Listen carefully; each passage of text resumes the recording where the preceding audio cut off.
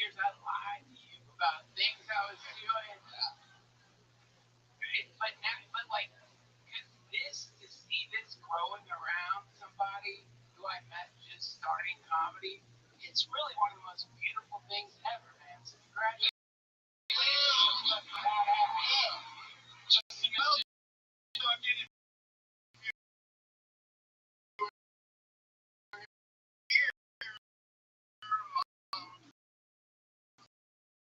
For the 4 years, yeah, you would have, this is your third coming out. You would have seen, hopefully, you're a wonderful chemistry. A bucket full of comedians and names. Believe it or not, I could sit here with Duncan and David all night, but instead we're going to go to the bucket. You guys know how it works. You get 60 seconds if I call your name. You get 60 seconds of stage time, and you know that 60 seconds is up when you hear the sound of a kitten. That means wrap it up then, or else you're going to bring out the angry West Hollywood thing. Sounds furious tonight. Oh yeah, the band. I almost forgot to bring out the fucking band. Look at that. Look at me. I'm so excited. I almost forgot about the best damn band in the land. Every week they do different characters and they commit to them throughout the show. It's an unbelievable goddamn anomaly right now in comedy. It's one of my favorite things. Put your hands together for Kill Me Band. It's Pat Reagan, Jeremiah Watkins, Joel Mendez, Joel Berg.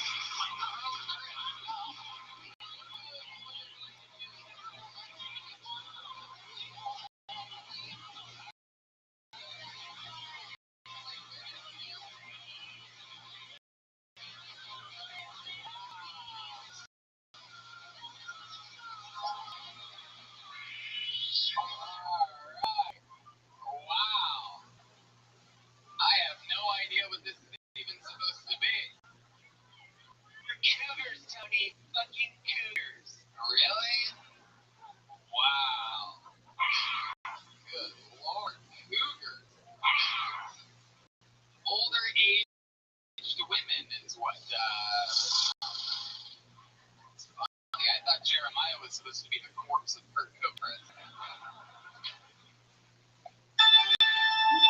And then, clearly that cougar down on the end with the bass guitar is Slash from Guns N' Roses. And then we have the Real Housewives of Orange selling on the sideways. Joel Jimenez back there. Excited about this. Cougars, how you feeling tonight? So good. Good, Tony. So good. Wow, I can't believe emo Phil as well. Hey, Tony. Yeah. You ever see a cougar at a pony? Whoa. Good Lord. I just want to let the cougar closest to me with the red hair know that your tit is popping out. I don't know if you realize. Oh, is it? My bad. Jesus. It's a pretty big tit, too. Looks like the tit of someone that gained 30 pounds in the month of December. It looks real. Like a real tit. It really does. My pussy's real, too. Whoa. I don't like that at all. Wow. Can I ask you something? Oh, but of course, Mr. Johnson. Are you in monogamy? So poly.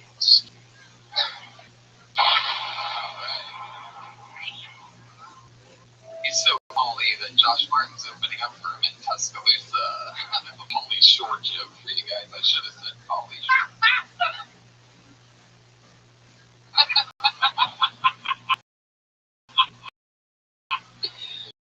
So, we got Cougars up here. We have an amazing crew to strike this motherfucker or what? It's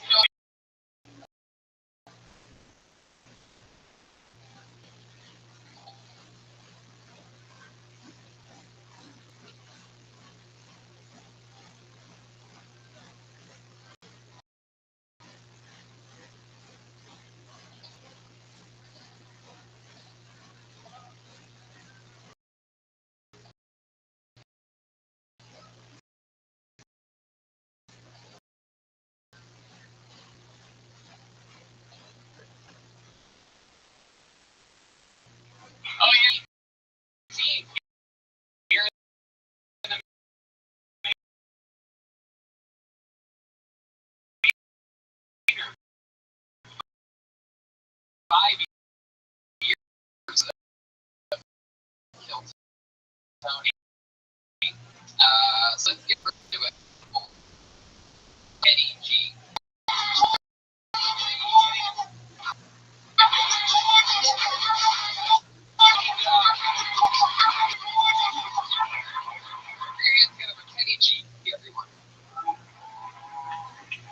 Happy 2018, everybody.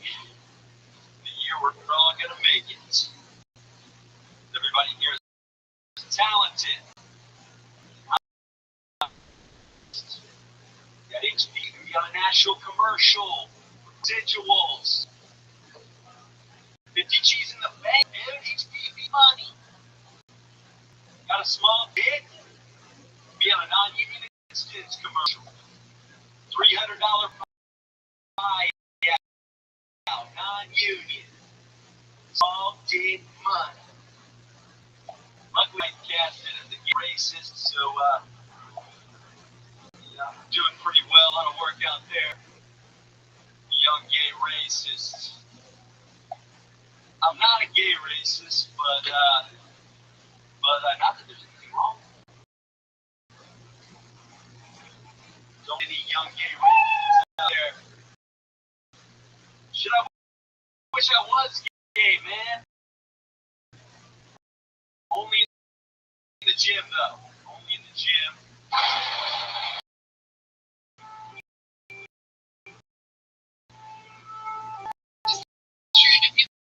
People really think you're a gay racist. How many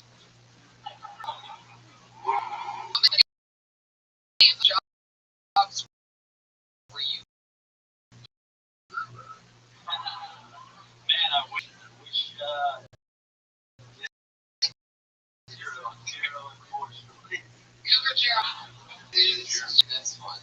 Teddy G, how long have you been on stand-up? Actually, the last time I was on set. Wow. Yeah, very long ago. Fun fact, David is one of the executive producers of a show called Cougar Town. Did you guys know that? Did you guys hear about that? Yeah. But you only cost me.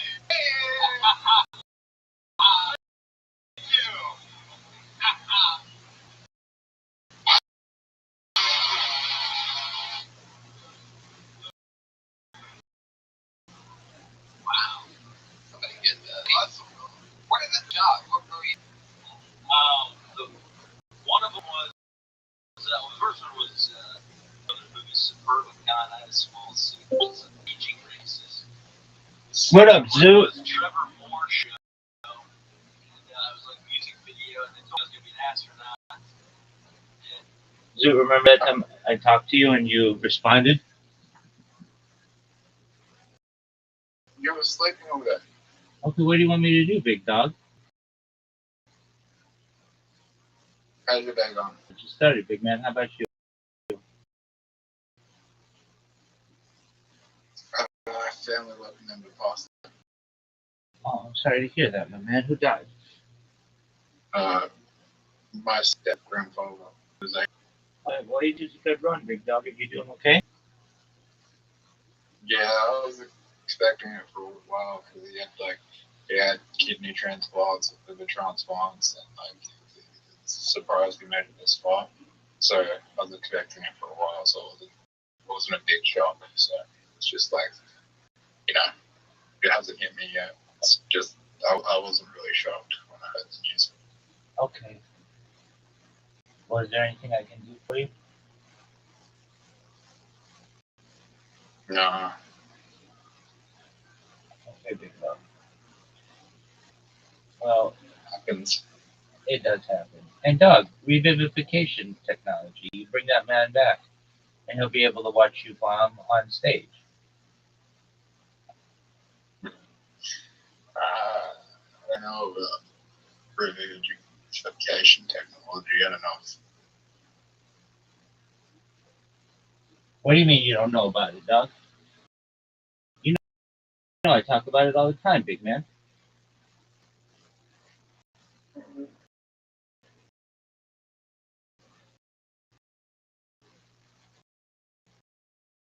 what if what if the soul's just in another one really far away? So is it in our solar system or is it like a galaxy? Could be that it's likely outside of Milky Way. It could be, but it's like outside the Milky Way. Okay. Does it travel the speed of light, or is it like instant? The salt Yeah. can travel faster than the speed of light. Okay, but it's not instant. What do you mean? I mean, like someone dies on Earth and then immediately their soul's transferred to another planet, or does it need time to travel there? There's time to travel. Travel there. Okay, how much time? It depends if they're cremated or they get buried. So why it won't matter?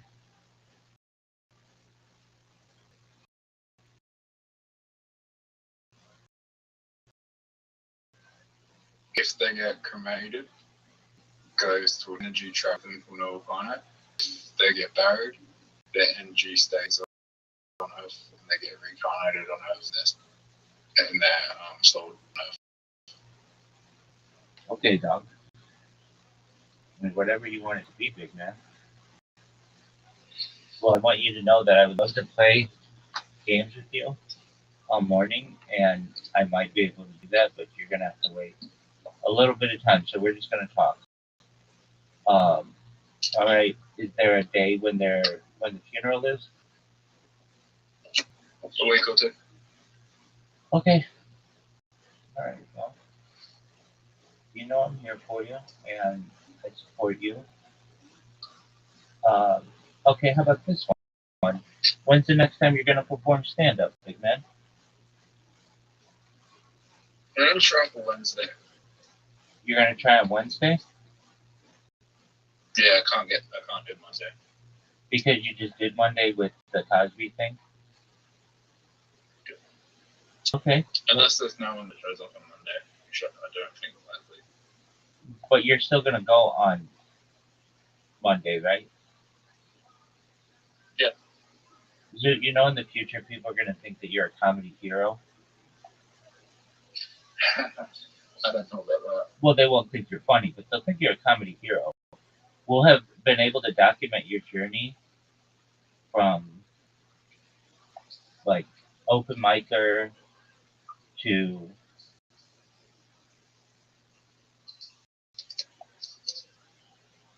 raw comedy state finalist, and then your next goal, which is, of course, and we all know this, your next goal, Kill Tony? I don't know if you kill Tony. You think I'd like me to kill Tony? No. You have to be funny. Why not? Because you're not funny. But maybe someday, dog. You don't think I'd like me to kill Tony? No. You don't think if I got home and they were showing killers and James McCann, that sort of stuff? No. No, Doug, you gotta be funny. You think James McCann would be like, oh, I respect you that you perform at the wrong room? Yeah, no, they would say that.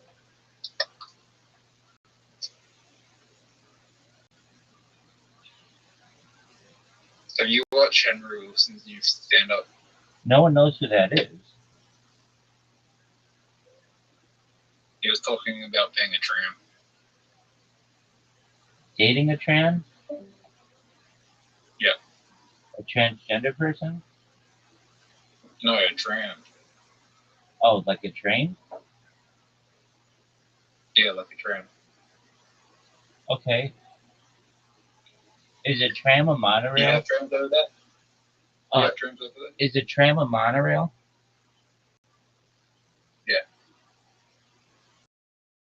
Yeah, they're in some cities. Las Vegas has one, and like uh, Disney World has one, but we don't have them really like being used in major hubs. If anything, um, there are um, what's the word for which I'm looking? There are trains, but they're like subways or elevated trains. What do you call trams? And do you call them monorails? We call them monorails. If it has one rail, does it have one rail? Yeah. Yeah, we call them monorails.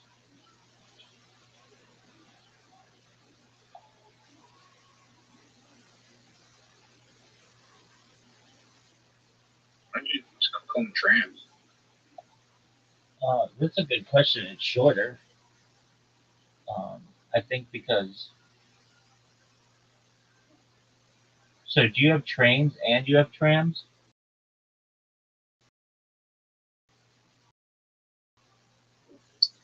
Yeah. Yeah. Why don't we call them that? I don't know. That's a good question. Do you call something else? When we hear that word, we kind of think it's British.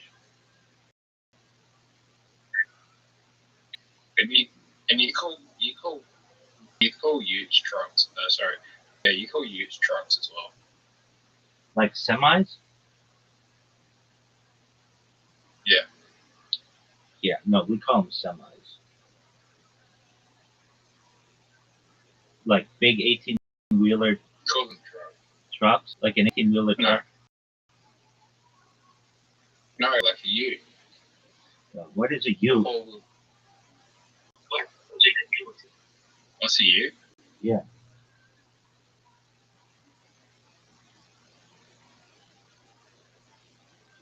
I'm looking it up. It's an Australian. Ute's a car. A ute, a utility goods utility, is a vehicle type primarily used in Australia and New Zealand to describe a vehicle with an integrated rear cargo tray. Nobody uses the term ute. If anybody used the term ute, we would deport them. Yeah, you call them trucks. Yeah. Okay, so not a semi, like just a truck. What do you call a Yeah. truck? It's weird. What do you call a truck? What? What do you call a truck? Like a truck. Like a vehicle with a lot of wheels. Like 18 wheels? Yeah. A vehicle with a lot of wheels. Trailer. So like a Ford F-150, you would call.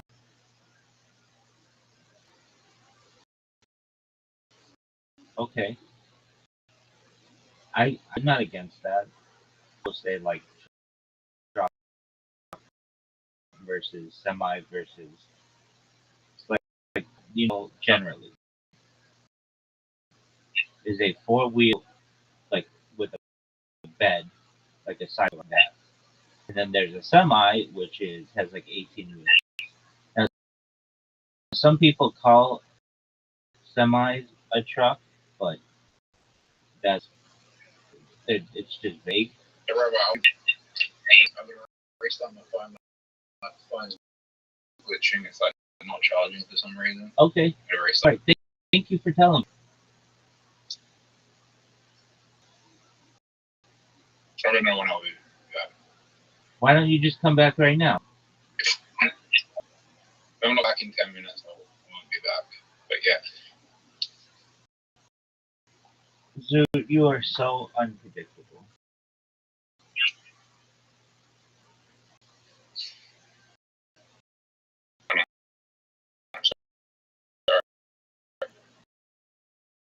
Yeah. Okay. My phone. Yeah, sorry, my phone.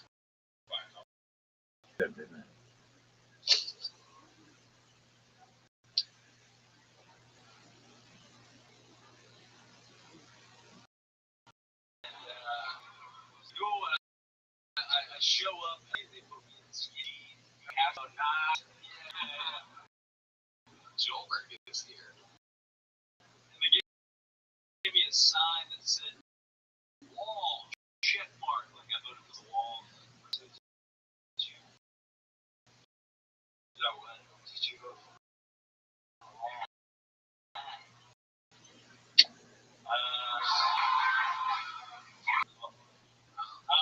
American Horror Story Cult, where I was proud boy number 1. Wow, you get a lot of work. Yeah, how do you do that? Do you find these gigs from us yourself? Or like an agent or something? Yeah.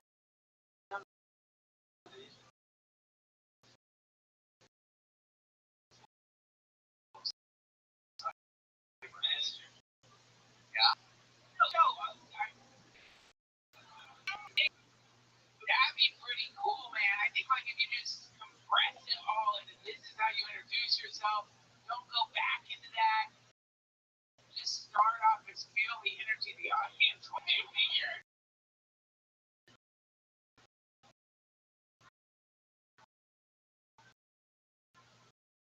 Yeah, just get to the meat and potatoes, which by the way is the big Tony called come potatoes.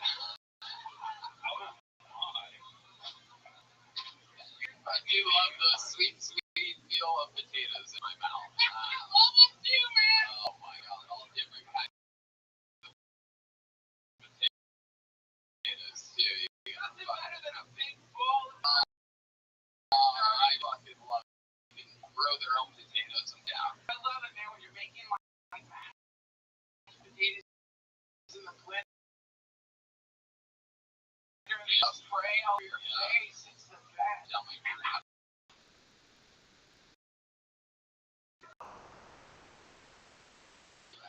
I'm pretty sure we just ruined potatoes for every Tony listener. I'm such a big Tony fan. I never ate potatoes after that episode with Duncan and David.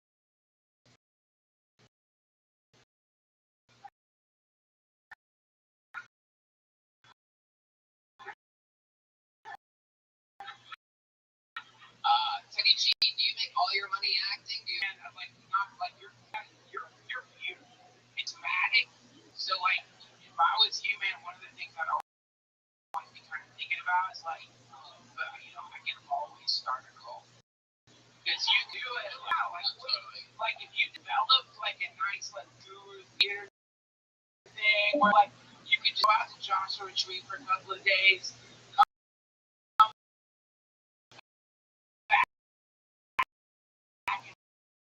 Say God came to you, and I guarantee, man, when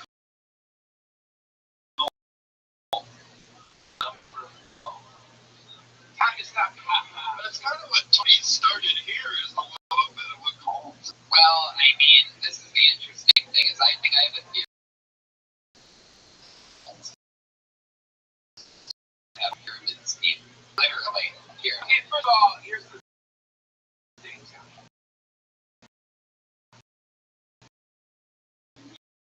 You don't start cult.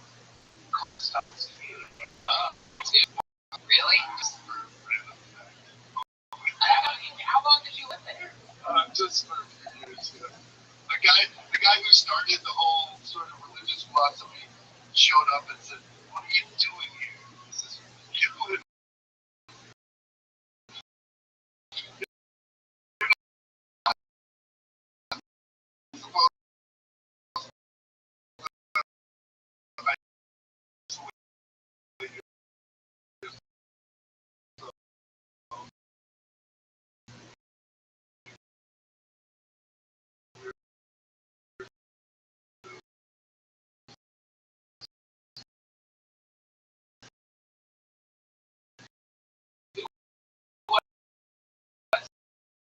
died? A guy named Rabbi. Wow.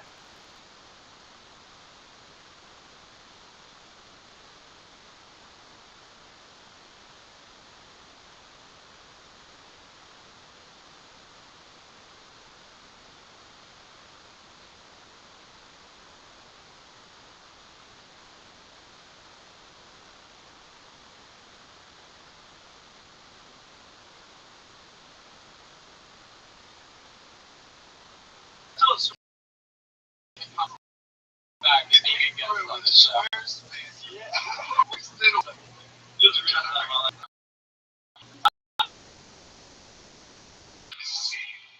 Hey guys, you met him here on Calzone. He's on Twitter as the Chiba. 5 years in the game. You can book him for your movie, TV show, or to move your shit. Racist. I pulled another name out of the bucket. Put your hands together for Christian Pierce. There you go.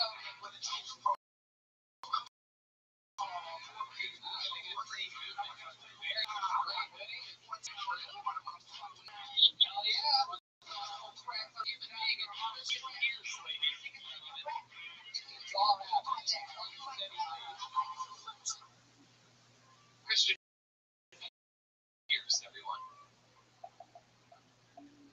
That was pretty cool. Living here in LA. So I decided to visit my parents. I work didn't get any better. I'm still compressed. I took the toaster from the kitchen, walked back to my room with it.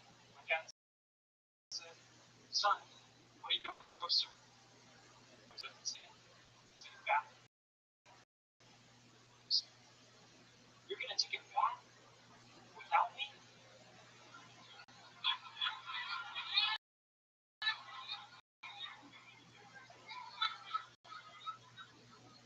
Pretty broke.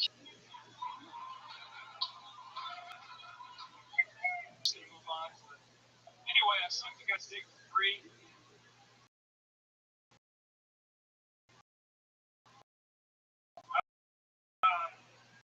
He gave me good time.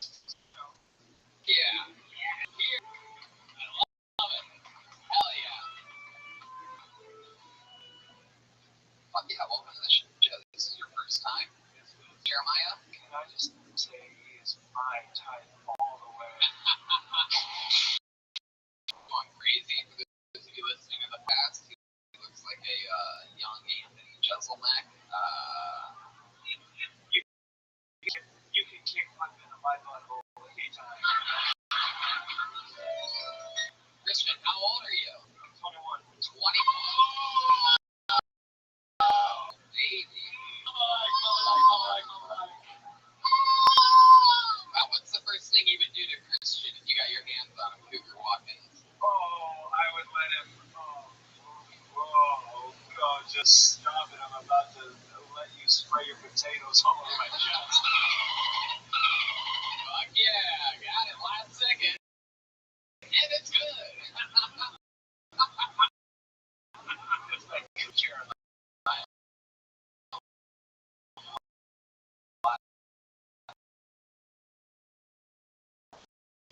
There's a 98% chance that they're younger than 21, and they just say that you have to shake your head no. So you're 21. What are you doing? Going to college or? No, I jumped out. Oh fuck yeah! Jesus, Mama Watson's been hot in a while. So you're just acting. What else? Yeah, doing like filmmaking with my friends, just making some videos. Damn, you're like a fucking future star.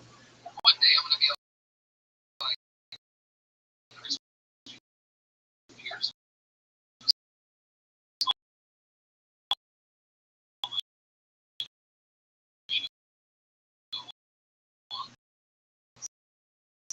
You know what, man? I think he's right. Like you're hilarious. Because you're taking pills now.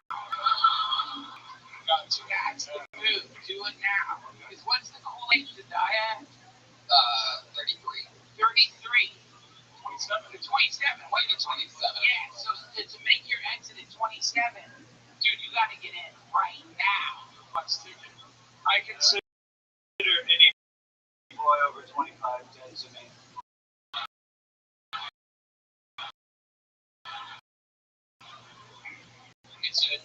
I'm not gonna say. This is what cougars do, right? They say they're not gonna do something. No, they're gonna suck his dick, and you're gonna suck his. But yeah, I'm not gonna. Okay, it sounds like behind me, there's some deep anger and resentment from. It seems like there's a. No, I just had one quick comment, and it's been drawn out to this long. Yeah. It sounds like your jokes are from Reader's Digest. Wow. Christian, how does that burn feel, huh? So, yeah, like, it reminds me. Not in a negative way. Not in a negative way. You know, this stuff Reader's Digest jokes. If you want a different sleep with me, please put me, I do remember. Now I know what you're talking about that whole thing. I still love that one. Is there still a Reader's Digest? It's a good question. To read Reader's Digest. I was like, yeah, connected it, but you never heard that anymore. Like, they said there was something in the pages or something. There was like a poison in there. There is a link. There is no joke. When I was driving over for some reason, President's died of cancer. I couldn't find any. Don't you know? I'm pretty sure. What's your friend? Here's the no cancer thing. Fuck you guys.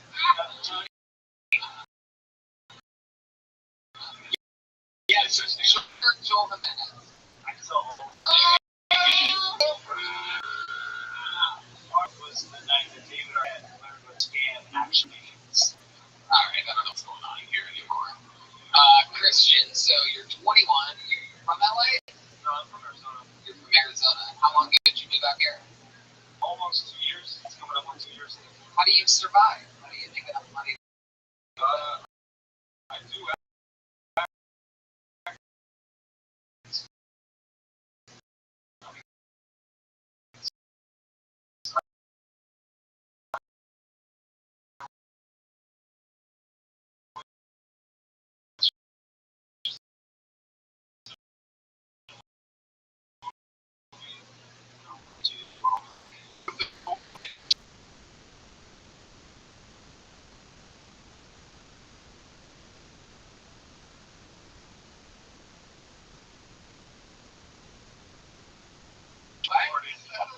Oh yeah, you gotta like. That's one of the classic moves. You gotta like, you know. What's your love life like?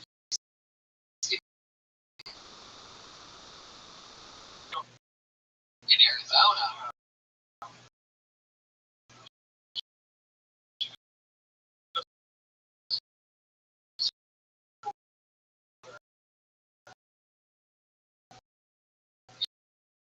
Yeah. What's she studying? What's she studying?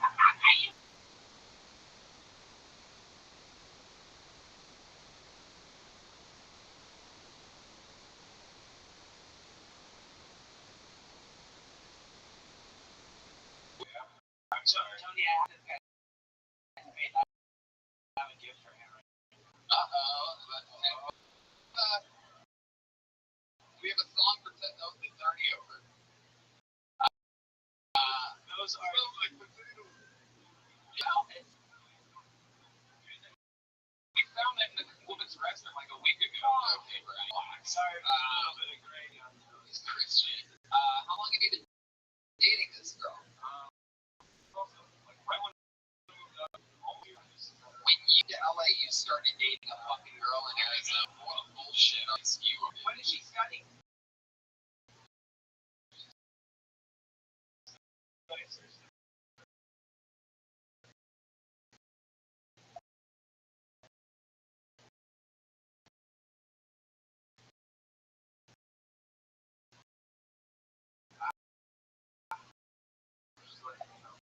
She's already with her out until you're.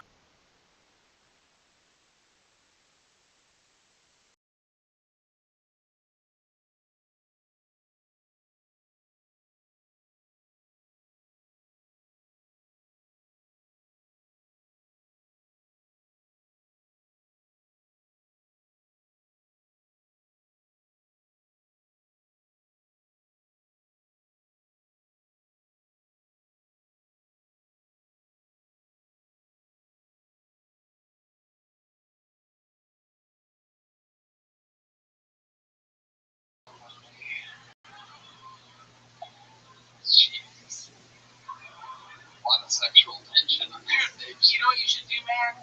You should get into hang gliding. Yeah, just like I'm telling you, man, no joke. As a young, up-and-coming actor who sold his soul to Lucifer, there's nothing better than being on that hang glider flying above the sea. You're gonna burn in hell forever.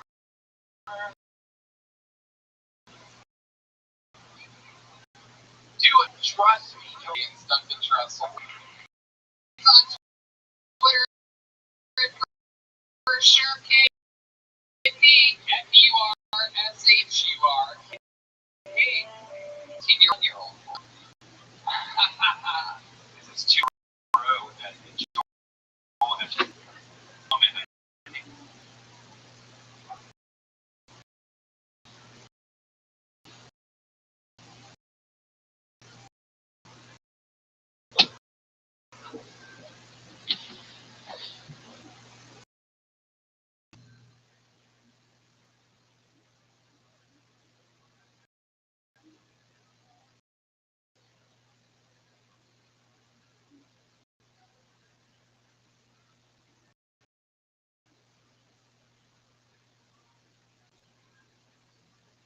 He's starting to really like this. Yeah. I think you're starting to really like this. You want to chat with me up? You want to chat with me up? I guess so. Listen to the fans from last week. The Roar, a 7-day callback. I'm pretty sure that's the first time in Bill Tony history that 7-day callback for Goldberg. I'll do it again next week.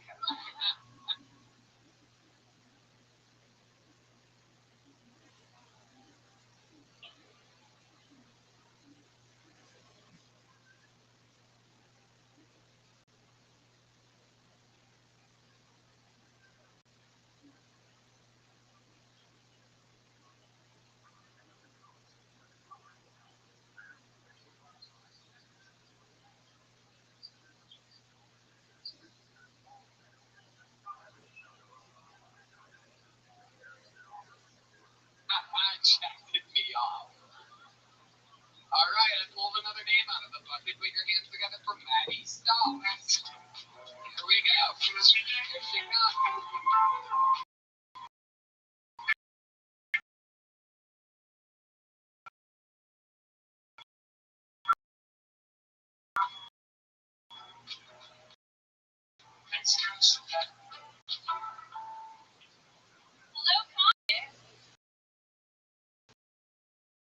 And watcher of dog eating contest. He watched, he didn't want to participate, and so I think I kind of always knew.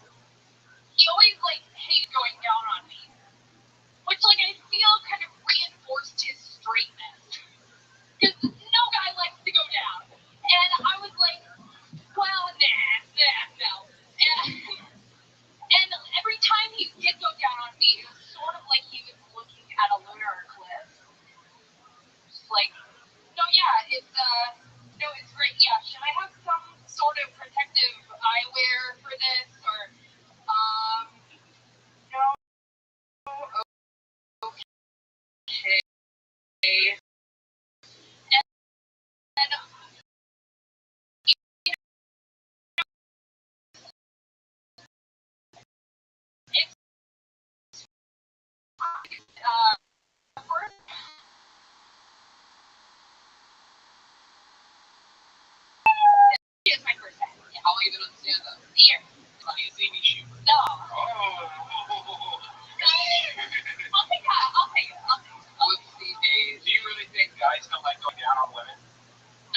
blind date. Do you have something to give like cute or with? Alright. No, I don't. It's a little hard.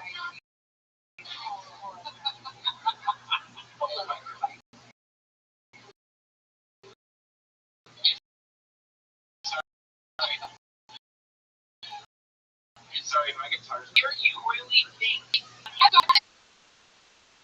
on it, but yeah, it's gonna make me feel like a nice cold piece of hate.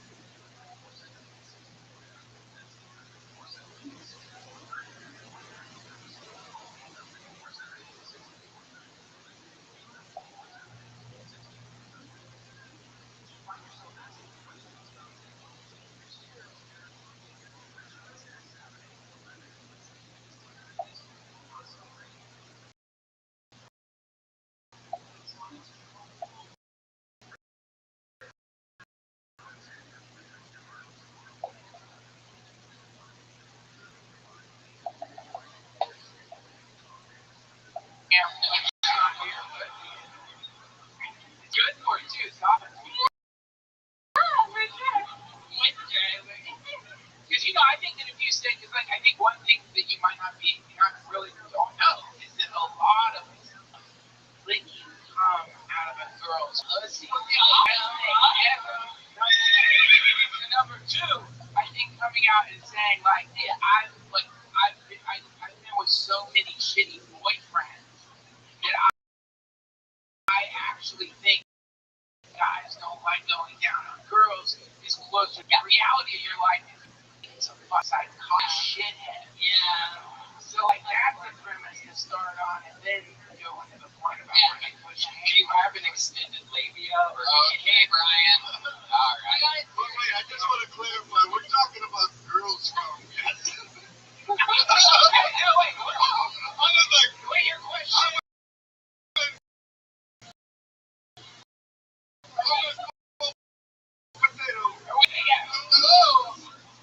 Together, cream pie for dessert. Talking about those fucking crinkle crust. Alright, alright, Maddie. So the guys don't want to go down on you. Does that start resenting you for not giving them oral pleasure? No, I do. Like, it's so fucked up. I do the opposite. I do more. Like, usually, but like now I'm actually in like a stable relationship. Like, that was just like kind of something I can actually tell that you do it a lot because the choker around your neck is about to break. Your neck muscles are reaching. I have an Irish neck. What's an Irish neck? Irish people have thick necks. Yeah, we're meant to like carry potatoes. Yeah. Like, carry a load, if you know what I mean. Fun fact, both kinds of potatoes come from sacks. So Maddie, what do you do for work? I'm an admin, so I just kind of travel.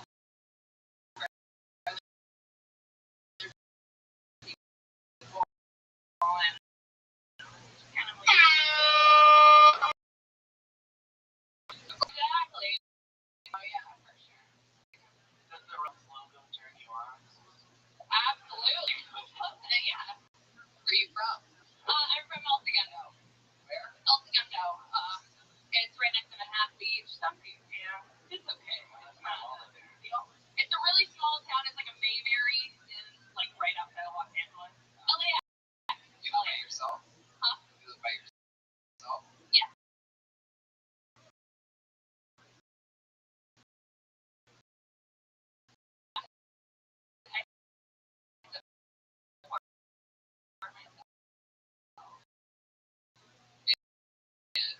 Bitches get money. The upper for cancer. They were like, I got cancer. I was like, that sucks, but we can talk about treatment. Wow. Yeah. You were the upper?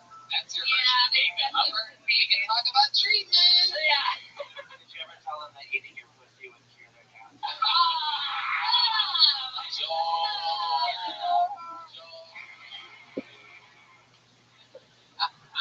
The upside of cancer is at least the boys die young. Man, eating pussy cure cancer, we would be in heaven. Like, this would be paradise. Yeah. If you went to the top, I'm cancer free. What would be the dosage on that, though? Like, how much pussy would you have to eat? Well, I think I'm gonna talk. I've always heard a teaspoon of pussy makes the medicine go down. What do you do for fun? Any hobbies or anything? I'm in a band. Really? What kind of band are you in? I'm in a 70s rock band. Like, not in the 70s, but we emulate 70s music. Wow. Yeah, I'm the lead singer. Wow. Yeah, that's my bandmate over there, my brother. Wow. Okay, look at that. Yeah. What instrument do you play? Just my voice. Just my voice. What does she play? Oh, she plays keyboard. Wow, look at that. Ryan's mentioned a riff at the same sound of a keyboard. It's a weird keyboard player. No one leaves. Except Chuck left. So we're in between days right now. Wait, what? Wait, what? Was it in your band? Yeah, there's a guy named Chuck in the band, but he left. He left, no one leaves. That was the guy next to her. Jesus. Do you talk about that as a joke? You know, it's hard to do the setup for him because he's like a 60-year-old and he like dipped out because a gig, he was too good for a gig. And I was like, you're 60. Like, was this gig eating your pussy? Yeah, did he go down on you? Oh, no, he was not a pussy eater. Maybe his own, but like, no. He was not a pussy. But what is it? So you're the name specifically was you guys got together one night? Yeah. You're like, we're starting this thing and no one leaves. Yeah. Yeah, we were like sign off before gigs. We were like, no one leaves. What was the gig that he was too good for? It was on St. Rock at Hermosa Beach, and he said that it was like around Christmas time, and he's like, I'm too good for Christmas. Oh my God, either that or maybe he's Santa Claus. Sorry, busy around Christmas time. Anyway, not gonna make it. 60-year-old guy, whoopsie. Totally Santa Claus. See you on January.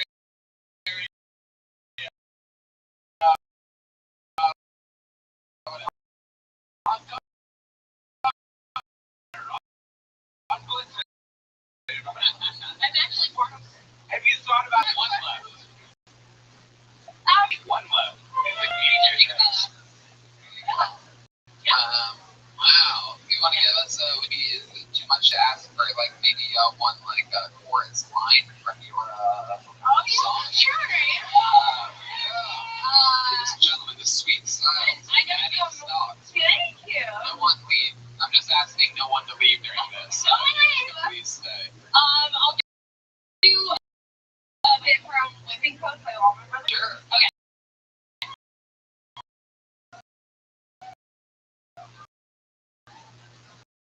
I've been fun now.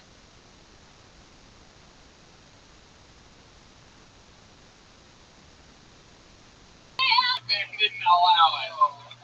It said you sound like the type of girl that needs to get your pussy eaten more. Alright, well, it's nice to meet you. There she goes, Maddie Stocks, ladies and gentlemen. She's on Twitter at Redhead Comic.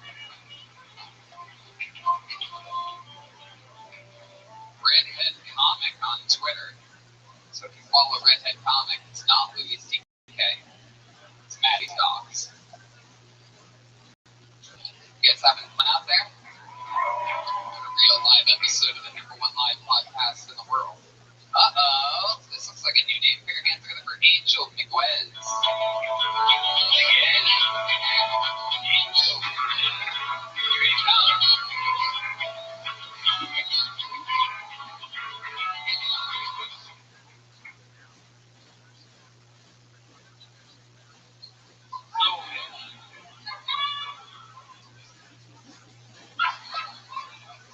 This girl left me for whatever it is. I met her before, but I was too drunk and I didn't know that we met. And then 2 months later, I had to sort of like,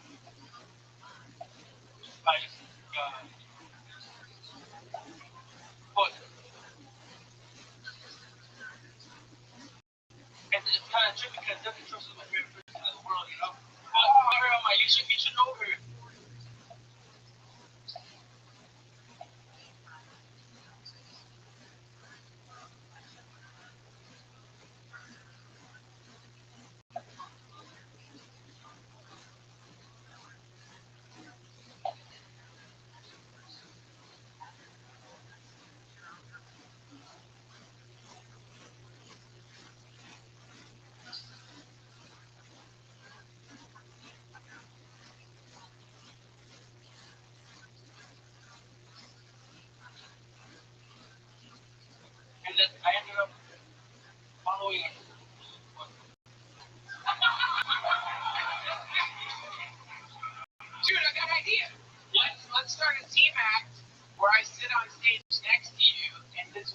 you for 15 minutes. It'll be fucking amazing. I'm done with that because I kind of want to do the whole thing.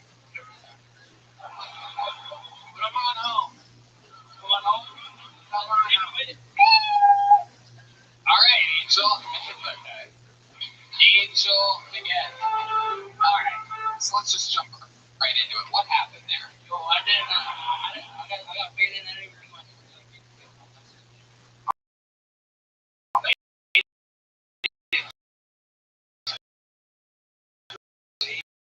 Did you get high before you signed up or after you signed up? Or both? You're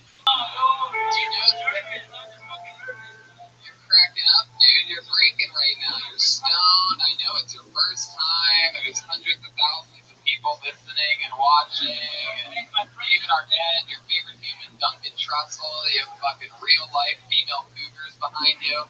For the audio listeners, his eyes look like they're having a period right now or something. Yeah, he looks like he just had a run-in with Oscar De La Hoya before the show. Swollen up, sir. But what did you get high on?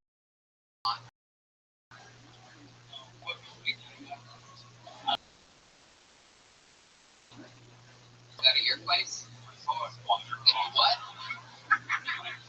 It's in your car. Okay. Say it. We're getting somewhere. Motherfucker has a water bong in his car. 1,000 points for me finding that out. Wait. You're causing a water bong, Dad. What are you talking about? It's not a bong. It's a water bong. Sure. Yeah, like there are other bongs, like stand bongs. So it's a fucking it's a water bong. Nobody has a water bong in their car. You used to have to say water pipe because you couldn't say bong in head shops. That's what you have to tell. But dude, I have actually used a mashed potato bong before. A cum bong? Yo, cum bong. These all sound like racial slurs, by the way. What kind of car do you have that you keep a bong in it? Nothing made after the year 2003, right? A Honda hatchback with an Honda Civic stolen. 2001, thank you! Again! Questioning me. I don't understand anything you're saying. What do you do for work, Angel? A full-time driver? I love you always laughing at me like I'm the idiot for not understanding. Hell yeah, dude. Forklift driver. Something, and a great job for someone that I've never seen more incapacitated on this show in my entire life. They definitely don't drug test for that job, huh? Do you keep a water bong in the forklift?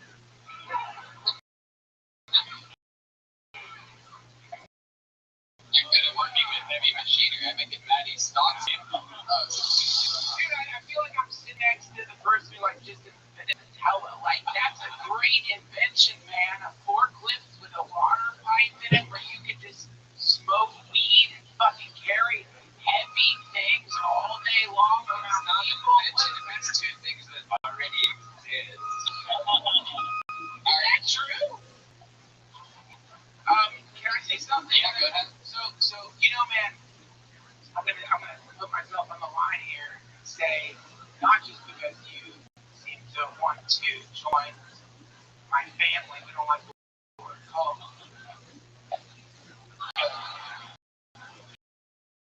Or the center between me, want to spread love.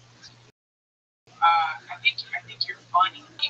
What happened is there's a saying in Tantra.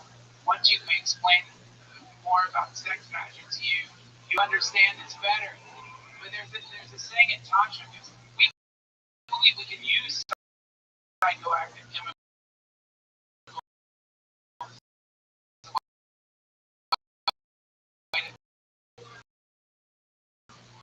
focus our energy. But there's a saying which is that you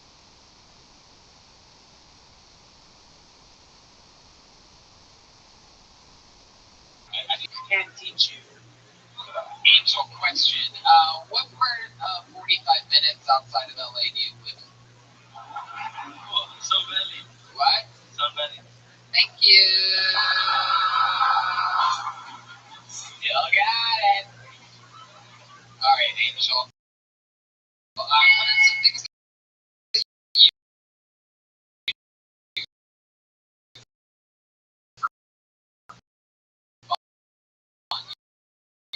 seem like it, and you're not.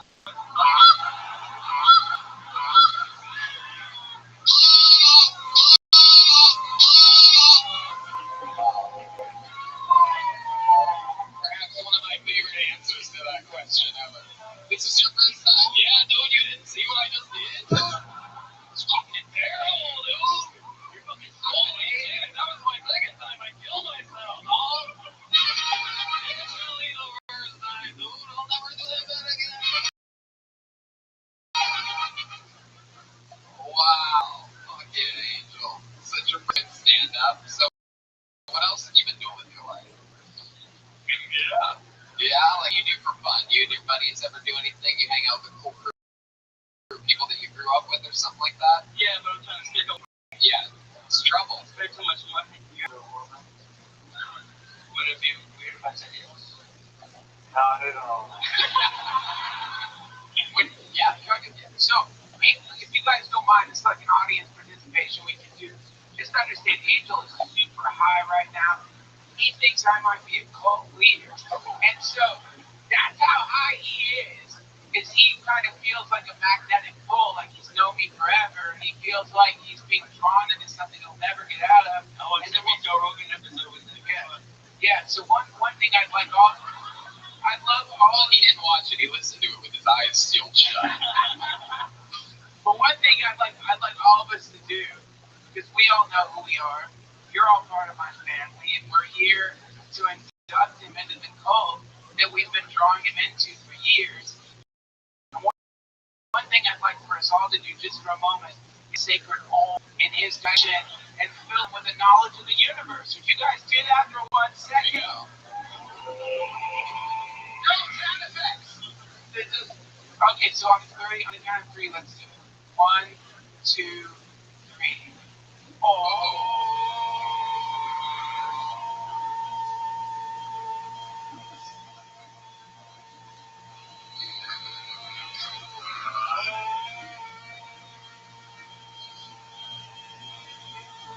think we're sobering him up. Sorry, he thinks home is short for orderly homes.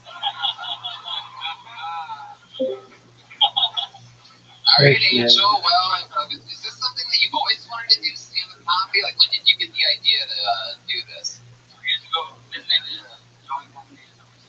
Yeah.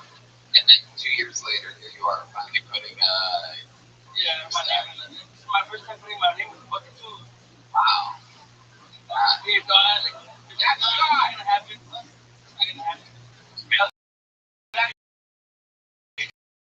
God.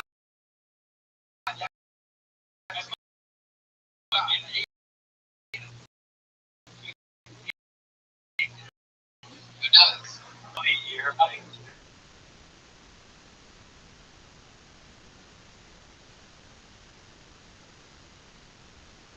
Similar. This is your first time doing stand-up comedy. This is a miracle. You're living in a miracle right now. It's true. Take that. And you know what, Angel? I've never done this before for somebody who just had their first time doing stand-up comedy, but I'm going to get you a meeting with an agent. Unfortunately, it's a nice agent. So,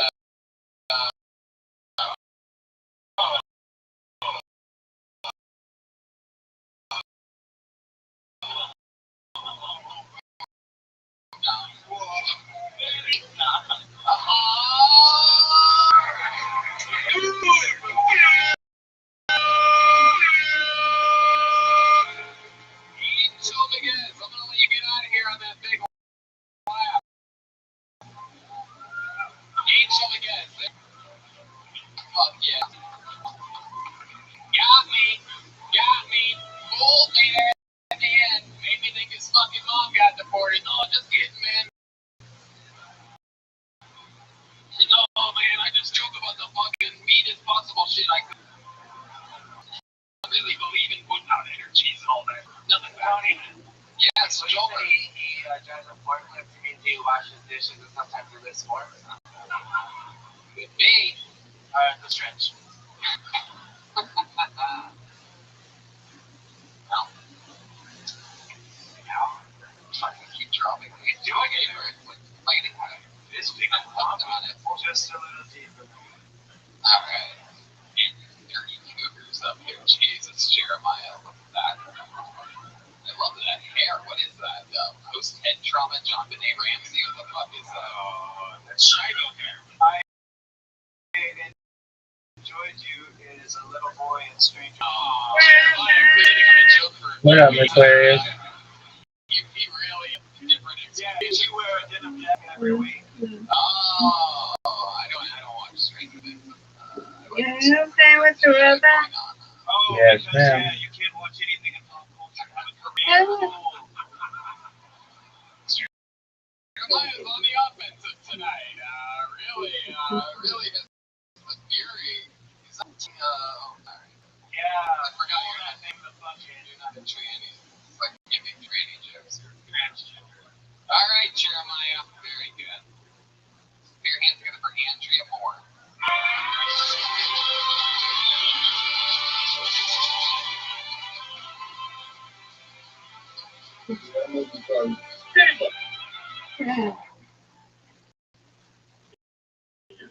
I am 24 years old.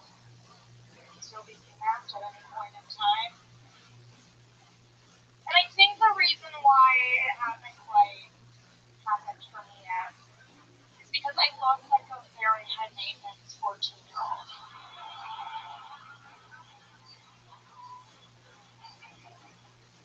The kidnapper takes one look at me and they're like, this is way above my pay grade. Part of it is because I'm just 5 feet tall, and one time I was on a date with a guy who was like, you know, guys really dig short girls. And I was like, oh. He was like,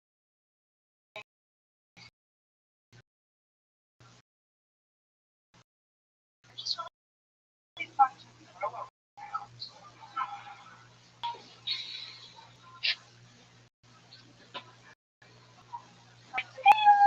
My body is a temple. Because the MRI found 150 small Jews in my abdomen. Andrea Moore. Hello. Hi. Hi, Andrea. Hi. You're so great, honey. Thank you so much. It's your first time on the show, right? Yeah. Awesome performance. How long have you been doing stand-up?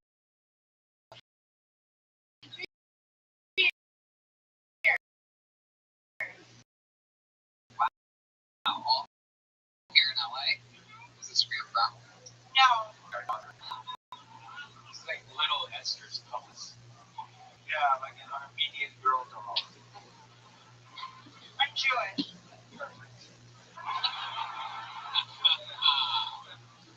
Andrea Moore. So you've been doing it a couple years. You're on the show. What do you do for work? I'm a nanny for the 1%. Wow. Hey, that's right here. How old are the boys you watch? I've been 10. Where am I supposed to? You see, that's how it usually works. But you can really do anything you want. One time we had a guy in Dallas that was on the show that would turn around and listen to the question and then face the audience and answer. It was pretty amazing. Wow. Andrea, what's the weirdest thing you've ever done that no one knows about? I shot in my car once in Colorado. Fuck yeah. Oh, rocky road, literally. Yeah. Wait, what? You what? You're shaking your car? I just had, it was just coming, and I Yeah, used to. it was coming, or as we call it, potatoing. Yeah. Oh, like, so truly, like, you think that's weird to shit in your car? Well, Yeah, that's called Tuesday, honey. Yeah, I gotta stop shitting in my car. I guess it depends on where in the car if you shit. Like if you shit in your pants, that's one thing. If you shit in your cup holder in the middle area, that's a whole different thing. Where did you shit in your car? Okay, so I used to foster dogs, and I had these pee pads, for accidents, and I still had some in my car. Yeah. When I felt it coming, I shat on that. So the cleanup process was very easy, actually. Yeah. So did you pull over on the side of the road? Yeah, I pulled over into like a storage. Why did you shit outside though? Because there was like traffic. It was like one of those things where it's like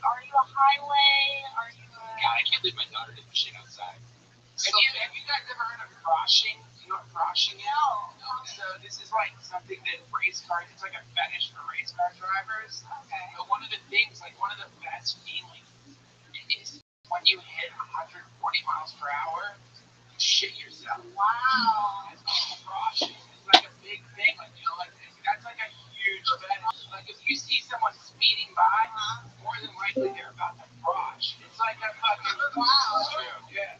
They don't have the keypads like I did. So let me get the picture correct here. So you pull over at a little storage unit place. You're still sitting in the front seat. You grab the puppy pads. You pull down your pants. You put a puppy pad underneath you, sitting on the driver's seat. You let her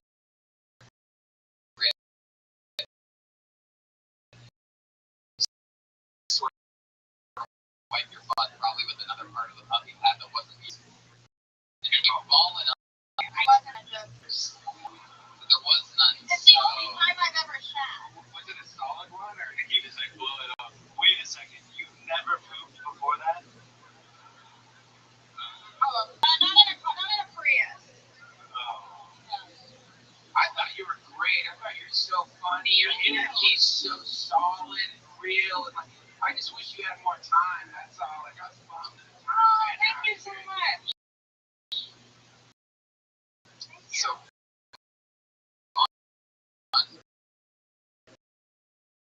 what else? So you went to, like, what interests you in life? If you can do more shows. Well, in LA, the way I think about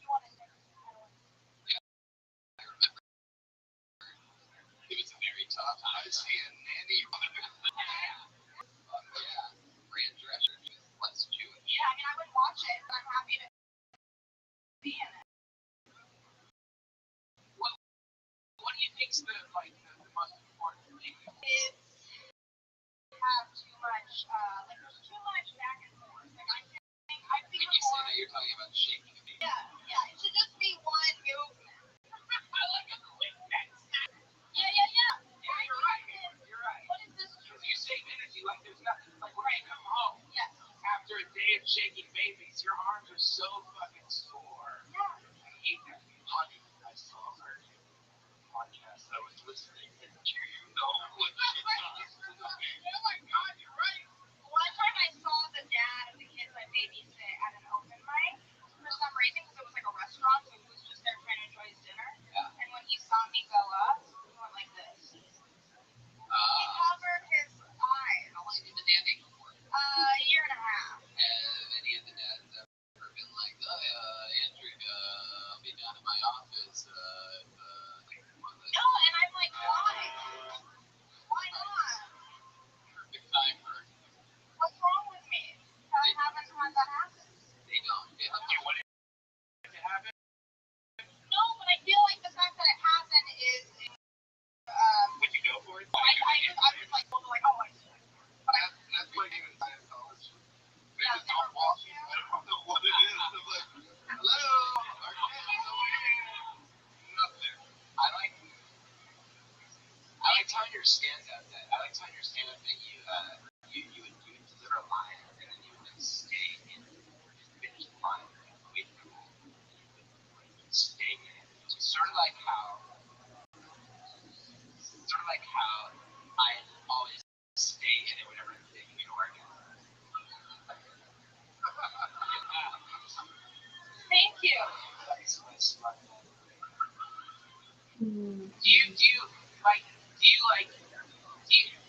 When you're writing jokes, are there jokes you're afraid to tell that you write? Yeah. Well, there's one. I mean, generally, no. There's one joke that I recently came up with about the NRA, and I'm going to Denver to do some shows in May, and I'm like, I don't think. Colorado, time to shit again.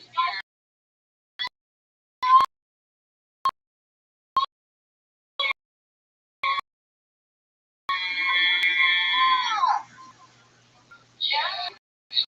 It's probably like framed on someone's mirror. Wow, I fucking had shit napkin. Let's frame it. Yeah, I hope. Human shit.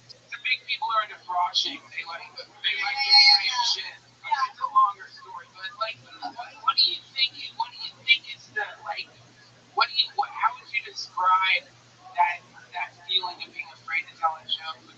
audience, would you call that cowardice? Or do you think Yeah, that's what? well, I know because I will tell it. Like, I'm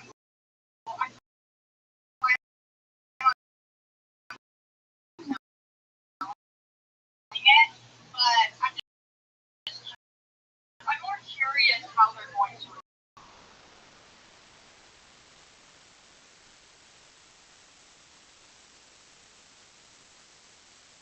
Joke in mind, is it cowardice to not do it, or is it indulgence to do it because these people pay money for tickets? And like one idea people say with comedy is that the moment you try transforming your comedy for the audience, you become a hack.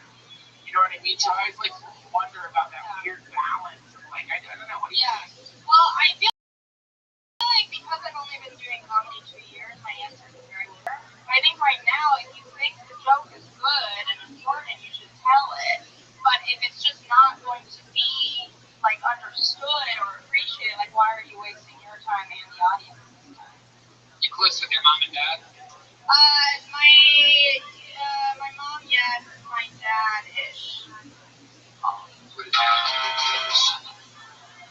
does he do? He doesn't work. Oh, Yeah. retired. Yeah.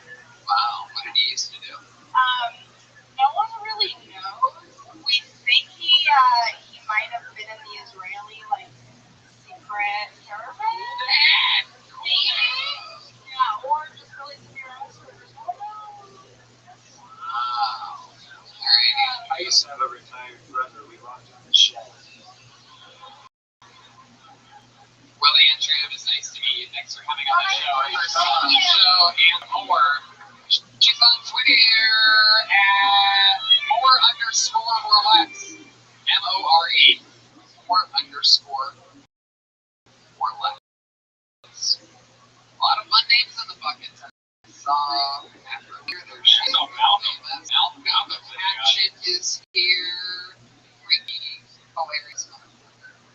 Anything can happen. This is a new name for your hands together from Michael Crutch.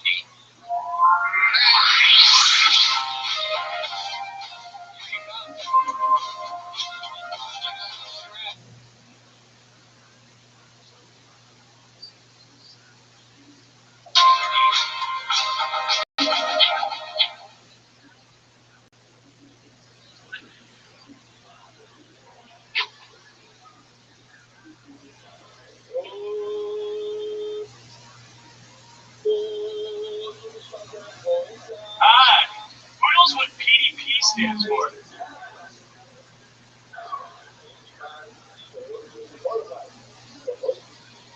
None of you, good. That means none of you have been to the prostitution diversion program that they hold over in Van Nuys. Yeah, I have. You pay $600 to live again, unless you're the one in the room of 4,000 where you're like, I want to talk about this. Is that okay? No expecting prostitutes to be wearing skirt, guys, just for your knowledge. I thought it was going to be something where, like, Hitch was going to be there and teach.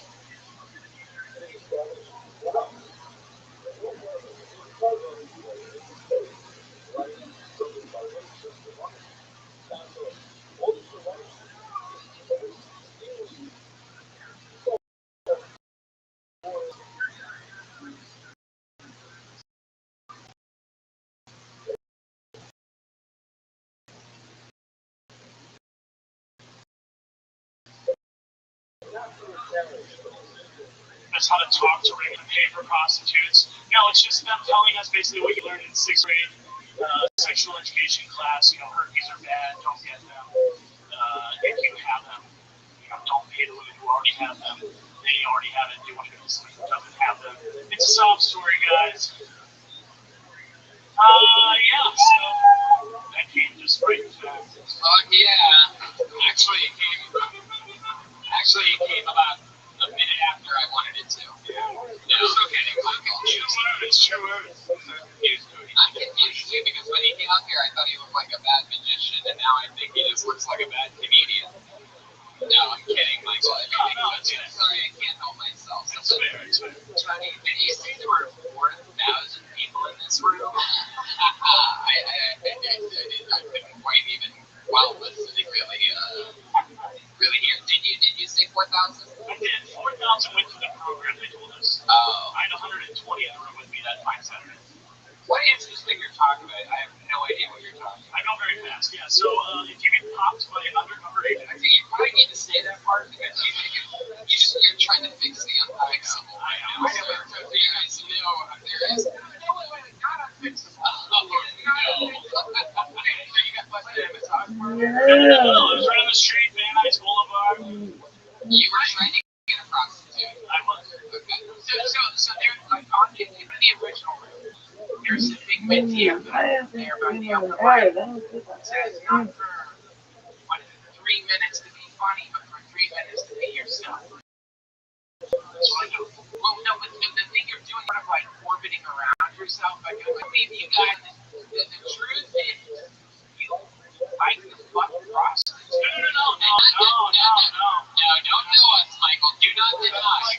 Hold on.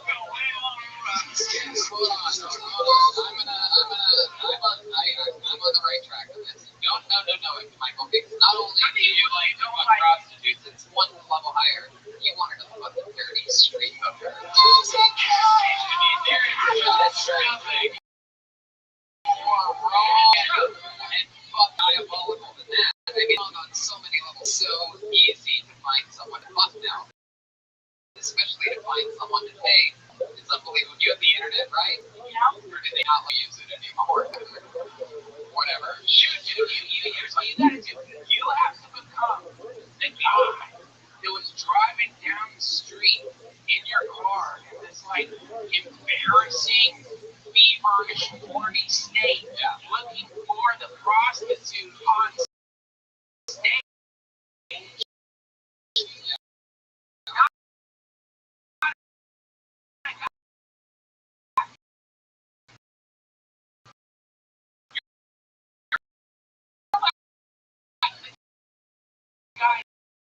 Talking about the guy who did that. So you're the guy who did it. Fucking mouse on your throat, mouse.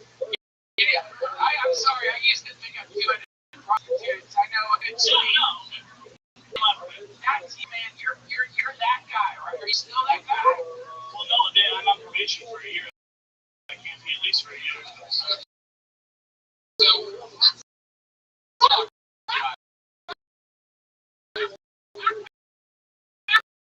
What kind of car were you driving? Hold on.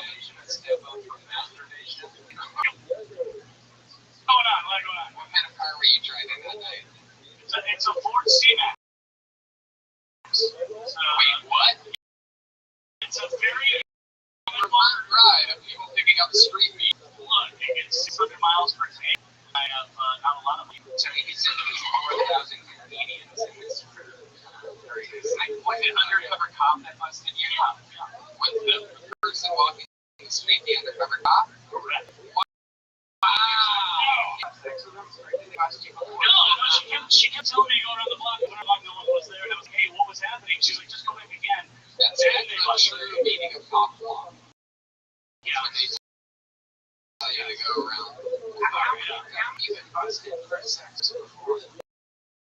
First time I played, that's why you go through the registered sex. No. How many times? Because I went to the pro. How many times have you tried to hook up with a street prostitute? How many times have you been successful? Ballpark. Well, I mean, for counting 60, but I mean, 60 times? 60. In my lifetime? How old do you think I am, Tony? If I had to guess, you're not a year older than 54. Good guess. What are you? 35. Oh, okay. I'm sorry. Wait. You picked up 60 prostitutes and you're 35. So, yeah, how many is that a year? Massage parlors count, right? Yeah, sure. Okay, yeah, then 60. So what do you think is so look at it, here's the thing. If you have to become this guy, you're the guy. I don't know what you're becoming. I'm not this guy. I haven't watched. You want to not become this guy? You want to stop being this guy? Or you need a girlfriend to carry. Listen, I'm Rice Lincoln. David, That's out of my price list. But let me tell you, the best feeling ever is to like right after you.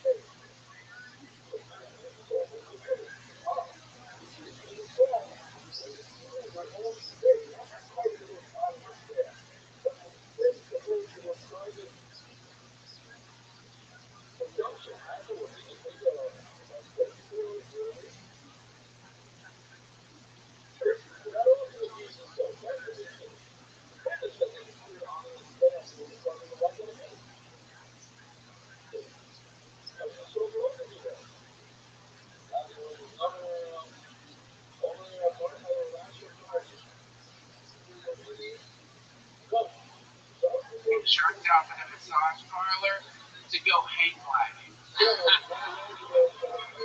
over the ocean, and just like the feeling of knowing that more than likely you supported fucking sex trafficking.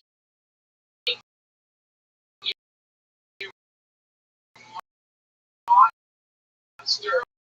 What are you doing, man? Well, tell me your age again. So you're technically 18 years of work right now. Yeah. What happened to you? Well, I'm pretty much started to. Are you 34? I think, you know what I have to say? I think sex workers are okay. We're hung up about sex here. You're not an evil man at all. That part of you is an evil, probably. But my guess would be more than likely you murdered a few people. I won't give out that number. You gotta talk about that, man. It's the thing about.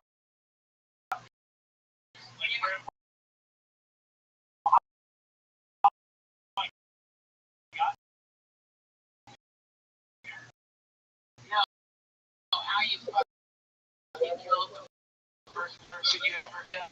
Talk about that. Michael, when you pulled under that cop that you have on you, or were you planning on getting the 60 bucks? Blowing. Just a nice blowing. Just a blowing. Just a blowing. Also a blowing. Gross. Blowing, what do you call it? Hey, I have a question. Sex. Why did you go with the street prostitutes? Just a massage parlor. Street prostitutes, they smell for walking around, but you know that's gross. Strange, man. It's just strange. I've been to all the other massage parlors.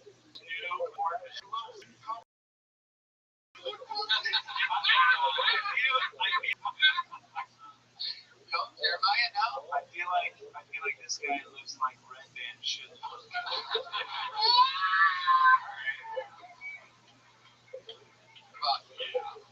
Michael, what is the craziest thing that you've done that you didn't get in trouble for that nobody knows about? So it's sort of I was young when my parents would take me out on family vacations. I like to shit in the curtains in the hallway at the hotel. Because somebody's got to clean it up. It's not me, and I like to think they're like, yeah. Alright, let's go back to I'm an asshole. now that I heard you. Roshi, don't do that. Roshi, do that. But don't beat yourself. But put it on your cars. Oh, you're gonna come so hard. Did you think it would be worse, or?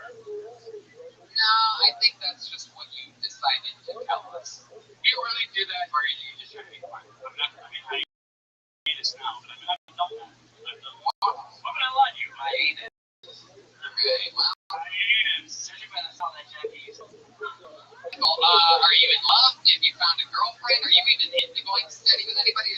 You seem like the kind of guy to me that, you know, it seems like you're into some fucking dirty shit. Really? What makes you think that? I don't know. Maybe it's the fact that he looks like Steve Bannon, somebody who's supposed to fit together right at the top. No, I'm divorced. You are divorced. How long's it been since you've been divorced? 6 weeks. Wow. Did you let her get half the last prostitute that, 6 years? What happened there? You cheated on her?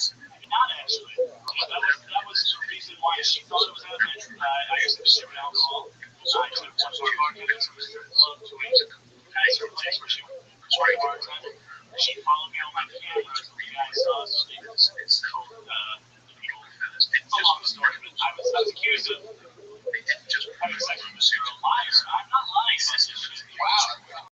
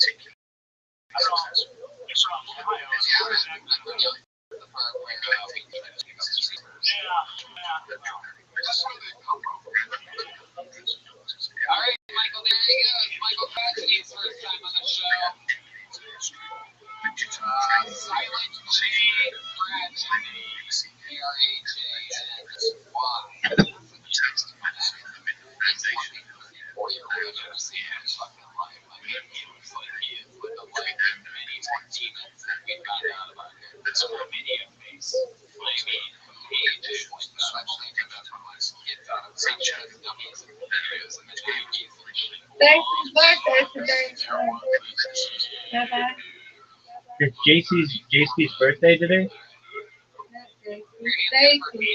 Oh, it's Stacy. Oh, okay. Well, happy birthday to Stacy. Are you doing anything for her? Okay. They're leaving on Tuesday. Very cool. Exciting.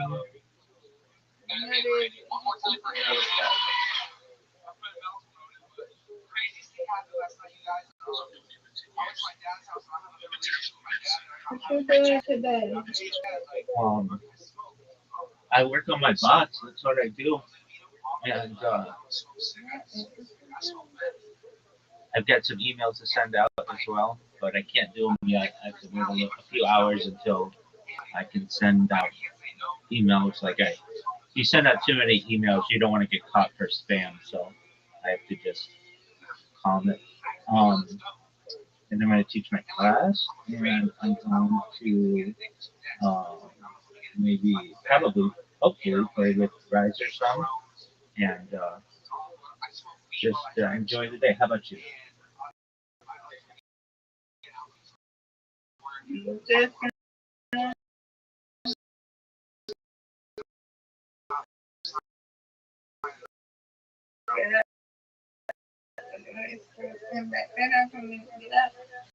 hopefully I can pay both you. Absolutely. Apologies again. I was tired. You don't stop apologizing. You can't get can't take time for going to sleep. You just go to sleep. We all be tired. That's right, man. I look at my days. I just forget too. You know? Yes, ma'am. Yeah, because I took the time to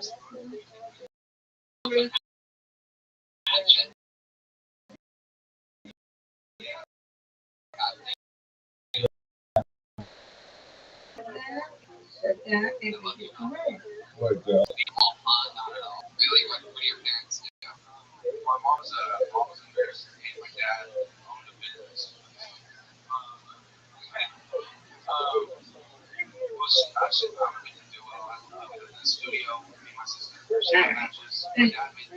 Now get move my body, gotta move my legs, got to move for a minute.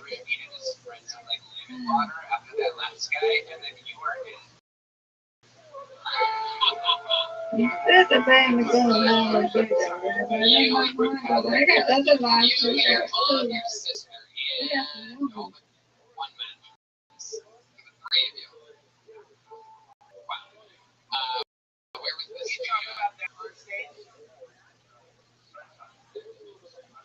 How do you feel right now? Is that real or are you? No, I was thinking. Oh, okay, I see. That was good. I was actually convinced. It was somewhere between not funny and bad acting. I didn't know which one it was. I'm really good at that.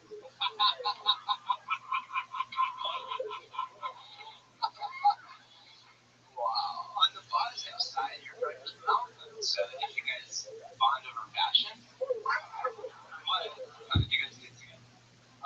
We were just, I don't know, it was the Laugh Factory audition, and then we met outside there, and we just kind of talking shit. Malcolm's the man. Antonio, what do you do for work? How long have you been doing stand-up? 6 months. 6 months. Where are you bartending at? Fuck yeah. How long have you been bartending? Like a year. Yeah, like, you know where waiting in Weston before. When you're not doing stand-up, what else do you do for fun, for activities, hobbies, during the day, at night, anything? You ever go out with your buddies? What do you guys do? Like a typical night, like the most recent night that you went out, what was that? Friday, Saturday? It was actually today my company was in Thailand, so it was a dirty laundry. What's dirty laundry? It's this part clean laundry. Okay, you are adorable. You're the first guy whose dick I decided tonight. Wow, look at that. It's weird your stage presence when you're doing your material, like you're like Marky Mark or something. But your normal conversation's like completely different. You should try to be what you are right now. It's like that Marky Mark shit. It's so weird. Yeah, I don't know.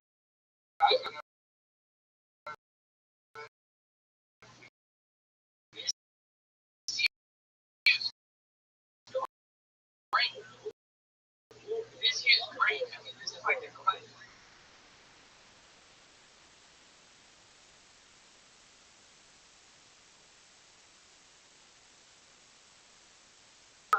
Killer comedian.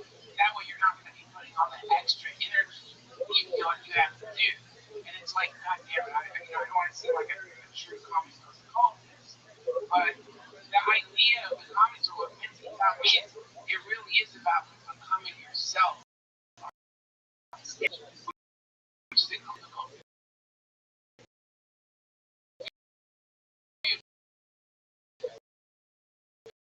Gravity is so weird. So the thing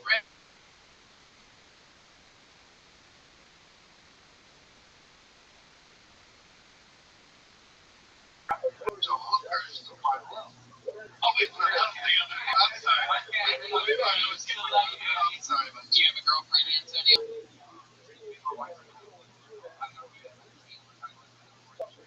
Oh, you're trying to get her back. Wow. She lived near you? Don't get her back. She's actually living in my place right now. In your place? Where are you staying?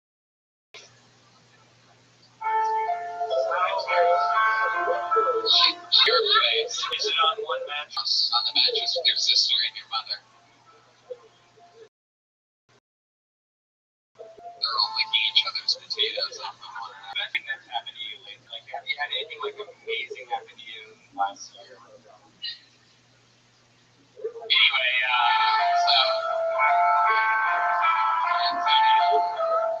let me ask you, Jeremiah. Just how old are the other boys? All right.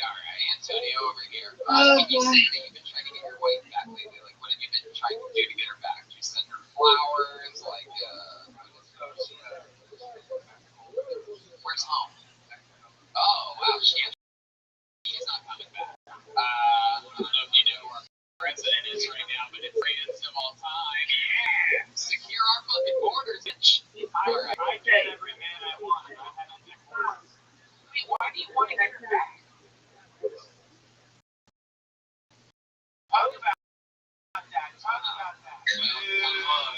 You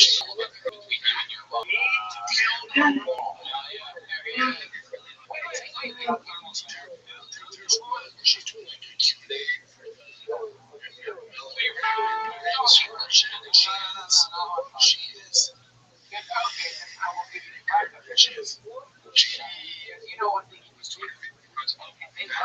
This is truly a way to show a woman that you love her, who like has decided she doesn't love you. I think I know what you're doing. Sleep with a black chick? No, consider. No,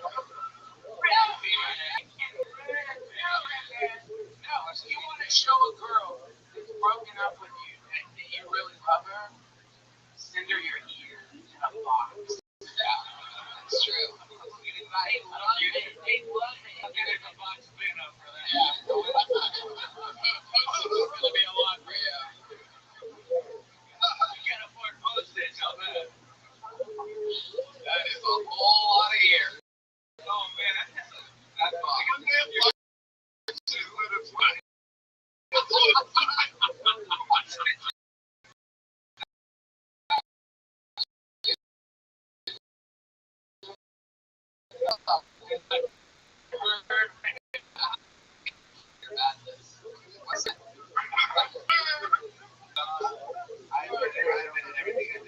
Send her a raven.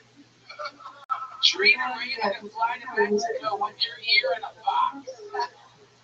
She will. What's the most romantic thing you've ever done for her since you married her? How old are you now? 23. 23.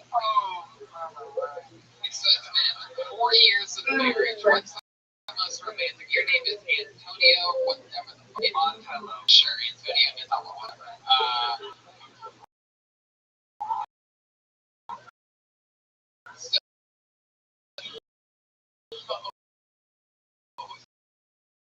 So 4 years of marrying, this is the first month to go back home. We'll be able to like return like a year because of visa, and then I was like, nah, no, I don't want her to leave, so I'm like, fuck it, I would buy a ring and I proposed.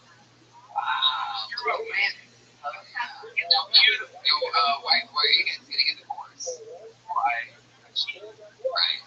God damn it, man. Right. You know what? Don't send your ear in a box. Send your dick in a box, and I think you'll be able to get her back. If you cheat on them. Wait, don't send your dick in a box. Send the dude you cheat her with dick in a box. And tell her that it's your dick. And it should be double surprise. When you tell her that. It didn't mean anything when I jacked it in my I swear. Send the dick fucking your ear in a box.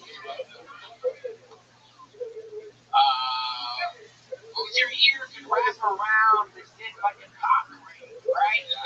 She will love you so much, man. She will come back. Wait, you know what they say in Buddhism? They say if you love a girl, send her your ear around the dick in a box. It's one of the fucking middle corner. And if you do that, you can't ban go wrong. Yeah. Joelberg is in the house. Hey, I have a question. Yes. You talked to her recently? Yeah, I talked to her today. Yeah, you got a phone card just for that. How did you guys talk? She said, go ahead. She said, I want her back in my life. I need to read it. I'm a psychologist. Thinks that I have a sex problem. Oh yeah? What was the most recent thing you know? Last time you had sex with this girl? No, right? Go to the program that other guy did. Yeah, go to the program that guy went. Buy a corduroy jacket. I'd color whatever you need. What's your sex problem? You got a sex problem? Let's just say this guy makes more potatoes than Boise Milkman. Yeah, what do you if you like? I'm short. I don't have a sex problem. I'm just horny a lot, like all the time. Like I'll fuck anything at any time. I mean, you know what they say in Buddhism? What do they say? They say where there is suffering, there is attachment. You ever heard that before? So like, the problem is like you have an attachment problem. You know what I mean? You have a thing inside you. It's a black, bored vortex, like a black hole. You don't feel good today, even though you need something, right? That's how fun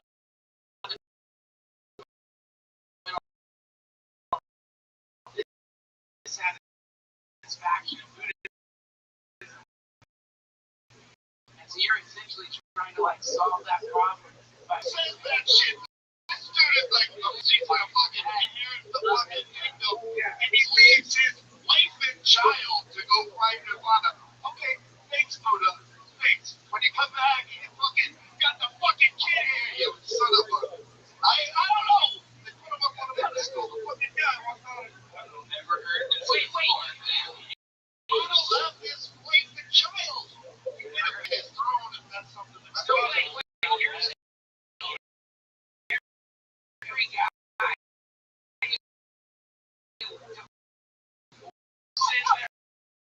Their wife and child.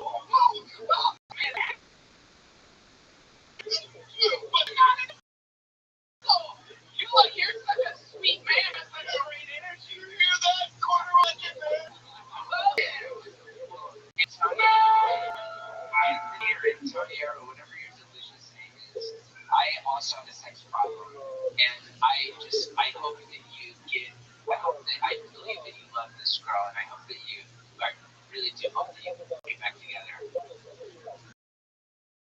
Fuck yeah. Well, here you go. Remember the Polly D? Little something from our cougar friend. I sputtered out there, but I was thinking, like, yeah, I don't know. Let it go, man. You seem like you really. Okie dokie. Anyway, like, you gotta know when to hit the gym. Gotta get some point. Jump. Where's the jump? I mean, well, if you're just like, if you're just waiting for the thing to move on, I don't let it go. Like, it's not gonna happen. Exactly. You just gave him the advice. Let it go. It's not gonna happen, Dave. Let me tell you this, Antonio. There are plenty of fish in the sea. Your wife didn't know that when she tried to have tight pussies. There's so many great fucking fish out there, man. And the best move to make, give up this thing with women. Get out there in the ocean and start fucking dolphins. Yeah, there you go. Antonio Montella, everybody. Young love only comes around very infrequently to people. And if you really are in love at a young age and you guys are willing to be together, I mean, that's how people used to get together, was they were together when they were in love at a young age. Yeah, I mean, if he takes that thumb home, he's definitely not thinking about it. He just keeps asking if you can keep the thumb. What the fuck was that about? Did you want it? I love it when people talk to once on this show. It's my favorite. I think everybody loves it. But yeah, no, I agree with you that young love is true. And you know what I'd like to do, Tony? Yes, I'd like to go to fun place. Okay. Some words of wisdom from the assistant from Ghostbusters 1. Remember? I feel bad for that guy, man. Why? Because, like, you know how, like, lonely and sad you're feeling that you're on stage in a major with a comedy store talking about how you want your girlfriend back? Like, your wife, dude, that guy, I don't feel sorry for him. I've been here the whole time.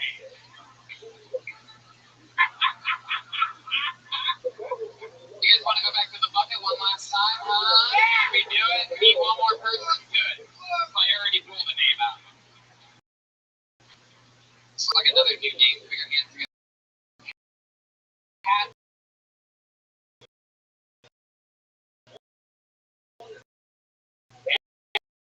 Angus.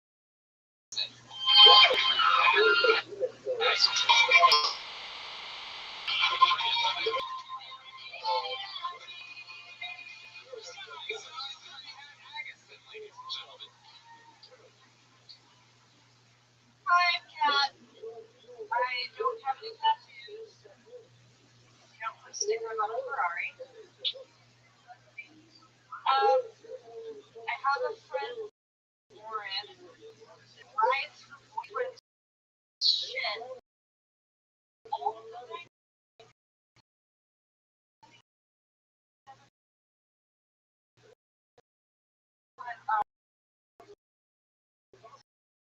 Follow her on social media. Like, she's always I never ask anyone what they do ever. So LA, what do you do? I don't ask because what you know. Boy, will they ever tell you? Podcast with more than like a couple guys on the wide. Like if I want to hear more than two men talk over each other, I can go literally anywhere else. Like.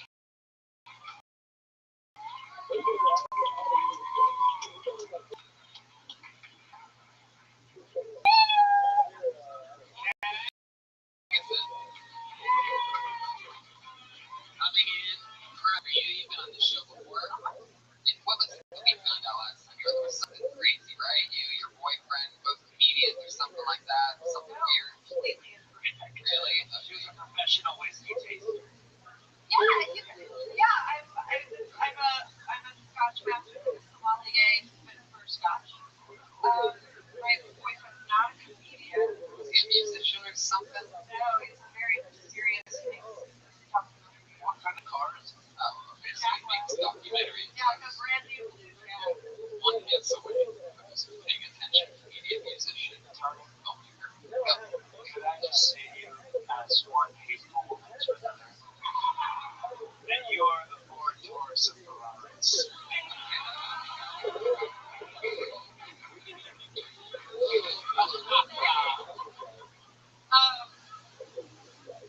Do you like that? Sounds like a challenge. Like, do you pick up our clothes because I got a Ferrari of female? I think we all, pretty sure with Jeremiah we'd have to really form focus to see what's under there. I think it's a really cool coincidence. The headliner actually ended up going up last, but by pulling names out of the bucket. Yeah. You're fucking funny. That was great. That was just, I just think you're amazing. And it's like it was really a pleasure to watch you do that. That's beautiful. I agree. Likewise, you guys all night. I agree. It was like watching Tina. I asked you guys. Oh, wow. Sure, that sounds interesting. How do you like for you? Okay, here we go. Yeah.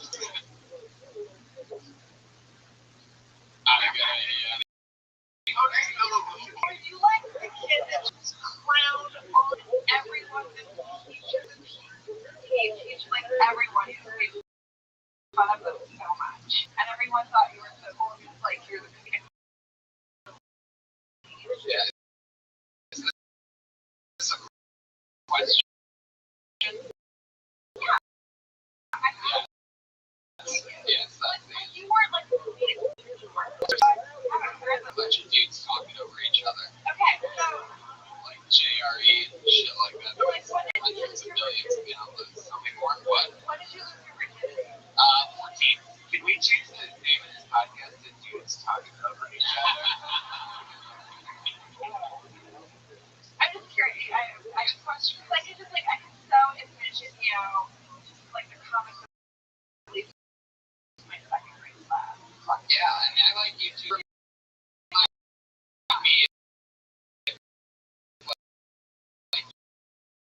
You're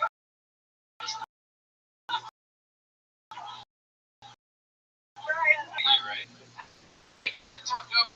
I've never seen any of that. Use cash, business credit. Okay, so I just want to say, You just named all the podcasts that you No, I was giving an example of how dudes talking over each other and JRE are two different things. Trust me, I'll make this as funny tomorrow too. Alright. What's your question for me? it's not a question, Jeff. Oh, wow, a ton of those. I want to like dress you up with my lap off your chin. I want to put you in like form-fitting glasses. Where I mean, You're so overclocked. Like your shawl's never. wow, you're 60 seconds. Really screen to take over the show. I like you. I really did comedy. Who's that? Sorry, I'm just shocked. talk to Tina Fey and Amy Schumer tonight. The big deal.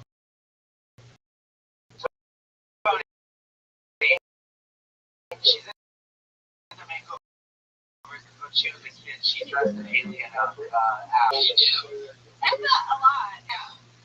Since I was a little kid, I got that. Bet. What do you do for work? I stayed in the couch. You really do that for a full time. Yeah. That pays the bill. It's kind of like entertainment. Like it's like gig to gig, but like I got a thing in Scotland for like, you know, so I'm okay. What's the best? What's the best scotch? 17. The Highland 18 on the budget. How much is spring like 17? 150. I would buy anything that can afford it. Like if you guys can drop $3,000, $2,000, I think if you can afford the $3,000, $2,000, get your and like a big where like get like big view in tower. Is the $150? Yeah. Okay, but then you're saying you guys can spend $3,000. I'm saying the piano. I could afford it. $2,000, $3,000. I'm not saying it's a band. I'm saying it's a piano. By the way, I would just like to say for the record that you are my favorite comedian of all time. Yeah. I think once you do substitute, absolutely. Yes, Jeremiah?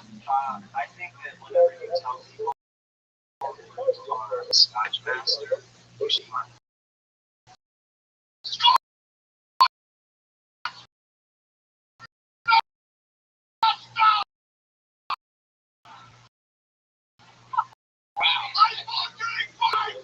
Did you I mean, you're not doing stand-up or working as a Scotch master. What types of things do you do for fun? I have a neighbor. That's shocking. I like my boyfriend. I like talking to 10-month-old German Shepherd puppy, so it's very technical. I love the meaning of names. I like So you're white. I like to celebrate.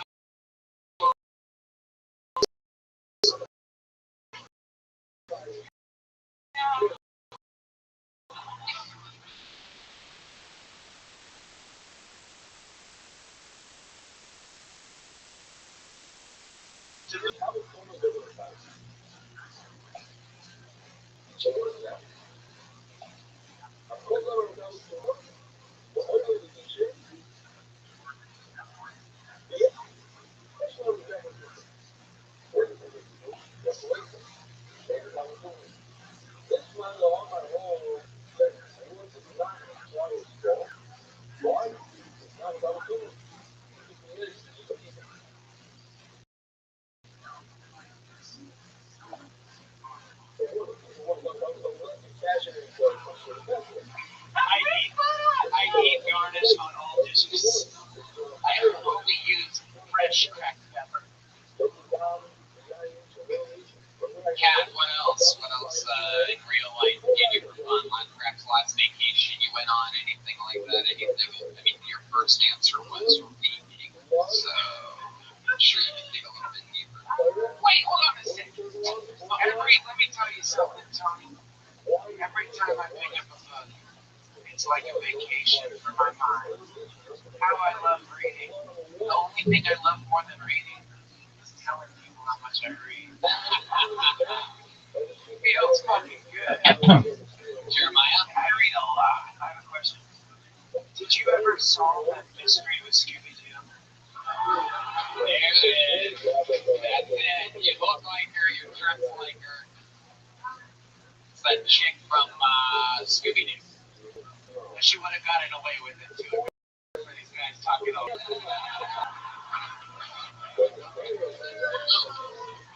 Kat Agassiz, you did it again. Made it. Headline the show. She's on Twitter at Kat Food Breath, KAT Food Breath. Special shout out to some of my favorites in the crowd, Malcolm and Aphrodite. You guys get pulled out of the bucket again.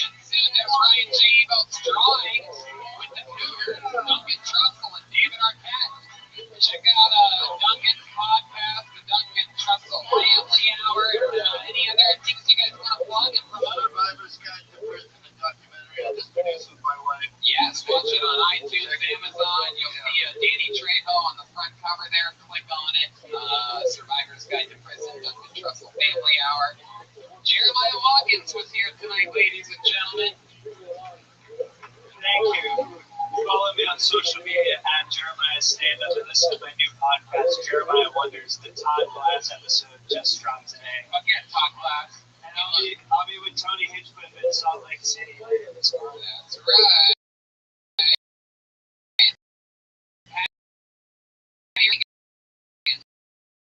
Just keep it wet out there, because I sure can't get it. The whole day is also going to be there. He was here tonight waiting for October. My friends Rich Sladen and John Shafsky, they're doing their podcast Crime March 17th. Jeremiah and the guys, come check it out. And I'll be here next week. I love it. I'm doing stand-up comedy by myself in Providence, Rhode Island, Salt Lake City with Jeremiah, Spokane, Washington with Josh Martin, San Francisco with who knows who. And I'm at Boston Big Crazy Music Festival, Boston Calling, May 26th. We are in the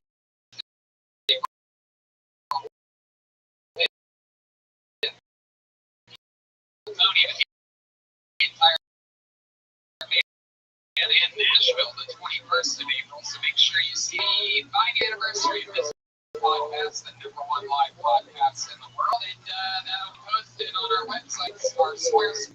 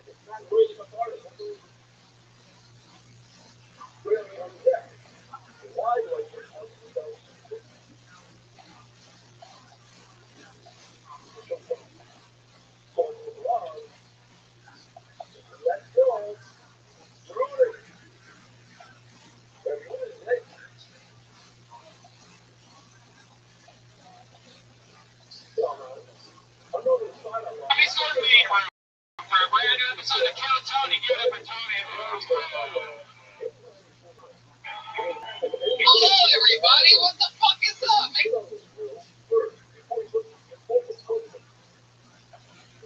some noise. We're here on Monday. Get excited, lady. Fake ass excitement. Red Man is here, lady. Hey, what's up, everyone? Yeah. We have the great Ryan J. Bell trying tonight's episode over there.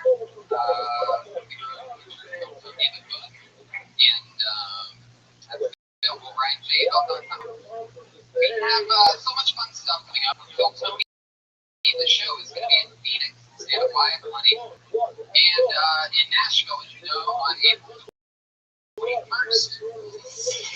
Right now, we have breaking news. A special announcement. Kill Tony will be in Fort Wayne, Indiana on August 4th. Indiana gets their first Kill Tony. And another Kill Tony show announcement. September 29th, Fort Worth, Texas. You just got your own fucking Kill Tony. There you go. Ready for that? Let's do it again.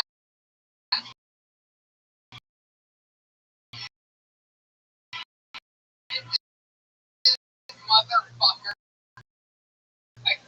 Because I forgot to write Michigan Festival in Detroit, Michigan. That is on Saturday, September 22nd. I think the engine revving would have been a good option too for that one, but I guess we'll do that. We're also all doing stand-up comedy at the NBA for that Phoenix show, April 7th and 6th and 7th and 8th. In Providence, I'm doing stand-up comedy in Providence, Spokane. And I'm making my return to Chicago. October, that's a special one.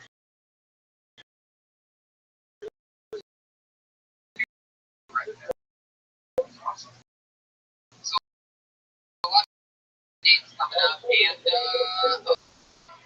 next week's the Legion of Sketch. Jay Overson and Louis J. Go have the first ever truly all community and it's fucking massive. And we did it last year. And I cannot give you the exact date of our show, but I can think Best just announced that it is the weekend of July 14th. So that is a breaking, exciting news. I've been having a lot of fun lately. I'm married now. My sex life is great. But for those of you having sex performance issues, they are more common. We take it over there. You know, you can get these like boner pills at the gas station that have a bunch of supplements in it that supposedly gives you heart, like go beat acorns and shit like that. And you've done that a lot. And you were addicted to that. Go to massage parlors. Or you can just get generic like Viagra, but you don't have to go to a doctor. You can just go to this website, connect with a doctor online. Next thing you know, you get $20 a month. It's super cheap because it's generic. And you don't have to medical grade solutions with real licensed doctors offering well-known generic equivalents, name brand prescriptions to give you erectile without dysfunction. Non-herbal supplements, prescription solutions backed by science. Try Hims for a month today for just $5. How about that? Who loves things for $5? Hell yeah, we'll get you started for just $5 while supplies last. See website for full details. This would cost hundreds if we went to the doctor or pharmacy. Instead, .com/pill. That's for hims.com/pill. FORHIMS.com. You guys ready to start the show or what? We're all together. I can tell this is a real Kill Tony audience. We're here on a Monday. I see a Jamie Vernon Powerful hoodie out there. Oh, there's real fucking fans here, and I'm excited because this is a fan-friendly episode. One of the legends, one of our absolute favorite guests on this show. He's probably done it. I should have asked Josh this to make it a fact, but I would guess he's probably the guest that has also done this the most because I asked him the most because he is truly the best at being a guest on this show. Ladies and gentlemen, I give you one of the greatest comedians of all time, the great and powerful Tom Irera. Yeah, baby. There he is. Hello to my fellow millennials.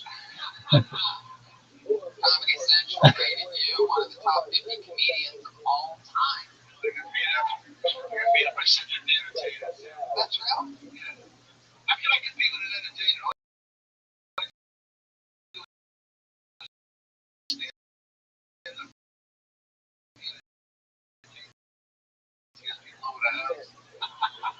I'm going to tell you, I don't know if you know this, but I have purposefully said joke every time you've been on the show. I think 17 times you've been on the show. And there's a reason why. It's because it is my favorite joke of all time. The fact that you got beat out by a real entertainer. I mean, that's his joke. I'm not saying that he's not a real entertainer. The greatest thing about getting older is I have no recollection of it all. Yeah. So it's always fresh and new to me. Absolutely. I feel the same way. Exactly. Thanks to LA Speedweed, I also have short-term memory loss.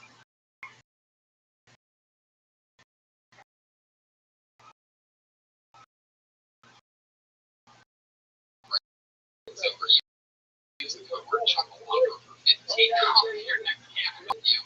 And we love the band. It's the best damn band in the land.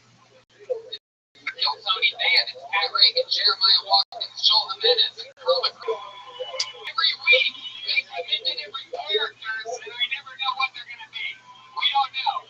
But throughout the episode, they make jokes through those characters. And it's, oh my God, it is clearly a St. Patty's Day celebration. They are leprechauns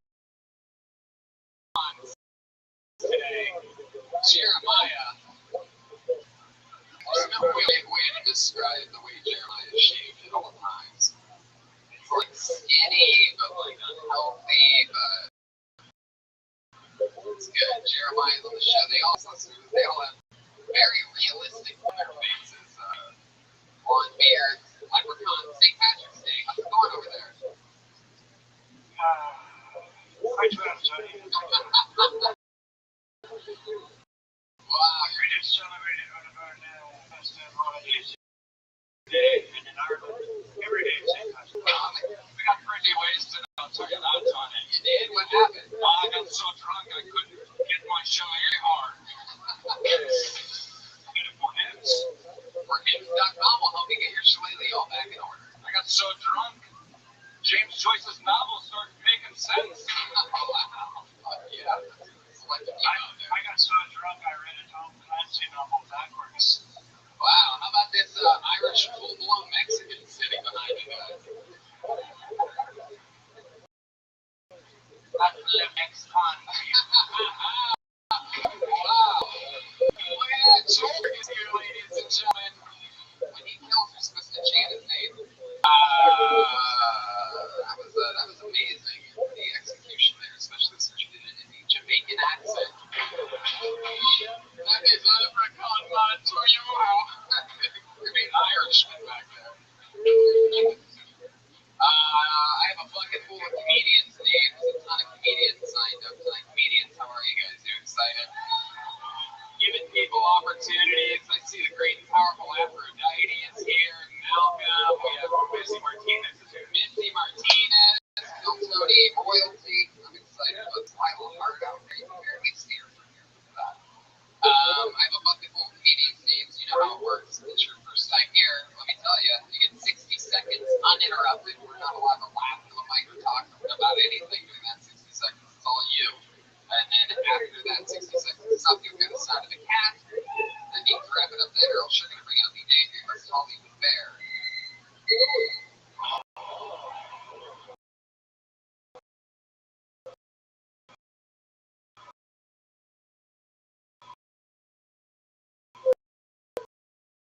Who's ready to start the show? It's Neil Tony, episode probably on TV.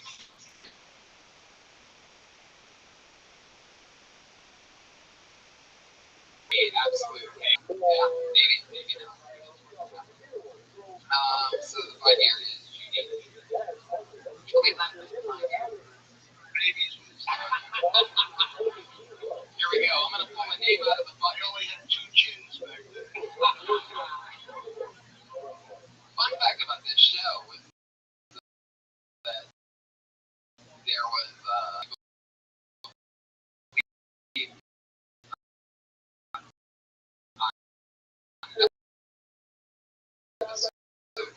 I believe it was like 8 people in the audience. Every episode, every single episode of this Squad.tv, watch the first couple, it's weird. And follow the new stream on video right now. That's Squad.tv. We are live streaming around the world. I pulled the name out of the bucket. You guys ready to start this shit or what? Keep it going with Shane Singh. Here we go. He's walking to the stage. Come on, one more time. Sing, everybody. Come on. Okay, guys, look at this shit. I really came from work today. Some police officers my patient. I did a cavity search on him. He did a cavity search on me. That was a lot of fun. So you know what's funny about dentistry is that there's 2 main things that I want them to be comfortable with me, and I want them not to feel anything on this chair. The thing is with a girl that knew these 2 things, I did really well. We go to my place and we do the deed, and then she starts looking around my place, and she's like, "Oh, what do you do for a living?" I say, "Oh, I'm a dentist." She goes, "Oh, you must be a great dentist." And I'm like, "What makes you say that?" She's like, "Because I feel things tonight." I felt a wave of just people that I just have a tiny dick in the audience. That was a lot of fun. You know what's funny is one of my main goals in dentistry is I want to make my patients' teeth as white as possible. Like, I want them to be so white that they can colonize half the world. Fuck yeah, Jay Singh, ladies and gentlemen. Jesus, Jay, it was like pulling teeth up there tonight. I know, right?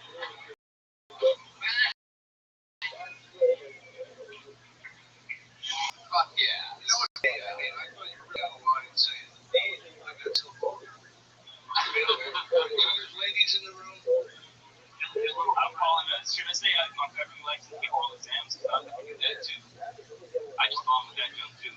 Well, yeah, that's true. I love that you announced it afterwards. You didn't even give me a chance to make that joke myself. Very good. Well, yeah, you remind me of Aziz Ansari. Not in your look, in the way that you also stick fingers in people's mouths.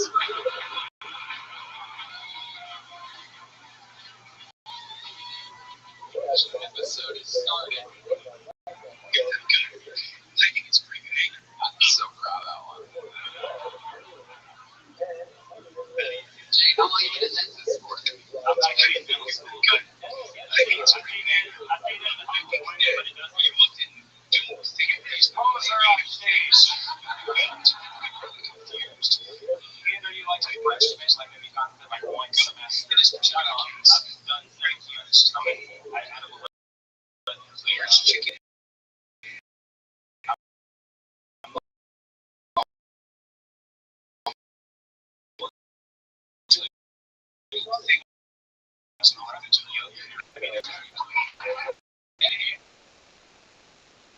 What happened to fucking baby?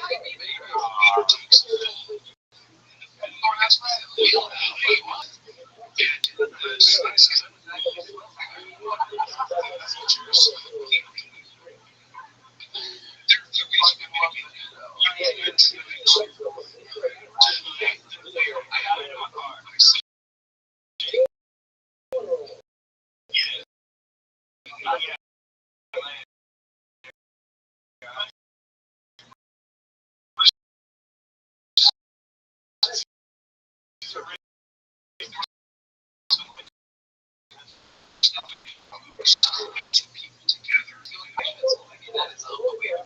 How often do you take care of those things? The edges are like rough. I can tell, like.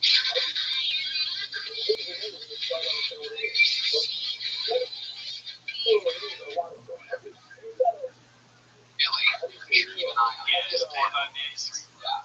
You don't do anything. That's just fucking. It's real quick, right? Can't be a man, you're proud. Where are you from? You sound like I'm from Vegas. Wow. You guys ever get lucky in You know the saying, Tony, once a sand is shut, ain't a sand rest.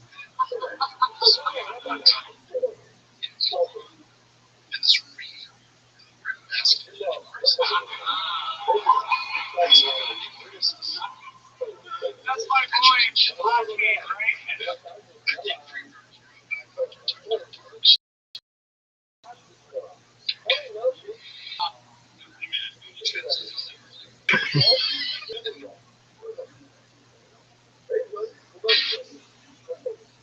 Oh, god damn. I'm just thinking. You're really up your ass now.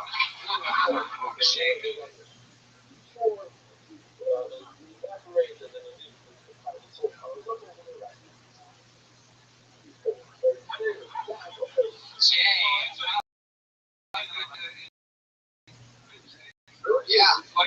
Yeah. I gotta work on the funny part. It's 7 months. So how many times? It's a week. You go out to you. I go 3-4 times a week.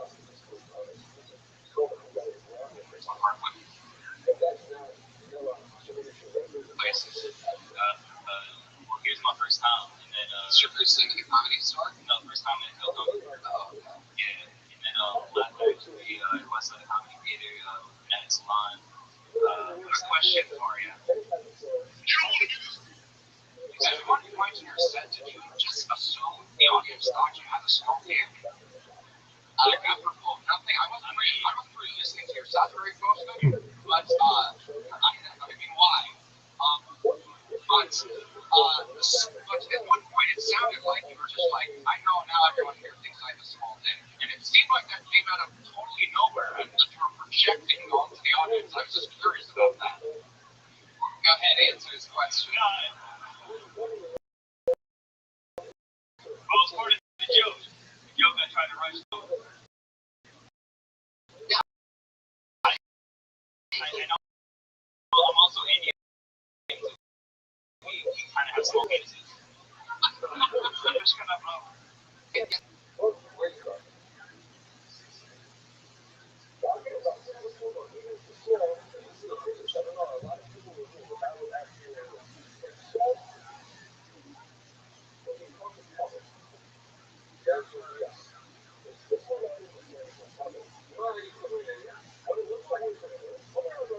I said that it's a common enough thing that they do it.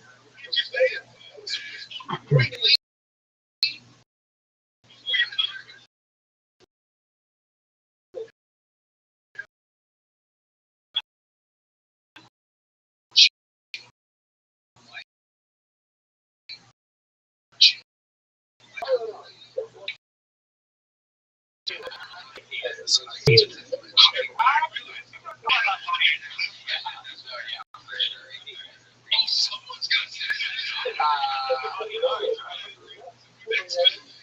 Uh,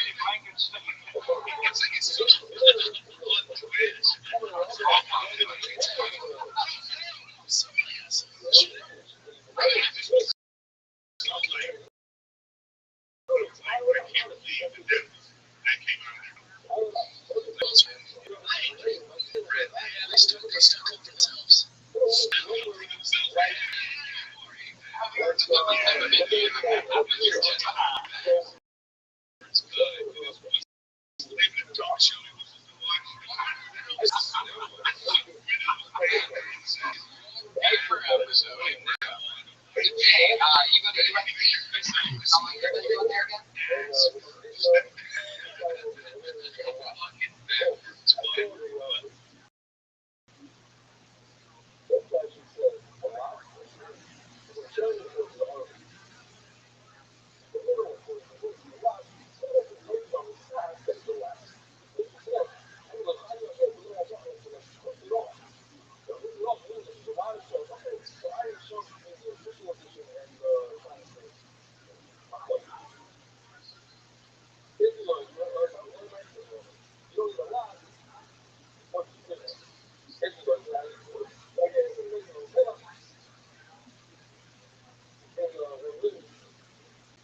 I graduated from undergrad there, and now I'm in dental school there. Yeah.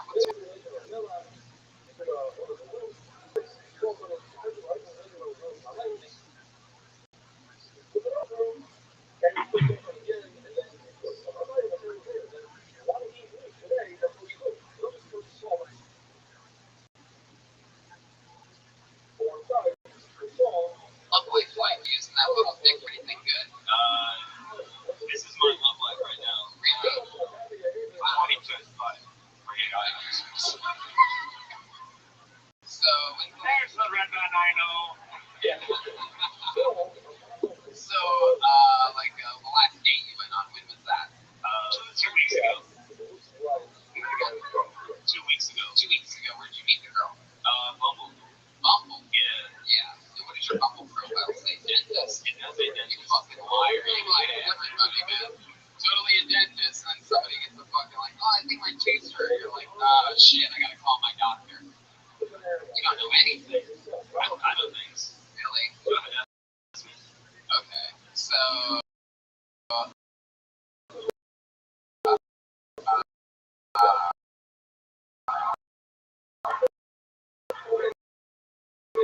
millionaire? So, Jay, where did you take her on that date? I took her to a bar in San London. Yeah, what bar? Bar Chloe. It's like a lounge. What'd you order? I got rum and coke, and I forgot what she got. She forgot what she got, too.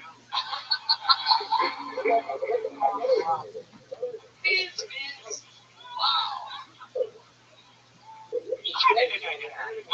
That's when I'm sure of my what? So shit.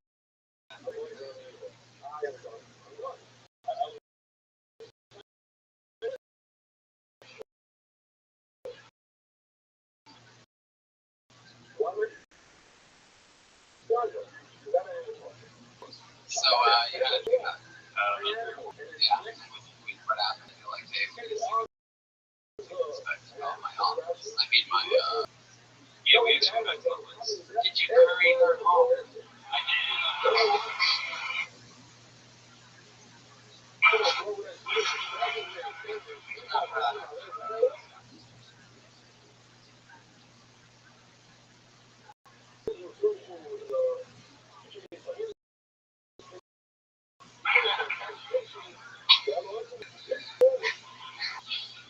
Jason, hey, we go back to my what band? Let me ask you this. What ethnicity?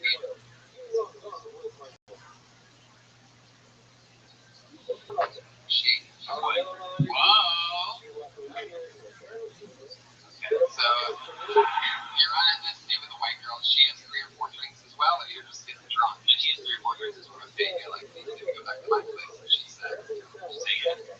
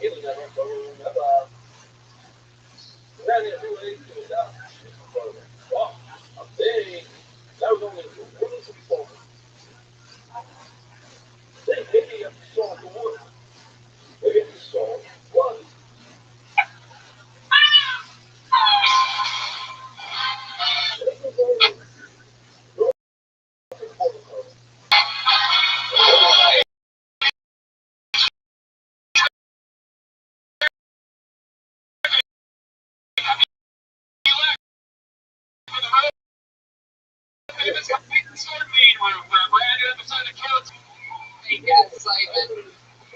Big ass Pack Comedy Source. Brian Redman is here, lady. Hey, what's up, everyone? Yeah. We have me, Great Ryan G, both trying tonight's episode over there. Tony the Book. And that's available, BrianJBook.com. We have so much fun stuff coming up. Kill Tony, the show, is going to be in Phoenix, State of Wyatt, on April 5th. And in Nashville, as you know, on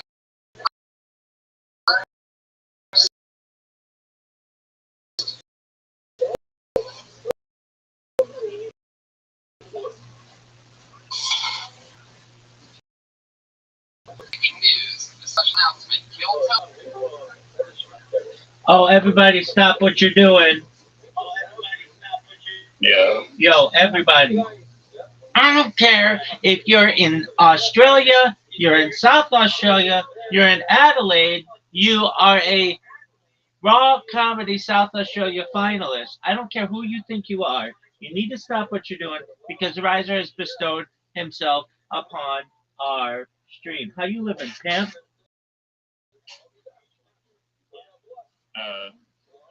Get your ass kicked first thing in the morning, son?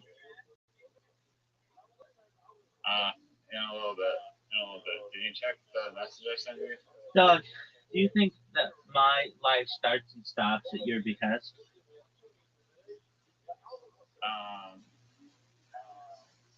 I mean, kind of. I mean, it does. It literally does, because I interrupt you every single day, and you have to stop what you're doing. Okay, so this is an interesting. This is interesting. Hold on.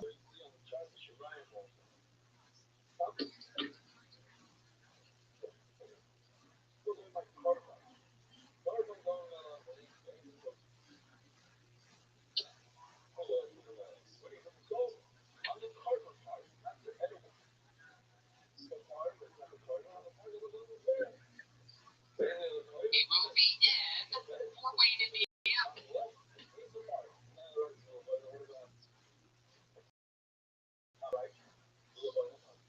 Indiana gets their first Kill Tony.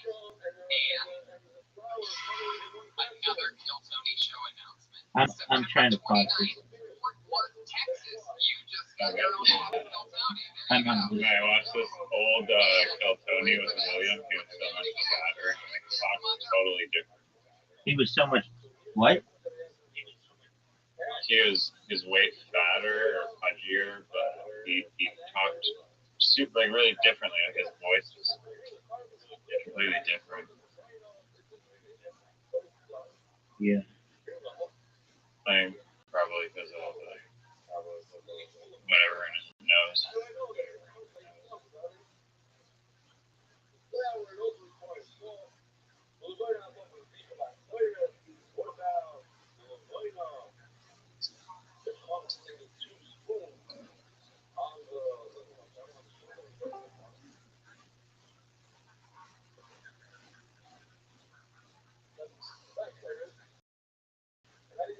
What's up, Camp?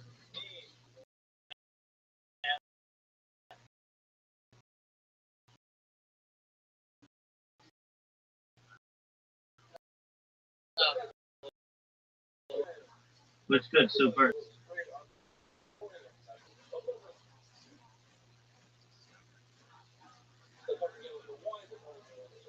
Super, do you speak? He muted himself. Oh, okay. That's fine. All right, so there are a few issues here, if I understand. Let's talk about them. separately. So the first is Instagram. If the video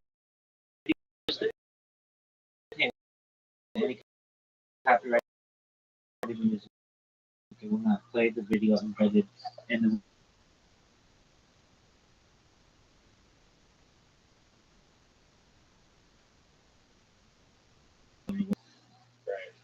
right.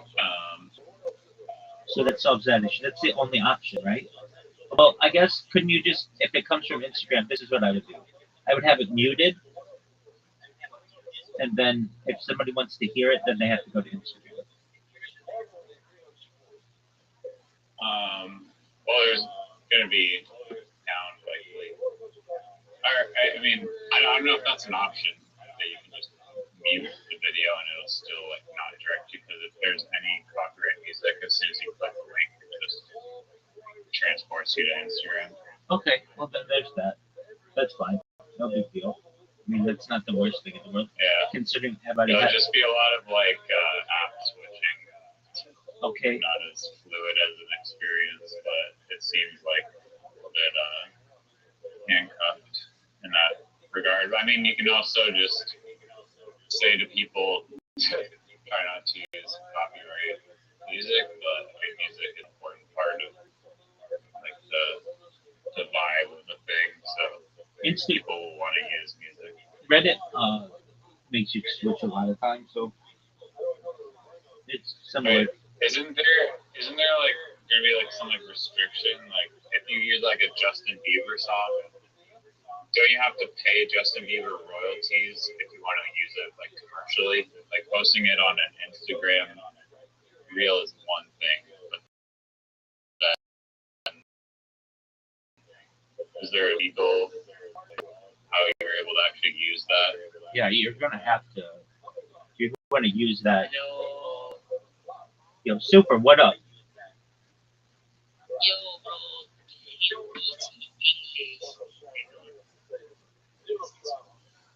YouTube. Go to the English subreddit. I sometimes teach in there. So it's, or not Discord. So discord.me/English. And many times I'm in there to teach English, but there are also other. What's my background? I'm teaching English as a foreign language certified. That's the highest level of English tutor you get.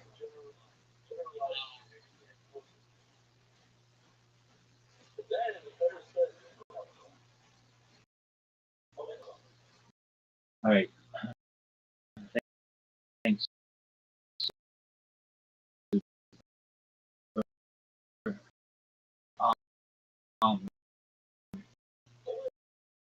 So, Coca-Cola commercial without put a you could put a. I mean, why don't you just make it so that you just tell people there's.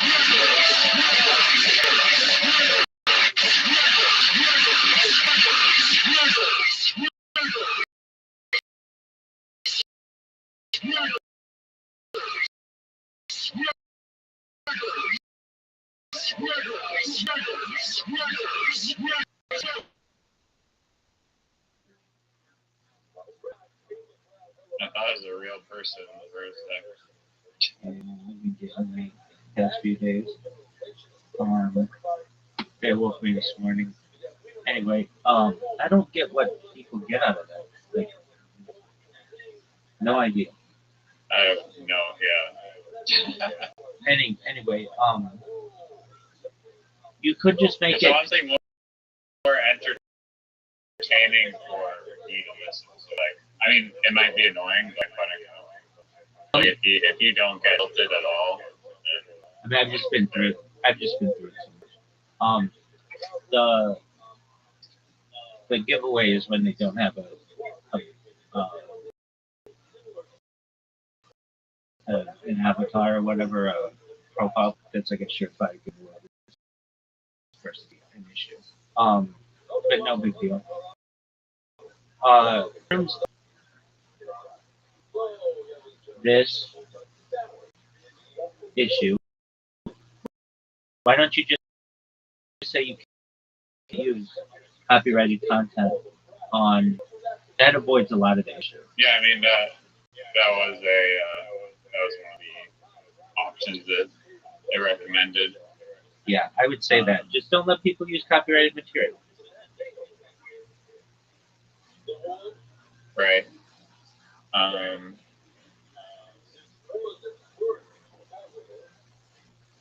Okay, Yeah. that's your solution. That's going to save you a lot of headache in the long run, too.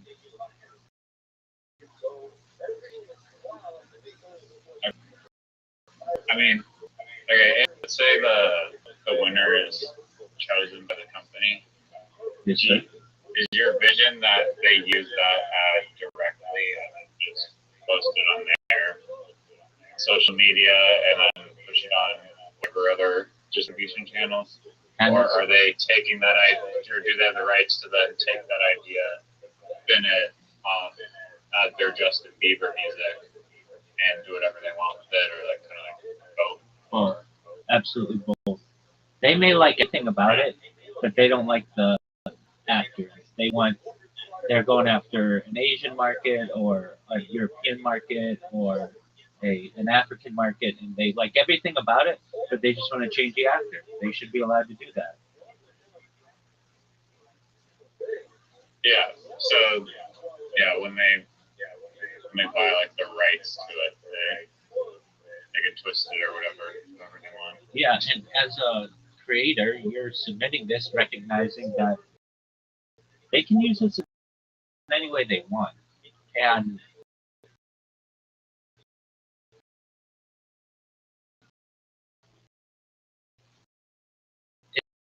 it's the fact that they're going to pay you now. Initially, I can do a bit better. Use something that's nicer or whatever. And there are going to be people who are like, hey, you stole my idea. No one owns any idea, period.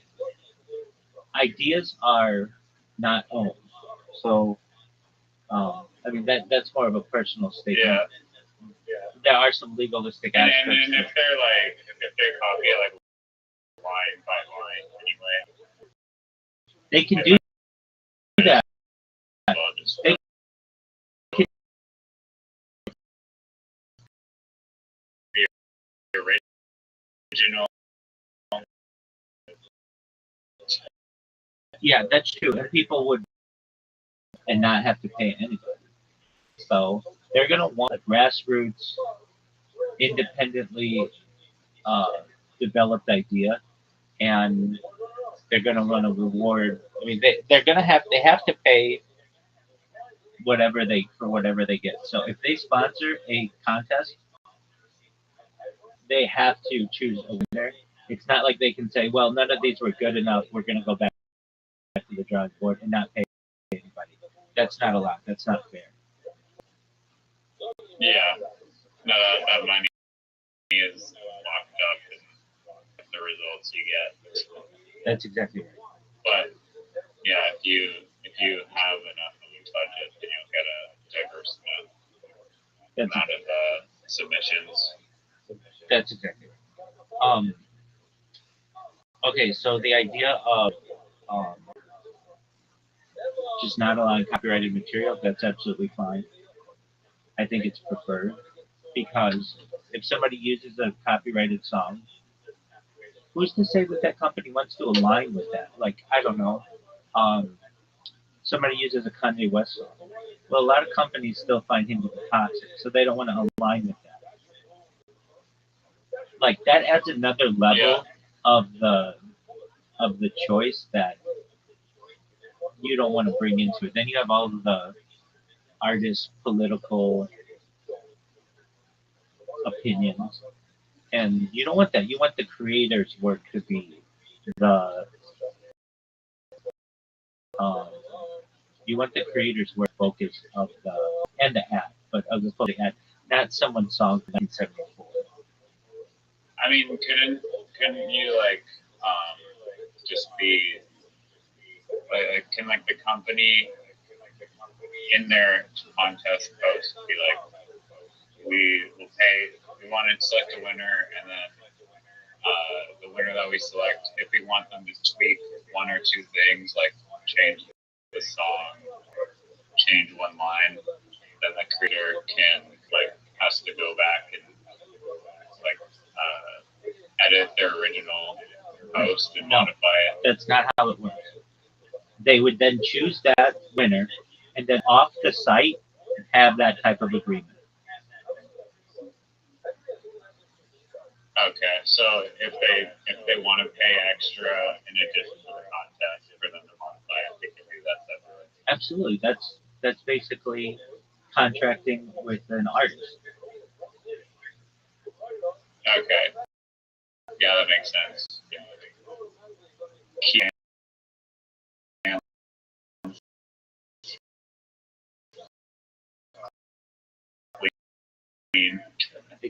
Exactly.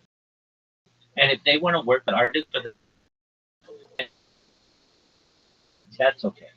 This whole that goes on in media, you can't let that get to you. You have to say tests, and eventually these people are going to need to come back to us for more content. So here's what I'm saying. Let me give you just a little story about this. I know my stories are long, but Can I say one thing fuck first? no, you can't say it. Fuck no, go ahead. Why companies wouldn't want to source their creators outside of the platform. That's because you have this data about specific creators and how they're performing across various contests. So they might like a certain creator and think, oh wow, this guy's great. But then they go to this ad marketplace website and they see that just one creator is performing extremely well in their chosen niche conversion rates and all that stuff. And so it becomes like a scoreboard of how different creators are performing across various categories. That's true. And so they may say we not always have the best idea. So we know about them and we know that they apply for our contest, but we still want them to have to compete because they may not always have the best idea. Yeah. Okay, so here's the story, and it's relevant to what you're doing. Basically, you want people to use your platform. You don't want them to go off platform and be doing arrangements because then you don't get anything for that. However, if they do, that's their prerogative. All right, so in the and car wash technology industry, and it's the same in Uber and Lyft, where someone says, you go in an Uber, hey, here's my business. Next time you need a ride, just call me and I'll come and pick you up. This is it happens. And the same thing would happen in car washing, where someone would say, hey, do you think I did a good job? Next time, don't go through the app, just call me directly. And that would happen. And for years, we tried to develop a way to avoid this. And I finally came up with one, which, though there's a better way to do the business, and I won't go into that right now. But what you do is you had something that was an alarm. Basically, since we had all of the data on all of the individuals who were washing for the app, or at least on the platform, and we knew all the locations where they would go, if any of them went to a location after the wash, say a week or two later, it would create a alarm in our system, and we could investigate basically by seeing the person went back to that home or office or whatever to continue. There was an alarm that we turned on that you were at the location for more than 20 minutes, it could set an alarm. The thing is, on-demand car washing in LA is such a hot commodity and um, such a desired service that when somebody sees somebody washing a car, you'll get two or three people who pull up right next to them and be like, "Hey, can you do my next? Can you do my next? Can you do my next?" And they'll be like, "Yeah, yeah, just hold on." So they wash done. The the user people who want to do this so that I get you when they put them in and we work. So with that being said, how does that affect you? Well, Are you GPS tracking them? oh, 100%. Like, dirty. Yeah, absolutely. Interesting. How did you do that? Well, it's part of the terms and conditions The app? of any app. Yeah, I mean, you need GPS location information to be able to track, uh, to be able to watch to someone's location. How else are they going to know your location? So like even when like the app's off and like they can't just like turn off the location services or ditch their phone and go there and They check the phone. they absolutely could ditch their phone and do that. There's no perfect system, but if they were using the app, um, they they just shut the app off too. Um, but based on something that there were two apps. One, well, and Apple and Android are different.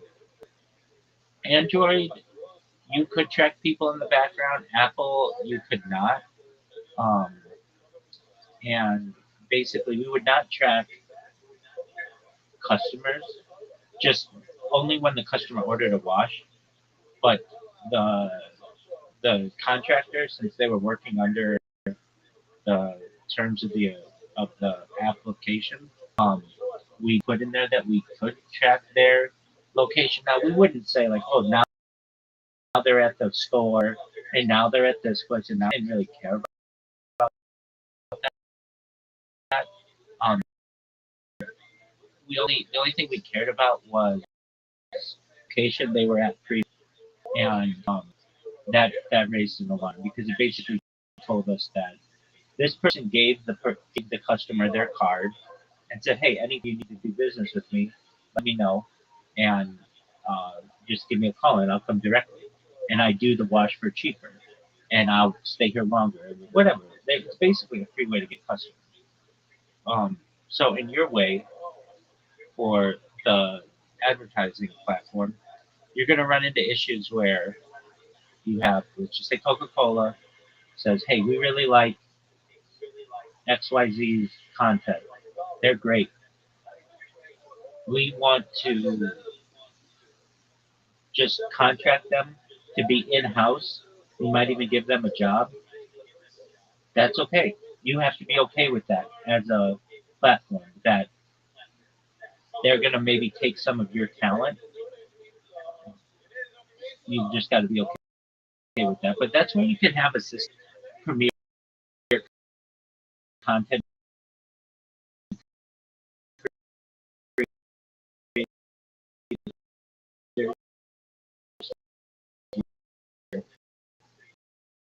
People start to know about them. When somebody like one of these premier content creators, they can, it like basically highlights it. Like, hey, we may not be able to look at all 100 people who submitted, but we're at least going to check out this person's. So that's an incentive for the premium person to be like, look, I don't want to go work for another company where I made it uh,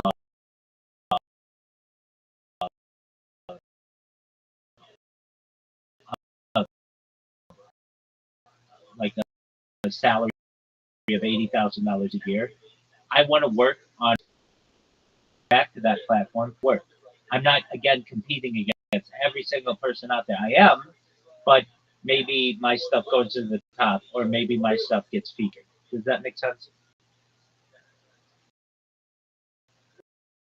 Yeah, you build like a site, I guess. That's correct. That's correct. That's kind of what you mean? That's exactly right. Do you think this business would affect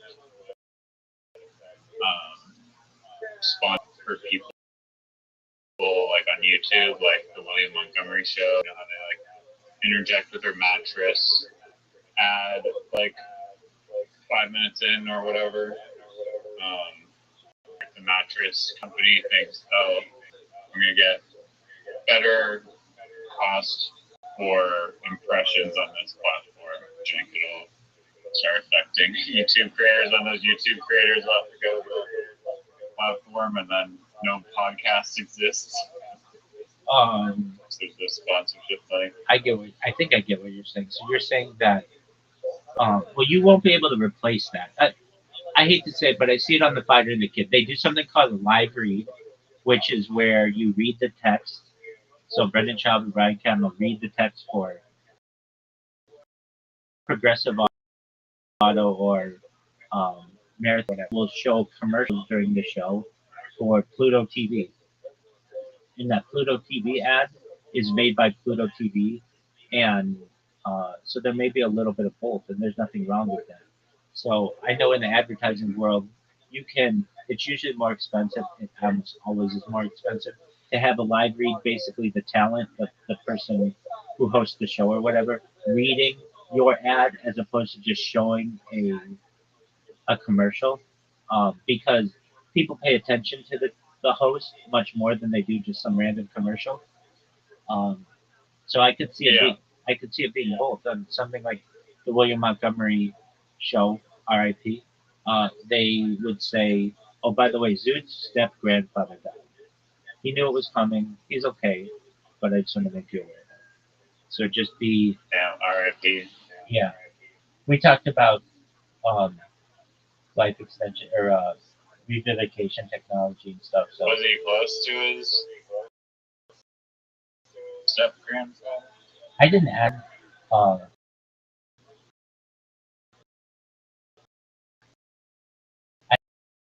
I know that his step grandfather had some kidney issues.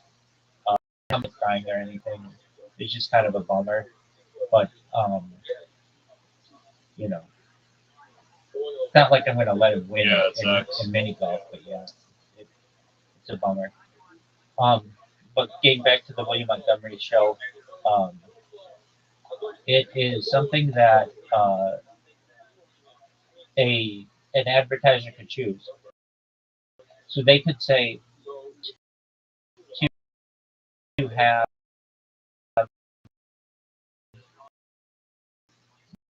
William Montgomery read these ads twice an episode, but then we want to add a commercial in there, maybe twice an episode as well, that basically allows us to convey our brand in a way that William Montgomery is not going to be able to do. So, like, what do I mean by that? Like, let's say it's Red Bull, just as an example. So you know how Red Bull does all kinds of like cool action shots and stuff like that. So it's great for William Montgomery to be like, drink Red Bull, it gives you wings. Okay, that's cool. But then it's another thing to be like, Red Bull gives you wings. Here's somebody jumping out of a plane drinking a Red Bull, or whatever it is. And William Montgomery isn't going to be able to convey that same information. So, one moment. Pardon me. So, do I think that it's going to put podcasts out of business? Absolutely not. If anything, it's going to complement them. Sure, yeah. I mean, like with like the Fighter and the Kid, how Pluto TV plays their ad like it's not like a read. Pluto TV could then go to the marketplace to source a better idea for their ad to make it more effective. That's exactly right. And I was thinking that Pluto TV just shows this like ad that's like a generic ad. Um, but do they know, is this the best kind of ad?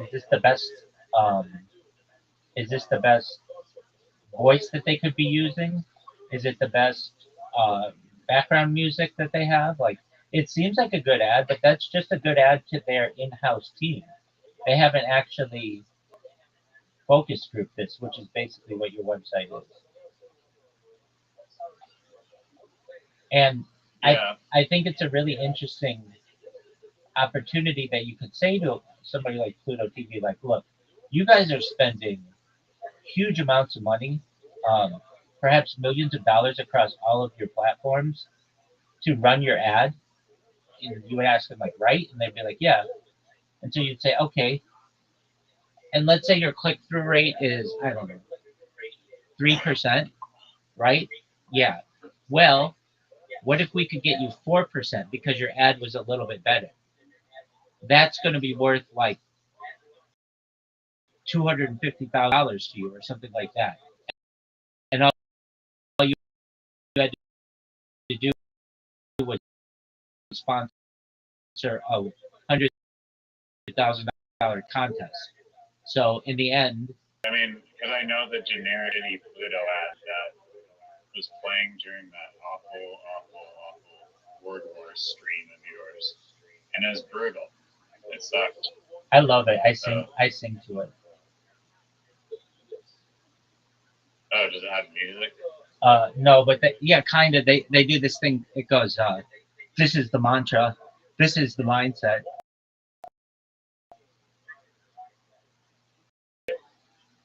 Um,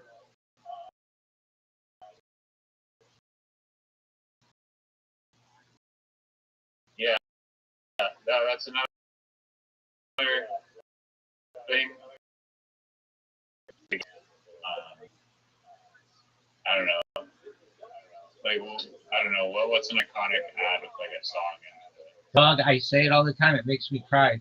This United Airlines commercial with Rhapsody in Blue by George Gershwin. Yeah, I mean that one is literally just like the song and like the shots too, but like there's no like words spoken. Right. And it's like the music that's doing like the heavy lifting. So, I mean, you can still obviously use non-copyrighted music in its current form. And again, maybe there should be like a way for the company to. I mean, I guess they can in its current form. So okay, we like the submission. We want to use a Kanye West song, so we're gonna whatever buy the rights to it. Get you to send us the non or the version without music, and then we'll add the Kanye West and pay royalties every time they run it. I guess they could work like that, right? Yeah, they could, but that's an off-site agreement that they would have with Kanye West too. Okay. Well, I think it's important that like we don't necessarily limit people from using music because they think the music is very critical and could be worth people to pay for that Justin Bieber song. Hold on, talk about this. Let's talk about this. You don't want to have anything to do with the copyrighted material. It opens you up to lawsuits and all kinds of other stuff like that. If Coca-Cola wants to take your content or someone who won the contest content and then off-site call Justin Bieber's people and say, hey, we want to put your song Baby over this, and Justin Bieber's people see the ad and they agree with it, they're allowed to do that. All this involves with you is that Coca-Cola pays $1,000, you got 10% of it, and the creator got 90% of it. Yeah, no, that's exactly what I'm saying. Like the original submission of the contest used the non-copyrighted music. If the company wants to then pay extra and then do their edit with the creator to insert whatever copyrighted music with royalties after them. Absolutely. It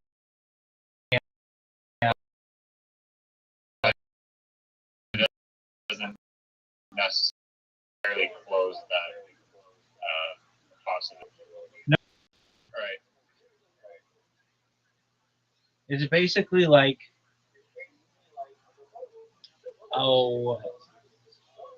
it's like you're hosting a baking contest, and everybody can make their version of the cookies and submit them, and somebody's going to pick the winner. And if that person picks the winner and they want to add sprinkles on top off outside the baking contest, it's the fact that they paid the winner in the baking contest $100,000. Yeah, that's a amazing analogy. I like that. That's what I do, baby.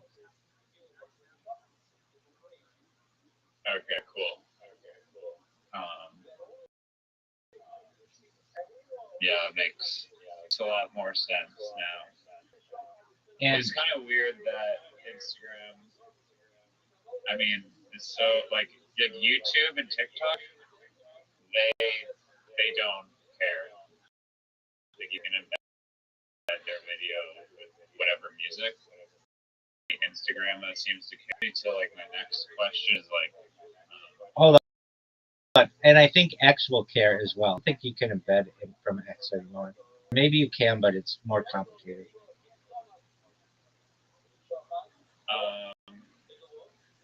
Okay, I think I believe it was working fine. It used to, but then Elon Musk realized that he was losing users, and so now you're forced to log in to view a lot of X content, unless somebody takes a screenshot. Even embedded, like the post is just embedded in the website. Let me see if that's possible.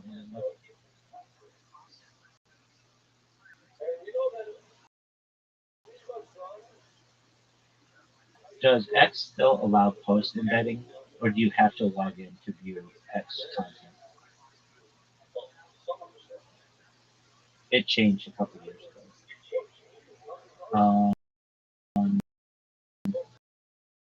X still allows post embedding, but viewing the embedded content, although the platform has tightened restrictions that can affect reliability. So, official embedding, you can generate embed codes via publish.x.com or the embed post option on the X website. These codes allow the post, including photos and videos, to be displayed on external sites. Viewer experience. When the embed is active, visitors do not need to log into X to see the text and media of the specific post. So you seem good there. Yeah, no, it was working on my site. Getting full timelines or feeds is more problematic. While official embeds exist, they often require the site visitor to be logged into X. So long as it's just one post, you're okay. But if they want to look at the whole feed, then you. Yeah. So it won't be a problem. So to enter the contest, you can do you include Facebook in this, like list of social media you can post to? Everything. Because I would. Here's the key. Nor anybody else aside from this brain recognize the power of this platform, and it's this. All of your followers and friends and subscribers and everything are gonna see this ad, not just on Uptake or whatever it's fucking called, but they're gonna see it on your timeline or your feed or whatever. So it's free advertising for the brand.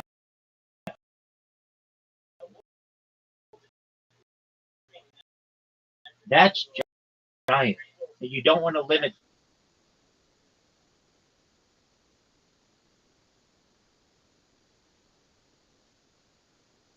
Well, I was just thinking from the lines of like people have like thousands of followers on Instagram, whereas Facebook usually you only have a number. But some people do have thousands of friends on Facebook. Yeah, I think the limit is 5,000. But still, if somebody wants to post to a Facebook group that has tens of thousands or hundreds of thousands of, don't stop them. Right. Okay. So Facebook is cool. Absolutely. Instagram Think is about cool. think about the TikTok, power of that. Twitter, Think YouTube. think about the power of that. Like there's someone who has, I don't know, a Taylor Swift fan club Facebook group, and they want to make some content that is very Taylor Swift-esque, maybe not using her or her music, and they're able to put that in the Taylor Swift fan club. Think who are going to vote on Upcake to make that win, and the only way they would have found out about it is from the Facebook group. Yeah. No, that's true. You don't want to limit the amount of platforms that can be used within reason. I mean, I would say I would accept the top 20 to 50 platforms available. Meaning, if you want to post from Snapchat, you can. If you post from Reddit, you can. If you want to post from Pinterest, you can. Not just I thought Facebook it was like the top like 6 major platforms. Why do you want to limit it? Because those have all like the users. Not necessarily. Pinterest is as big as X. Why wouldn't you want to include that?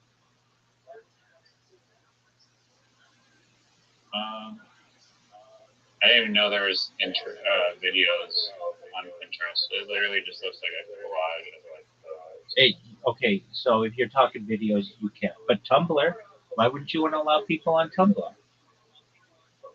Tumblr has videos. Isn't that like a 2011 social media site that no one uses? Why are you trying to limit the amount of people to see your ads?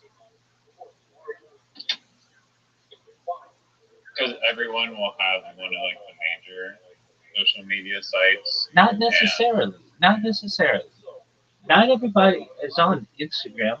Not everybody is on TikTok. Not everybody's on Facebook. Some people only want to use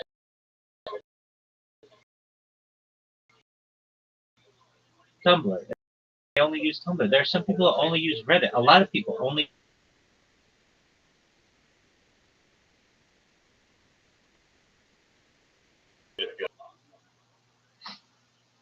Oh, I thought it was a universal rule that you couldn't promote yourself. No, not to my knowledge. I'm trying to think of like. There's like YouTube promotion channels, small YouTube creator channels, or subreddits.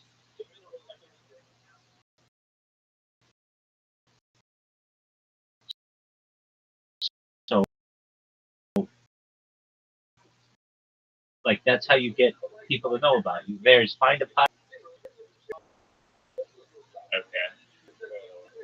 People can go into a Reddit or subreddit that allows them to post their video for their advertisement and then use that link and then embed the post as their submission. Exactly. And let's talk about allowing all of the different social media out there. Look, I remember a time not too long ago where TikTok has a serious competitor. And so if somebody would have been like, hey, this is on my TikTok, okay, well, who cares? Nobody uses TikTok. TikTok is Chinese propaganda. That's what everybody said. The president said that until his boys bought it. So if you're saying like, oh, we only want the top 5, okay, what is that? YouTube, Instagram, TikTok, X and Facebook. Okay, So you're saying you're not going to take Reddit? You're not going to take Imager? You're not going to take Tumblr? You're not going to take Pinterest? You're not going to take. Well, Imager, Pinterest, Tumblr. I mean, maybe not Tumblr, but Pinterest, Imager. They don't seem like. I don't know them at all, but are they like typical social media platforms where you follow people and timelines and stuff? Or are they just like what? There's both, but you have to think that not every piece of content that you're going to be going for or that people are going to be submitting is video. Some of it is just going to static. We're a band. We're giving $1,000 away to come up with the best poster for us. And you're going to get people who submit 30 different posters, and you're going to get $100 of that for you, and the winner's going to get, well, it would be $110. It would be $1,100 to post or whatever. But the winner gets $1,000. You get $100. The band gets the best poster that they've ever seen in their entire life. It's win-win-win. Yeah.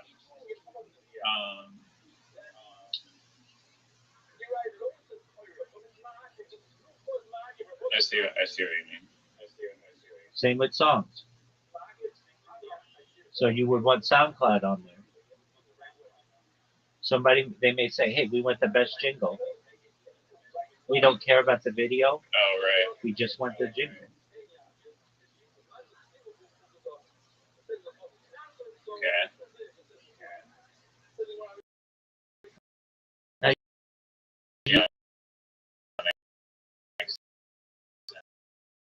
Now, usually the jingle would be include video on. You have it is aid your mere exposure effect of a brand. And if you don't include people to submit from anywhere, and you say you have to do it to the 5 biggest ones, well, you're basically alienating half of the audience out there. And there are gonna be people who just post their shit and never pay attention to it again. And that advertisement that random ass people are gonna see on the internet is gonna last 20 or 30 years. Going to be in like a country for submission or something. I think that you allow people to submit as much stuff as they want. What you're going for is the person who's making the decision at the corporation wants the best choice that they can get. And if that means that the people who are entering the contest, every single person submits 15 different things, so what? People are good. And the top thing is still the cream rises to the top. Well, just because maybe too flooded and spammy. You know what I think of that word? You know what I think of that word? Who cares if it's spammy, quote unquote? That's not even a thing. That's non-institutionally approved advertising. That's what you're about. All of this is spam, really. If you want to argue that spam is just unappreciated content, it's just advertising. No, but like just spamming 30 low quality band posters. Okay, so let's say you do that. Wait.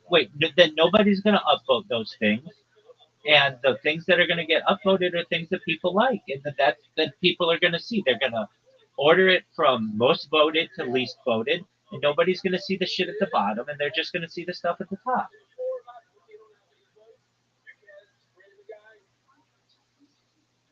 I guess. But you could also put a thing that shows, you could filter people who submitted once versus people who submitted 50 times. You could put a thing that, and I guess you could have some kind of thing on the website that says one person, one submission, but I don't think that's smart. I think you allow. It'd be a contest creator. Yeah, but I don't think that's smart. I think that for a contest creator, you want to say this. If you limit it to one submission, then you have like what you think is your best entry. Yeah, if you listen to 5, then okay, I get 5. I guess 5's going to make a good thing. And that's the better. With like 1,000 shitty jingles.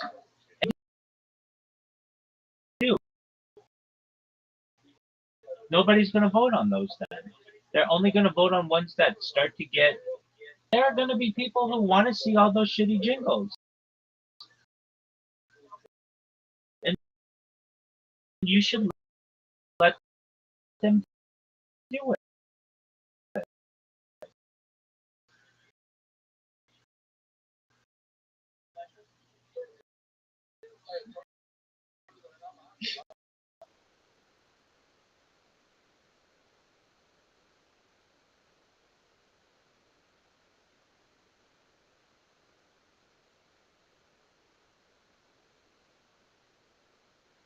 Do this. Show me the 100. I'll take a look at them.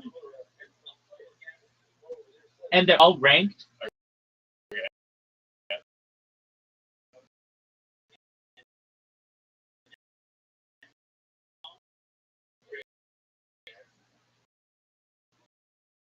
But 100,000 versus. That's where you prioritize creators who shit goes to the top, and system of people who upvote it or whatever.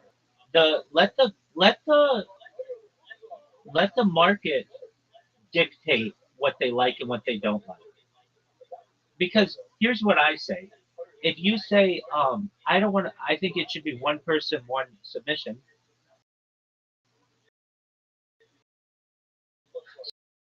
Some people are going to have 2 really good ideas, and maybe they just wanted to change something.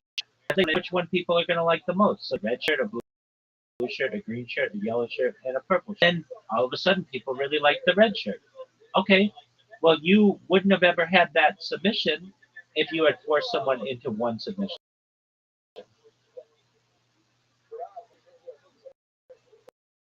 Sure, yeah. Do you think it should be up to the contest creator to decide how many submissions? No. You could if you want. I'm sure there are going to be some people who say that. But you could really say there's no disadvantage in allowing more submissions. There's no disadvantage. Now, you may want to take from one of our premier submitters because they know what to do. But if somebody wants to just sit there and submit all fucking day, let them. They're not going to get chosen. Yeah, I mean, as long as there's like a filter or something that like maybe like the feed, it's only going to show their like one of their ads, but then if you click on it, then you can, or it'll say like this made 50 ads. You can view the ads. We're only going to show one in the feed so that you don't have to scroll past 50 of them and 50 modifications of different Hawaiian shirts. But if you want to, you can see the rest of their 50 ads and just like clutter the shit out of like the news feed. It's not going to clutter the shit out of the news feed. When you're first starting out, you're going to want as many submissions as possible. I understand if you're getting each submission is definitely beneficial to the platform because it's a freaking exactly. And so exactly, and so all of these have to be unique links on. Dude, that's exactly right. Yeah, okay, so you're going to say to Coca-Cola, I only want somebody to post once on their Instagram timeline, not 10 times on their Instagram timeline. Why wouldn't you want, if you're Coca-Cola, someone to put 10 Coca-Cola ads on their Instagram timeline? It's smart of you. It's Coca-Cola, Coca-Cola, Coca-Cola, Coca-Cola, Coca-Cola, Coca-Cola, etc. That's what you want. Yeah, no, I agree. As long as there's a way to like organize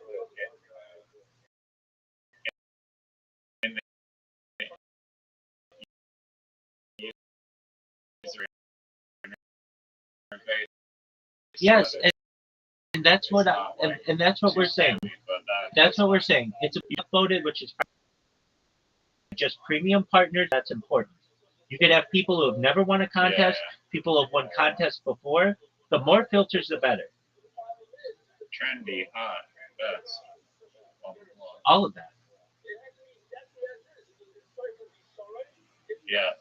You Yeah, could, that's cool. I agree with that. And yeah, and you can force tabs on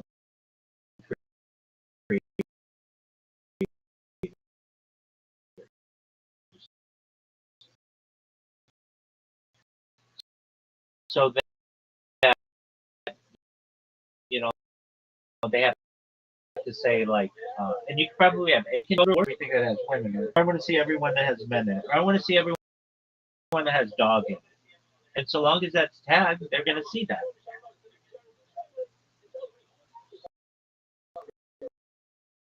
right. Like um, and do we allow Because you'll get someone like with a huge amount of hats. okay. But within reason, you can limit it to 10. Okay. Yeah, makes sense.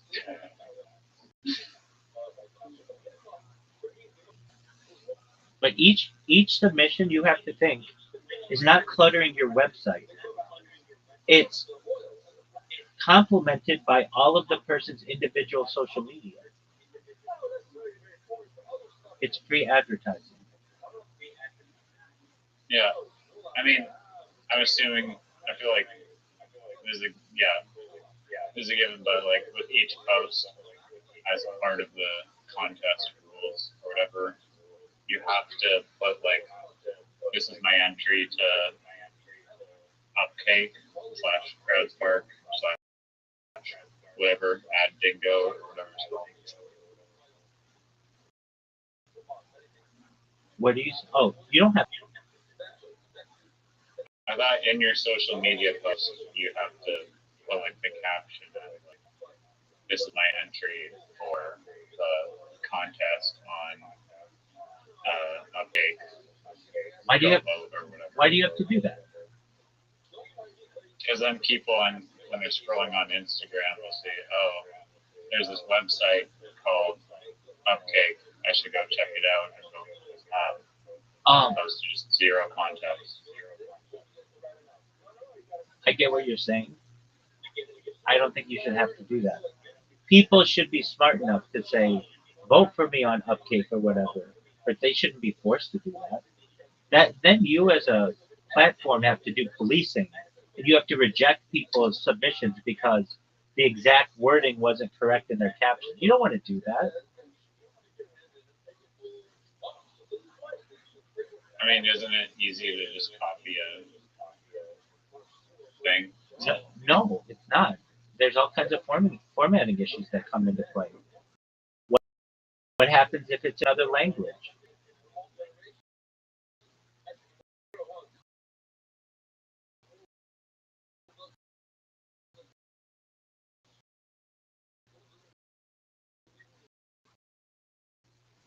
I mean, that's fine. Otherwise, it says it.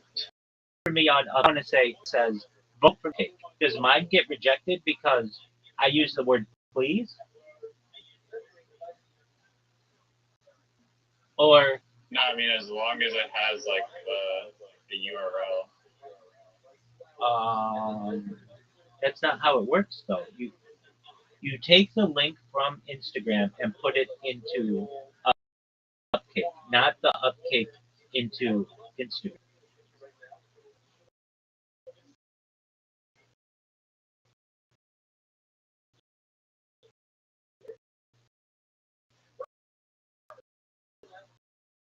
Okay.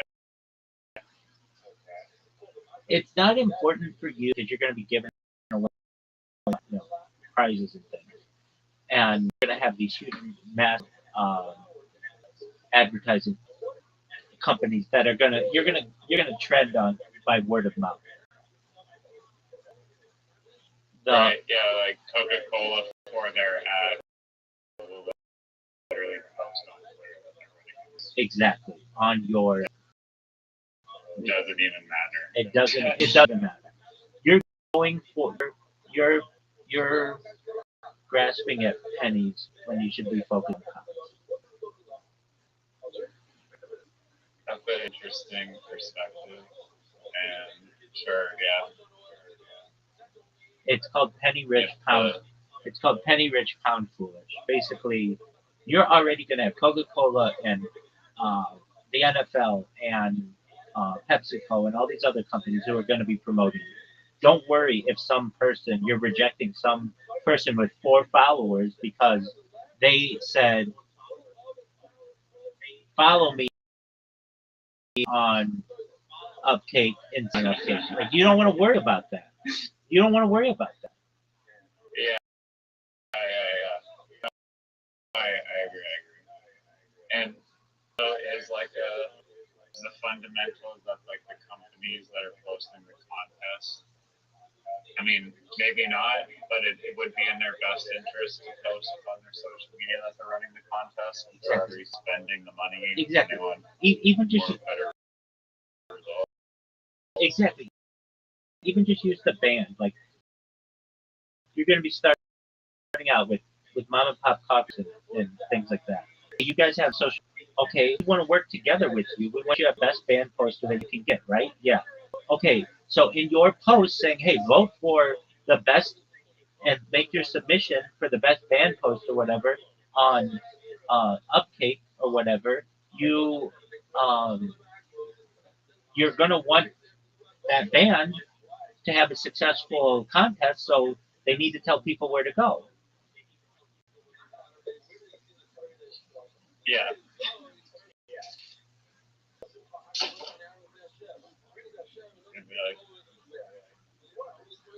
They're going to do the heavy lifting for you.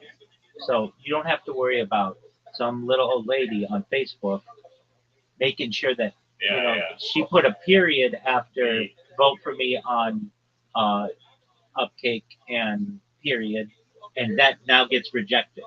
Like that's now you don't want to be fucking with that. And plus that makes it really complicated with other languages. Now you have to go in and make sure like you know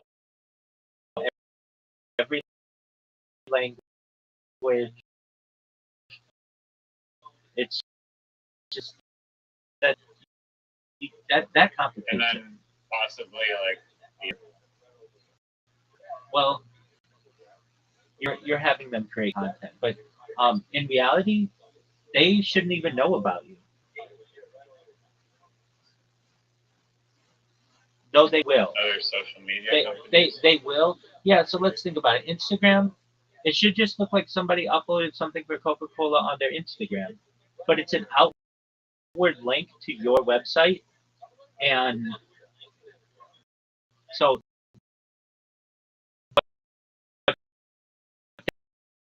they could do though, which would kill you, is they just that would be if you wrote like URL.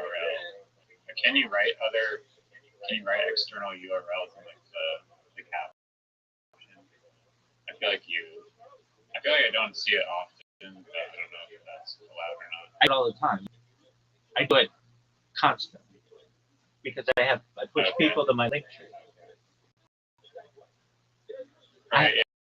I've seen like I have it in the title. Like GoFundMe. Absolutely. I put it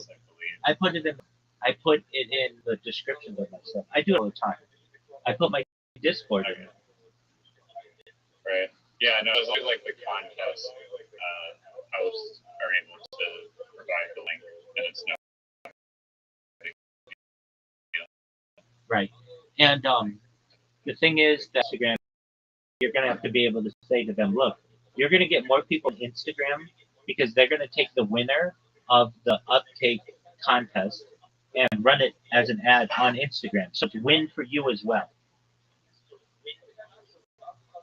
Oh yeah, definitely.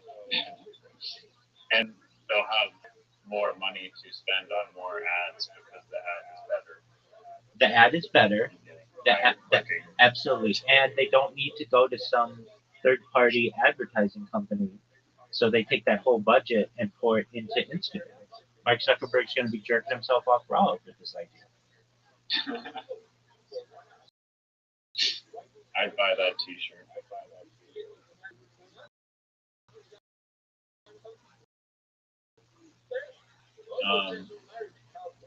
One, is there?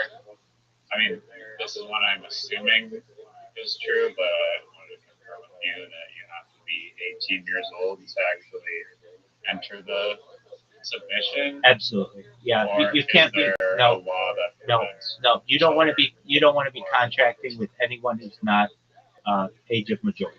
So everything is 18. I would And say, that's globally. yeah. Like, is the global contest? Yeah, it's a global contest. So long as you make it 18, then your bases are covered. Because what you're gonna have, what do you do in a situation where some 15-year-old wins your contest, but their parents didn't want them entering?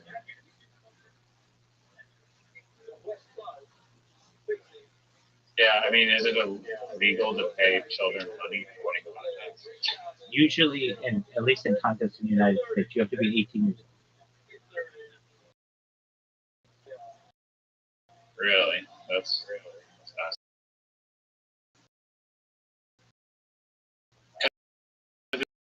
it's not like some. Usually Like, it's English mom and a resident of whatever. okay. Yeah, that makes sense. So I guess the kid really wants to Just have their parent with them, right? Then they just have to convince their parent, hey, will you please submit this for me? Yeah. So it's not like kids cannot actually create, like, you can have a submission where it's a kid dancing and doing their like whatever, but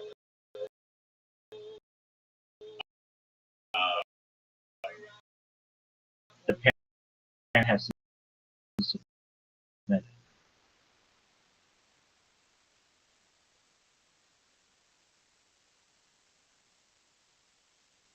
conditions, right? Yeah, Like, exactly. I am at least 18 years old, and then if they end up not being 18, then the contest doesn't have to play out.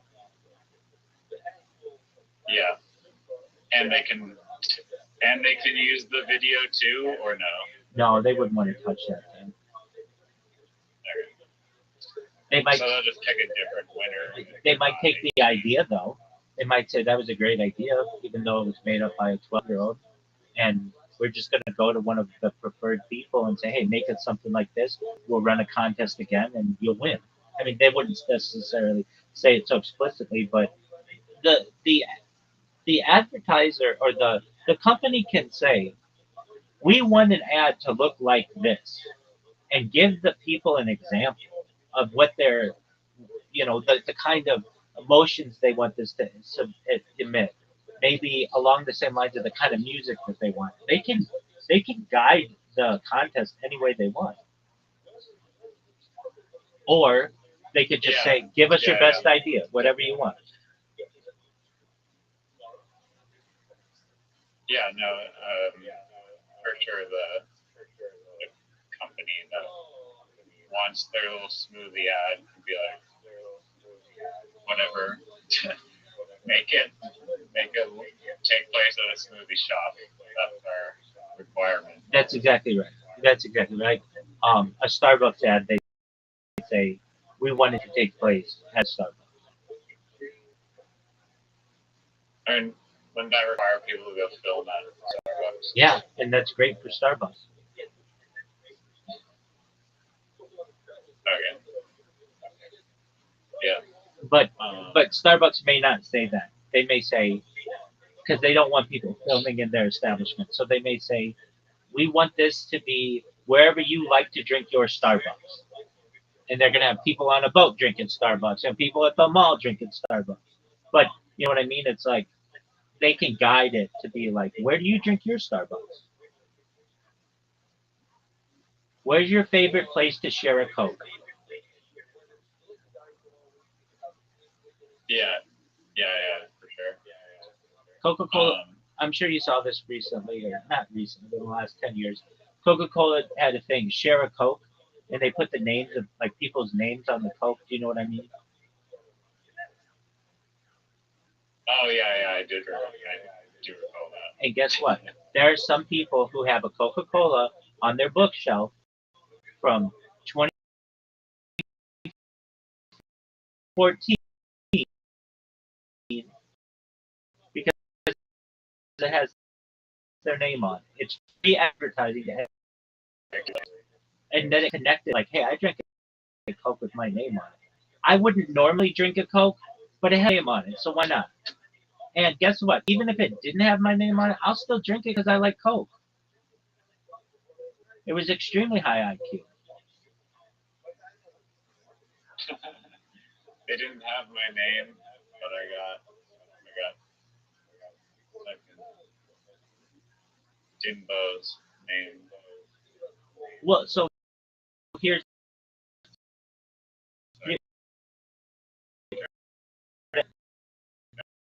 that's one. You would get talk about Coca-Cola. It needed free impressions for the company. Right. I feel like there could be other like canned tricks. Why did they stop doing it? Just like eventually lost its novelty. Yeah, but I think they should do it again. In fact, I almost think they should make it a permanent thing with their brand.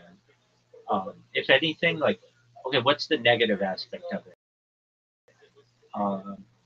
I don't know. You It broke. also like a treasure hunt a little bit, like a warrior specifically. Agreed. I just saw Coca-Cola released in at least LA, but I think nationwide. It's called Coca-Cola Balls for the World Cup, where they have Coca-Cola bottles in the shape of a ball. It's not a can, but it's similar. Oh, that's cool. Like beat the soccer ball. Exactly, because of the World Cups in North America um, this summer. That's cool. Yeah, so you're thinking what other can things can people do? Well, frankly, Well, like the name thing, I feel like you said, like the one downside maybe is like people that have non-generic names, like or Bartholomew or whatever. Like Bartholomew's not gonna like be able to find his name. but Bart, feel like slightly excluded, dude, unless you can order them or something. and you could, and that's an even better aspect. Dude, I knew this guy. He was in IT of this organization for which I used to work, and his entire office, top to bottom, was everything Coca-Cola. And here I am, more than 10 years later, talking to you about it. That this guy was obsessed with Coca-Cola. He made that brand his brand, and anybody who went in his office was like, holy shit, this guy's got Coca-Cola everywhere. And that was just like his thing. That's the ultimate thing that a brand can do. When they win over someone make that brand their own brand. And the way that you do that is through these types of marketing. If it was a model car, it was Coca-Cola. His bookshelf was all Coca. That fucking bear everywhere. And Under the giant bottle caps, the tables, all of that. Bottle caps, and when you went into his office, guess what the first thing you talked to him about was? Coca-Cola. Even though he didn't work at Coca-Cola,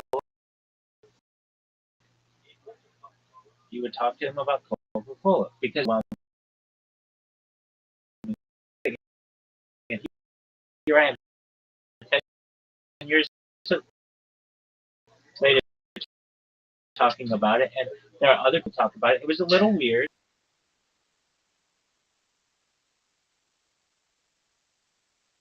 And as an advertiser, family's ever going to order Coke? It's just how it is. I people in my family who are loyal to Coke, not because of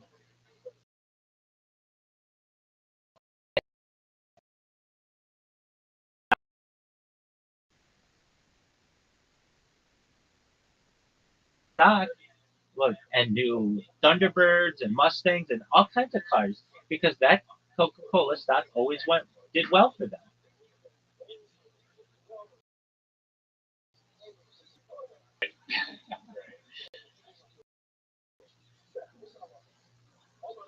think not every consumer would know that, but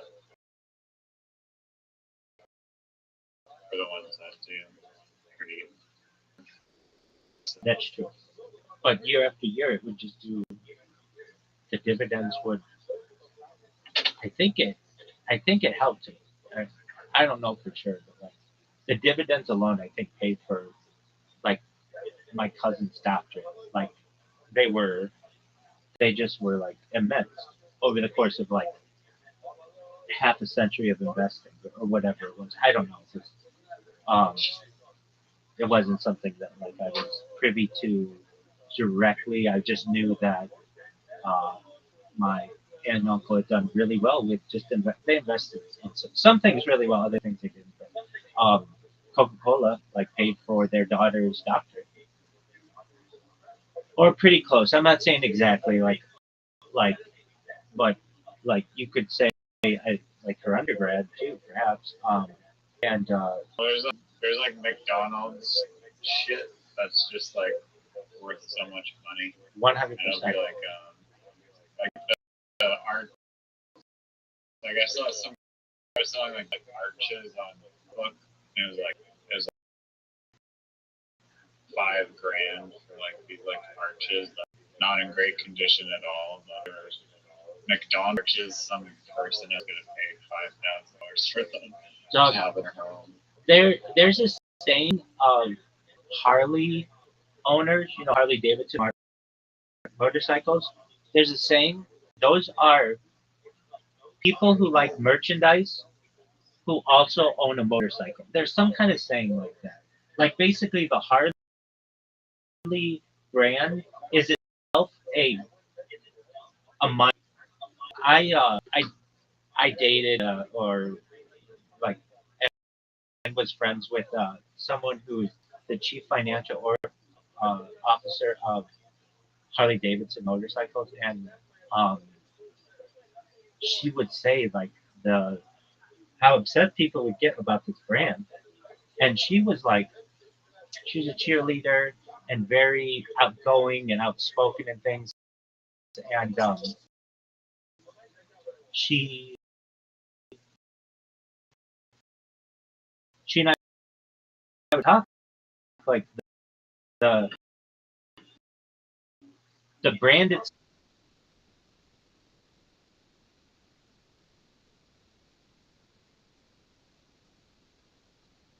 even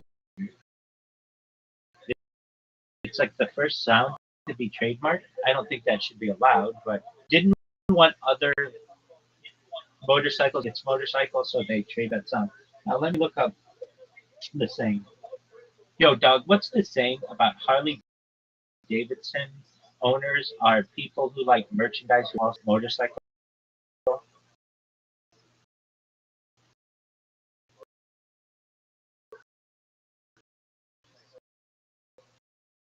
It's something like that.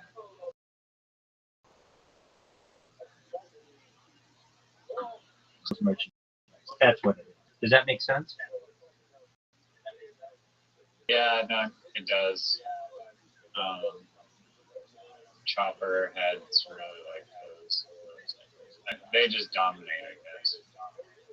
I don't know if you've finished, but how many motorcycle brands can you? I mean, I can name like a few motorcycle brands, but they're also like car companies, and that's like Ducati, but I don't really know any other motorcycle brands. Harley Davidson, car companies, Honda, Ducati, Indian. Those are like the big ones. Right. Suzuki, Yamaha.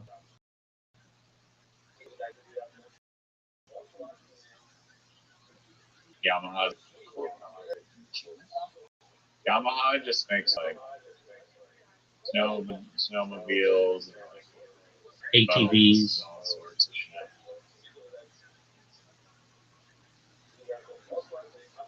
It's very interesting how all those companies got started. It was like either after World War II, I want to say, some before World War II. But like some of them started as like not car companies. They would start like like Nissan and Toyota and like even Nintendo. Nintendo started as a card company. Like it was not a video game company. Some of them did not start as what we know them today to be.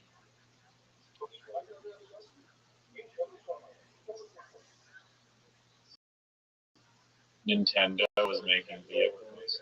Nintendo was a card, CARD, Oh, okay. not a card company. Apologies. No, that would be Oh, that makes sense. um, so anything else that you have to worry about with this? Yeah, you're gonna run into issues with any company. Nothing is super smooth, um, especially in business.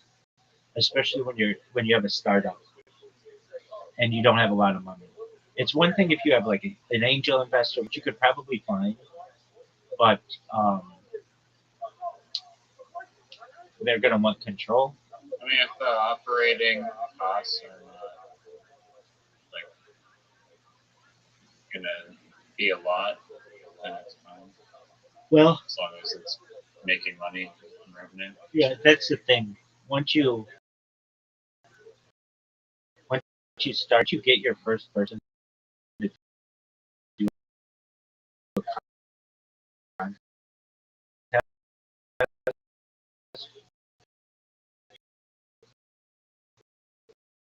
you will.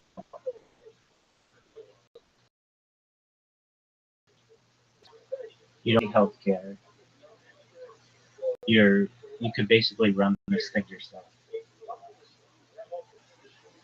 The issue is this though: you only own 49% of your own company, which sucks. But you know that's what you do when you make deals with Rabbi Rothschild. But that's cool. Again, I've said it to you before: a small piece of a large pie is better than a large piece of small pie.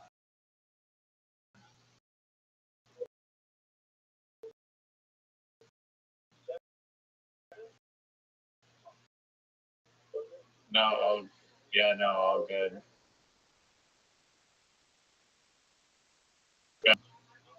I have the story of your journey on stream, which is important to you as well from a company standpoint. This would be the first company.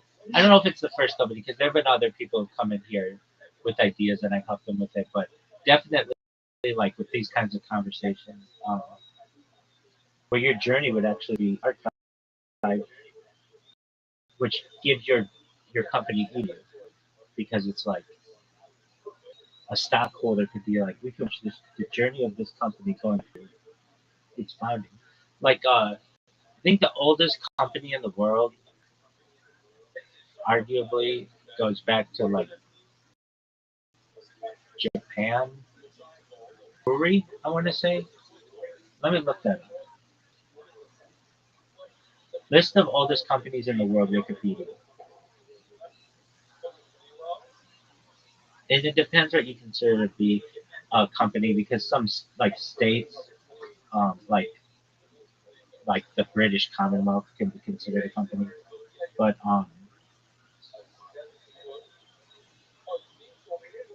so oh no, construction company. Japan, it is Japan, but it's a construction company. And then there are some, so they're all like in Japan. Japan. The top five, oldest one goes, this construction company goes back to of the common era. And it's like, why are they all, because Japan hasn't been invaded. That's a big thing. Like, um, many of these other businesses, but they've been invaded and they were destroyed. But Japan hasn't been invaded, arguably, in, in a long Why is time. that? Why That's a good question. The Mongols were the smart? no, the Mongols were They're the an island. yeah, it's an island. It's the same idea with Britain. Britain hasn't been invaded since 1076. Um, the idea of an island, the Mongols are the last people to make a real attempt at it, and I think they got some people on shore, But it's like, especially back then, to have a invasion, you need to have boats. Those boats have to have a big enough navy, which the Mongols were not a naval-based civilization, and the Japanese were. And you have to be able to destroy the Japanese navy, and then make a beachhead, and then be able to get your guys on the beachhead without getting destroyed. And that's just a hard. Yeah. Yeah, it's like the high ground advantage. Exactly. I think there's a statistic. In order to successfully invade a country, you need to have twice the army size that they have, at least. Just because defense has the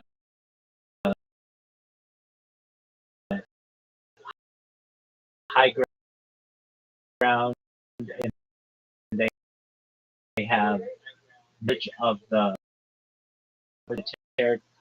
have the issue of morale. Like if you have an army of guys who are far away from home, that wears on them quite easily. So they want to go home and they want to turn around. They get sick, and then you get unrest and morale is low, and then you get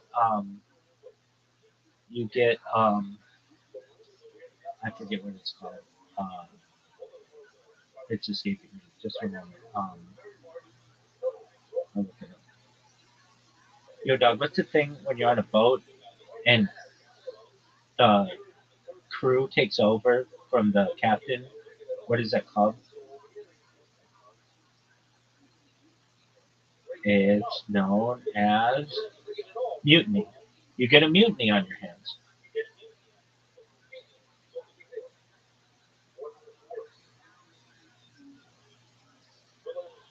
But back to your idea. Can you hear me? Yeah, yeah. I was Okay. just gonna say, countries though, like Switzerland, they have the most like mountain tunnely bunker things.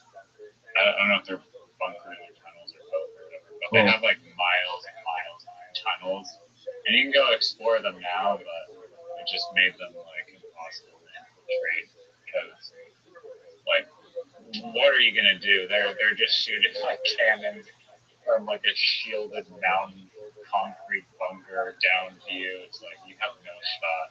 So Well, Switzerland didn't get invaded much. yeah, I mean, it's part of their neutrality. And if a country wanted to invade Switzerland, they could take it over tomorrow if they wanted to.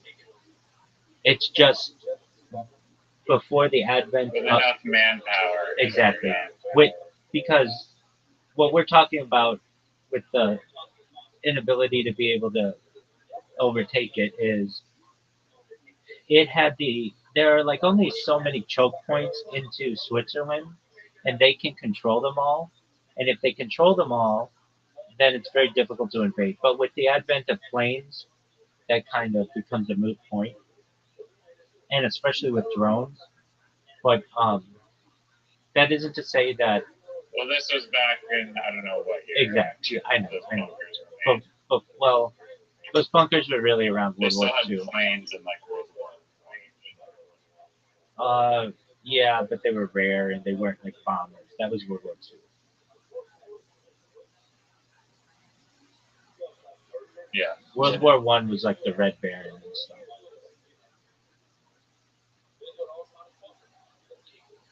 Anyway, are you ready to lose, or is this? Well, let me finish about what other issues you're going to run into. Your overhead's going to be low. You may run into some issues where Facebook or Meta is like, you know what, we're going to steal your idea, and we'll just have contests on our own website. But does a company really want to deal with that? Because if they do, those ads are really only going to be shown on Facebook and Meta. Yours is an outside idea and will benefit them.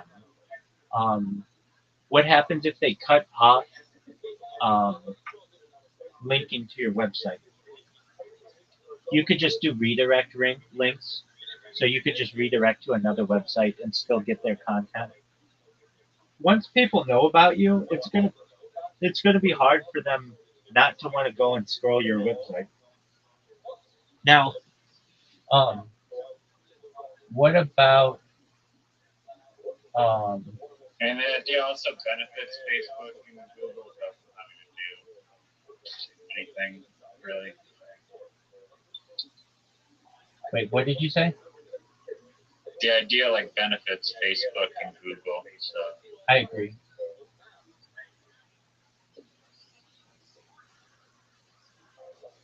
Um, just one moment. I am.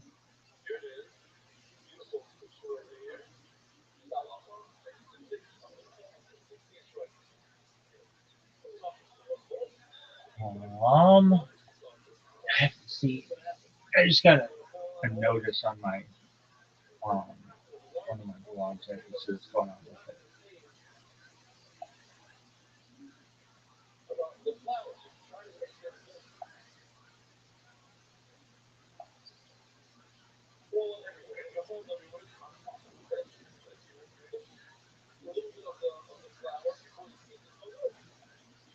Okay.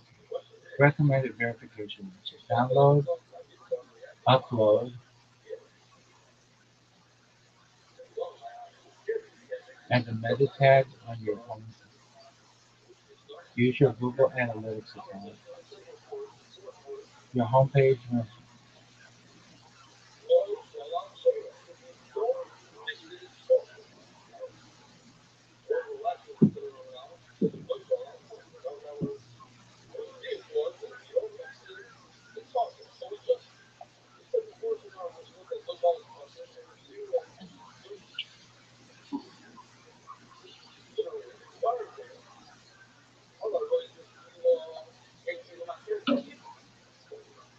Oh, that's why.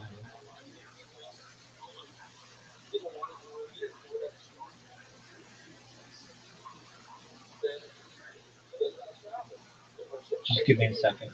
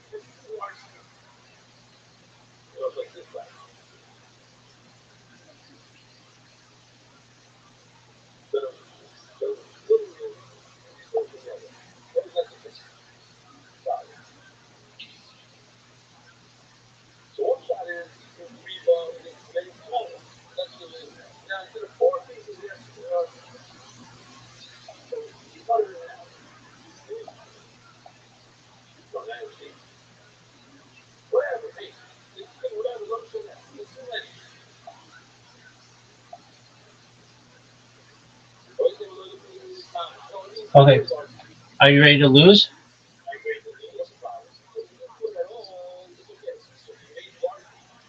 Oh, look at Riser here. We're on Riser time, everybody. I said, yeah. Were you gonna say something else? Yeah, let me think if there's anything else.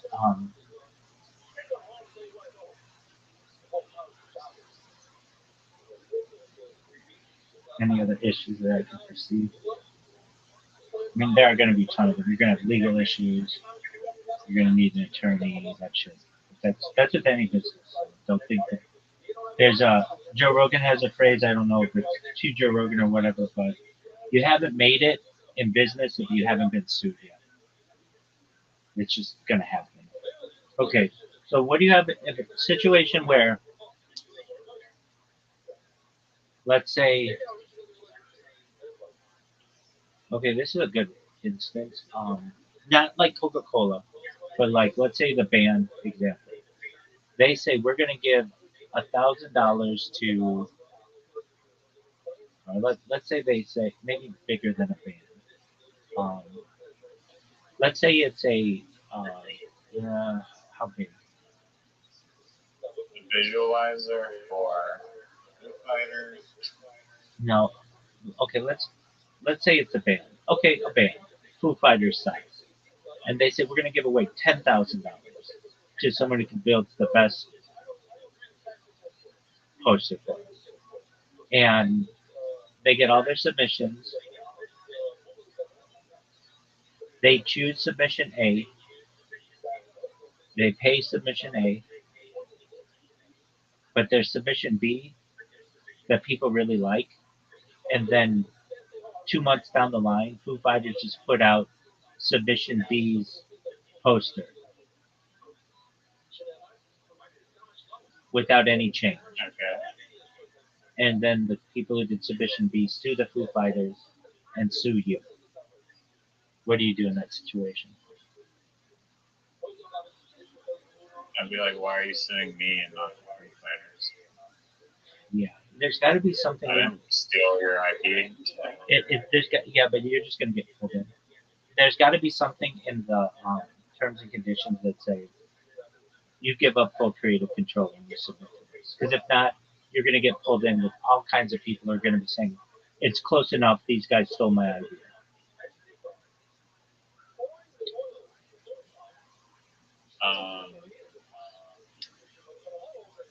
Sure. I mean, yeah, because the what's it called? Like the money is already tied up. They have to select a winner anyway. It's not like they can just like go steal the ideas and just run off without paying anyone. Right. Yeah. No, you're already getting paid. It does give like the. I mean, doesn't that kind of screw like everyone in the contest or someone that whatever they're 10th, they didn't win a prize, they worked hard, and then the Foo Fighters goes and just steals their shit. How is that fair to them? It's not. But it's the fact that they recognize that art can be borrowed and that, well, let me think. Like Urban Outfitters used to do this with people. They would, like in the late 2000s, the knots or whatever, um, t-shirt designs were really, really big. They're not so big anymore. But like even t-shirts, really dirty t-shirts would be big. Like Abercrombie and Fitch had one, Eager Beaver Painting Company, which doesn't necessarily, there's nothing inherently dirty about that, but it kind of has a sexual connotation to it. Or like even like teams around the United States, like the University of South Carolina Gamecocks, they just put out a hat that says Cox on it, and a bunch of guys in college would just run to these hats because it says Cox. All right. So what we're like, there's another one. I think it's like Wichita State. They're the Shockers. You know the Shocker, two in the pink, one in the stink. Yeah. That was like a meme. Before memes were a thing, that was like a thing. The shockers.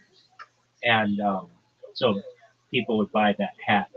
Not giving a shit about Wichita State, but it's the fact that their name was something sexual. Um, okay, so these T-shirt companies would come out, and somebody would get a really good idea, like federal boob inspector, and they'd be like, "Oh, that's a great idea."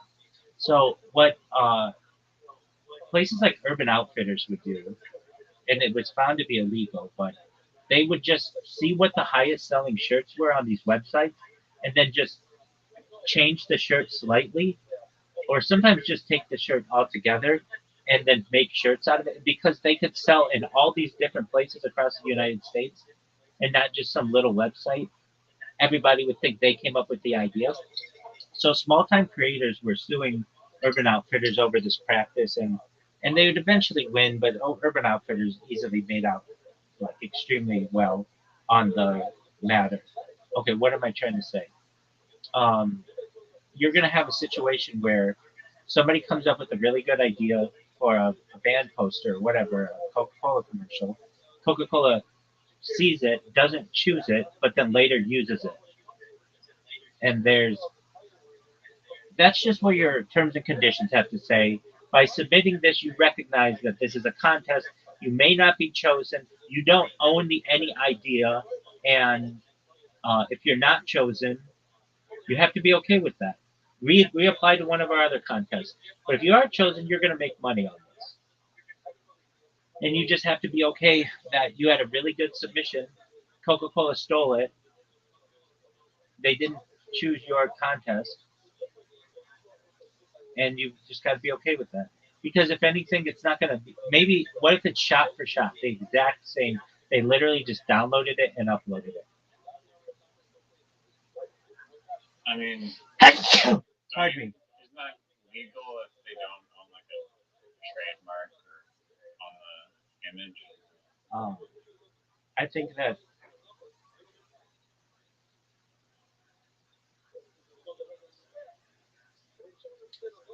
that uh, it could be allowed. Like, I don't know if you've ever seen like a car company commercial. All car commercials are basically the same. It's a car driving down a windy road, and they show the car from different angles, right? That's like every car commercial of the last 30 years, right? Basically, yeah. All right. So what if the original person who came up with that idea was like, that was my idea, showing a car going down a windy road and showing the luxurious interior and everything. That was my idea. Well, In a patent office, it has to be considered non-obvious. yeah, that's true. And so it gets down to, was it obvious or not? And A car driving down a road is pretty obvious. yeah, I agree. If it was like car and then they're like, oh, we figured out that there was like an array of like 50,000 flashlights all around the car, it would just make it look so good that people had to buy it.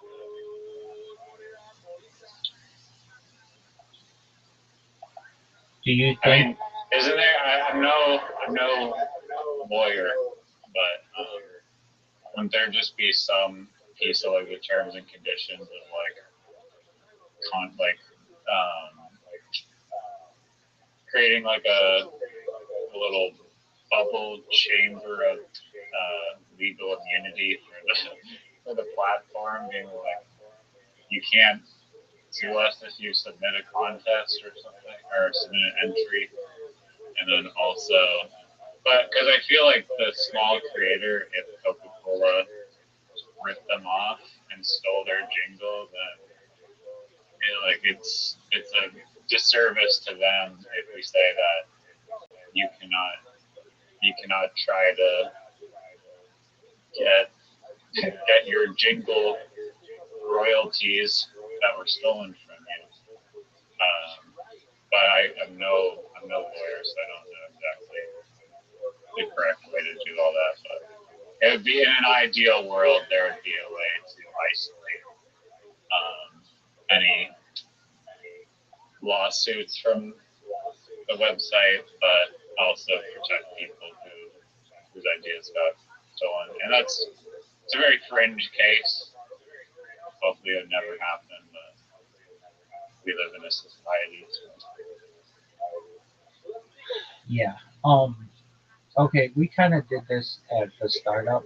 Um, the owner of the business used to love to come up with what he thought were original ideas, and he would, or like, here's what he would do.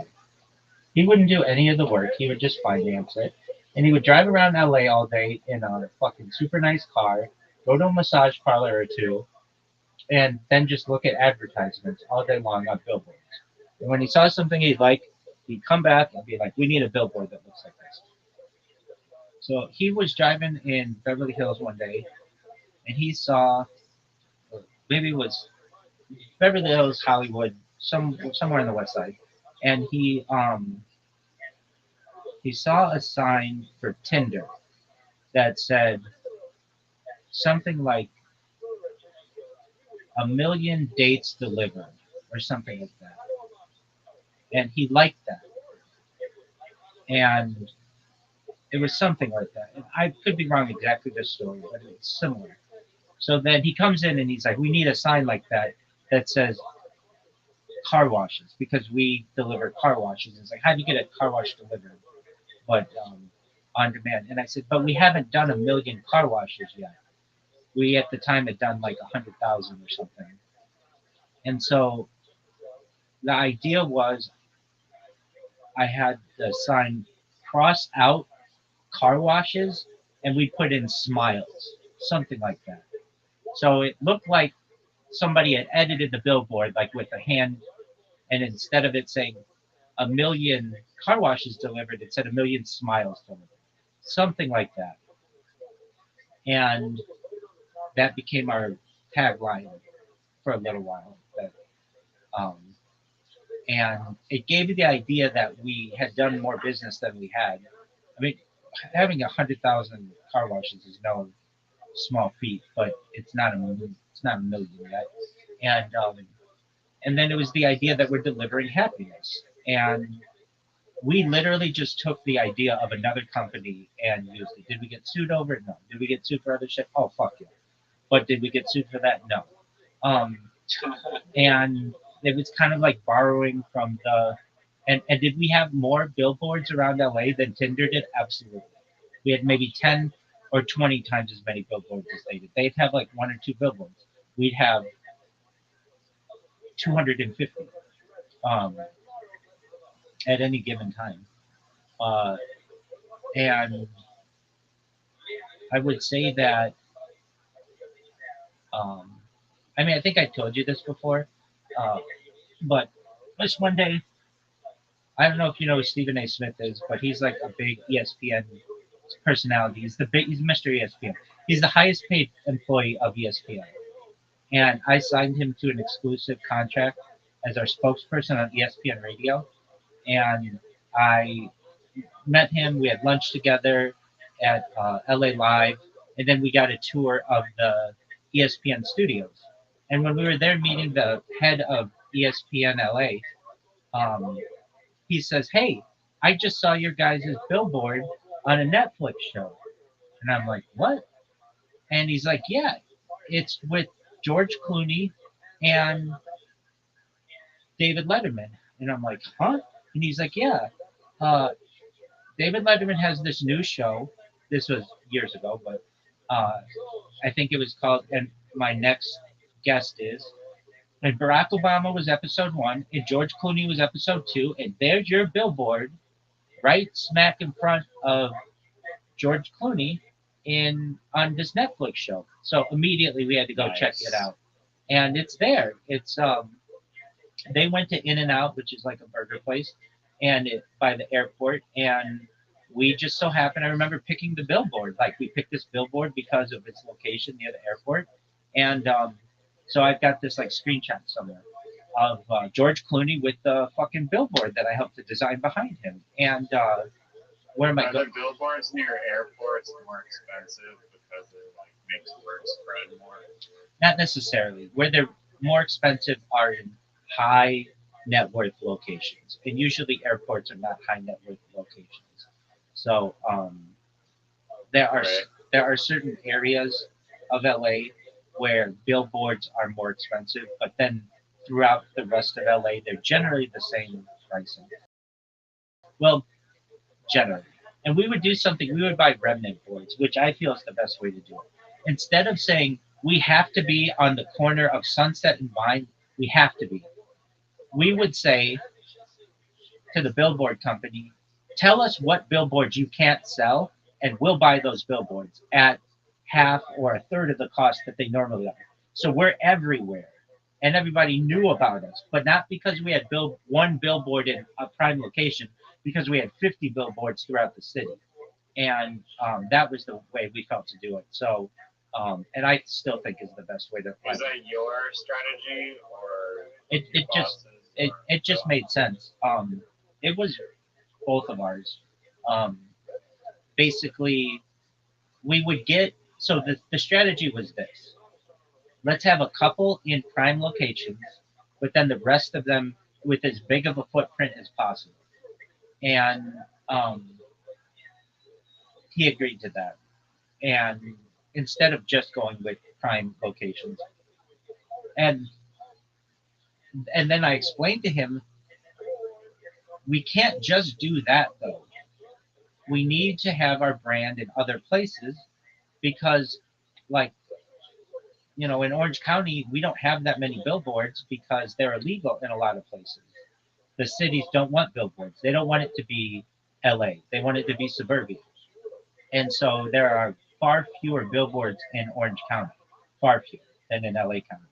And so we needed other ways to be able to market the business. And so we would do things like there's like a way to advertise on a radio in someone's car where um, like you'll be listening to the music, but then where it normally would say like whatever the KIIS or like KBIG or whatever the radio station would be, you can put uh, advertisement in there like 26 letters or something. And so we bought that. So we were in every single car in LA on their radio for it was expensive. It was like I want to say like $100,000 a year or something like that. But then whenever you turn the radio on, it said get a car wash to your door, um, within an hour or whatever. Um, but that kind of advertising was important because in a lot of places they don't want billboards. So you had to get your message to the people in one way or another. We did do also some banner ads and some like pop-up ads, but I generally avoid that because I would just show the owner of the business, look, this is how a pop-up blocker works, and he'd be like, oh, so I'm having to pay for that, and I'm like, I don't know, we have to check, and we checked with ESPN as an example, and they were like, yeah, you're paying for that. But I remember the woman there, she was like, she looked just like oh fuck. Whoever Ryan Reynolds' wife is. That what's her name? Anyway, who gives a shit? But a real pretty lady. She was like, yeah, but you're like the only one doing that. I'm like, no, I'm not. I'm not the only person using pop-up blockers. There are a lot of people who do it. Anyway, it basically was like, don't waste our money with that. Use the budget in other places. All right. So what am I saying with you? With your business, you will basically have other companies who see a submission that you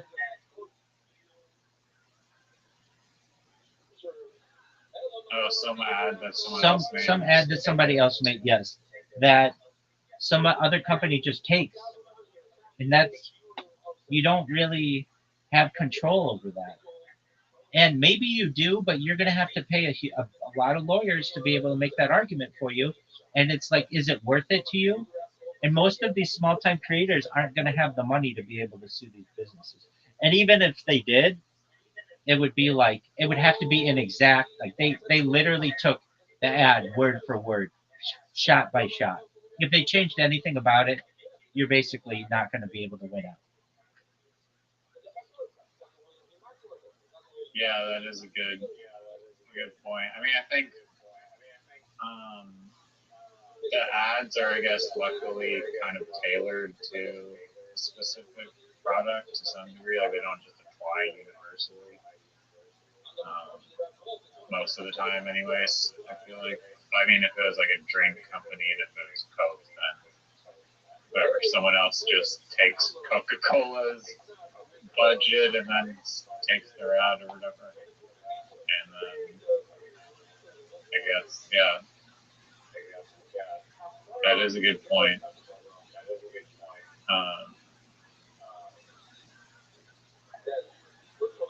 Is there any counter to that even, or just like you have to deal with people leeching? I think it's part of the business. The thing that you do to protect yourself is in your terms and conditions. You do your best to say that we're just the platform. We don't hold any responsibility over what is shown. You're not hosting the stuff, so you're not going to have a lot of. I feel a lot of responsibility for these things. Like, if anything, if they're going to sue you, they have to sue Facebook as well and Instagram as well, and that's going to get expensive. So you're pretty safe when it comes to that. Um, in terms of um, at what point will you need an employee? Um, When managing all the contests, it becomes way too much. yeah, or there's some kind of thing that you're going to have to like verify people's um, age. Like that would be So it. that's just on like the payout, right? So, No, even submissions. Like there may be some law passed that says that you, in order to have a contest that's not an illegal lottery or whatever. exactly, that every person has to be verified beforehand. I'm not saying that's guaranteed. You just have to be on the lookout for that. What about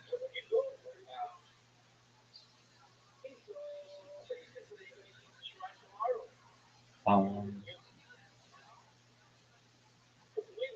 I mean, it's really not that complicated of an idea. So, like, No, that's what I liked about it. the other businesses that of which I've been a part, I mean, just with that startup, the location, advertising, the contracts with the washers, employees, all that shit is really complicated. But this is like very simple. It's just a website, and It's built-in content generation engine and built-in advertising, like self-promoting advertisement for ads. agreed. And I think it's needed, and I mean, I really mean this. I think it's needed in the marketplace. Too often do I see my time is wasted, and the company's ad dollars are wasted because they're not giving me an ad that I really like, and they don't know because they don't have the money or the time to be massive focus grouping this stuff. Focus groups are really really important though, and um, they are not talked about enough. The focus group I think began like in mass around like the 1950s, and they would have like this is when like two-way glass or one-way glass, whatever you want to call it, became a thing, and people could see different people's reactions and while watching them. Um,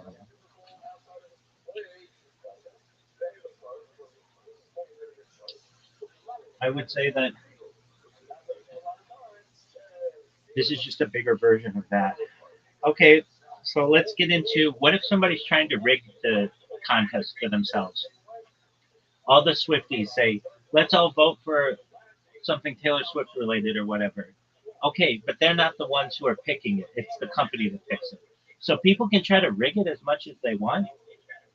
It doesn't really have too big of an effect. Maybe it will promote them to be the most viewed thing or whatever, most upvoted thing. But that's with any social media you're gonna have that. Wait, so there's numerous prizes, right? That goes from like, because if you only have one prize and 10,000 or one winner, 10,000 entries, then the odds of winning are too low. But if you just like kind of scale it down, like so that there's a second, third, fourth, fifth prize. No, there's none of that. There's none of that. There's none of that. I don't know what. That's not a thing. It needs to have no, it doesn't. No, it doesn't. You can't a just company. Have one winner. No one will participate.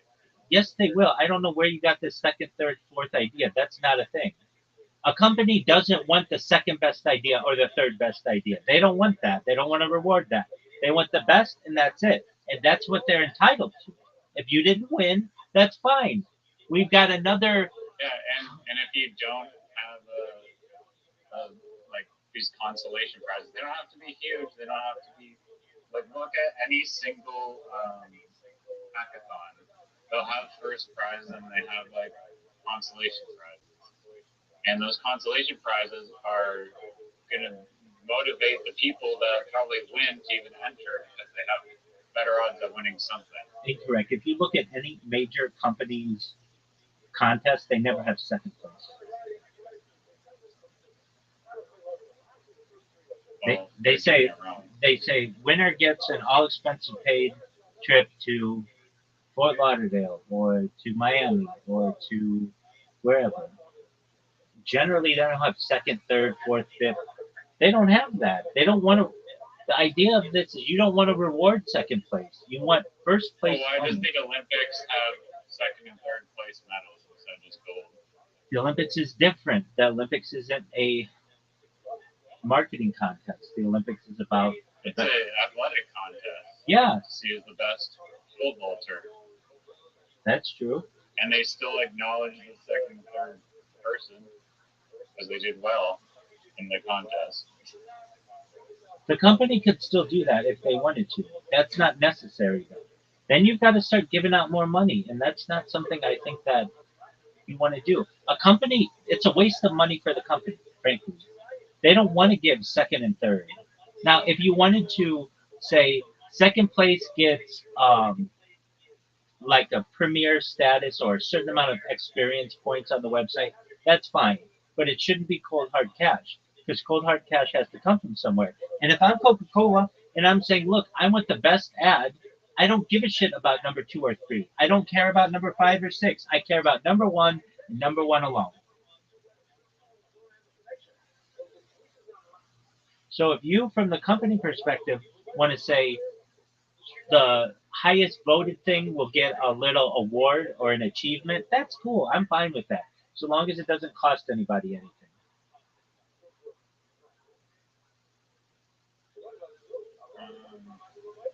ChatGPT disagrees. Well, ChatGPT can be wrong on that. ChatGPT, if I don't even want to put it in because it's a lot to explain, but why would Coca-Cola want to give money to the second or third place and not use their content? Because the consolation prizes actually attract people to enter, and if the odds are so low, then they're not going to want to enter. They're not going to get as many entries. Okay, where's that money going to come from? The company. Well, no, the company doesn't want. Instead of giving $10,000 to first place, you give first place like $7,000, you give second place $1,000, you give third place $500, you give fourth place $250, and fifth place like a voucher to whatever. I think that's a bad idea. Because then it just And the reason why it's a bad idea, nobody wants a $7,000 first prize. They want a $10,000 first prize. And a company doesn't want to keep expanding this. Look, if you want to say, and then it's more work for the company. You want this to be easy for the company. All they have to do is choose one winner. That's it. Now, if you want to say the people who had the biggest, most upvotes, or I don't know, most positive comments or whatever it is, if you want to give them something on the website, that's fine. And that's also a consolation prize. So don't think that that doesn't mean anything. That will help them in future contests. But giving them money and taking it away from the prize winner, that's not a good idea.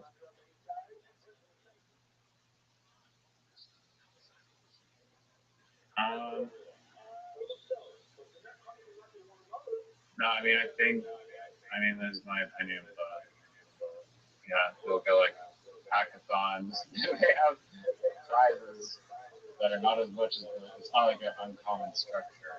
It is not an uncommon Do structure. it that way. I agree. But this is unique. You want the best. You don't want second best. You don't want third best. There's a reason why you're going with this method. You want the thing that performs the best. And then you're going to get really complicated in what if the company uses the second place thing? Do they have a right to use that? Because that sort of won too? Yeah. Well, they have the right to use anything according to the terms and conditions. I agree with that.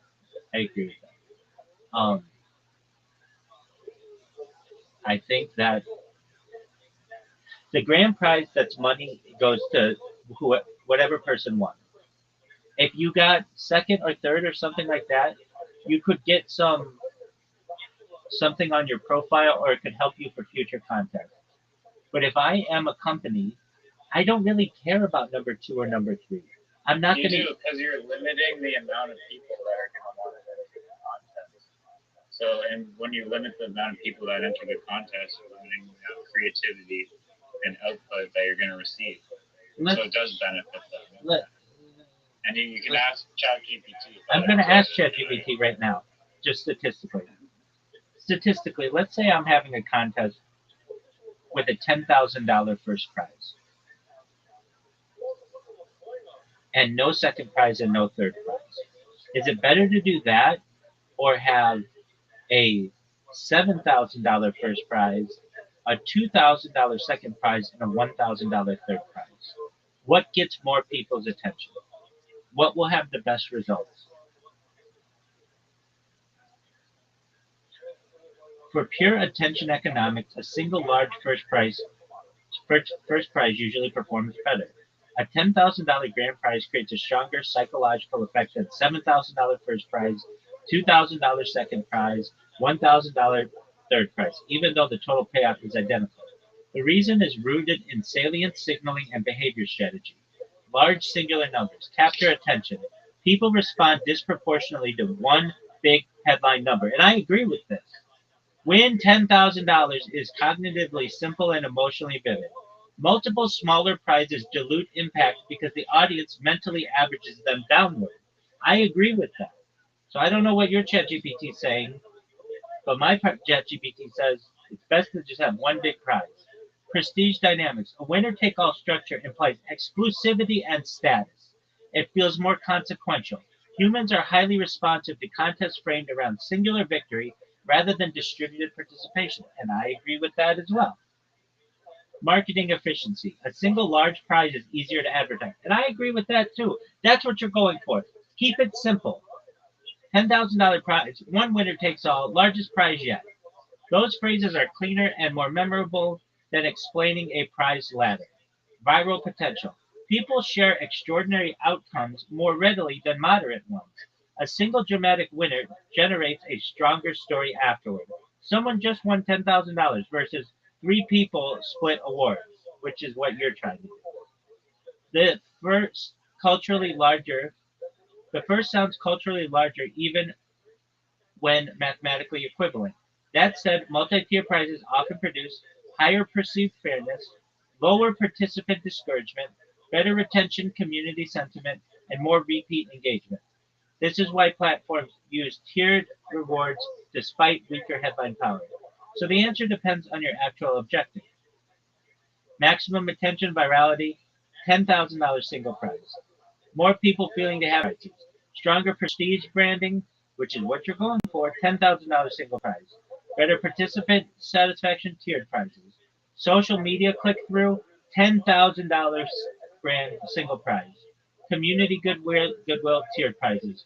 In practice, many sophisticated contests use a hybrid structure.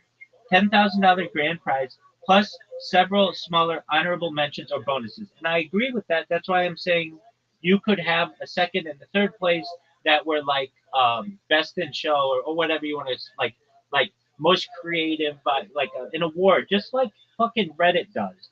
Reddit literally gives away prize awards or whatever, and you don't even like have to. I mean, they have the ones that you buy for people, but they also just give you awards if you do something, and people love that shit.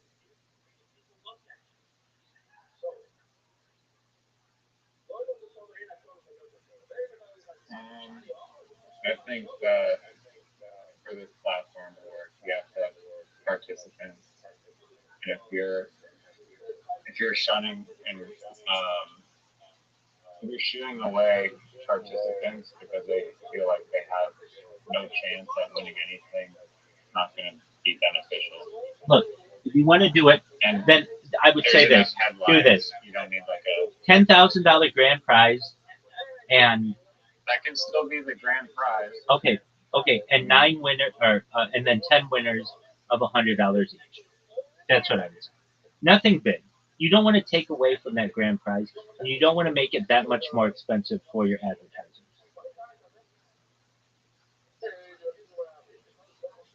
That's the best Yeah, of both worlds. I mean- worlds. It's a hybrid model.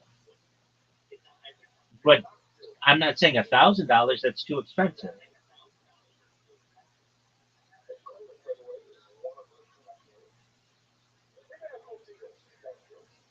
But I also don't like that idea because a company then has to say, but what if we don't like the other entrants? Now we have to pay them even though we don't like them?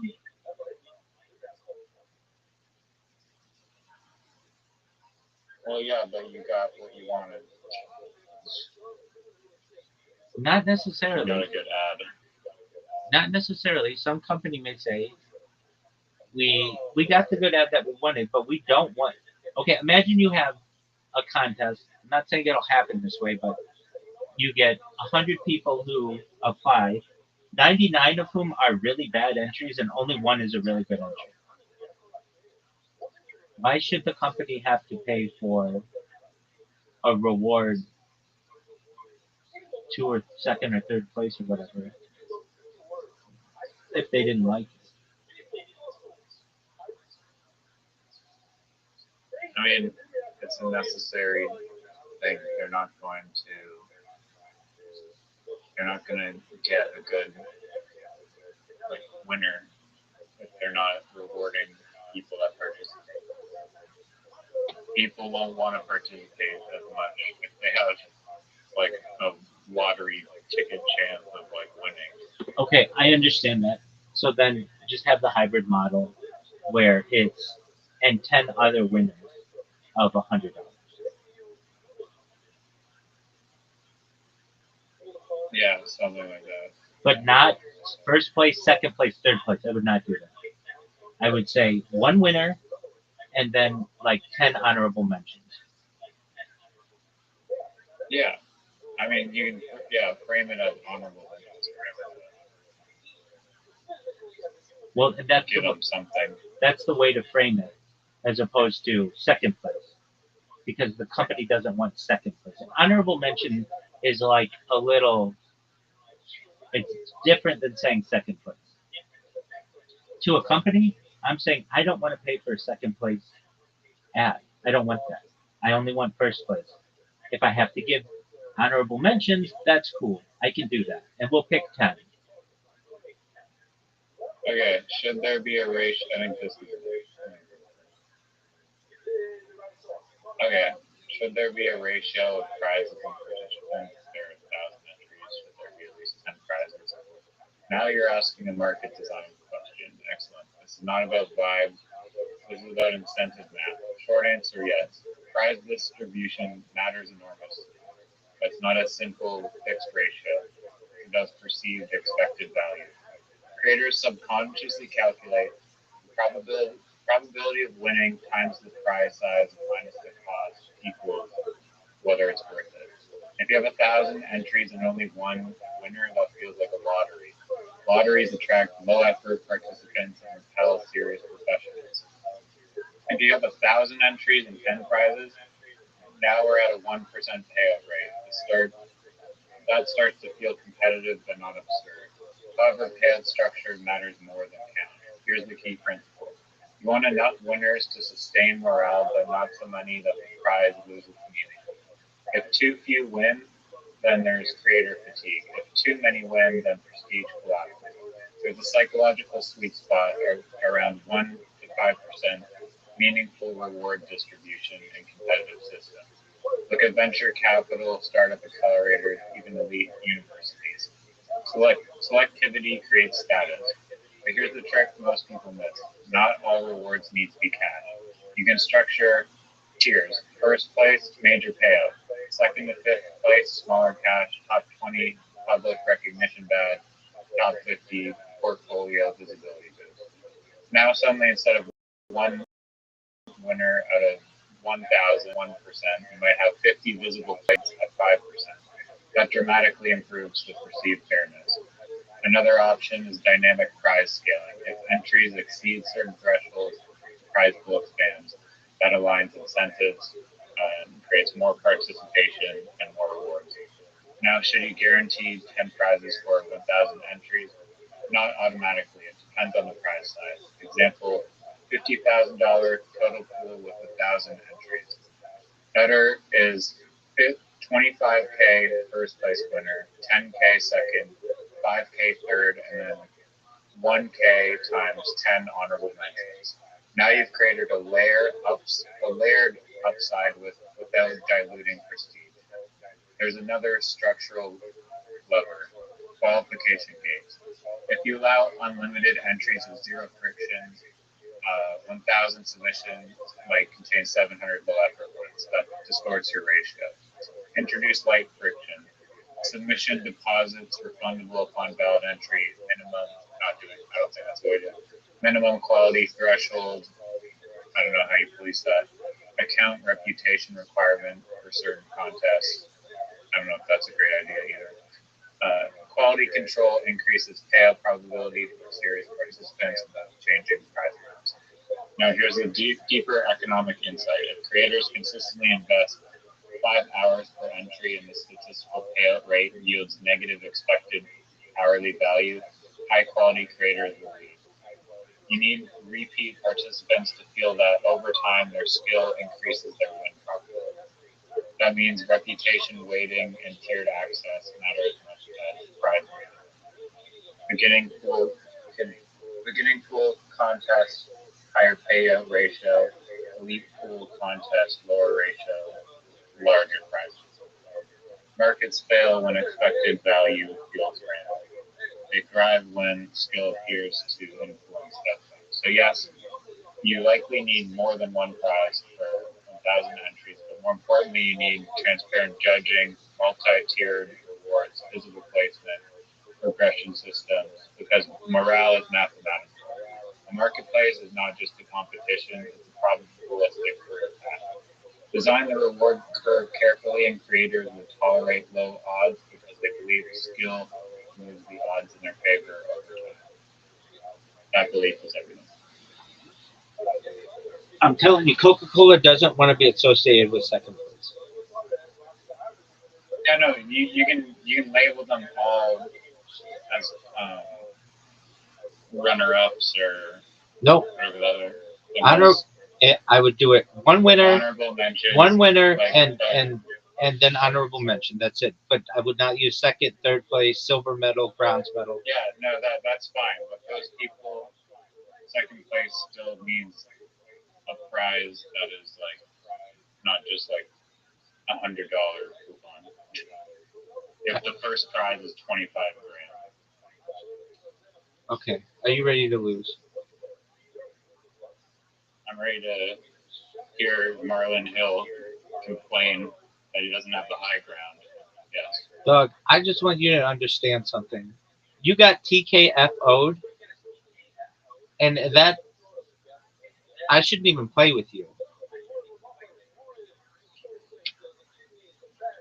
No, I did it for the comedic effect. You got TKFO'd. That's all I know. I wasn't. You got TKFO'd. I wasn't even flustered. I was just. No.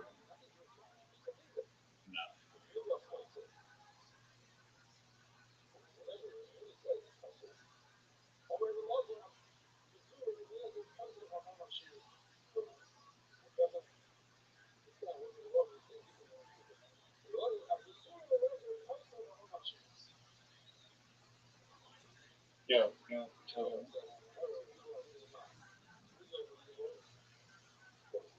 What the fuck is this? Going for a bingo.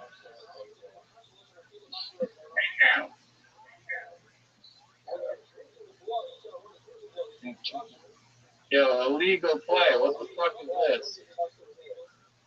Illegal play. Disqualified. Not illegal. Disqualified. Not illegal. In what world is that not illegal? Oh, wow.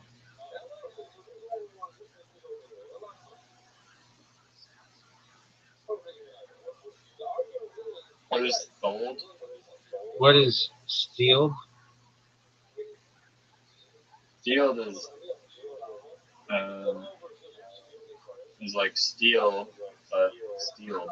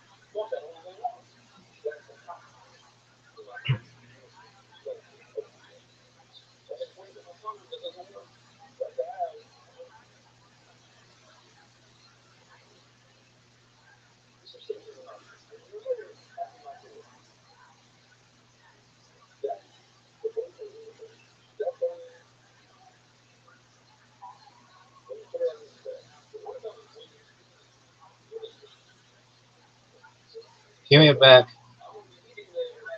You were gonna place the tiles down. I am. Within five within 5 seconds.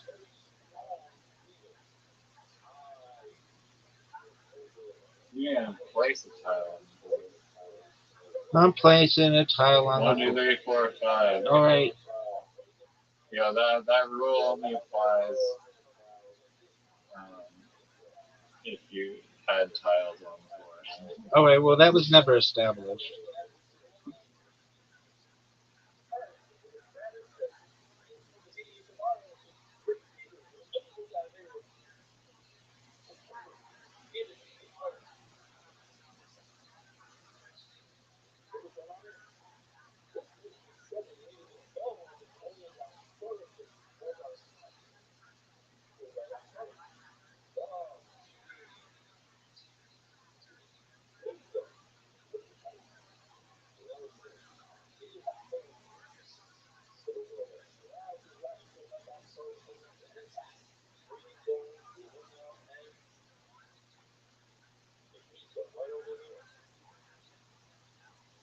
Probably get destroyed there.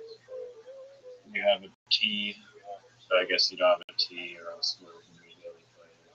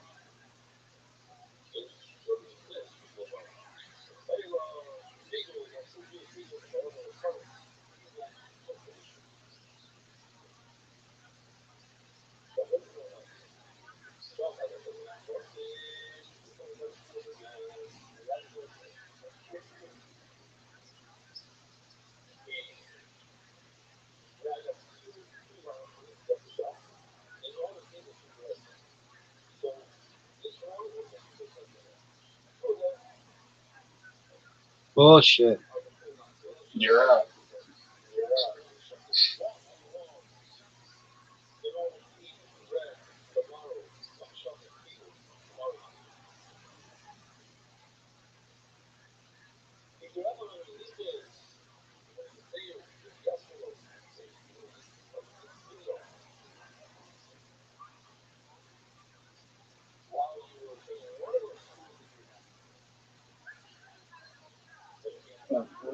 That's a word. That's a Definitely word. not a word. Some kind of iCarly word. iCarly word. It's candy. iCarly word. iCarly word.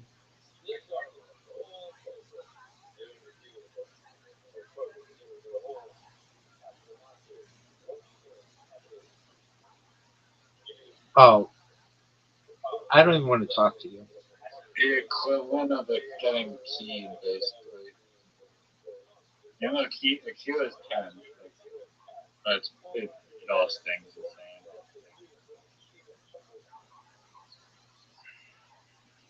Revenge. Dog. Yeah, you don't see me quitting though, because I'm not a little bitch.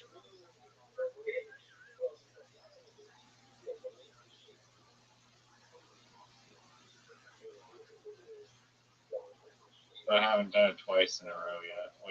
Wait till you Wait till it happens the second time.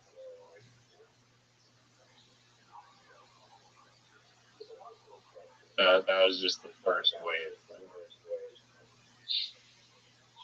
Hold on, I have a word.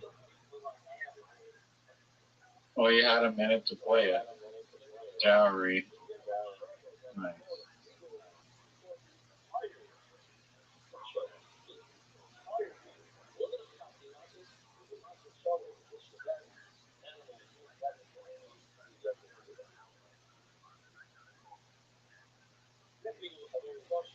Yeah.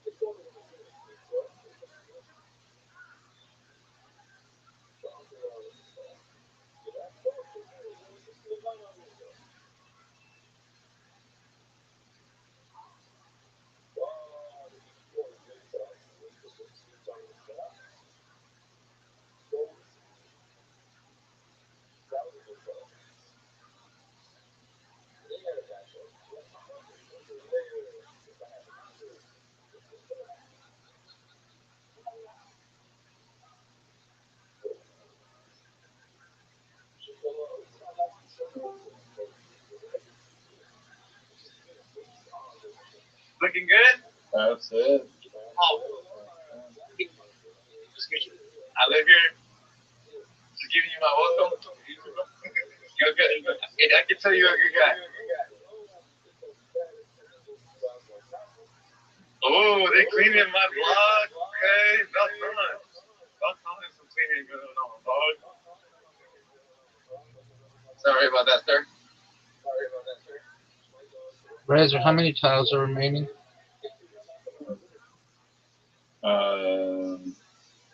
15. Thank you.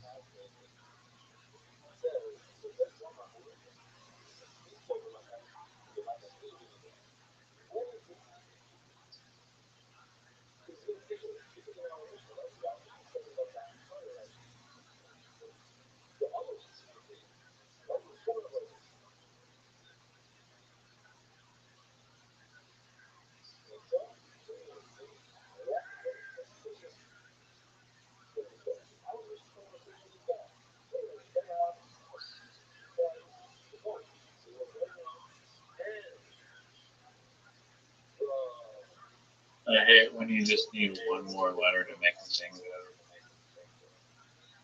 can't make it.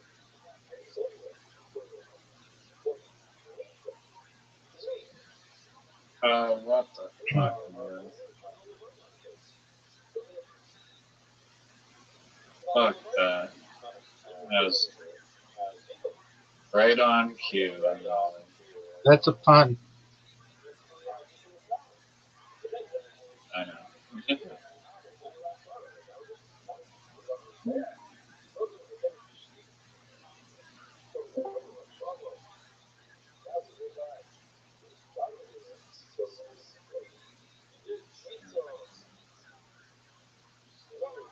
How's it going, Rabbi? Sorry I came in before that news. You're good, big dog. I'm just chilling, playing Scrabble. Yeah, How about you? that's a fucking word. That's bullshit. Can I get a tip today, sir, on how to be more humble? Yeah, baby. Treat every day like it's your last. You write that down.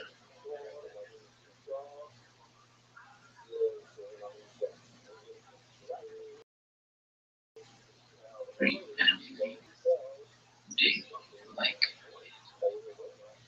Thank you, sir. I'm proud to call you my rabbi. Absolutely, my friend. Come back tomorrow for more alpha. Yes, sir. Yes, sir. Yes, sir. Excellent, big dog. See how nice that person is? Instead of coming in yelling the N word. Yeah.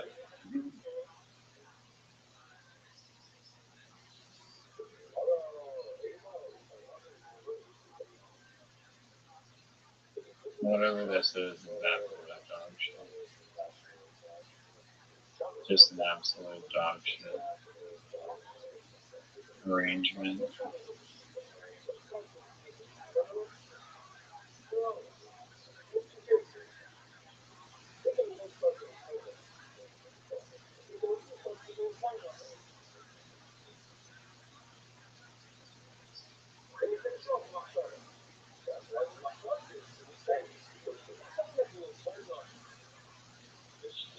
Tool? What's a tool? Oh, wait.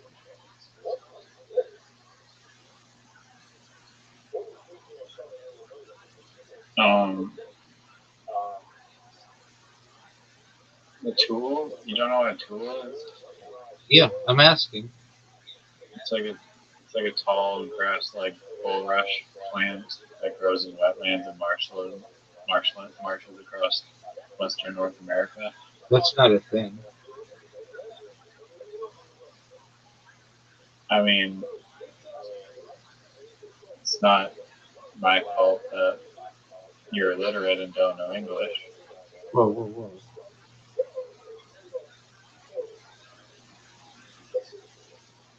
It's the English word.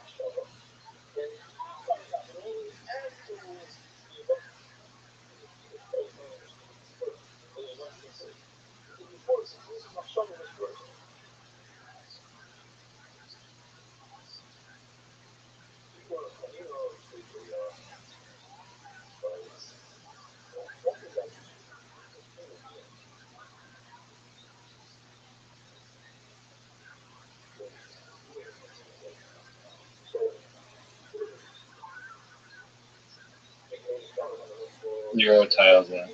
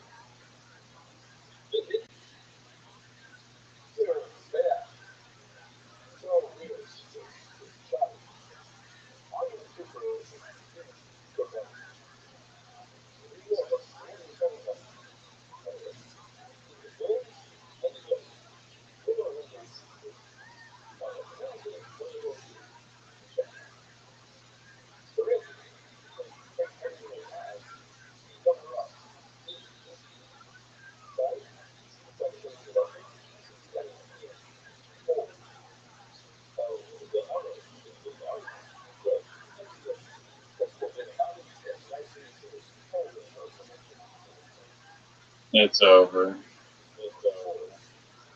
Wow.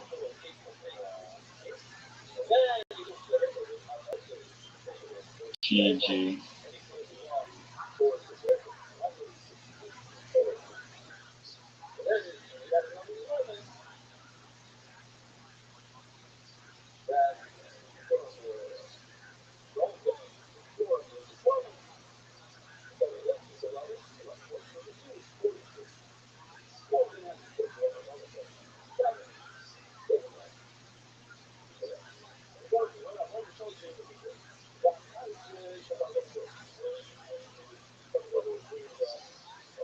Another F? Another F? Can't stop. Won't stop. Champion. Double F. The champ's here. Oh my God. The champ's here. The champ's here. Double F. The champ's here. The champ's here. Here's all the youth that gave you The all champ's here. Dog, can't stop, won't stop. the The champ's here.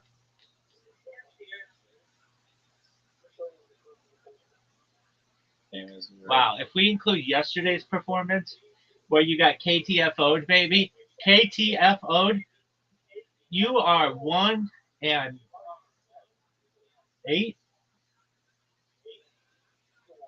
Fake news. 1 and 8. I Carly 1 games. and 8. Baby, I Carly words. I Carly names. baby, the champ's here.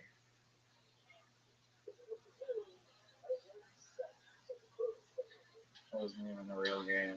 I should. You gave me that extra time on that one of 5 seconds, and that helped me a lot. Oh yeah, that was cheating. That was clearly That cheating. wasn't cheating. It took like 10 seconds No. to find. You didn't even have any tiles down. I had tiles down. I had tiles You down. placed them down nowhere near any of the tiles that you weren't even placing. Champion. So literally cheated. 8 and 1, he just baby. admitted to cheating. 8 and 1. 8 and 1. You don't even know on what one I'm talking about. I was distracted. I know exactly. had Like fans me. here.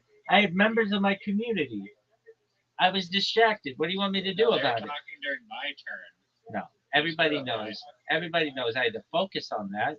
And I couldn't focus on my own self. All I know is that I got really fortunate by getting a cube and a Z. Like, there's no doubt.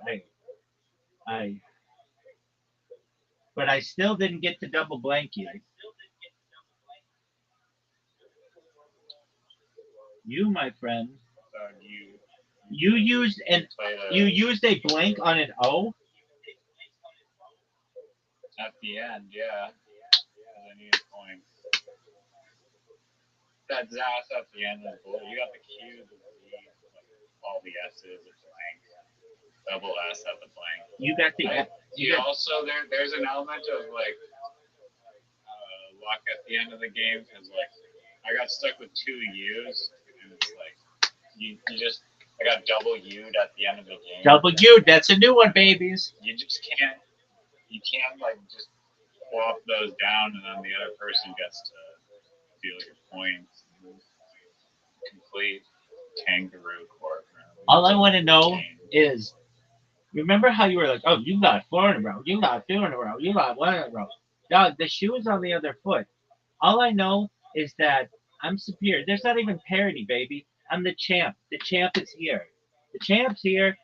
Do you know what that's from? No, you don't. It's from Muhammad Ali. Rumble in the jungle, baby.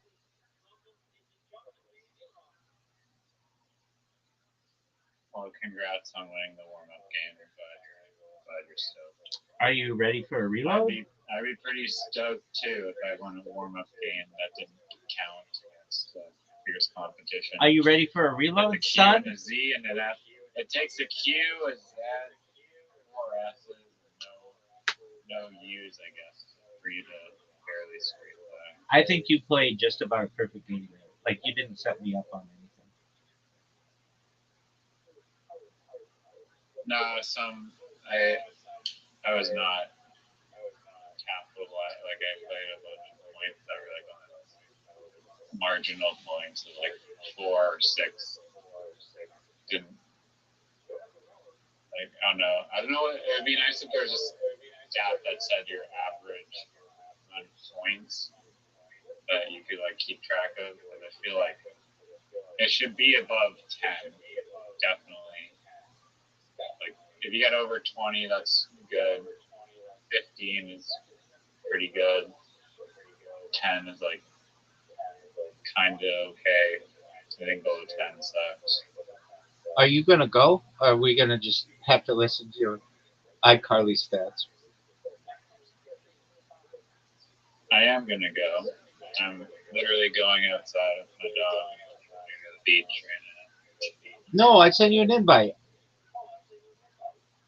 now. I'm going to the beach, dog. Dog, fuck that. Play one more game. No, she's got her harness on. I gotta go. Dog, This is fucking bullshit. iCarly-esque fake news garbage, son.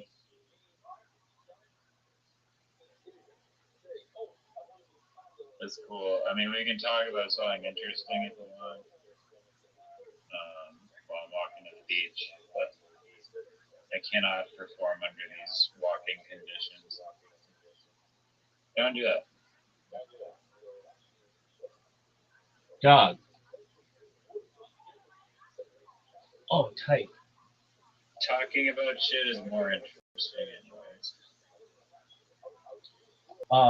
Okay. Just one moment, because I just found something. That's pretty baller.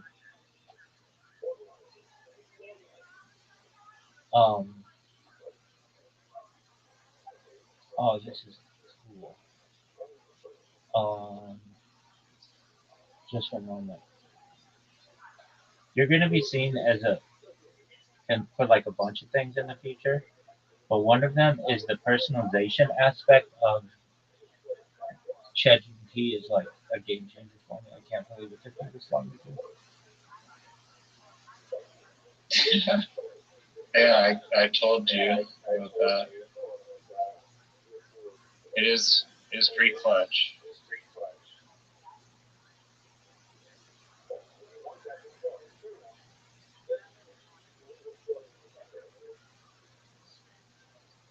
All right. Um,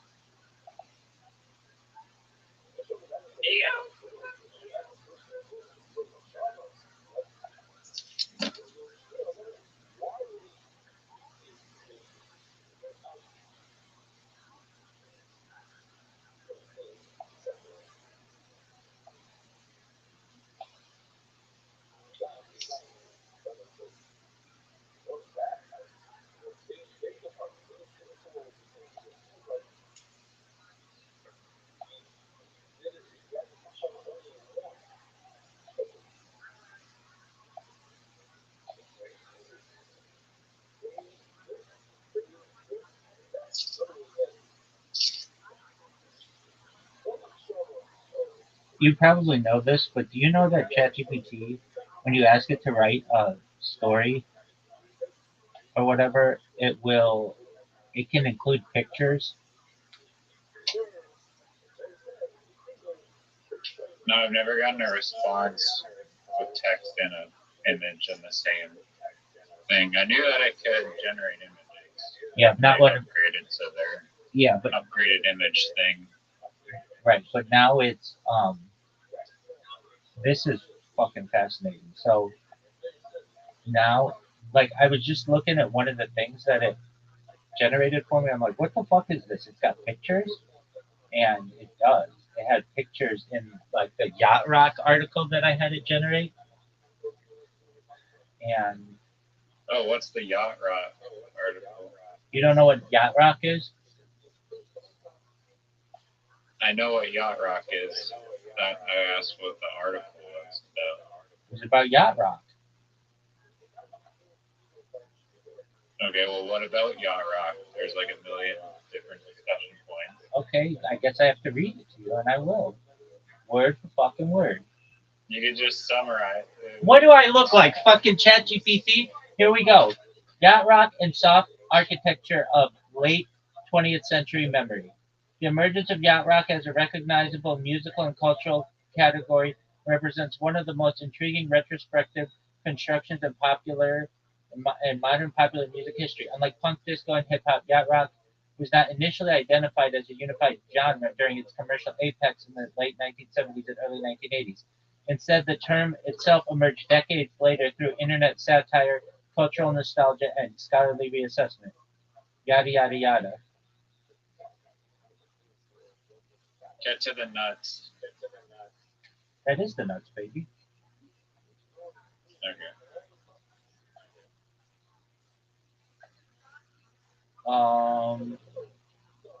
Let's preview this bitch.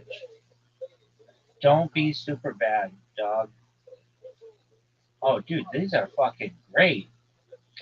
Christopher Cross Sailing's on here. Oh, Here's this. the go. I tell you everything you know about it. Do you want? Are you interested in sucking his dick or something? No, It sounds like but you. it sounds like you are. It sounds like you are. No, it sounds like you are. You're the one having those thoughts, not me. I'm not having those thoughts by I any think means. he has amazing music. That's all I know. Would you let him shit on your chest? If I was born in Germany, All right. I can live with that. My question to you is this: when are you gonna get good at Scrabble?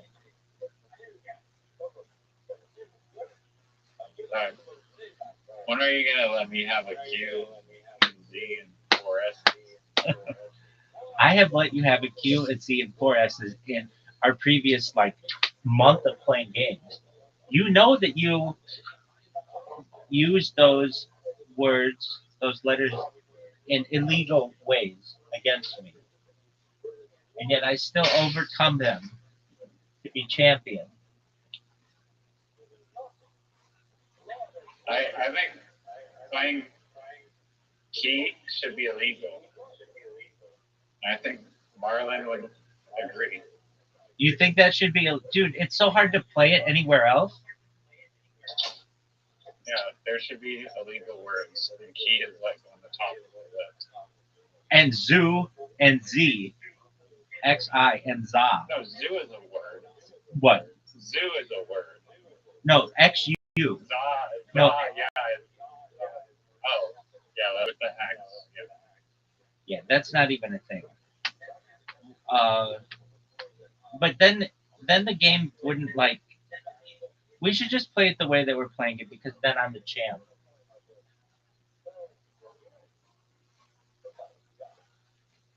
Yeah, and you need to play fucking key and shit to win. No, I need to play Everybody knows it. a Q, a blank, and an S. Yeah, some egregious nonsense. Dog, let me just ask you this. Disqualified. Let me ask you this. I think it's a very good question, and the people of the world, I think, are dying to hear it. What do you think Jafar Jackson thinks that you have not seen his movie about his uncle? I'll wait.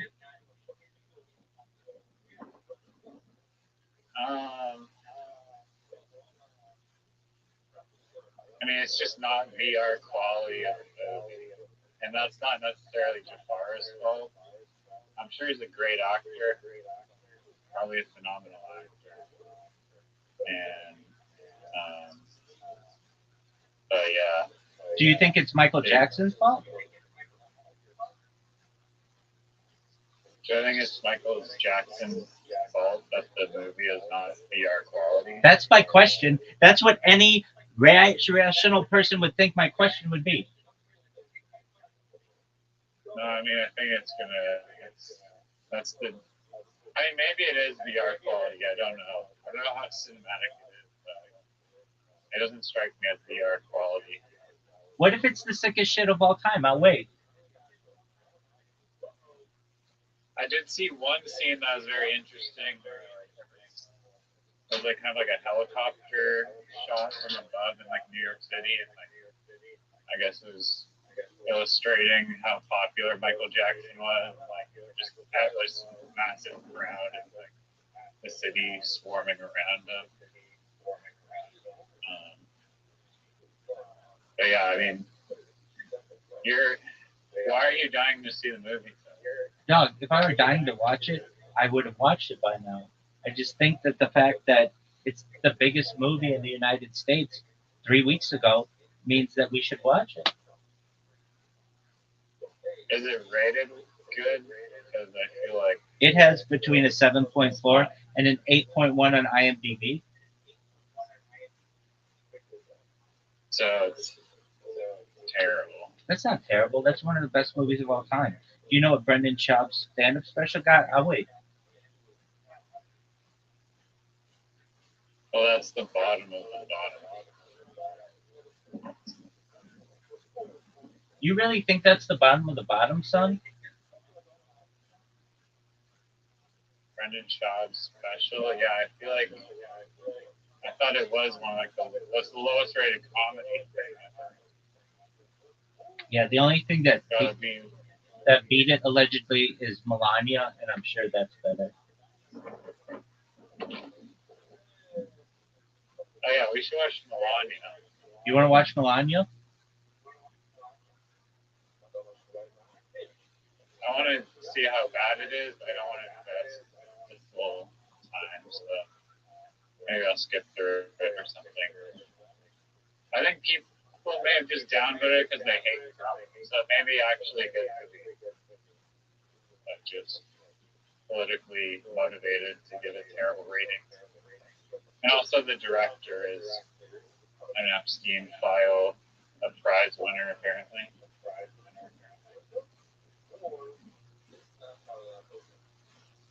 Dog. Here's my question for you.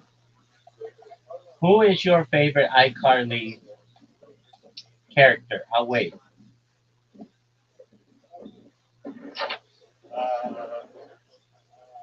Probably Spencer. I haven't watched it in a long time. But I'd go with Spencer. That might be the worst choice of any person in the history of iCarly. Do you know? You haven't even seen the show. You didn't even know Spencer was a character of the show. No one knows that Spencer's a character. Everybody who's watched iCarly, any true iCarly fan knows Doug, the best character on the show. Doug, I have a question for you. And this is a very serious question. Maybe one of the most serious questions in the history of humankind. Do you think, and I'm not even going to say it yet, because I think you know what I'm going to say. I think everybody knows what I'm going to say when I say this. Do you think that Marlon Hill has seen Jafar Jackson's performance in the biopic Michael? I'll wait.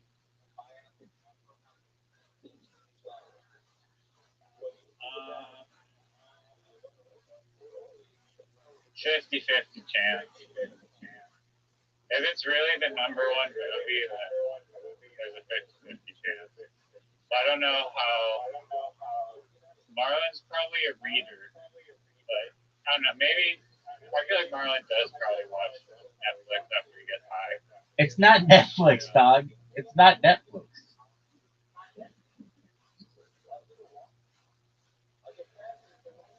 Maybe it's Michael's not on Netflix. It will be. Sure. Okay, but that doesn't mean that it is. Well then, it will. I don't know enough about Marlon, but we need to call him and contact him.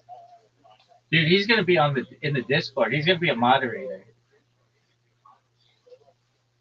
Oh, you're gonna give him that honor, being moderator. Yeah, he and G.I. Joel, they're automatically in the club. That's a pretty substantial role. I recognize that. I'm comfortable with it. I think they're cool. Yeah.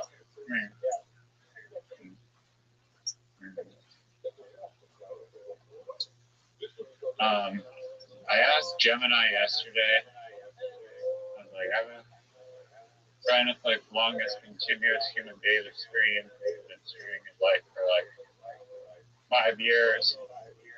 Give me a list of like 30 people he could contact that'd be interested in him and make him and like get him to become viral or whatever. I gave me like this list of like this guy. Have you heard of Wired? Wired magazine? It's like yeah, I know what Wired magazine is. Everybody knows what Wired magazine is, dog. Yeah, apparently that guy, the owner of it, is kind of like a futurism type of dude, and he'd be interested in talking with you potentially. And there's a whole list of other ones. So I don't know if that'd be something you're interested in. I can go through the list if you want to hear the entire full list. But, Doug, do you think? Let me just ask you. Do you think I want to hear that list?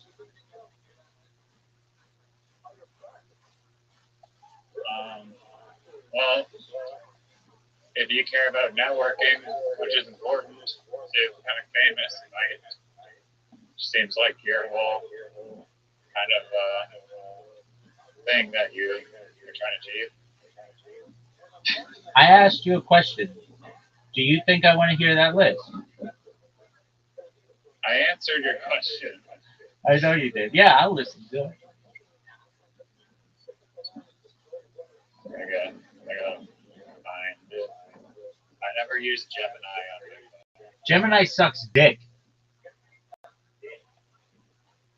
That's a cool story. No, I use it all the time for picture creation. It's pretty good. Oh no, it sucks at picture creation. No, It's a dog shit at picture creation. Oh, and what do you think is better? Terrible.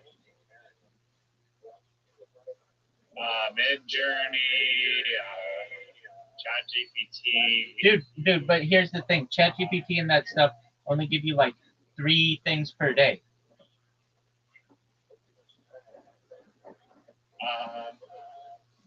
I'm sorry, was the question how many they can make per day or what is better? I'll wait. I love it. I fucking love it. Oh, that is funny shit, dog. That is funny shit. I love it. I love it. I love it. You don't even know what that is. You don't even fucking know what that is. Oh man, I fucking love that shit. That's some good ass shit.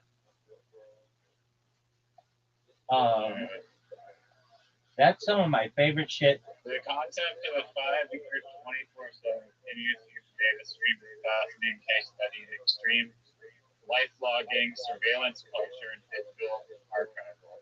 Because Rabbi Rothschild's stream is on a deep technical, philosophical, and subcultural concept, you can position us to several distinct audiences who wouldn't just look at it as a IRL stream, but as an anthropological artifact. Here's your master plan episode. 30 people and groups interested in this story. Tech, data, and AI visionaries. Arvind Narayanayan, Princeton professor focused on data privacy and the quantification of life. Kevin Kelly, co-founder of Wired and author of The Inevitable, who heavily tracks the concept of life logging.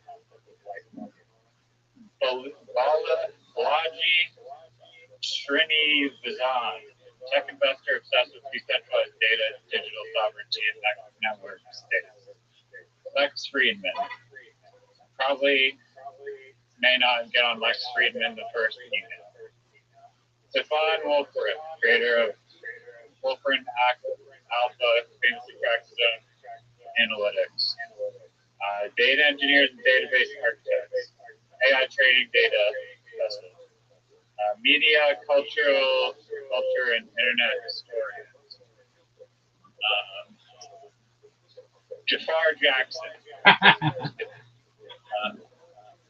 John Boyd, seeker-based video essayist known for taking incredibly deep, monumental human data stats and turning them into long-form narrative art. Jordan Murat, Captain Sparkles, internet history podcaster. The Guinness World Records, who demand ransom to give you plaque. Kyle Hill, science communicator who loves looking at the physical and psychological experience of human tech experiments. Did you contact Kyle Hill? Right after I contacted Marlon Hill. Yeah, they're one after each other at the phone. Documentary filmmakers, HBO, Netflix, types, independent creators looking for modern Truman Show style human interest concepts. Cybernetic theorists, religious and technological synthesizers, people exploring tech Judaism or Kabbalistic interpretations of information theory. The quantified self community, a global movement of users tracking every biometric mood and minute of their lives. Privacy advocates, the Electronic Frontier Foundation. Digital anthropologists, biohackers, longevity experts, the streaming and subculture elite, and 25 ways to make it go viral. The clipping content engine. Got 30-second clips talking about cutting edge content ideas. The out of context TikTok clip. Focus predictions on AI or businesses. Or whatever. The day X. I'm not even gonna read all these stuff. Yeah. I was also thinking maybe you have an interest in doing this. Maybe you don't. Minimalish investment, potential upside, pretty large. As you might come to realize, it's hard to get people. I mean, maybe not impossible at all, but and I don't think you stop doing that at all. It's just getting onto other people's podcasts, which honestly is probably even better for you in terms of like growth, because you don't have the problem of like starting a community and growing it from scratch. But the plus side of doing your own podcast is that you get your chances of getting guests are like a lot higher, and then there's just way more people that will like come on. So yeah, and you might say like, oh, I already have a podcast on Spotify. That's not the type of podcast I'm talking about, where you just ask people redundant questions. Talk about like actual human discussion about whatever. And there's people on like LinkedIn or whatever who are experts in like SAR data analysis or whatever it is. That they might be stoked to come on, or random entrepreneurs who want to get their voice heard. There's probably a lot more people who want to be heard because there's millions and millions of people. So yeah, I don't know. Have you considered that at all? But you need like an actual microphone, probably dedicated one, and like good video quality at least when you're Yeah, but nothing. Okay, but here's the thing. Let's say I do that, and I upload it to YouTube, right? Yeah. And then I lose my YouTube account. Next question. Why do you lose your YouTube for uploading because of evasion? Yeah, exactly.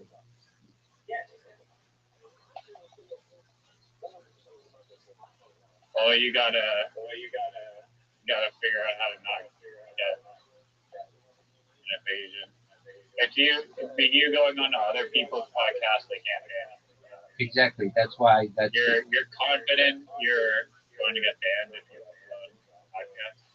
I did, and I got banned on 13 different accounts last week.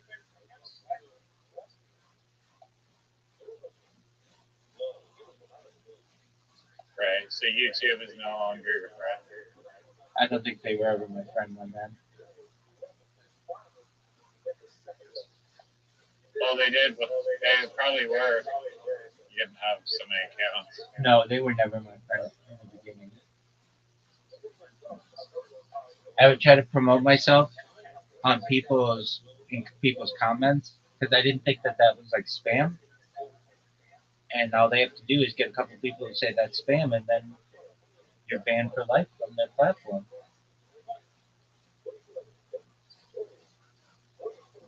Oh yeah, you can't do that. But they don't say that, and they should cut you off. They should say you posted 50 times today. Come back tomorrow.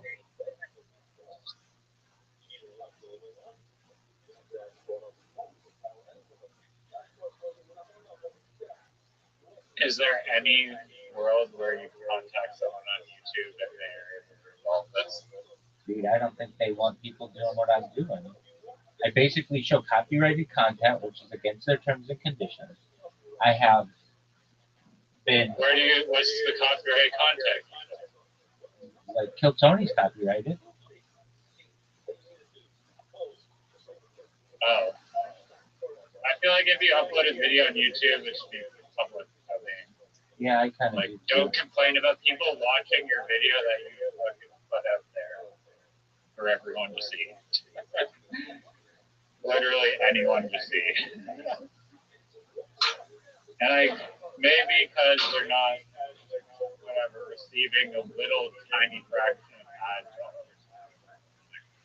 Still, it's promoting it. You're literally advertising for them 24/7, basically.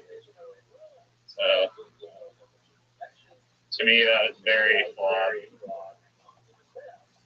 I agree, and I want to get that changed. That people should see any kind of publicity is good publicity.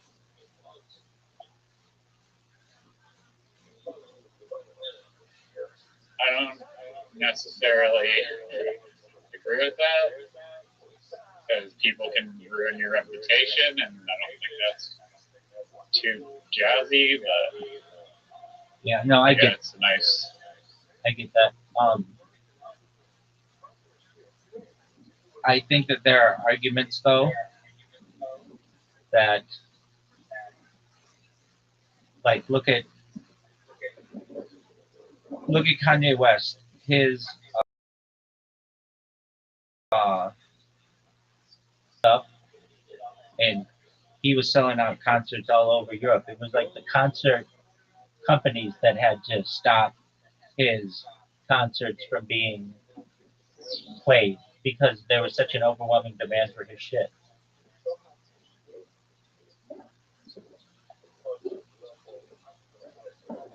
What do the concert companies do? Is that no more Kanye concerts? Correct. Why? Don't they want to sell tickets? Yeah, but they don't want to have controversial guests.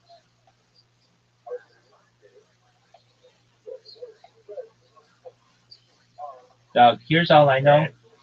Be right back. I'm going to use the restroom. BRB, big dog. Go for it. Knock your socks off.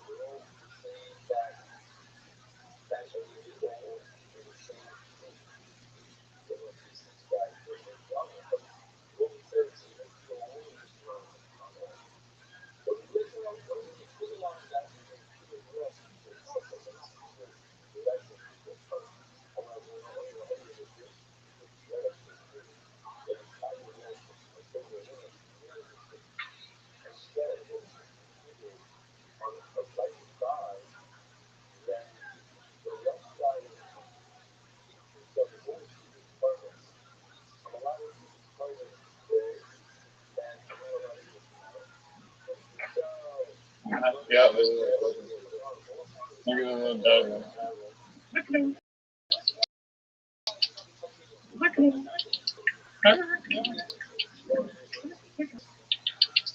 Yeah. Oh, where's that? Come on. Yeah. Look at him. There you go, baby.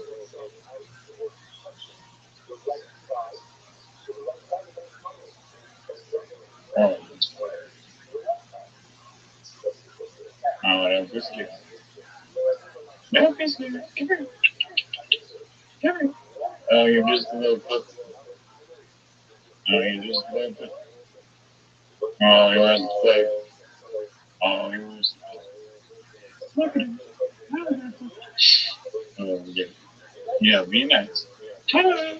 Hello. Be nice. Be nice. Look at me.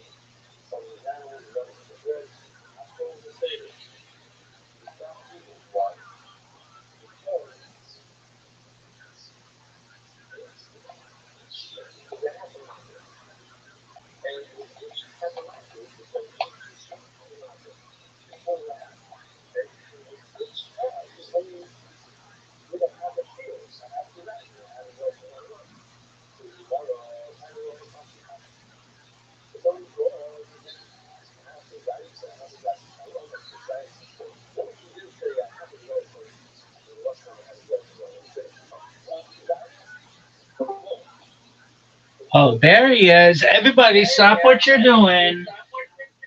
Riser's back. Yo, there's a puppy that was like running around loose and it started following us. And drag him home. You had to drag the puppy home? I just like he started following us up the trail, and then I just had to go back and get him back to the owners. He's all back now. Who the fuck leaves their dog? Like, It's Squamish, bro. Everyone's chill as fuck out here. no, who leaves their puppy alone? I don't know, it's just kind of roaming around. There's like this like abandoned property that a bunch of taken over, and it was just out one of the trailers up there that are probably not paying any property taxes. All right, here's my question to you. Do you think the people who live there are good at literati? Yes or no? I'll wait. Yeah, I'd wager that they're like Marlon Hill caliber. That's why they live in the trailer and don't pay property taxes, so they can dedicate a lot of time to playing Scrabble. That's my theory, anyway. Do you think it's a working theory? Do you think that they are good at Scrabble? I have a working theory that, and it's a theory that I'm working on. Is it? Is this a working? Really? But is this a working theory though? This is my question to you, and I'll wait. It's being worked on as a working theory.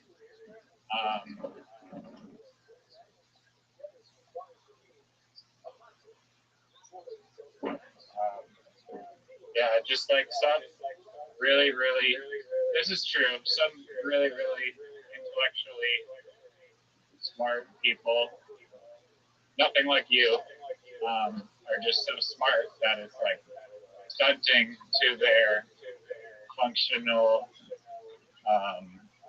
integration into society. And so there's a good chance that some or all of those people in that camp are just insanely smart individuals who just, it's almost debilitating. So I would say that, yeah, there's a good chance that they are good at Scrabble. Maybe not good chance, but a chance. You know, chance is as good as any as far as I'm concerned. What are your working theories about? Oh, wait. Oh, you're gonna wait for my working theory? Yeah. You're gonna wait all day. You got, yes, you do. I'll camp out here. Here's my thought. The city of Squamish, it's not even a city, it's a fucking town or some shit.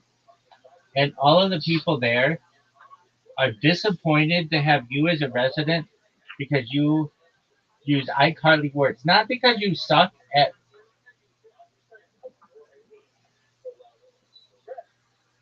literati, it's because you use iCarly words. They would say, in fact, I think this is in the motto. I think this is in the motto of Squamish. They say, we are disappointed, not that Riser is not good at literati. It's the fact that they're not good and they use iCarly words. Welcome to Squamish. That is one of the most fallacious calling the kettle black arguments I've ever even heard. Coming from a guy who plays key every single game. Like, just the amount of hypocrisy is just Overwhelming. Dog. It's a word, is it not? Don't you use that word all the time?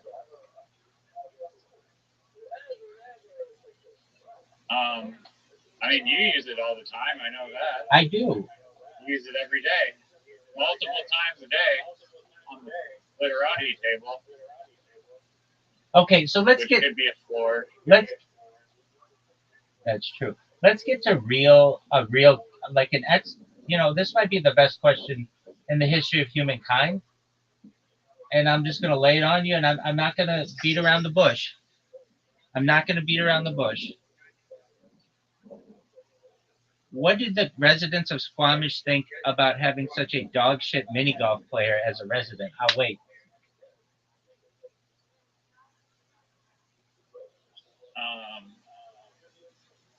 I mean, I'm one of the greatest of all time, and everyone is aware of that fact. They do indeed know it. They won't forget it, and it's going to be in their memory for a very long time. So, false statement. Some people would call it a lie. Some people might even go as far as to say slander. But anyone in the mini golf Play-Doh community knows that I'm superior in every way, and that is the truth. That's incorrect, but I mean, it's a cool story, and everybody thought it was a cool story. Here's my take on the matter. You're dog shit at mini golf. You cheat with host advantage every single time. That's not even a thing. That's not even a thing. Oh, it's a thing. As you know, Believe me, the host doesn't always go first. Oh yeah, only 99% of the time. That's incorrect as well. I don't know where you're getting your statistics, but those are iCarly statistics. Anecdotal evidence supports the contrary. iCarly's dog. Dog. Yeah, out of the way. Out of the way. Okay. Come. Do you know what iCarly statistics? Do you know what? Do you know what iCarly statistics are? I do. Okay. I know all about them. Of course you would, because you play iCarly like strategies, and everybody knows that iCarly strategies are garbage and dog shit. I know that they're garbage and dog shit. Marlon Hill knows that they're garbage and dog shit. G.I. Joel knows they're garbage and dog shit. Miranda Cosgrove knows that they're dog shit. Jeanette McCurdy knows that they're garbage and dog shit. Jafar Jackson knows that they're garbage and dog shit. All of these people know that your iCarly strategies are garbage and dog shit.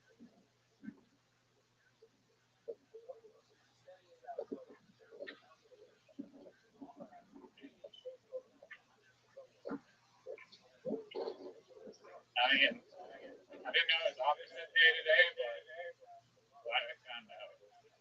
Doug, that doesn't even exist. Oh, well, it's opposite day today, so yes, you're right, it does exist. What kind of garbage is this? You've never heard of opposite day? If it were opposite day, then the opposite of opposite day is a normal day, dog. Everybody knows that.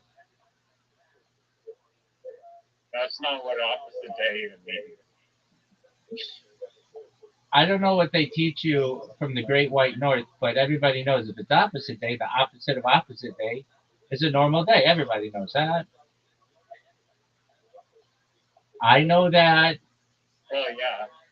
Jafar Jackson knows that. Miranda Cosgrove knows that. Eli Manning knows that. You don't even know who Eli Manning is, do you? He's a quarterback. Everyone knows that. Do you know who Arch Manning is? No, you don't even know who that is. No one cares to know that information. Dog, he's the Heisman Trophy top candidate. iCarly player. You think that he is an iCarly player? Yeah, I do. No one knows who Ark. Ark isn't a real name. That's what they use at McDonald's. It's clearly a Reddit hoax. You think that it's a Reddit hoax? Yeah, I think no person is named Ark. That's not a name. No Coca-Cola bottle has ever said it. It's not a real name. It's an iCarly name. His name is Arch, A-R-C-H, dog.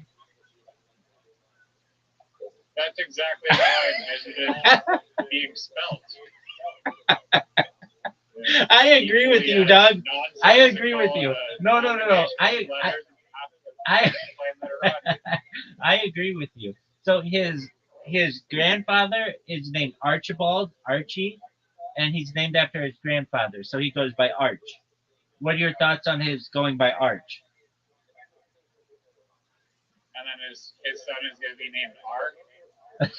His son will be named Ark, like a key, like a C, and then his son's name will be R. And the son after that will be A. And the son after that is just going to be a blank literati. I love it. Oh, that is very, very funny. I think that is really just good old fashioned hilarity. Thank you, sir. You're welcome. You're welcome. That's good shit, dog. That's really good shit. And yeah, if we were doing that like improv, that would have been killer stuff right there. We're dog, but we're not. See, that's the thing. We're not. And every second of my life is improv set, and everybody knows that. Dog, do you think that Marlon Hill would take an interview?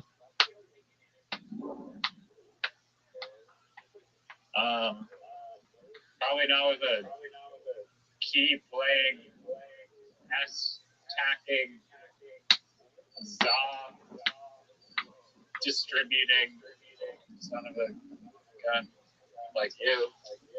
Oh, I see how it is, dog. iCarly, pinnacle of iCarly, literati. G.I. Joe might take you up on that offer, but Marlon sure as hell ain't. Do you think that G.I. Joe is maybe the greatest literati player of all time?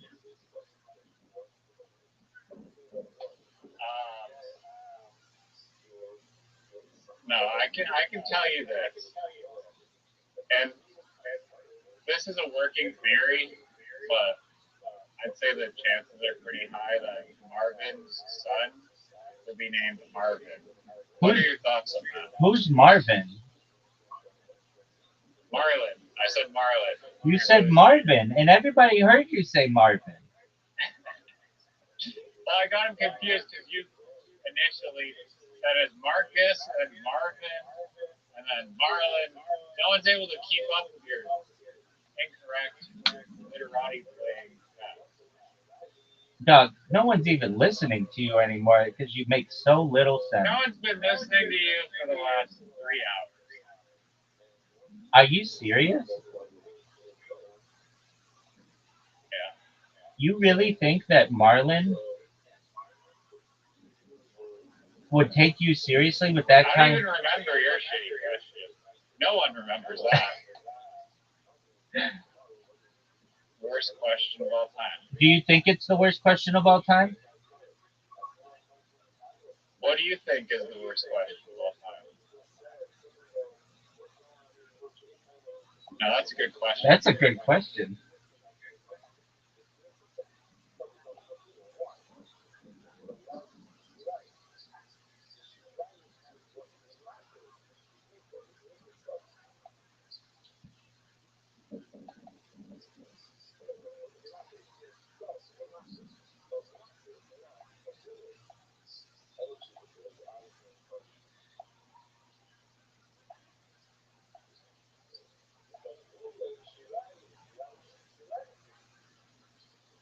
Is everything a door?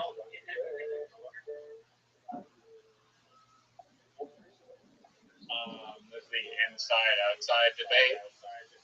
Is everything a door? That's what I just asked you. I agree, yes. I agree.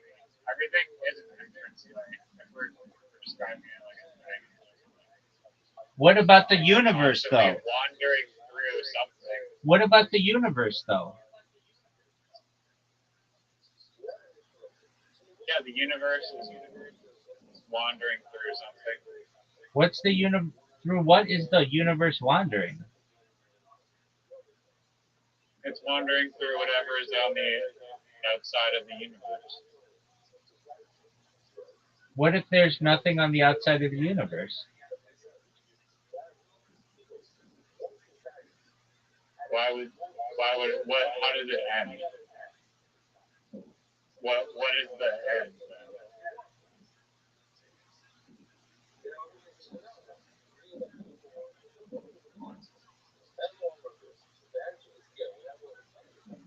Well, here's the serious question. Do you think there is an end of the universe?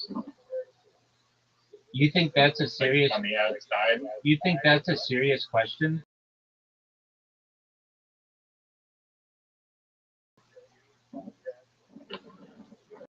Yeah, dog.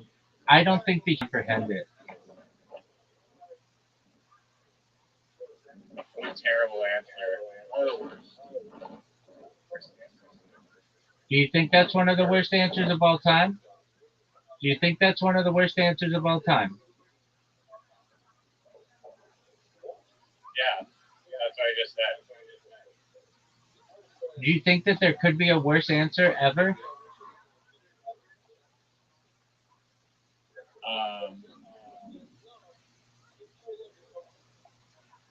I mean, subjectively, sure. I think that you just Objectively, also, sure. is everything a door? I've answered this question, and I'll answer it again, and the answer is yes. Tell me one thing that isn't a door. I'll wait. The universe. I already answered that question. It's in the entrance way of whatever's on the outside of it. Is a door frame a door?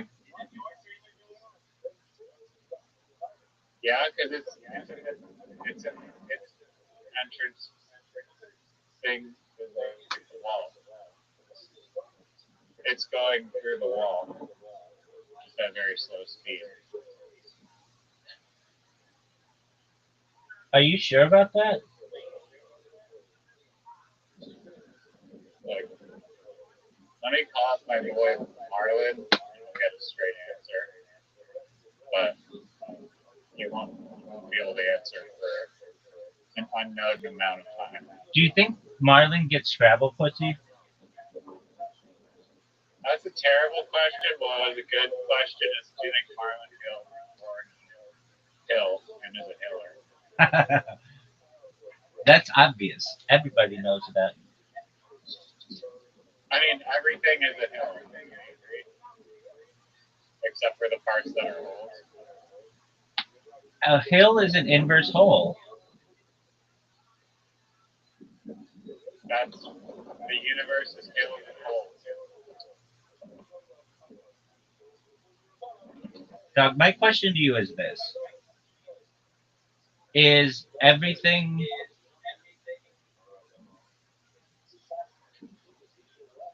is energy oh wait, that's a good one. Is energy a hill? I'll wait. Or is in energy a hole? I'll wait.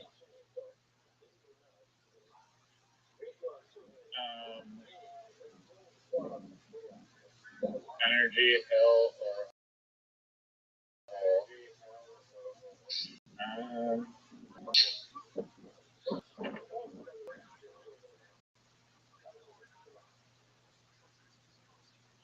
energy is neither. Oh, I got you, B. I got you. Not everything is a hole, dog. No. Energy is like a way to describe holes. No, it's not. But It's neither. not. It's No, not. no, Energy. no, it is. Energy is not a way to. How many times have you ever used the word whole to describe energy? I'll wait.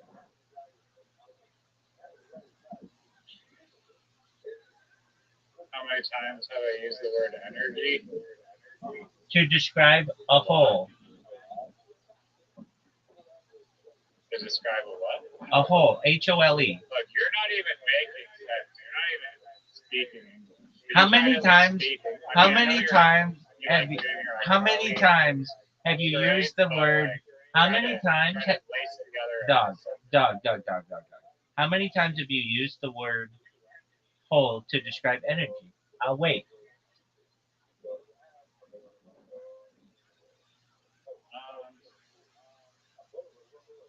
A lot.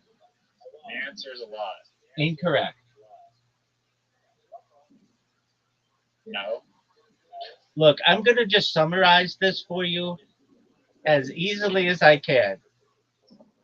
Marlon Hill doesn't think that energy is a whole. Jafar Jackson doesn't think that energy is a whole. That Scrabble guy Shannon doesn't think that energy is a whole. Miranda Cosgrove does not think that energy is a whole. Jeanette McCurdy does not think that energy is a whole. And I don't think energy is a whole. Google if energy was matter. And remember what Google said? Energy is not matter.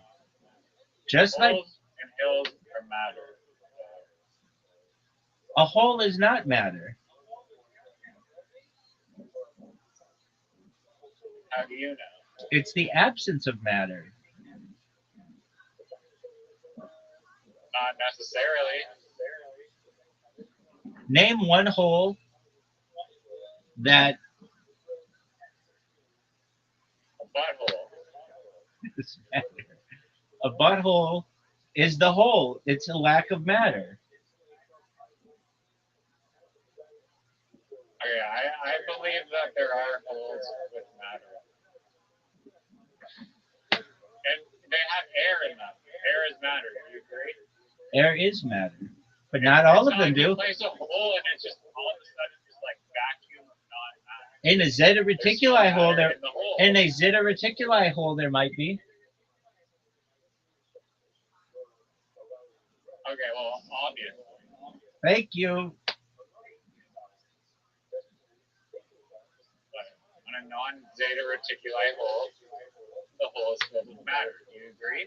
What about an Alpha Centauri hole? I'll wait. That's not a civilization. That's a star that's very close by that we need to extract resources from. Do you think that extraction of resources from other star systems should be allowed? Yes or no? I'll wait. I think it should be allowed. There's a lot of benefits to extracting sunlight. I mean, it's arguably like solar panels are capturing the light energy for free. That's just there. It's not like the sun is like being all like you're stealing things that didn't want to give you. But yeah, I don't know. I think Marlon Hill would agree that it's fine. Is the sun a hole? I'll wait.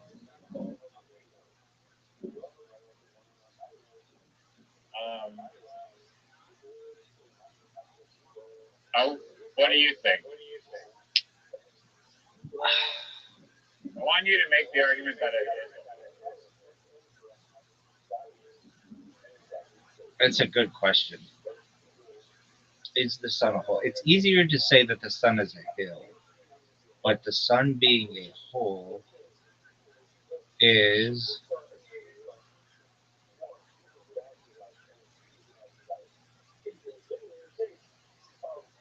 On opposite day, it's a hole. it's an inverse hill, perhaps. How is the sun a hole?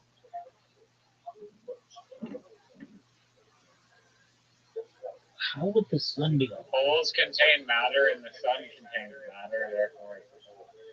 Not all holes contain matter, big dog. Well, we're talking about the Earth sun, not the Zeta Reticuli sun. You should know that Zeta Reticuli is a bi-solar system. It has two suns.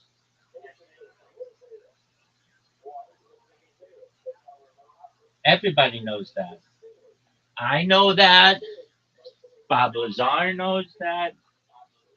I've been to the Zeta Reticuli. G.I. Joel knows that. I go there every day. Okay. Was that your story?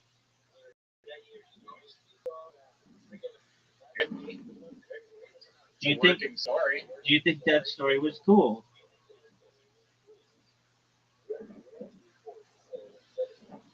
It's a working story. Do you feel that that was the greatest story that you could have ever told in the history of humankind? Now wait.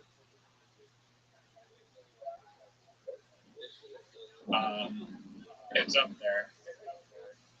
Okay, here's my question to you, and I think this is an excellent question. And for anybody who's watching this or witnessing this at this very moment, I think everyone will think that this is a very interesting question. Is the sun a hole? I'll wait. You asked me this question, and I want to say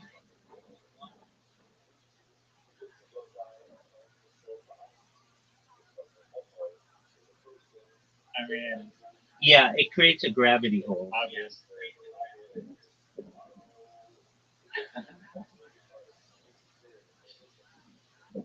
That's a good way to look at it. It has a toroidal field around it. Yeah, that's a hole. The center of the toroid is a hole. Exactly.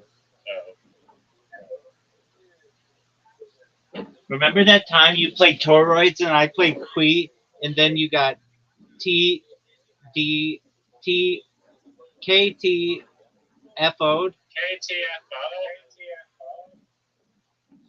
Do you remember that time you got KTFO'd? Do you remember that time you got KTFO'd? I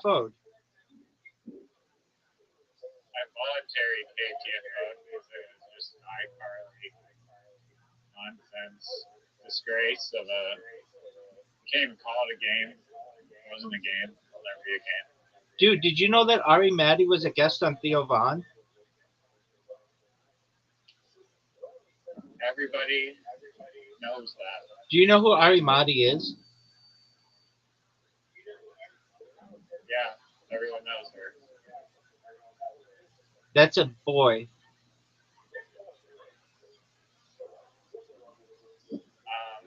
We're all neutral gendered technically now. That's true. Let's look this up.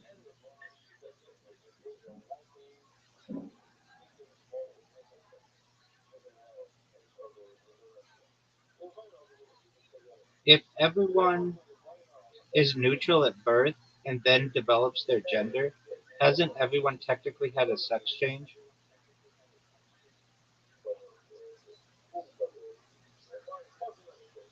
No, the premise that everyone is neutral or sexless at birth is scientifically inaccurate. Sex is determined at conception by the combinations of chromosomes XX or XY, which initiates the development of male or female reproductive structures. While all human embryos initially follow a female body plan and develop gonads that are undifferentiated for the first few weeks of gestation, this is a developmental stage, not a state of being sexless or genderless. The confusion often stems from conflating biological sex with gender identity. Biological sex, this is the immutable physiological characteristic determined at fertilization. Although external genitalia may not appear fully distinct until later in fetal development, the genetic and hormonal pathways leading to male or female phenotypes are established early. Therefore, a person does not change sex during development. They develop into the sex determined at conception. Gender identity. This is a person's internal sense of self. It's not assigned at birth in the same way that sex is observed, and it develops over time. However, changing one's gender identity or expression is distinct from changing biological sex. Here's my question for you, Riser. Is the sun a door? Yes or no? I'll wait.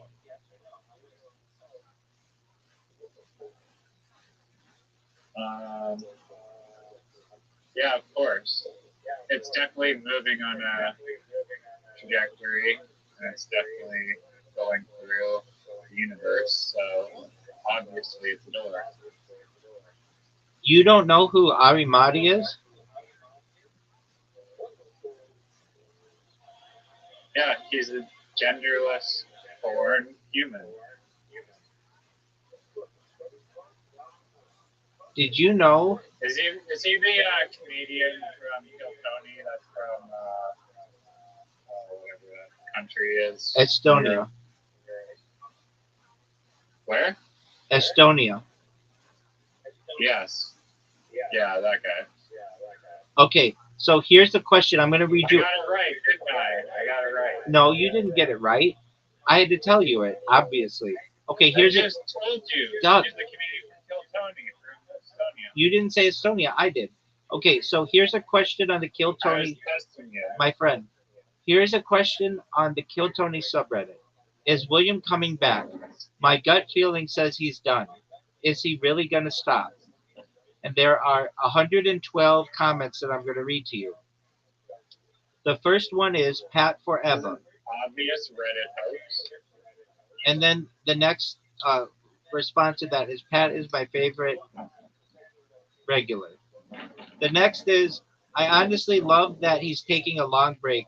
I think it massively benefits the show to have the regulars to take breaks. I love William and I'll be pumped when he's back, but the oversaturation of all these guys hurts them in my opinion. Take Pat, who I find hilarious as hell. I wish he wasn't going to be an every show closer. Give these guys time to really develop a good minute, and it'll keep the audience from getting tired of them. I feel like Pat is a different kind of comedian. This is a new person. He said the other week that he writes about 15 jokes a week, and about 5 of them are good. If that's true and he can keep it up, he will be fine for at least 6 months. He should hopefully be selling tickets and touring on his own merit by then. And it's wise to come off the nipple at that point. Next person says, it's a lot of pressure, I agree. But if you think of those comedy troupes like the Groundlings, that's a performance every week too, right? Next person says, pressure creates diamonds. Next person says, pardon my French, but Cameron is so tight that if you stuck a lump of coal up his ass, in 2 weeks you'd have a diamond. Next person says, troops are multiple comedians writing skits, so I would imagine it's less taxing, but still pressure. Next person says, I have no idea who those people are, but yes, I would agree their performances would probably be better given more time to prepare. Next person says, of course, Kill Tony fans wouldn't know what the groundlings are. Next person says, I mean, stand up and improv are parallel things. They don't intersect a lot of viewers, and a lot of Kill Tony viewers seem entirely new to comedy. Next person says, of course the NBA wouldn't know the name of a cricket team. Next person says, LMAO, I am truly surprised how many people are triggered by my name. It says Kill Tony regular. It sends people into such a tizzy. Just to help you out in the future, oh man, you should definitely check them out if you haven't. They're a fantastic group. If I think they live up to that pressure every week, which made them better, not worse. That's how a good person would speak. I hope you take my advice. Literally, no one brought up your name.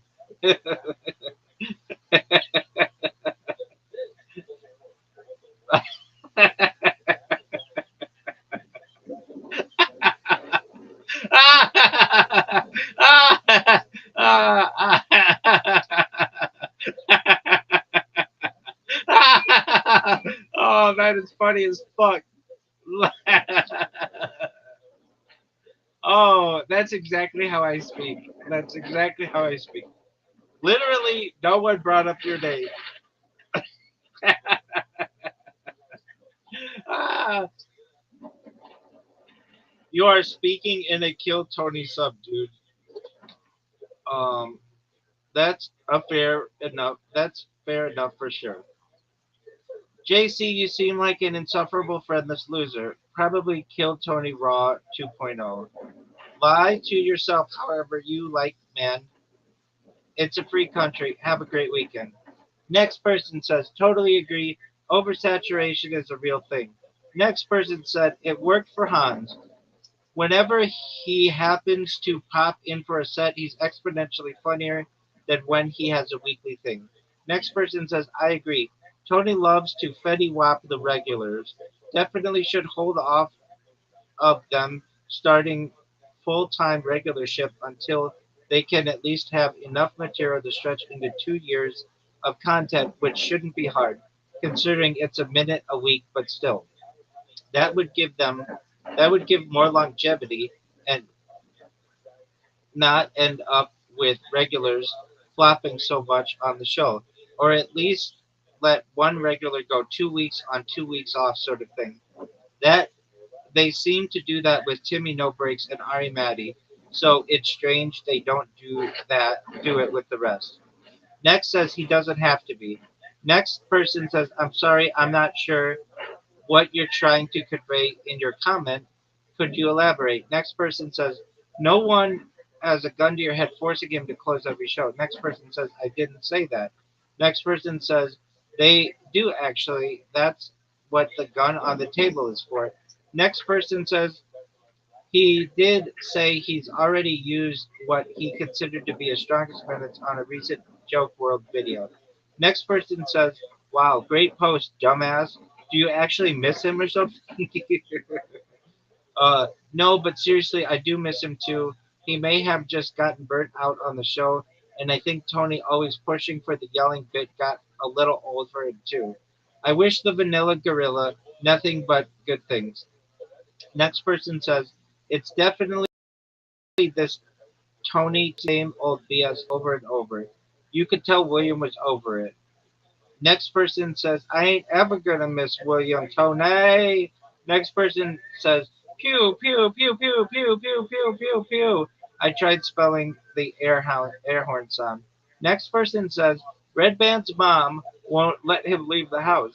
Next person says, I wouldn't blame him if he got disillusioned. Next person says, he's been doing the show the longest, and he's still that guy from Kill Tony. He never broke through to the next level where he could build his career away from the show on his own, which, to be honest, happens to pretty much all regulars. And then there was that phase after the bomb clip of his. He then tried to change his style, and Tony pretty much showed him his place and shoved him back into his old persona. I think that made it pretty clear to William that he was in a dead end. What bomb clip? What was this? He opened. Next person says he, and that was a new person as well. He opened for some sound-based comedian, and it got filmed how he bombed there and booed and all that. To be honest, it was a massive mismatch of crowd and material. If I recall correctly, the guy he opened for is pretty much the opposite of William. Next person says yes, and that's kind of what the OP to this comment chain was hinting at. William is a one track pony. The only people who will find him funny due to his comedic style are Kill Tony fans, and most of the time, they're complaining about him. William probably wants to reach out past that, like a few other killers of Kill Tony, and are able to do like Ari Batty, Aaron Belial, Martin Phillips, Fiona, etc. These are all people who have been doing comedy just for less than or as long as him, but he's the only one who isn't able to move past the show viewers in terms of audience. Either that or the dude wants to retire, because based on what they gloat about on the show, he's absolutely rich. Peak as fuck username. You've lit a blaze of inspiration under me. That person's username is Shadow Heart's Armpit. Next person says he was a performance He was at a performance or festival and tried doing his yelling kill Tony shtick, and he bombed pretty hard. Everyone bombs and it's good for them to bomb. It means they need to change something. Seems like stepping away from the show might be what he wanted to change. I don't know. Part of next person says part of his set is making fun of his own bombing. He reads headlines from a note card. Pat tells jokes. William is an act, not a comedian. He has a funny moment 10% of the time, in my opinion. Love the character, but I'm here for comedy. Pat all day over William. Raj, are you there? Oh, this is bullshit. Riser's not there. Are you fucking serious? I've been reading. No one's been listening to you for the last 2 hours. This is I've been here. this I'm is taking a photo. this is your boy though. This is about your boy. All regulars should have longer know. breaks. Writing a minute every week seems even harder than writing 10 minutes every month. I never I liked just saw a seal. I never liked William's style. Reading Twitter, you just saw a steal.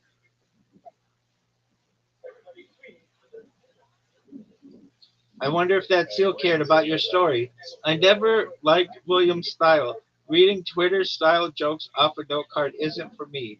But for his sake, I hope he takes some needed time off and comes back when he's ready. I love William. Personally, Best show ain't gonna do. I love William personally, but absolutely agree. All regulars need longer breaks. It's way too much every week, too much for the comedian, and too much for Kill Tony fans. This is a long-standing tradition. I think Tony needs to tweak. I am shocked already that he doesn't get it is too much every week, and it ruins it most of the time. Oversaturation, as somebody mentioned above, is the real thing. His style is unique. Love it or hate it, he's special. All these other generic minute doers can always be tracked back to something, unless they're the R word. Next person says he got imposter syndrome and quit. Next person says it happens to us all at some point in life. Start to forget who you are, lol.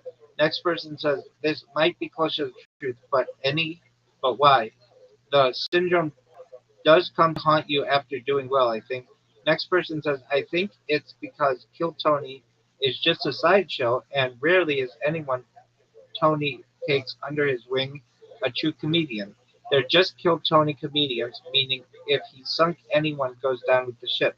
Next person says, the day may come where, like a glorious balding red phoenix, he returns to the stage. The next person says he needs to go out and do shit so he has more things to talk about. The talk about rowing was getting old and he ran out of ways to make it funny. Taking a break to go do shit and will give him more material. He should go through he should go on a pilgrimage and come back with tales, like a Forrest Gump Odyssey. He should wear all the outfits for all the different jobs he did while away. The prophecy will ring true. Next person says the prophecy will ring true. Next person says, last episode Tony said William is going through it. Dude, what is he going through? I need to know. I love me some William Montgomery. Casey quit his podcast, then Emily quit his podcast. I think they meant Erica. Then he quit his podcast like, damn, I need some internet investigator. This shit is breaking my heart. What is happening? Next person says, didn't you hear he has Legionnaire's disease? Next person says, a black dude named Kalen J. Stroder walked up to Tony Williams' buddy who was walking his... Rise, are you listening to this? I fucking am, unfortunately. No, listen to this part, though.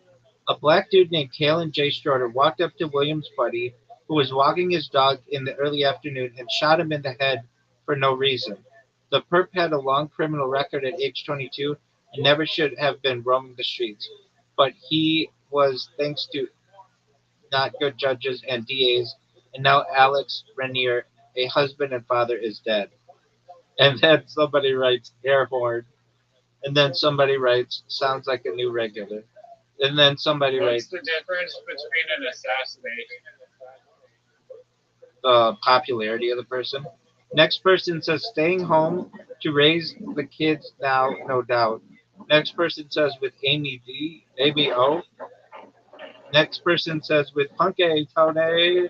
Next person says, I think he will be back. Sometimes you just need a break. I think people forget other people are humans. LOL. Next person says he was certainly pushing his limits, or Tony was. Next person says, I love William, but I have started going back through old episodes, and I can definitely see that he was funnier and put more effort in back then. However, I can't remember when he dropped the coke. Next person says yes, he's been on a roller coaster for sure with his sobriety and everything. Next person says dude needs to focus on the row machine. Next person says he may come back, but the era of there's only one way to end the show like this, I'm afraid, are long gone. Next person says definitely seems like the reason they made Pat a regular is because to phase out William. Dude did his time, but this past year I feel like it was incredibly hit or miss. Didn't seem like he has the same fire he used to. Next person says maybe he can actually write jokes with his time off. Next person says good, he sucked. Next person says man is just not funny. I don't get why he screams and people laugh. Maybe I'm just the R word. I don't know.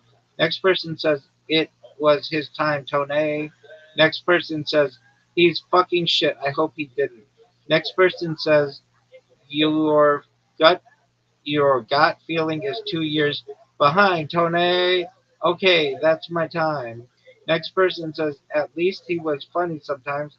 Dedrick is just plain awful. Next person says, I hope he's done. My girlfriend and I skip him every time he's on. Next person says, he should go on like a Martin Phillips, maybe once every 2 or 3 months.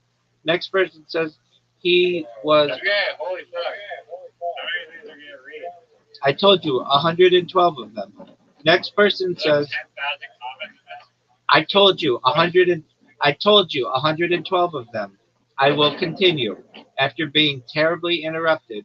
Next person says he was always no. We need to finish. This is where they start to get good. This is where they start to get good. Next person says he was always mentioning he felt exhausted or burnt out, so maybe this is good for him. Next person says I don't find him funny anymore, but I do know he can be funny, so I hope he's just taking a break. Did I hear that he has some sort of health problems? Next person says I have a feeling he's taking a break, which he deserves and needs. He did cancel his shows last minute in Providence last week. Next person says William was when I used to turn the episodes off, except they moved him to the front, so that meant I've hardly seen any shows recently. Next person says performing outside the echo chamber did him in. R.I.P. Next person says I hope he's gone, or at least sparse. The same, but over and over is exhausting and boring. Next person said Red Band telling him he was funnier on drugs was the nail in the coffin because it was true and he hit him good when he was already kind of down. GG Red Band.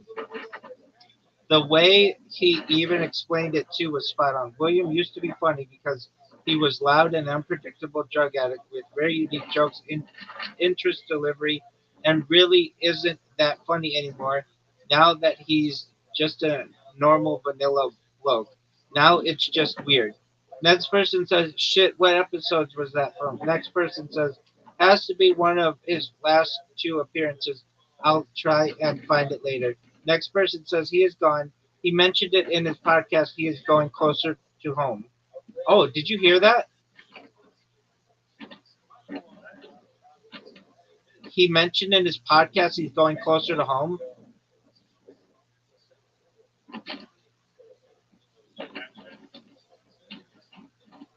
Doug, no one can hear you.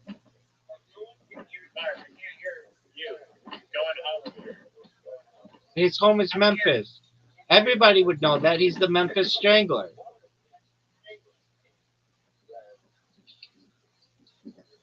Next person says, I hope not. The new guy is already funnier. Next person says, he ain't ever done Tony. Next person says, he needed room for Dedrick to regurgitate the jokes he heard in middle school, though. It's a good thing, everyone. Next person says, hopefully disliked him from day 2. Next person says he has to row another million meters. Tone. Next person says, hopefully I've never found any of his sets to be funny.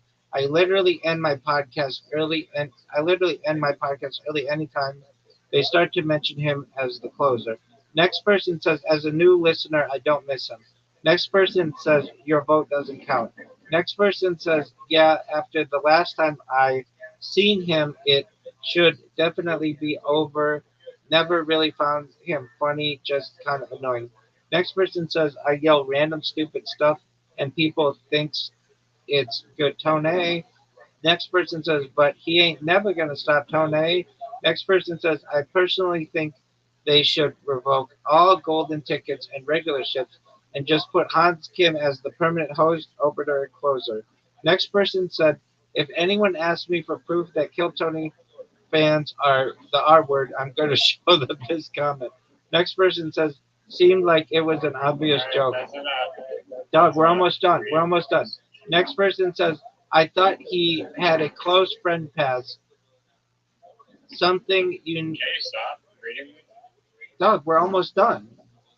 No, you said that 50 comments. We have like 14 more comments. Here we go. I thought he had a close friend pass. Sometimes you need a break to lick your wounds and reset. Next person said, he ain't ever going to stop Tony. Next person says, he isn't funny without Tony. He tried screaming and reading off his card solo and tanked. He is just a visual gag for the WWE Kill Tony world. Like how the WWE used Joint the Clown. Next person said, he ain't ever, and then it crosses out coming. It was going to say going to stop, but it says coming back. Next person says, he'll be back. He just got a sweet little dog yesterday. Next person, Schindler's List, too much anorexic nudity. Next, I support trans athletes and women's sports, but when they win the Kentucky Derby is where I draw the line. Next person says, I just want to know if I can TT on your fish eggs. Next person says, he needed to go somewhere. He is terrible. Uncle Laser is so much funnier. Next person says, I mentioned so much. I almost stopped watching Kill Tony since he left. Next person says, he's the Conor McGregor of the Kill Tony universe. Next person says, I ain't never going to stop Tony. All jokes aside, he needed a break. Hopefully he comes back better than ever and less frequent. Every single week is just too much. Next person says, or is it played out? How much can he accomplish in this setting? I feel like it's all said and done. Next person says, but with no William, no more raisin bread, and it has a picture of like a meme of him. And then the final comment, honestly, with Casey leaving and his personal life having issues, I think it's good for regulars to move on. Look at Ari. He barely stuck around and is doing great on tour. Williams always welcome in my book, but I think all the regulars should have a reasonable shelf life so that they can grow and move on, leaving space for new rising comment. What are your thoughts? It sounds like they all love him. Do you think he's going to stop? Yeah, he's not going to give up Kill Tony. Maybe he'll take some time off. He is the main ingredient of that damn show. Do you love him?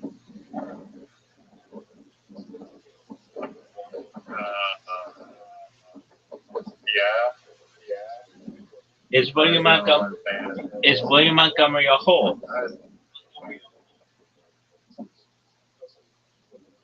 He's definitely putting a hole in Kill Tony with that sense. Yeah. No, but we know because he has a gastrointestinal tract, he has a hole. Everybody knows that.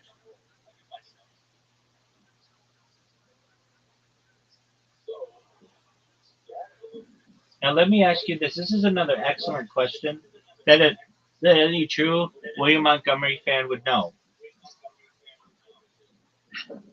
Do you think William Montgomery will perform on Kill Tony in the next 6 months? Yes or no? I'll wait. Oh yeah, for sure. I bet money on that. It goes on. Couchy. It goes on. Holly Market. Well, what's it called? Yeah, Molly Market or Karachi. It's Couchy, dog. No one said Crotchy. It's Couchy. Couchy. Yeah, Karachi. Yeah. It's not Crotchy. It's Couchy. Now, let me ask you this. Have you ever gone on Couchy? Nobody's ever gone on Couchy. No one ever has gone on Couchy. Never. Maybe I've checked out. Let me think what I checked out. I don't really recall. I don't know. I'm not too into that kind of stuff. Maybe in the future, but as of right now, here's what I know. And for anybody watching out there, if you really want to know, I'm a true William Montgomery fan because I read through all of the comments on Kill Tony. Riser over here, who only has to let the wind run through his microphone and has to do no other work except listen, got sick of me. Oh, you can hear that? Oh, dude, it's so loud.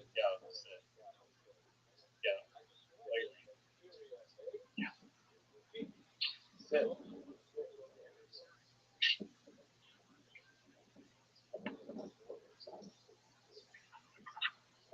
So, Riser, here's my question. How much more time do you need until you can play Literati? I'll wait.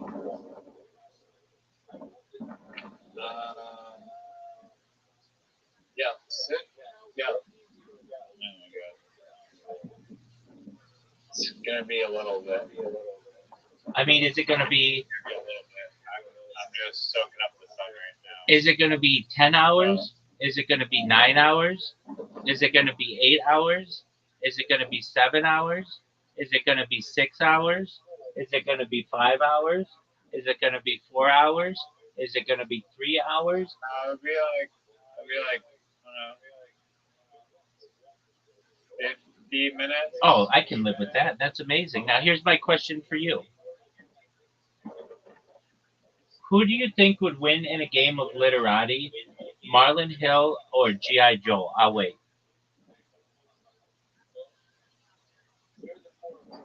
What do you know about Estonia? I know everything about Estonia. I know that it is one of only 2 flags, I think, that has the color black in it, and the other being Jamaica. What are your thoughts on that? I'll wait. No, I'm being serious. I know that the women are really hot because, well, not only because of this, but they've been like, the whole country's been raped by Russia for like hundreds of years. Women are hot. Yeah, they've been like force bred into being attractive. Wow.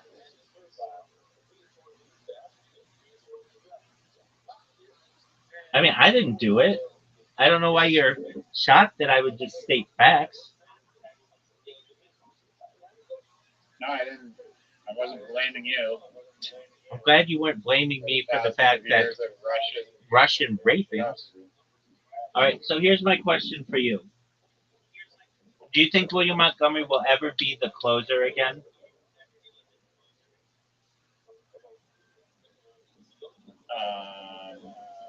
The answer There's a possibility. this is no. There's a possibility. It's over for him. Do you know what it's like to be over?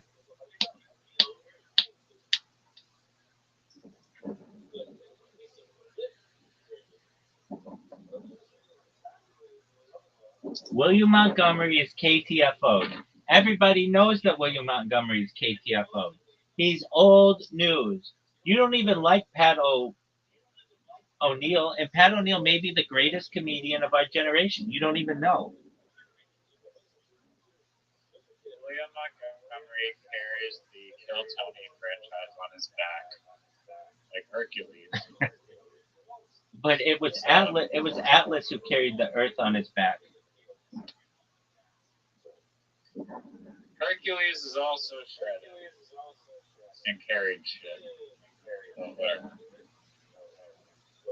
Here's my question for you, and I think this is a very good question. And for anyone out there who's watching this who may be wondering, is this going to be a good question? Hold on to your shorts. Here's my question, and I think this is an excellent question. And for anyone who's watching this, they should also think this is an excellent question. Do you think that William Montgomery, give me odds. William Montgomery quits Kill Tony, he comes back just like every once in a while, or he goes back to being a regular? What are the odds? He's going back to being a regular. What kind of terrible question is that? It's odd, 100%. There's no chance that he's quitting Kill Tony, not in a million years. What do you think else he would do with his life? I'll wait. He could just do stand up. He could just do stand up on the road. He cancels every show. That'll never happen. That's an excellent point. Did you say that you saw a seal? Say what? Did you say that you saw a seal? Like half an hour ago, I did, yeah. Okay. Do you think that seal cared about your story? Do you think that seal cared about your story? I'll wait.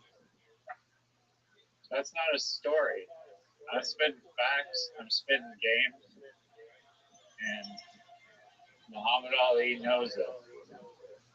Here's my question for you, and this is a serious question. What's your favorite Muhammad Ali quote? I'm so fast that I turn out the lights and end up in the covers before the room gets dark. Did he really say that? Yeah, let me get the exact quote. Muhammad Ali quote, shut the lights off, end up in bed before it's dark.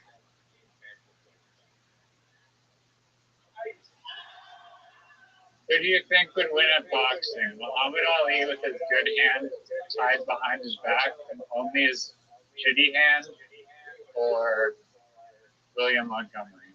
Muhammad Ali. The quote is, I'm so fast that last night I turned off the light switch in my hotel room and was in bed before the room was dark.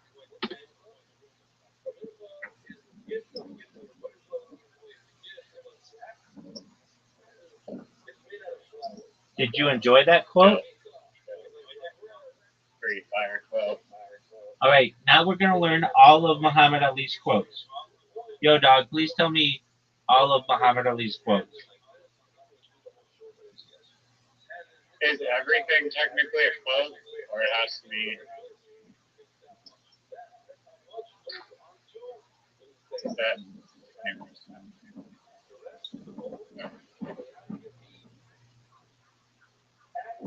You mean like, is a hill a quote, or a door a quote, or a hole a quote? No, just anything that you say. All right, so there's, I don't know. There's, I guess everything's a quote if somebody else references it. All right, here we go. Float like a butterfly, sting like a bee. His hands can't hit what his eyes can't see. Next is, it's hard to be humble when you're as great as I am. Next is, I'm so mean, I make medicine sick. Next is, I am the greatest. I said that even before I knew I was. I figured that if I said it enough, I would convince the world that I really was the greatest. I do that. That's what I do. I am the greatest. He got that from me. Next one is, if my mind can conceive it and my heart can believe it, then I can achieve it. Next is, he's too ugly to be the world champ. The world champ should be pretty like me, on Sonny Liston. Next person, if you ever dream of beating me, you'd better wake up and apologize. Next person says, don't count the days, make the days count. Next person, I keep saying next person says, next is, hating people because of their color is wrong. And it doesn't matter which color does the hating, it's just plain wrong.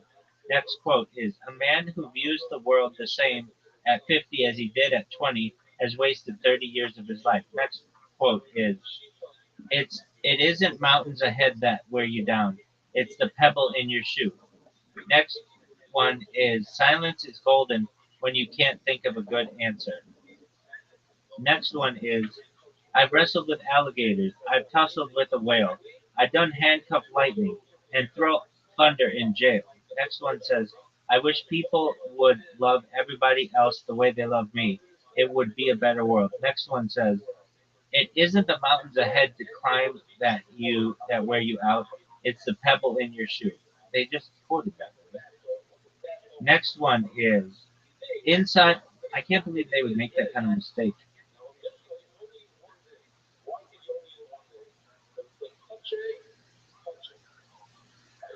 Wow.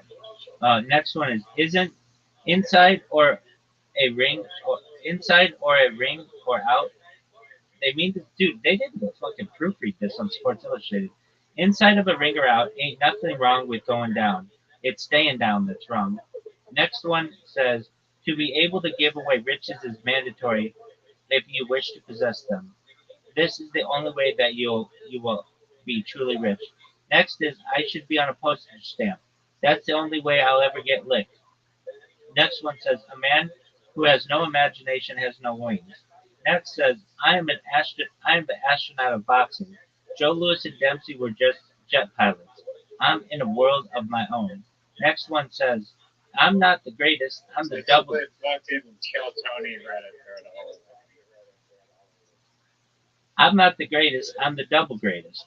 Next one says, I am America. I am the part you won't recognize. But get used to me. Black, confident, cocky. My name, not yours. My religion, not yours. My goals, my own. Get used to me.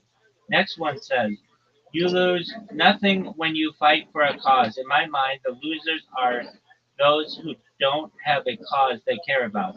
Next one says, rivers, ponds, lakes, and streams. They all have different names, but they all contain water, just as all religions do.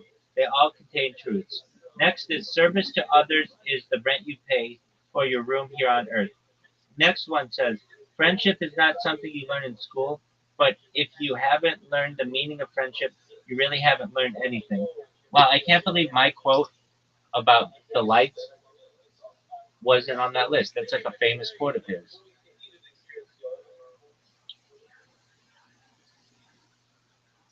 So I'm gonna start. I'm gonna, Mike Tyson during the Jake Paul fight tried his best. no. I think they made an agreement beforehand. Look, we can both make a lot of money here. We're just gonna dance around like we've sparred together. We know what each other does. Don't knock me down, and I'll let you win the fight. Yeah. Do you think Mike Tyson could have won if he was trying? No.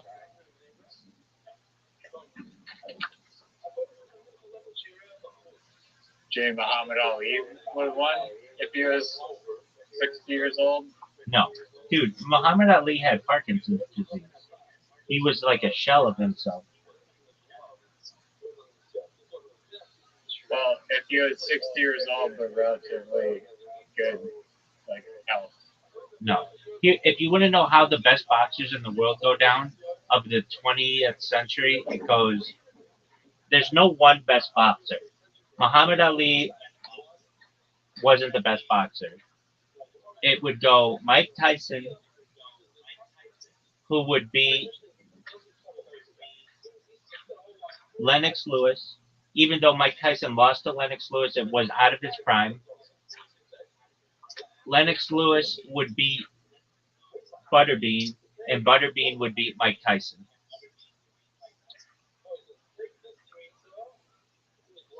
So Butterbean's the best? No, it's like a three-way where one beats one, the other beats the other, and the other beats the third. But none of them beat. There's not one that's better than all of them. I love triangle. That's true. Now here's my question to you. In terms of the best literati / Scrabble players, we have Rabbi Rothschild at number one. Nobody beats Rabbi Rothschild. Everybody knows that.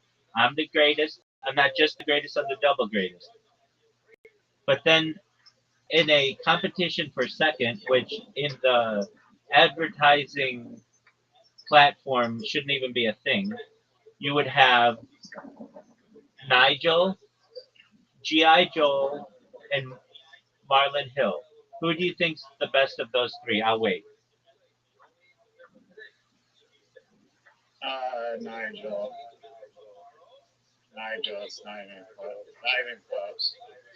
Okay, what Do you about know how many like world championships that guy had? almost as many as I do? Yeah. I mean, I said I was implying it wasn't iCarly championships. Sure. It'd be hilarious if, like, when you win the iCarly Rabble Championship, they give you like a giant like wrestling belt, and that's what you get instead of like a dinky little trophy. You just get a giant WWE full plate belt for no reason, Presented by Lucy Snorbush. obviously.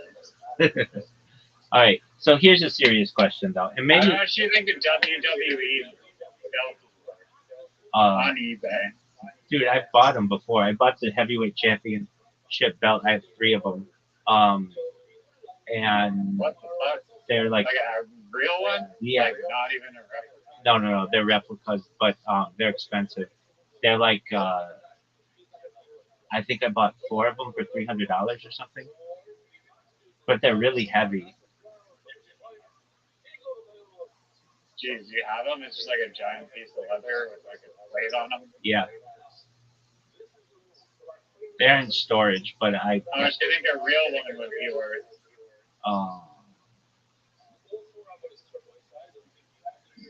Probably. I mean, you could probably. Well, I don't know. Maybe they just. Depends who it is. Hold on. I think they only have like one real one. But it's like the Stanley Cup, it just gets passed around. Yeah, I think so. Maybe not. Maybe I they thought get. every Maybe get. event they got. Maybe they give it to people. I don't know. Does the world heavyweight title belt get? Is there only one, and then there are just replicas?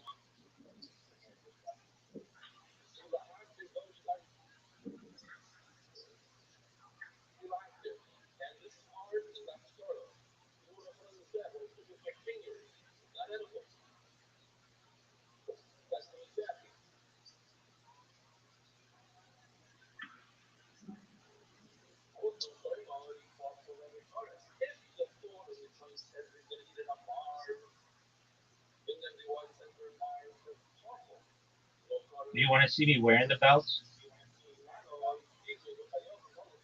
Yeah, I'd be psyched. Yeah, just one more. I'll send it to you.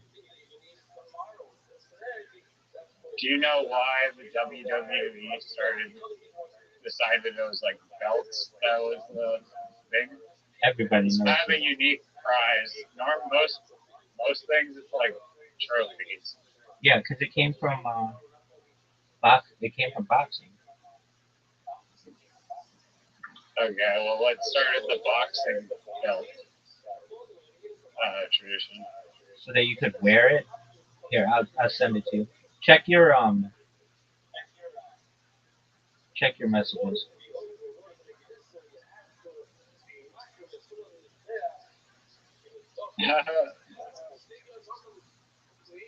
Wow. Look like Avenger. Yeah, dog. Is the red one also a belt?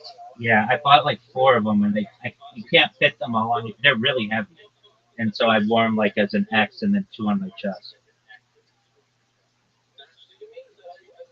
Do you think you could wear them as a substitute for shorts and underwear? You could, but here's the thing. I did not know this because I thought like, oh, I'll just wear the fucking belts all the time. They're really sharp, really sharp. Like that metal is like razor sharp, and if it gets caught on something, which if you wear something enough, it'll get caught. It will fucking slice you open. Oh. You think the real one is that sharp? I do. They don't. They don't like. Those are. Those are. Those are WBA, like World Boxing Association replicas from like the company. I mean, they're like on the inside. They're like sheepskin. They're really nice. Um, they're really heavy though. Like, but uh, the the way that they're made, they're like, I'm not saying like when you buy it originally, it'll be sharp. But if you wear it enough, it'll bang into things, and then like little parts of it will get sharp. But they're very strong. It's just the like little parts of them um will like have like, I'm looking at the ones that I sent, and like that one's the one that you can see is like the IBO, but just like little parts of it will get like a little bent, and then that part will get really sharp. I mean, like a knife sharp. So do I think the real ones are like that? Yeah, I think the real ones are like that too. It's just they don't come like that, but if you bang them against things, eventually they're gonna get sharp.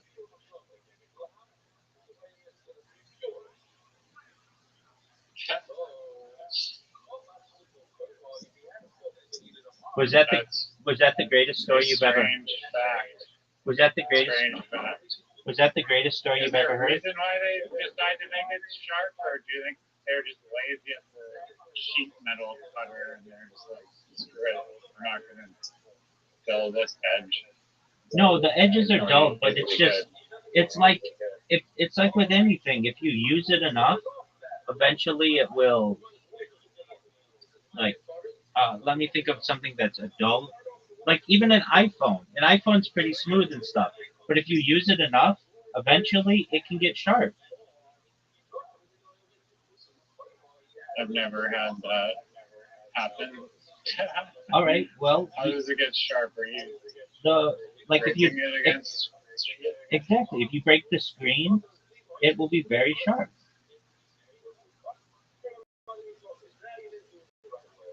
Oh yeah, if you break the screen, like the actual edges, if they're not like broken or deliberately sharpened, don't just become razors from just resting it on a desk.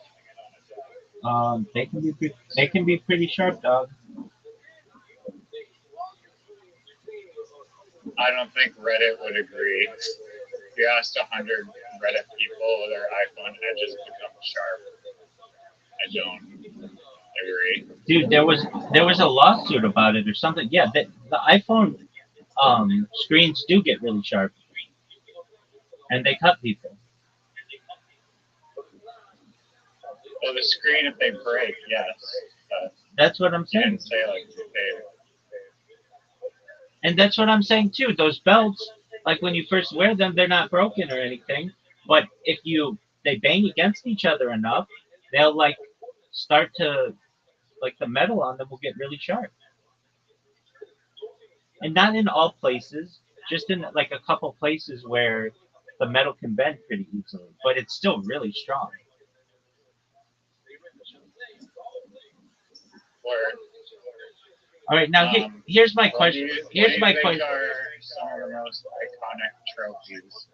Number one, out all there? time. I know that you want me to say the Stanley Cup. Um, Probably globally is the World Cup, even though like most Americans can't even.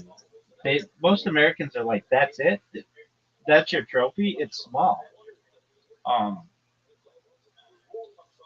and then I would say, I mean, I'm sure like the cricket thing's big, though I have no idea what it is. The Lombardi Trophy in football is big. The O'Brien Trophy in basketball is big. The Stanley Cup is huge, but it's almost like the Stanley Cup is too big. Um, they have all the different rings of it, which I think it's cool. If you win the Stanley Cup, they put your name on it. But then the cup becomes so big that the rings are only displayed in like the World Hockey Hall of Fame or whatever. Um, it's not like they travel with it, so you're only on there for a certain amount of time. But it's cool. I think that's a cool aspect of it. Um, when I think of the Stanley Cup, I think of the rings more than the actual cup. The actual cup's pretty small. Oh, dude, the green jacket in golf is iconic. It's amazing.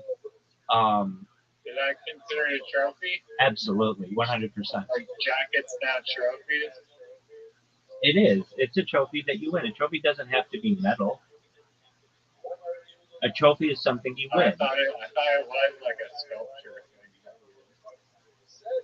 It's Are you a, sure it's just anything that you win? yeah, dog. And I'm gonna have to look this one up. Is the Masters green jacket a trophy? They also win a trophy as well. Yes, No one knows what that looks like. it's just a sculpture um of the cabin. Yes, the Masters green jacket is considered a trophy, specifically described as the most coveted prize in golf and one of the most unique trophies in all of sports.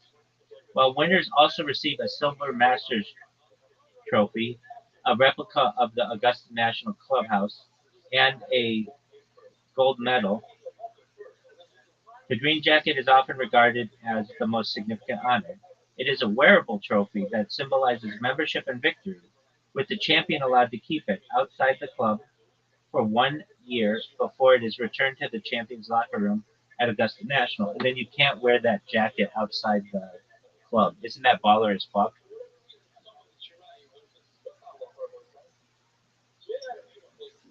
You can't wear the jacket. After the year, didn't you just hear me? Then it has to go back, and there's like a master's um, jacket room that the only time you can wear it is when you're in the club. Now that doesn't mean necessarily that Tiger Woods doesn't have like a replica. He could have all the replicas he wants, but the actual the actual green jacket is only kept in Augusta, Georgia. Damn. Did you know that there's an eye looking at you in the Augusta National logo?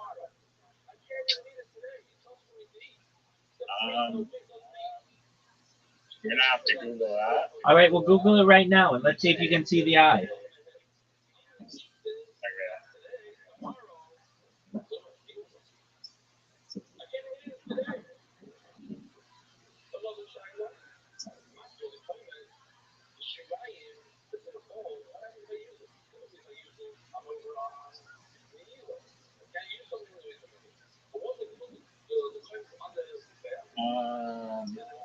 Like an eyeball, right? Not just like flag that shapes a stick. Maybe it's a flag in the shape of a stick. Like the letter I or a human eye? A human eye.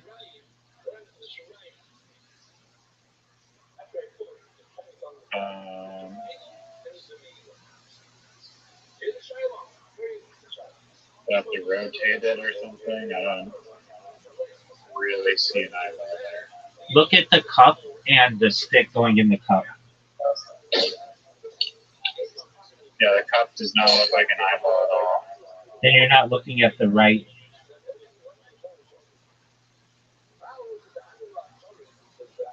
You're not looking. Dude, there's one that's just like a circle. It's a circle. It's like an oval with a pin going into it. Yeah. That's the eye. I mean, that's barely an eye. Okay, barely an eye, still an eye, baby. Not really, though. Everybody knows that, dog. I know it. You know it. Tiger Woods knows it. Jack Nicklaus knows it. Arnold Palmer knew it. Phil Mickelson knows it. John Daly knows it. Tom Watson knew it. Ben Crenshaw knew it. Or knows it. Or maybe Tom Watson still knows it. Ben Hogan knows it. Sam Snead knows it, knew it. All right, so here's my question to you. And I think this is one of the best questions that you're ever going to be asked, ever. So if you're not ready for the question, tell me right now. But are we approximately 45 minutes away from playing Literati? Like 10 minutes. Just That's picking up amazing. some That's amazing. Do you want to know from a scale of 0 to 10 how excited I am to hear that?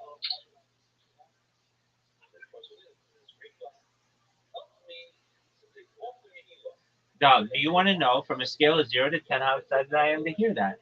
The answer is 9.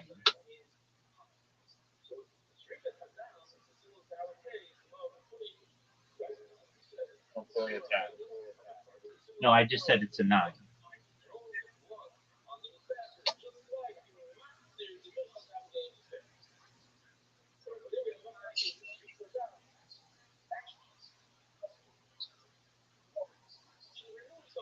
Are you ready for another song?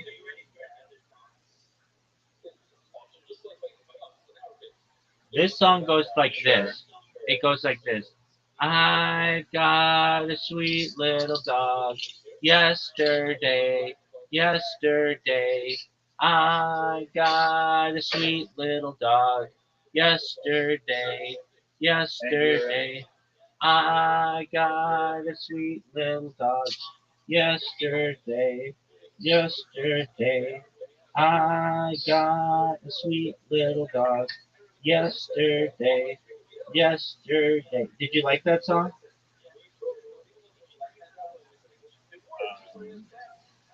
Did you just invent that? Everybody just invented it, dog.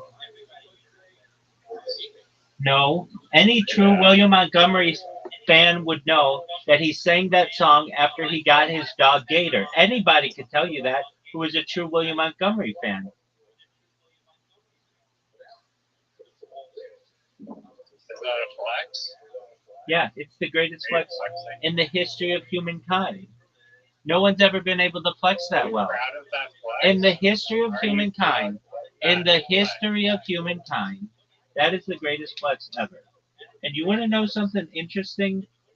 I think that you are using AI when you play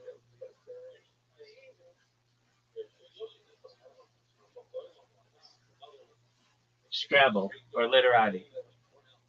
I approve it. You approve it? I said prove it.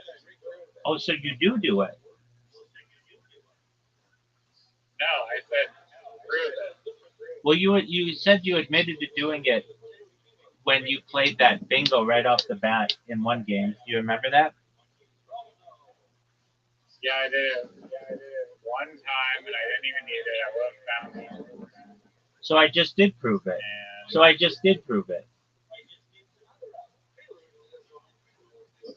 No, you proved nothing. Oh, I proved everything, You proved son. that I don't do it.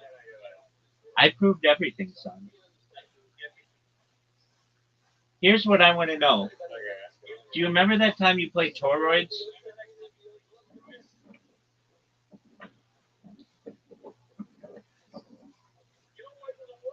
No, I don't.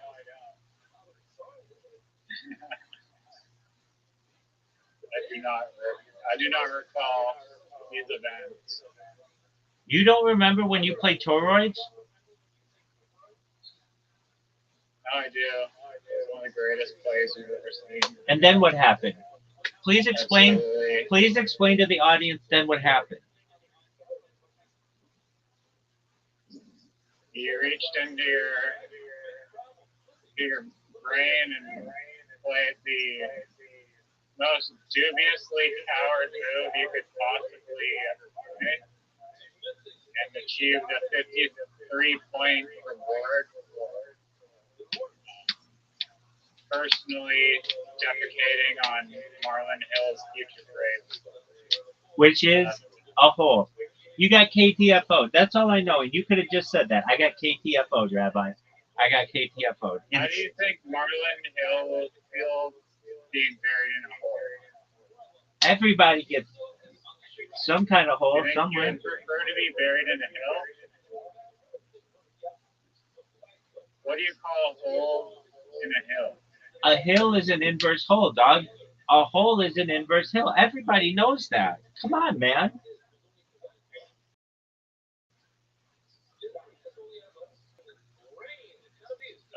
Okay. Let me ask you this.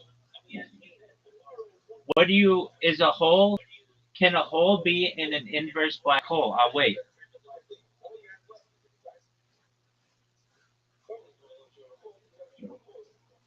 Yeah, I don't have time for these tongue twisters.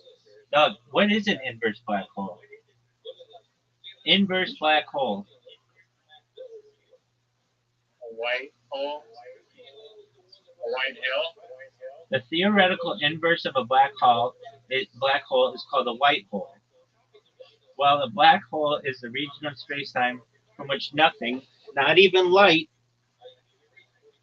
Can escape, a white hole is a region where nothing can enter, but from which matter and energy are constantly ejected. Key characteristics include time reversal. White holes are mathematically described as time-reversed version of a black hole within Einstein's general relativity. Event horizon. A black hole has an event horizon that acts as the point of no return for incoming matter, whereas a white hole's event horizon acts as a boundary of no admission, preventing external objects from entering. Existence. There is no observational evidence that white holes exist. They are considered hypothetical because they appear to violate the second law of thermodynamics by decreasing entropy, and no known physical process creates them. But I'm going to create them with my Zeta Reticuli friends. Everybody knows that. everybody knows that. Is Brian Hill one of those? Who the fuck is Brian Hill? Who are those two aliens with the last name Hill? Betty and Barney Hill. They were alien abductees. And you need to learn more. Start with a B. Okay, that doesn't matter. Would that count in literati? That would not count in literati. Here's what I want you to know. You need to learn more about Betty and Barney Hill. That's something that's of importance. I know everything about them. You've never learned anything about them. Do you know anything about Travis Walton? Yes or no? I know that Joe Rogan has talked about them. Okay, that's good. But do you know anything about Travis Walton? Yes or no? I'll wait. I do know a little bit about him. I know that he was born. No, that's incorrect. No one is born a genderless human being. Everybody knows that. That's incorrect. We are born genderless human beings. That's incorrect, and everybody knows it. I know it. You know it. Everybody knows it. No. You already read the Google thing and it confirmed that we are genderless human beings. Here's my question to you. There's this Travis Barker guy. Baldwin.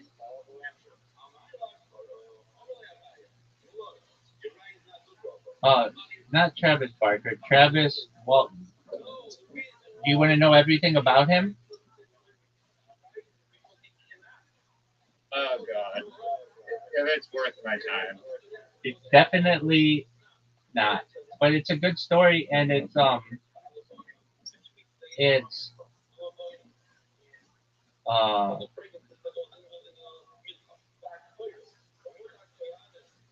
it's something that I will describe to you in a second.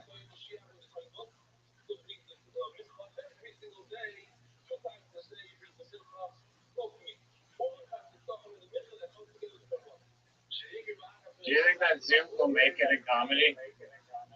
Yes, but I will have to get him there.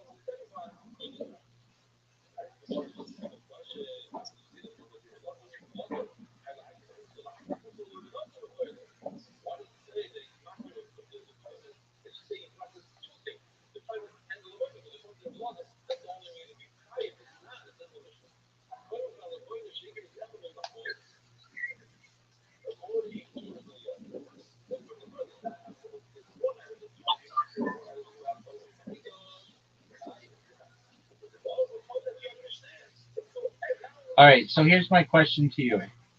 And I just want to before I even start this, I just want you to be aware that this may be one of the, if not the greatest questions you've ever been asked. Are you ready for my question? Sure. Yep. Are you sure you're ready for my question? Been preparing for it the last 2 hours.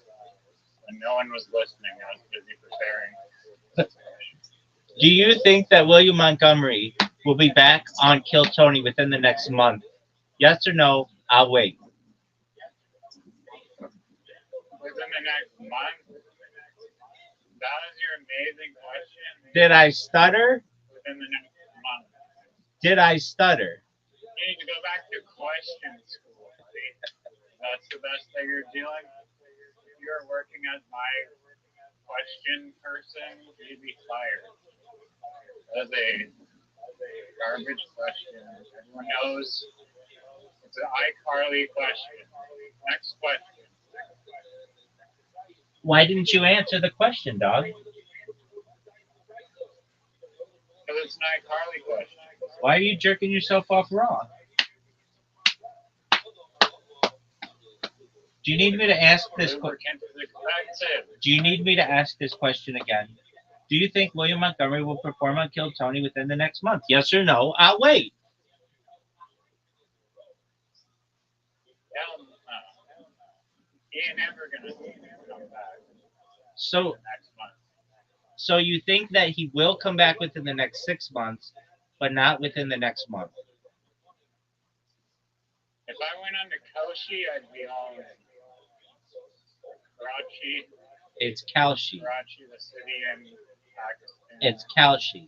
Now here's my question to you. What do you know about Karachi? I know everything about Karachi. I know everything about Karachi. You know Kamal Nanjiani? Everyone knows Kamal Nanjiani. Now here's my question for you. Who's Kamal Nanjiani? Tell me who Kamal Nanjiani is. They're from Pakistan.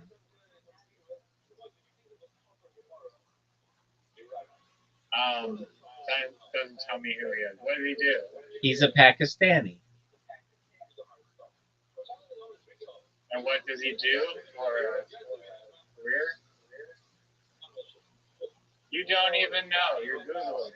You're using AI. I'm not Googling it. My hands are right here. Your hands are busy Googling. No, they are not. Why don't you give me a clue? The clue is William Montgomery. That's not a good enough clue, dog. It's one of the best clues. The archive data of human history. Here's my question for you. You said that William Montgomery. You don't know anything about Kamal. Oh, why don't you tell me? Why don't you refresh my memory of everything about this random Pakistani person? They're a comedian, a stand-up comedian. They're on the show Silicon Valley. They also are an actor in many famous movies. Dude, he was more in. famous than movies than you'll ever be a part of. That's a lie. And I have a question. They were in Silicon Valley? yes, if you saw his face, you might recognize him. Yeah, isn't he in Harold and Kumar Go to White Castle? No, yeah, he's that guy, isn't he? I cannot confirm or deny those Dog. facts. Dog. I know who you're talking about, though.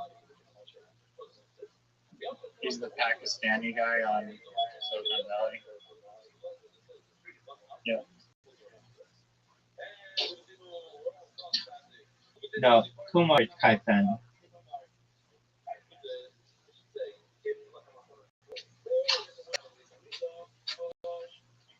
Okay, so nobody cares about your dog shit question. I asked you a question. You said that William Montgomery will not perform within the next month, but he will perform within the next 6 months. Is that correct? Yes or no? I'll wait.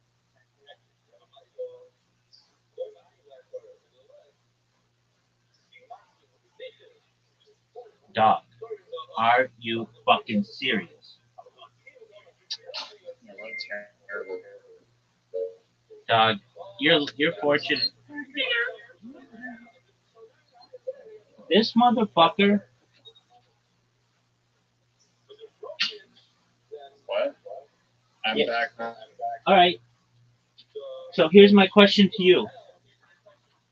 Do I understand you correctly when you say that William Montgomery will not be performing within the next month on Kill Tony, but will be performing within the next 6 months? Is that correct? Yes or no? I'll wait. Oh, look at this motherfucker.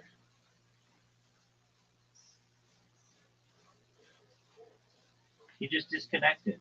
If he doesn't come back in the next 5 fucking seconds, 4 fucking seconds, 3 fucking, there he is.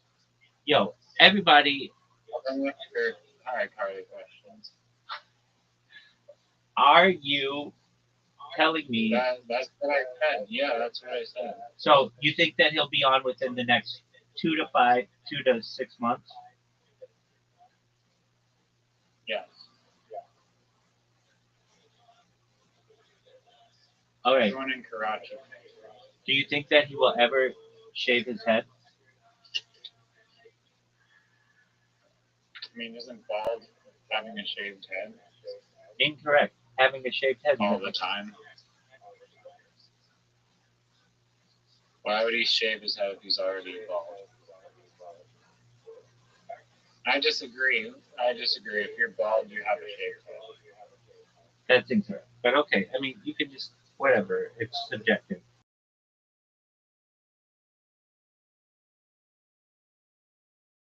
Are you going to go? Come here. I will. Doug, do you people recognize this? That this motherfucker Cool.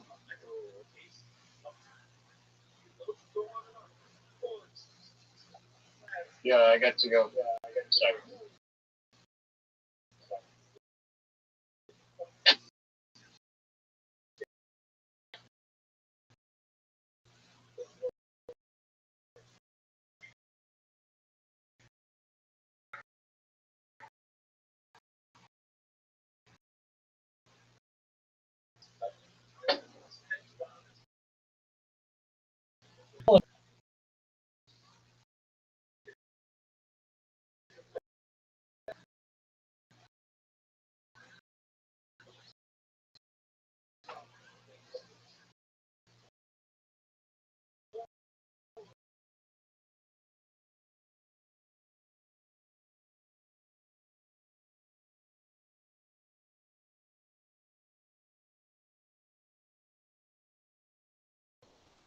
dude, I'm not focused.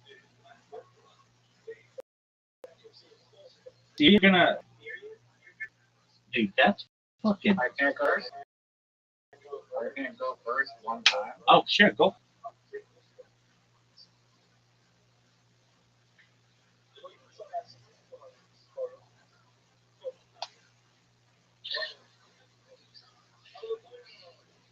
So, yeah.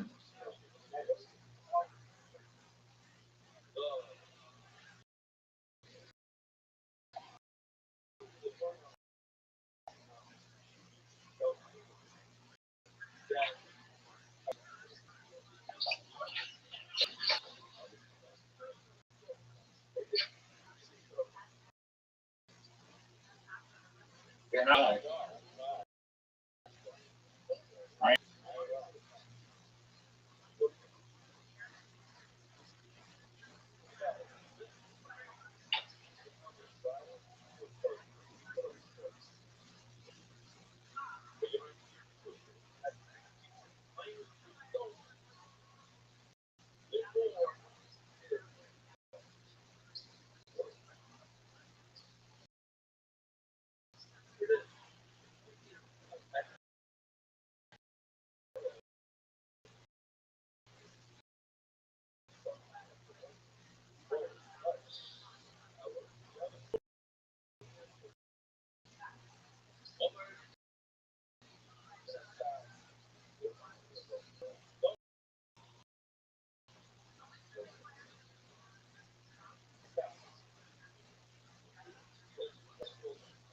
How do you spell menorah? M Two N's? no Menorah. There are various Oh, damn. ways to spell it though.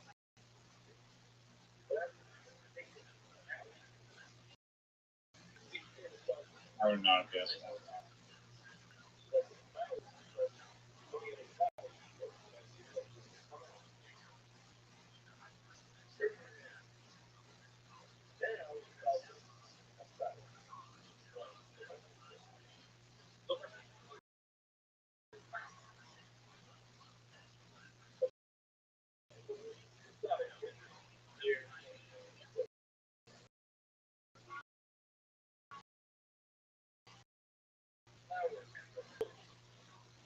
No.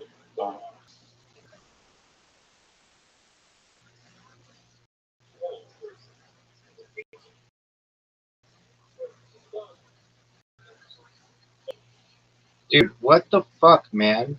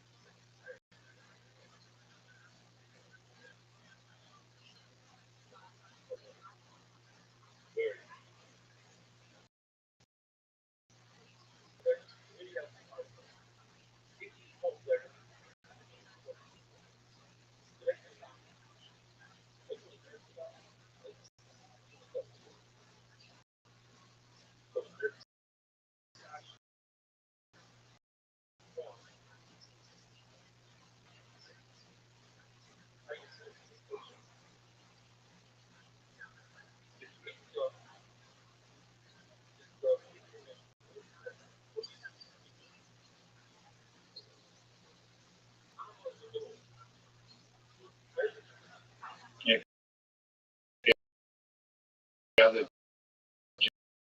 played the bar, I saw that.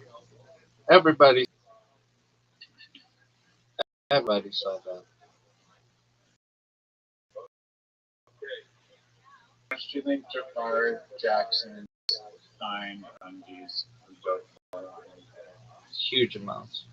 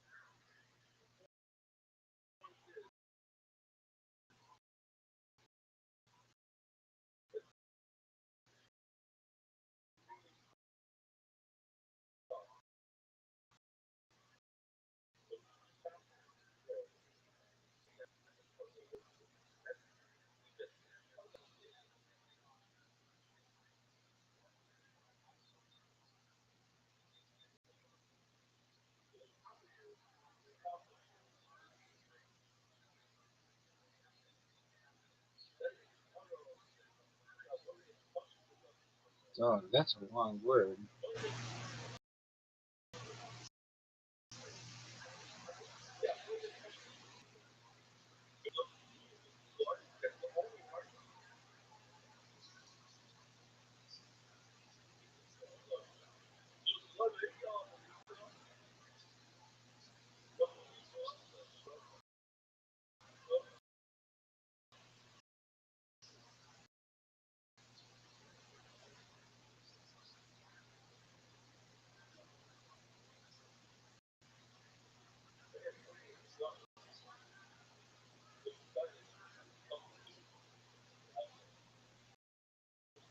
Wow.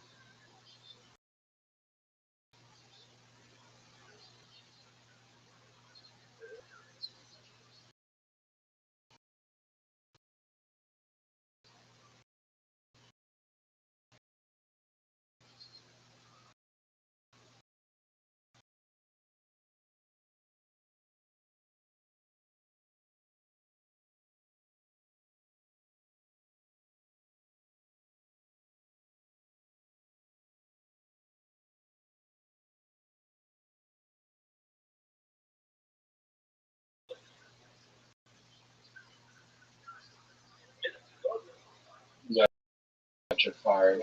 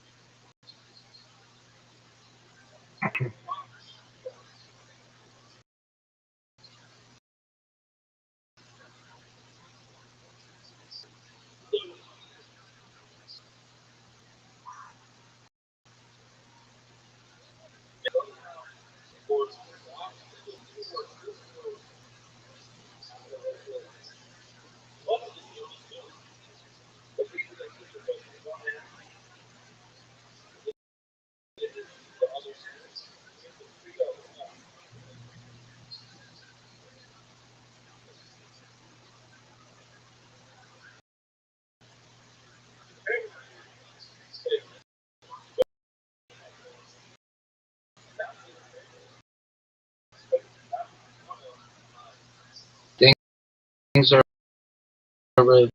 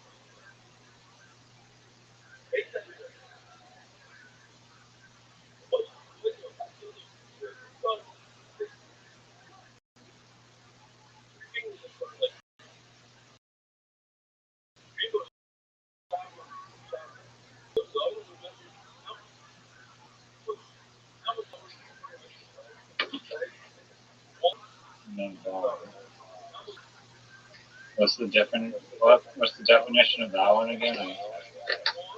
Do I look like a dictionary dog?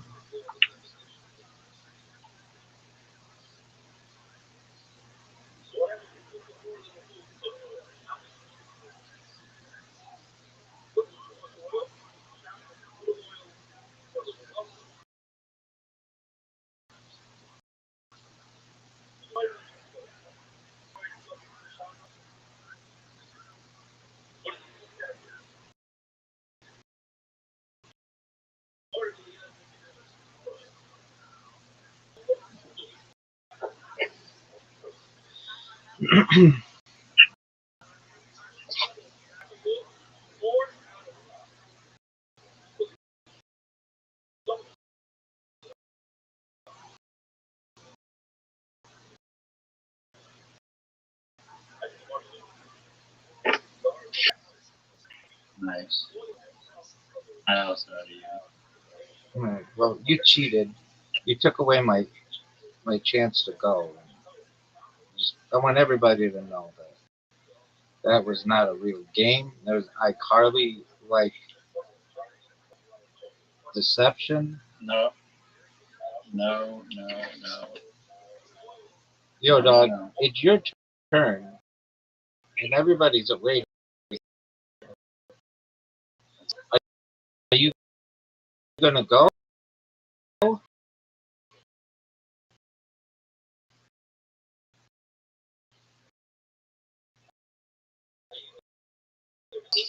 That's what I'm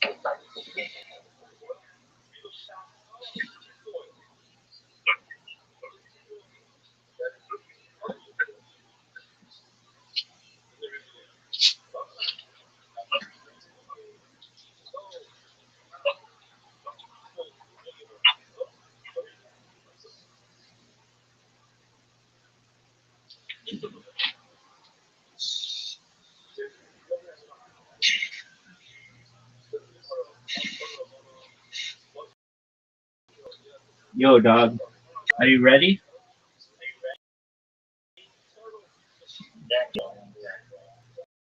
You're getting shit in your.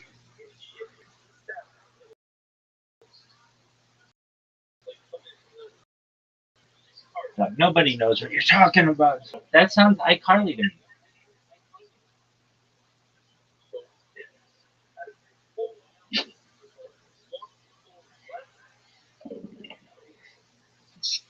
Their process or loss. No, it wasn't a loss. It wasn't a loss.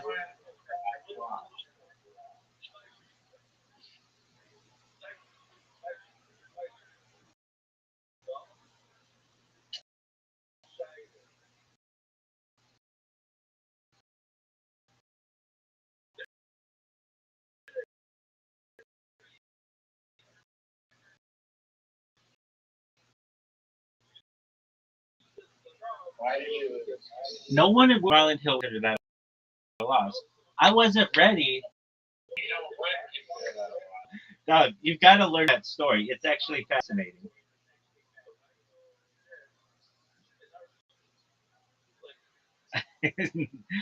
I love that Barney Hill has become part of our lore.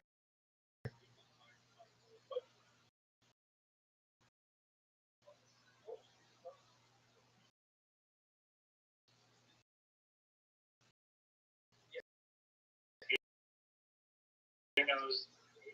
Who knows it was a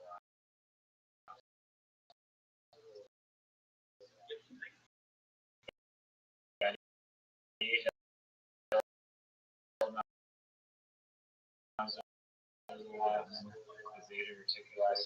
Eddie made a star map.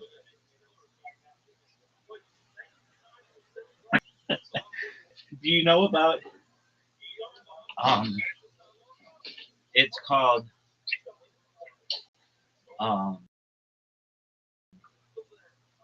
Oh man, what was it? Joshem Forest.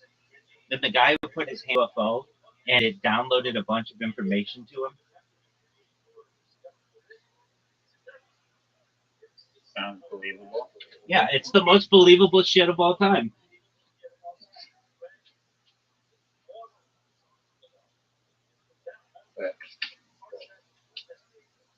What information did you Now you want to know what kind of information it was, dog?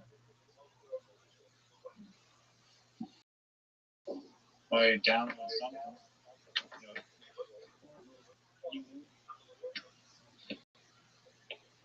Doug, tell me when you hit go so that I know.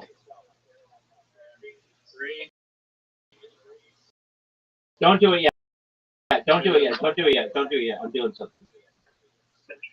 No. Don't do it yet, though. I'm doing something.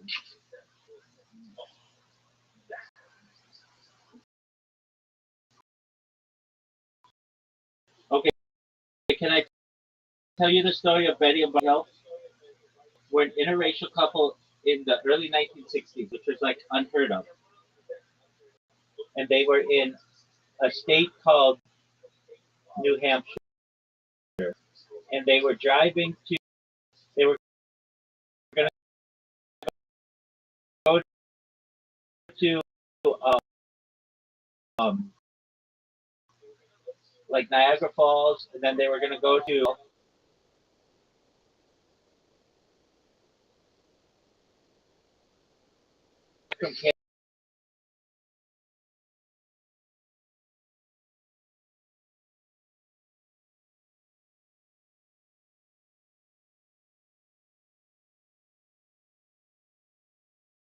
that seemed to be following them. And they noticed that it was following them. And they started driving faster, and it started coming closer and closer. And I don't know this, I don't remember everything, but like they were driving in the road, and they may have stopped the car and gotten out. They went to a field. There was like the spacecraft had landed in the field, and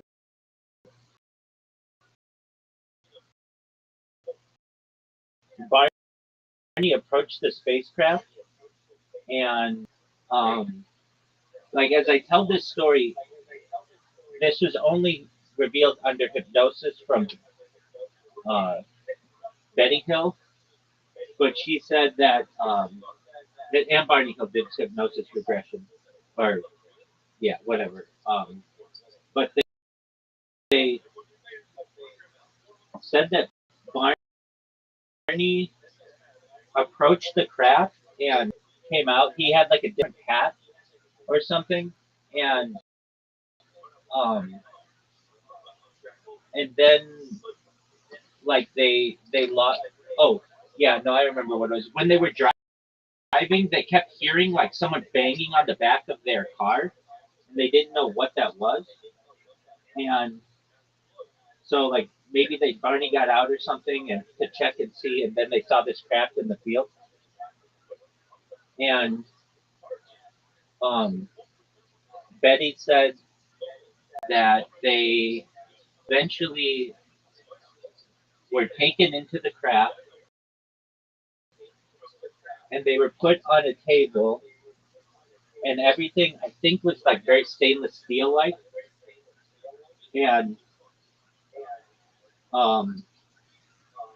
they had a machine that they could put on Betty's stomach and basically take her eggs, and they did the same. They had like this thing that they could put on Barney, and they could take his sperm, something like that. They Barney had this um, like this like weird like like burn on his near his genitalia when they awoke. Uh, like when they got back and they were just driving in their car, and they didn't know how they got there. And they were like we wonder what time it is. And they had noticed that several hours had gone by. that was strange to them because it went by. It should have been they should have been home by then. And so they got home and they didn't know what to do. So they went to bed. And the next morning they couldn't really like remember what happened because they had like their memories wiped or something. And they were they were like very quiet to each other, but Betty basically said, I'm gonna call my sister or something and tell her about what happened.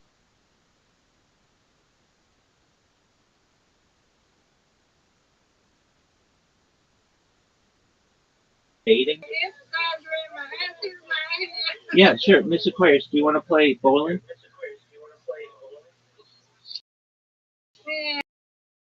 Okay. Right.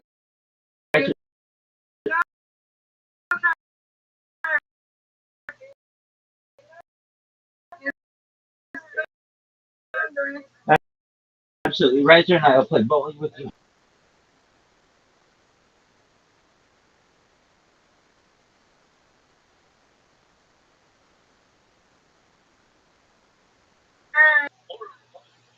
You don't like the thunder? I do, but when it gets too much, it gets too much for me. Rabbi tells you, I do not like it. It scares me sometimes. I'm thinking it's going to blow the roof off. Rabbi tell me all the time, if the thunder scares me anything, I come and tell you if he's not busy. Tell him and he'll entertain me for a minute. Yes, ma'am. And No worries, take your time. a bowling in the show. Yeah, we finna play bowling. That's right. Riser, have you ever beaten Miss Aquarius at bowling? I have, but has Riser? Not that good yet. Do you know that Miss Aquarius has the all-time high of 119? Nice. Have you beat you yet? I'm undefeated. I win, he wins. He wins, I win. Right, we all win. So you win, okay?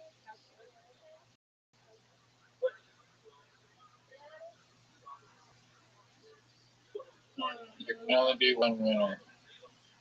No, we don't work like that. Rabbi careful. Riser's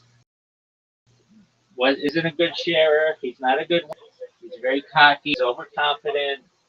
I try to spread my humility toward him, but frankly, Miss Aquarius, he's a bit of a renegade. Right, Riser, are you ready for your bowling? Yeah. Alrighty.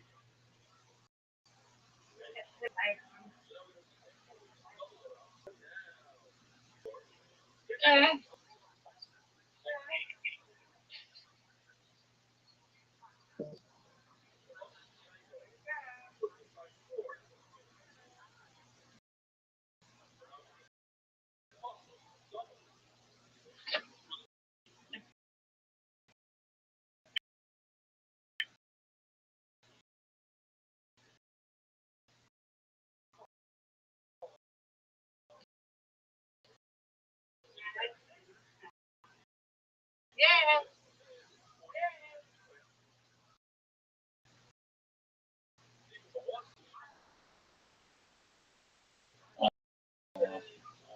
Right. You gotta see Zeus, dog. Dude, how'd you not get that? That was a good roll. Dude's what? Is ball? Yeah.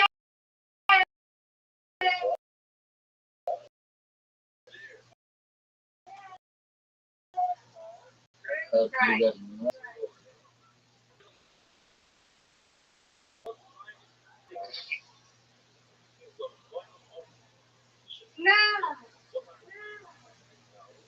Come on, Riser. Go, Riser. Go. That was looking good.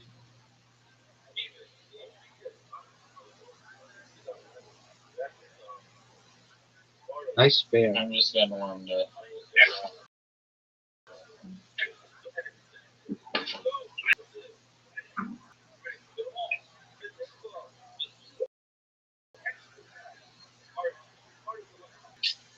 Wow, good.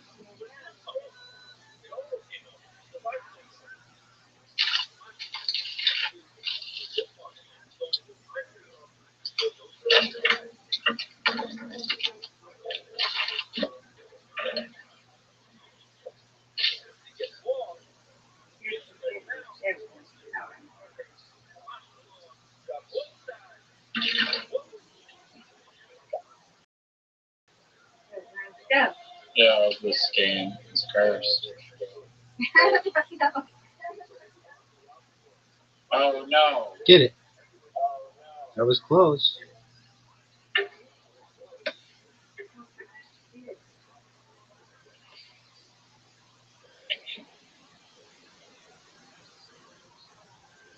Garbage.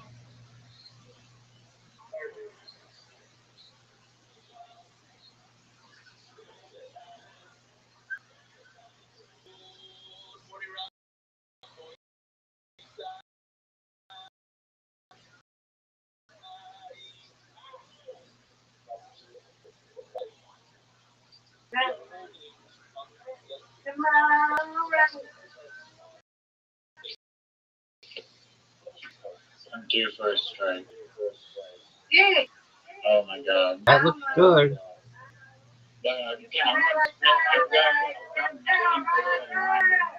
Oh my lord.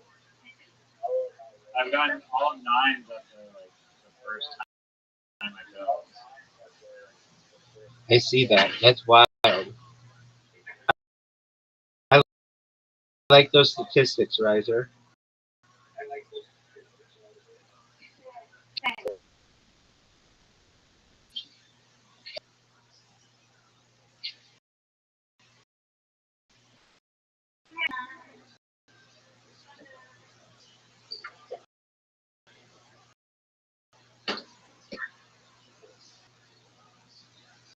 Nice spare.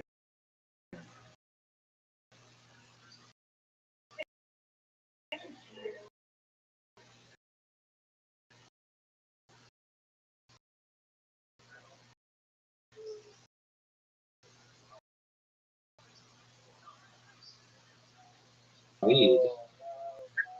No. Oh my god. Terrible. We have to play until Riser beats us. So we all win. Okay. My mom's calling me. I'll be back soon. Okay.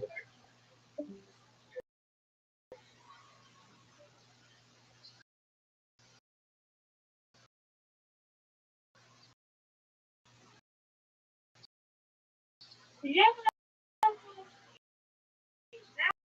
Right.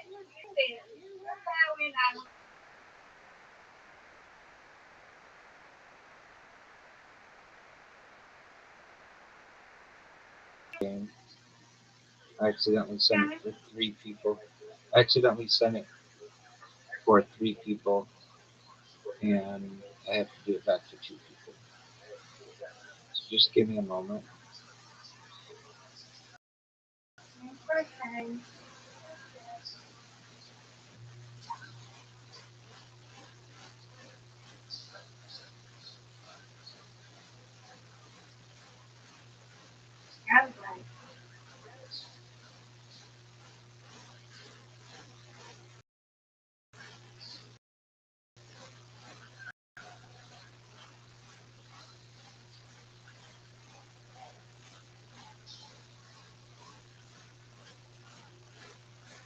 Good spirit.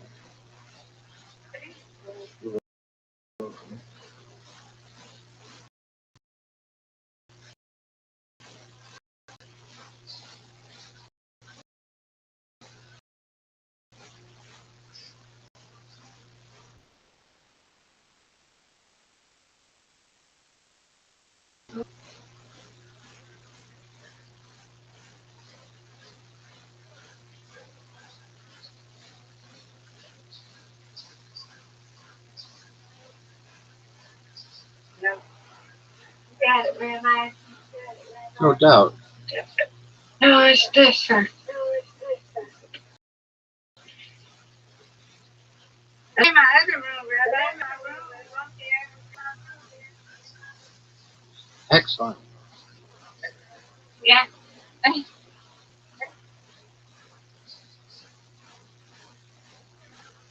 I'm in my room. Yeah.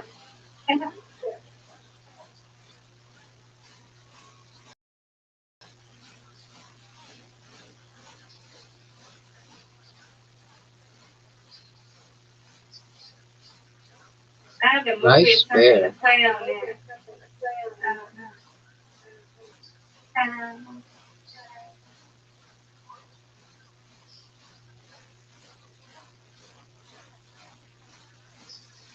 Get it.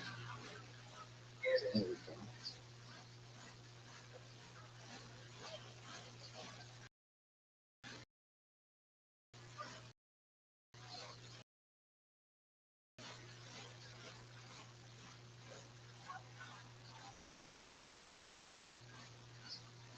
no. Oh, well. Oh, Rabbi. You got it.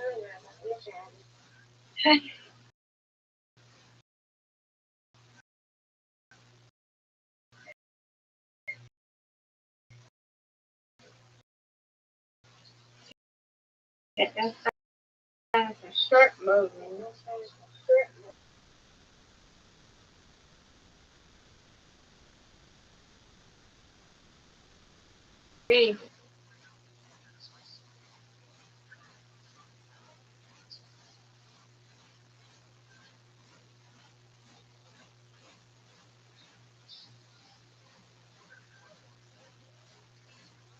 All right, Rabbi. You got it.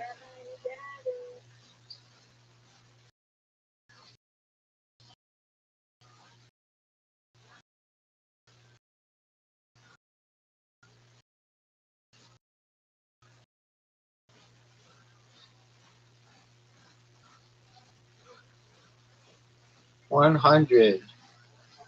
Yay! I'll take it. Yes, ma'am.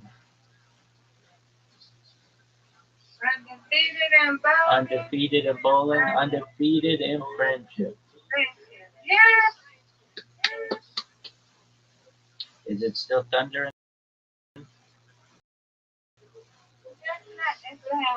It's Fred. Thank you, Rabbi. You're welcome, madam. Now I'm gonna look at short movies. Please help me. Yeah, I'm gonna have to do some more. I'll let you know, but I'm good now. Okie dokie. I'm gonna be back home soon.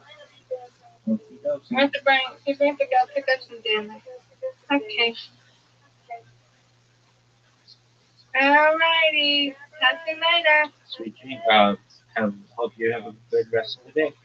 We'll see you tonight, guys. Thank you, madam. See you soon. Thanks, ma'am.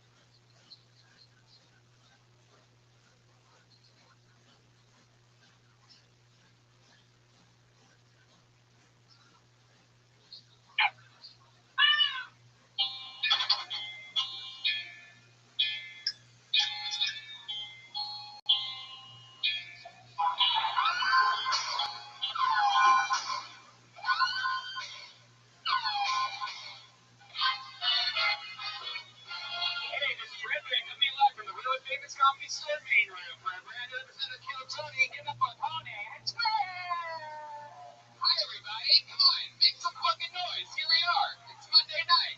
You're the number one live podcast in the world. Brian Redman sitting right next to me. The great Ryan J. Eagle is drawing tonight's episode. I'm excited about the state of Kill Tony. So much fun stuff happening. Welcome, everybody. You guys excited to be here? Absolutely. Kill Tony's taking over America.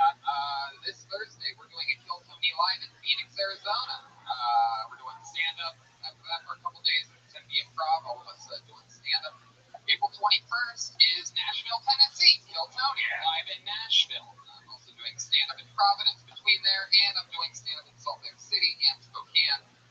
Salt Lake City with Jeremiah, Spokane with Josh Martin. And we have a preview show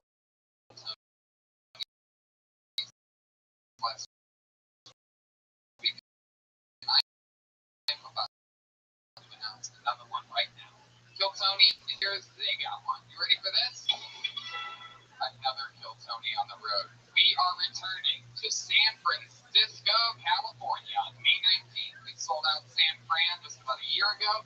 We had so much fun with the new parents, Moshe Pesher and Natasha Leggero, and so that's exciting. Don't forget, Kill Tony's also in Fort Wayne, Indiana. That is August 9th and September 22nd. Detroit, Michigan. It's Kill Tony, and should be that show.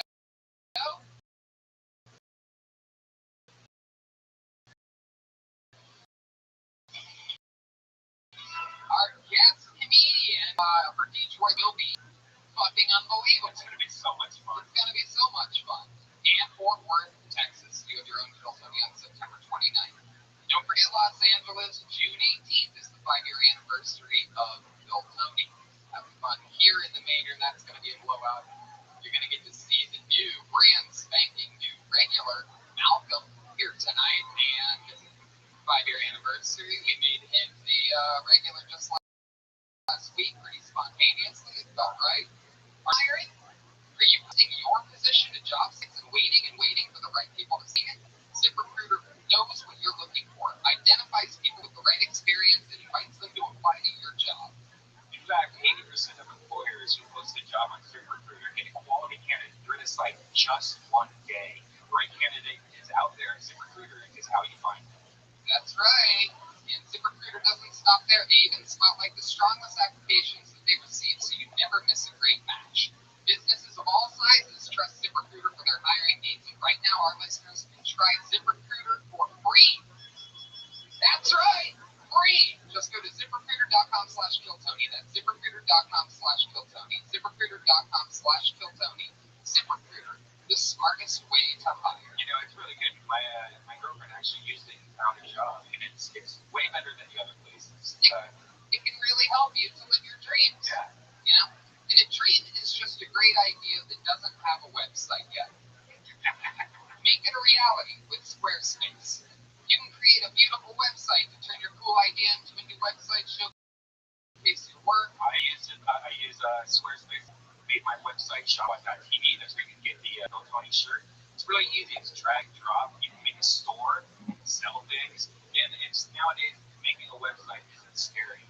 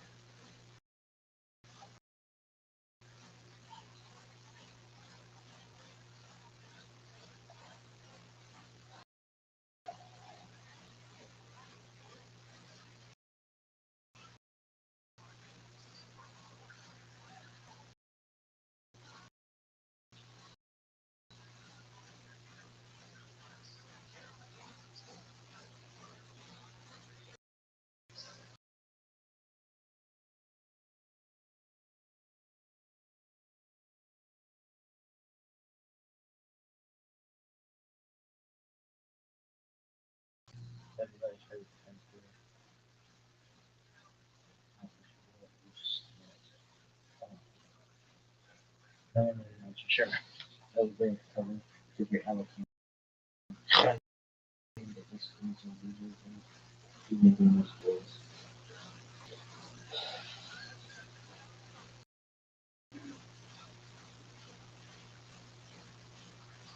Is to see an appreciate of both line 36, 31, 30.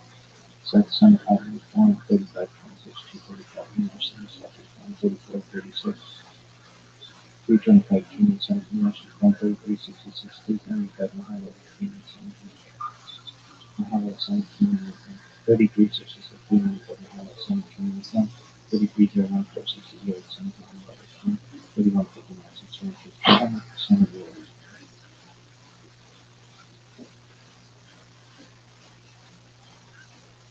Yes. 66 to 1, 57, 6, 5, 8, 27. No, yeah, for sure.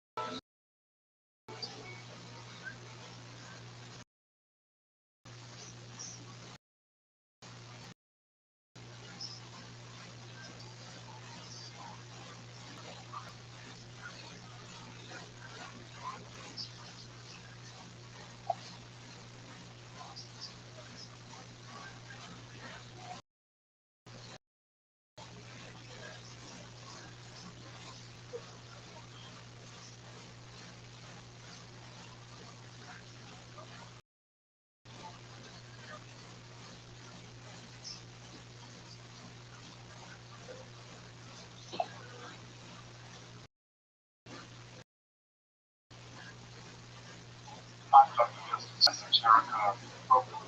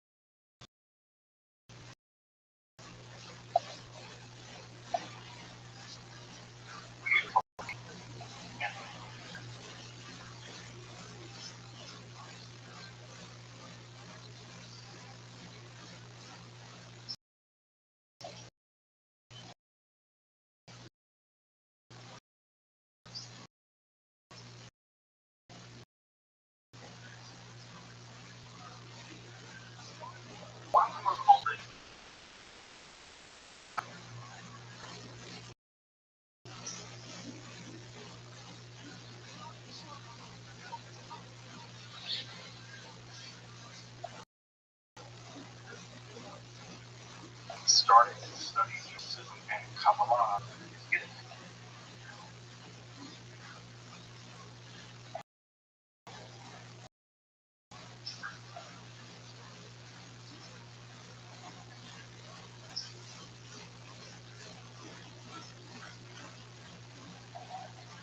And on just how the idea developed.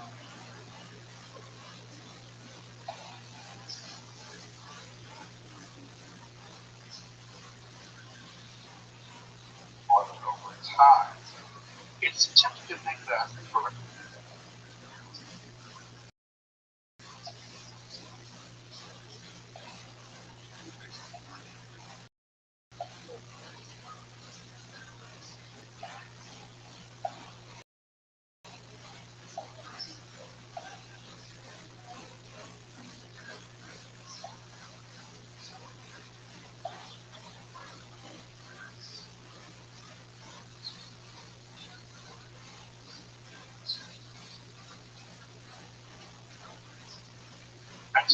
color has always existed.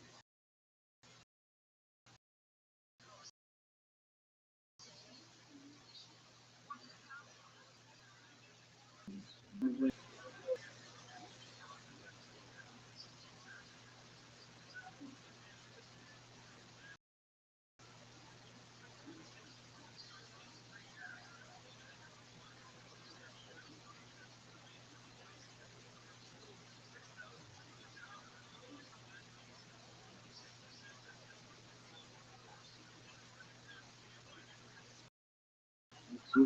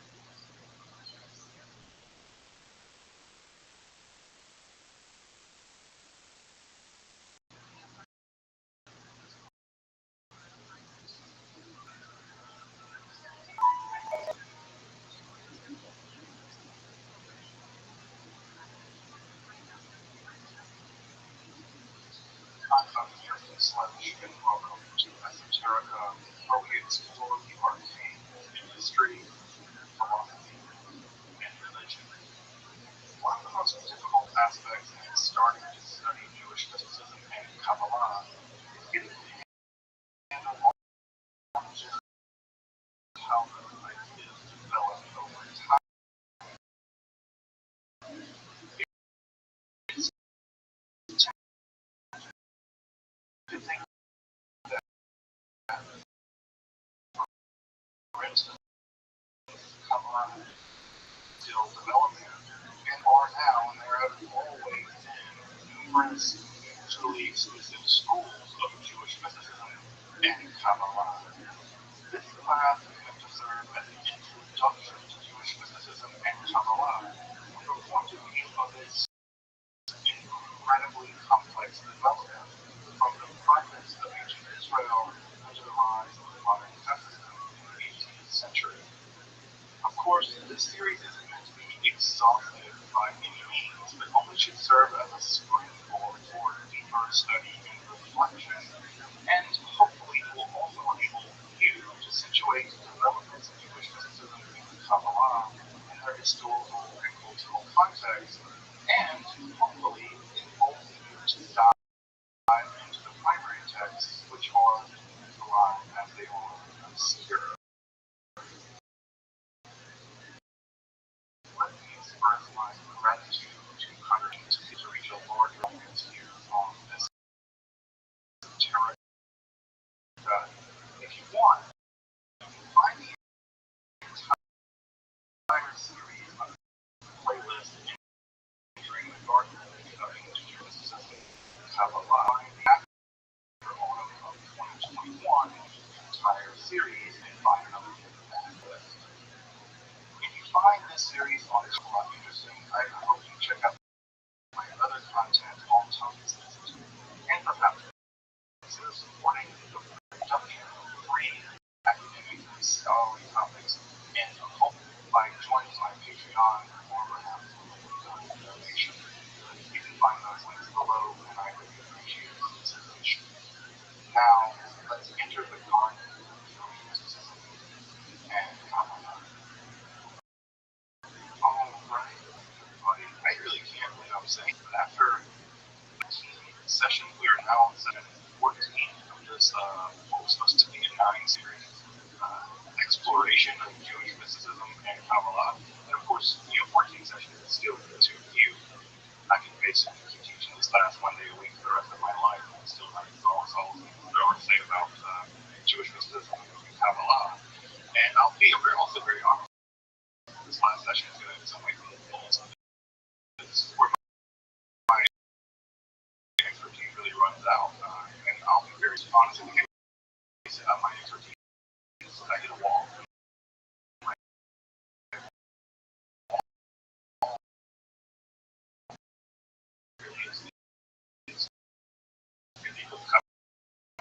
I don't know if they have gaps in their knowledge. Support those knowledge, the gaps in our knowledge, unfortunately, because we don't. And it's definitely from stuff that more than that's a real gap in my knowledge. Not that I don't need it, but there's certainly people out there who know a lot more than I do. In fact, I just invited a good friend of mine to do some talks, maybe this day talk at my research to see about the sense of I feel like I gave it for sure. There's a lot more attention on more deep attention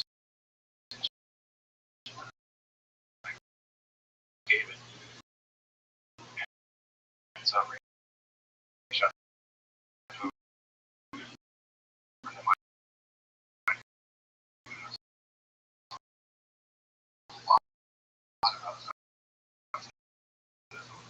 to maybe do actually a lot better now in the early part of the 21st century than it was the middle of the 19th century. In the middle of the 20th century, I would say that Kabbalah, in some ways, is doing much better now. So in the same way, we're not saying goodbye to that, or just goodbye to Kabbalah, rather than us, and continue to grow and change. And I've heard really cool, exciting things about development in terms of radio, where we're in sort of new and dynamic Kabbalistic thought.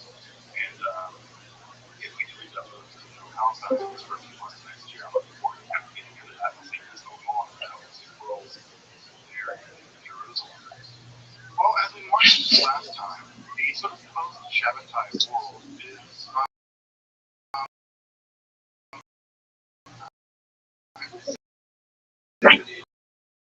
it's actually more sophisticated in many ways than acceptable. Like people really didn't understand what's going on. They weren't really trying to when you read something very technical, you can be overwhelmed by things that really aren't really true or deep. They can sound deep, but in fact they're not. And I think that's true of a lot of things that went on in Shabbat. They sounded Kabbalistic. They had a Kabbalistic veneer, but if you scratch the surface,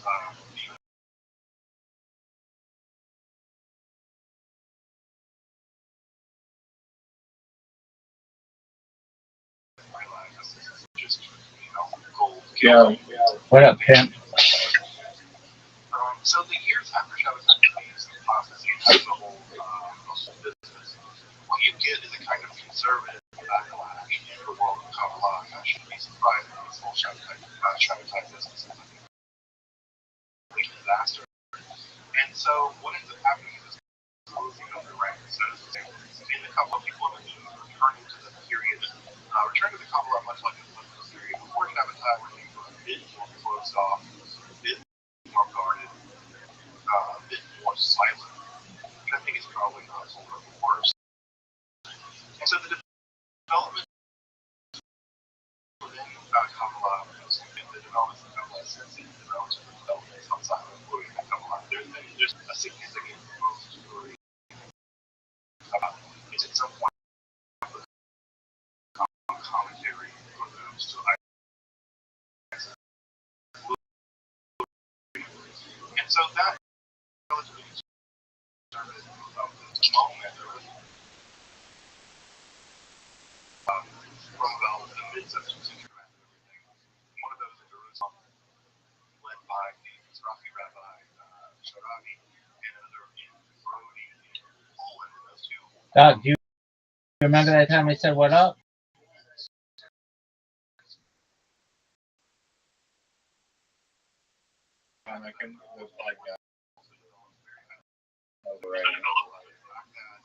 Are you ready to lose? Yeah. All right. Well, I need a few moments. You're good.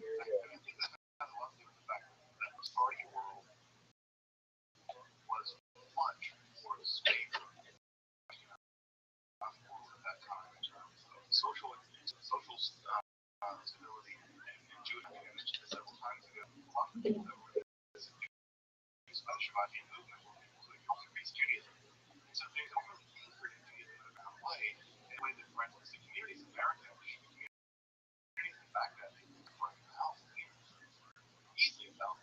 And so when they looked at the whole thing, they were like, no. So because they had a much deeper education. So the Spartan world was a bit less effective So it's not surprising that in Jerusalem, never accepted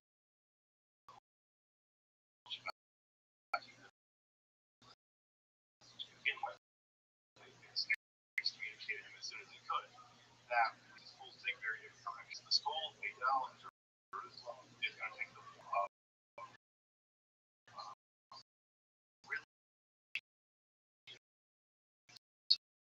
intense concentration or covenant. And that school again will last basically until 1950 student oriented. And of course the other is a Cloyce.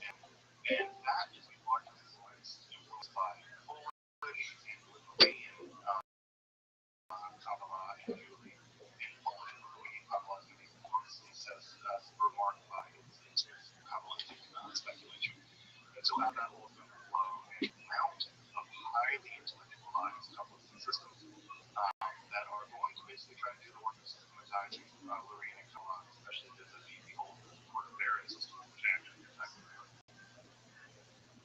This period also saw, as I talked about last time, the rise of Hasidism. Hasidism is probably the most important, it's the most important movement in Judaism, probably for years. Hasidism went on to spawn an entirely new system of Judaism, social relations, customs, dress, all come out of the Hasidic world. Hold themselves, solve the Negro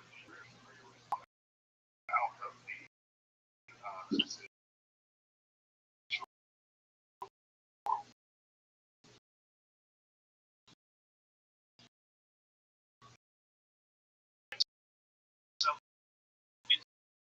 from that world, we have to focus on extreme piety.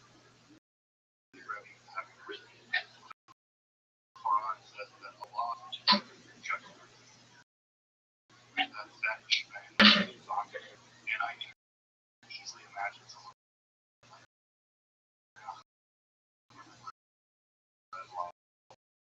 having written something just like that. So there's your loves and desires. It's your desire to get rich, to have fame. You want to be loved by someone, that get in the way of the relationship with the divine. The divine, that's right there. You just have to do the work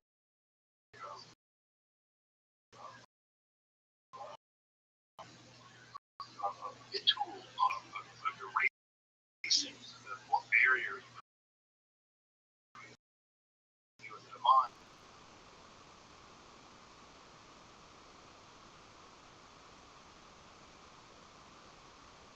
They would listen to further having theological Bagels Rock, and that Bagels Rock allowed them to hear the debates among the rabbis and the birds. Always on the puppy sitting in the forest, listening to the birds rather than just hearing like the rest of us, normie people that all hear the birds. The Rabbi is able to hear birds, they hear the debates among the birds and God. And so I also found that to be a very beautiful example of Hasidism, where it's not just you're not just hearing birds sound, you're hearing theological debates among the animal. So again, of course, the Hasidic idea is a deep desire to experience the divine in every aspect of life, and to cleave to God. The Vedas is clinging to God, and you cling to God, and the way that you do this, and at some level, by cultivating a relationship with shamanic character in the Hasidic world. This is the Rabbi, or sometimes they're deciding to they're these righteous people who have a unique relationship with God. They're intensely holy, and of course, these rabbis go on to set up courts and really operate a bit like royalty. Have a loyalty to the Rabbi. You're a Rabbi. Discuss it. We have in that Rabbi confidence. Today, we'll talk a little bit about how those guys. A little stranger with Bishop Bob Bob. I mentioned on later slide. I'm going to talk about that a little bit as well. But we'll see how that goes. So, as we talked last time, sort of the cliffhanger from last time was that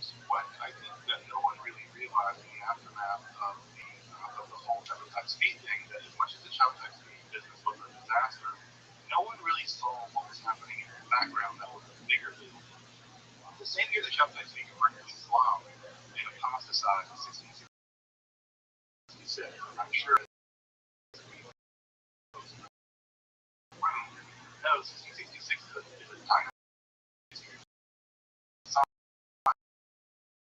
We hear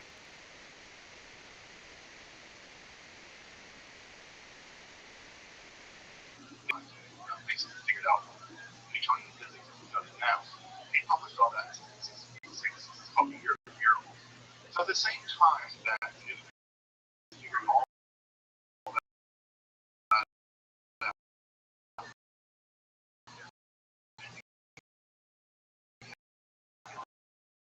stuff, that for sure I think universities lost over the long term. It feels very modern. It's like just coming in on Star Trek. And they happen at the same time. They happen the exact same year. And so what's coming down the pipe, and what I think the Jewish world did not see in the aftermath of this entire chapter of the Enlightenment. The Enlightenment of the Jewish world, France and in North America, England, and Holland and Germany, the Enlightenment dynamic they bring from what they come before, with its emphasis on rationality, conservative science, emphasis on extreme logic. And so we're getting to get philosophers like Descartes, like Spinoza. Spinoza's philosophy rejects nature. It's just nature. Nature is God and God is nature. It's the same thing. We're getting the mechanistic philosophers that all of nature is like a giant. Studying it carefully, you can understand how it works. You can understand how it works. You can predict it, and therefore you can make it do things. This is incredibly mechanistic philosophy, which is in many ways more than things like that. Inside the Jewish world, they never saw this coming. They just sort of come to their doorstep. When I say landed on their doorstep, what I really mean is Napoleon showed up. People call the world spirit. Of course, Napoleon shows up in Central Europe. He's marching all the way to Russia. So everywhere Napoleon went, all people with him, he was like an idea. His army was a sort of enlightened army, such as the armies are ever enlightened. And Napoleon brought with him the mechanism. He brought with him a revolutionary idea. He brought with him the idea that if you're a citizen of a country, like a class citizen, either you're a citoyen or you're not. If you are a citoyen, you have the rights and privileges of everyone else that is protected by the rational law. And of course, I'm not saying Napoleon was perfect or anything like that, but he was a big enough deal that people thought at some level represented the very movement of the Geist, the very movement of the realization of this in the world. I don't think about this later, but made a big deal. And so,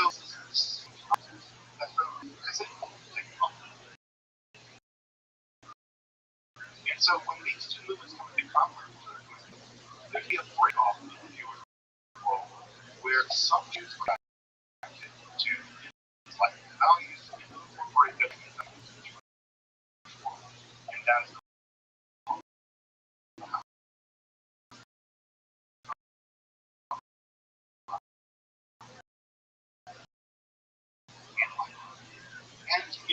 You ready for your invite? Yeah.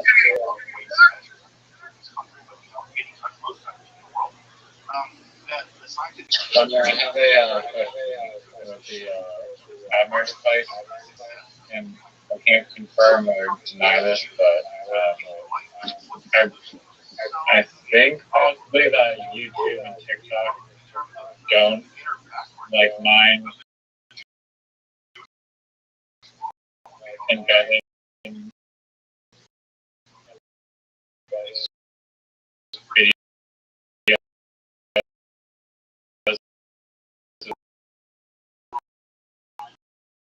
of great music in them. So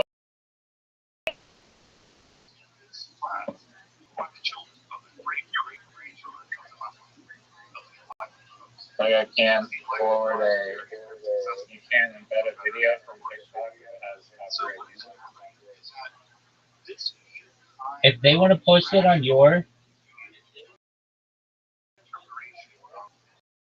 platform, then they just have to or remove the sound.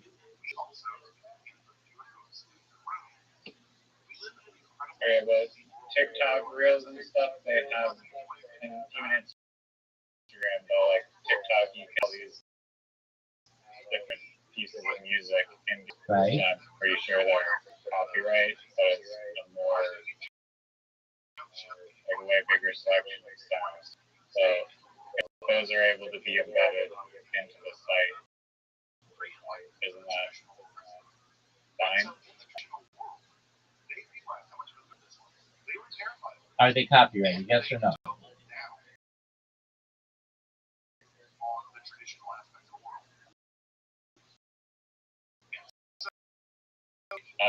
Yeah.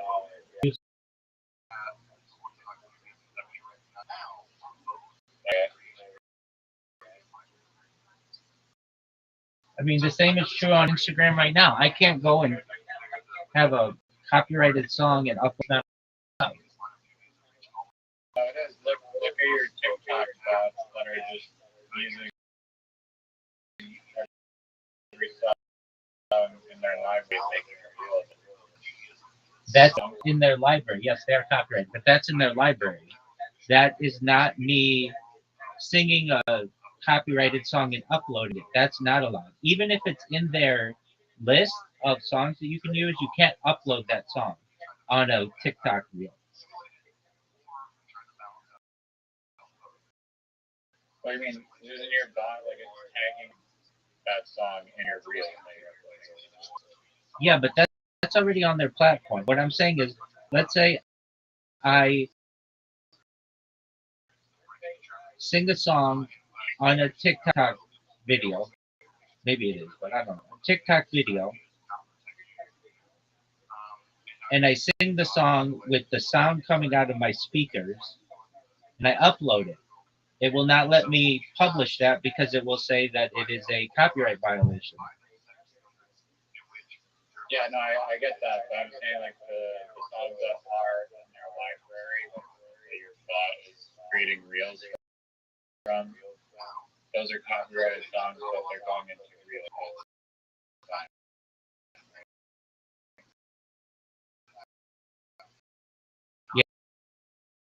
Yeah, but I wouldn't get involved with that because the copyright on that changes all the time.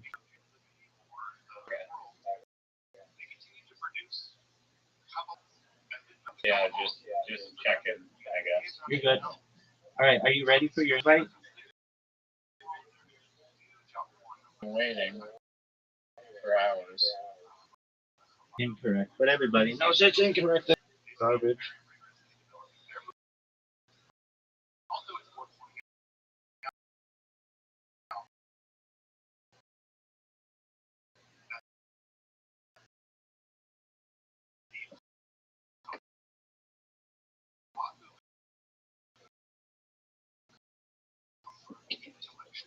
Are you gonna accept your invite? Are you gonna just I'm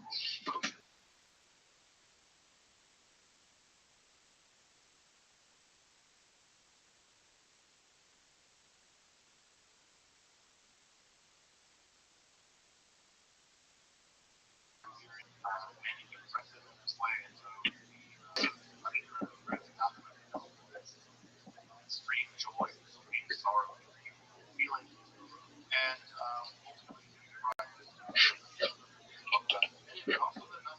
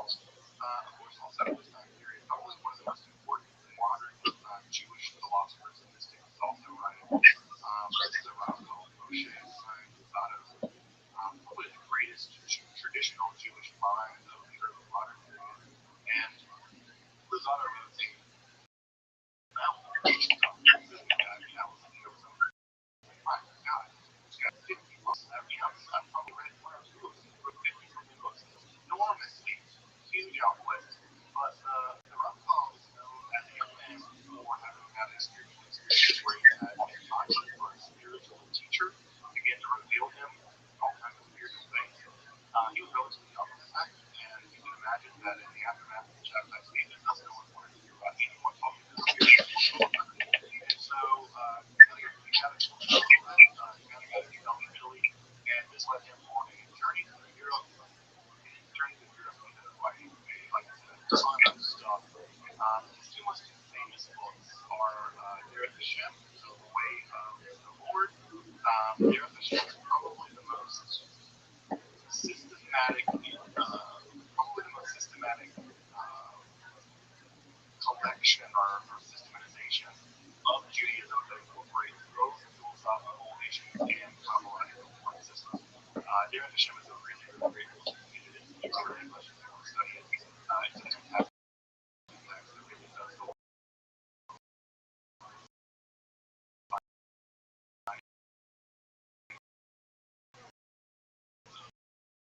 sort of philosophy of the day, although there's a lot of stuff in it that we can also use too. And these books, most of these books have gone basically classics in the Orthodox world. These people, there's even study sessions, so they study these books over and over and over again. So Derek Hashem and Message Shari are classics of Judaism. They become classics of Judaism, and again, they incorporate Kabbalistic and non-Kabbalistic philosophical elements into one text. Again, time was out of probably the most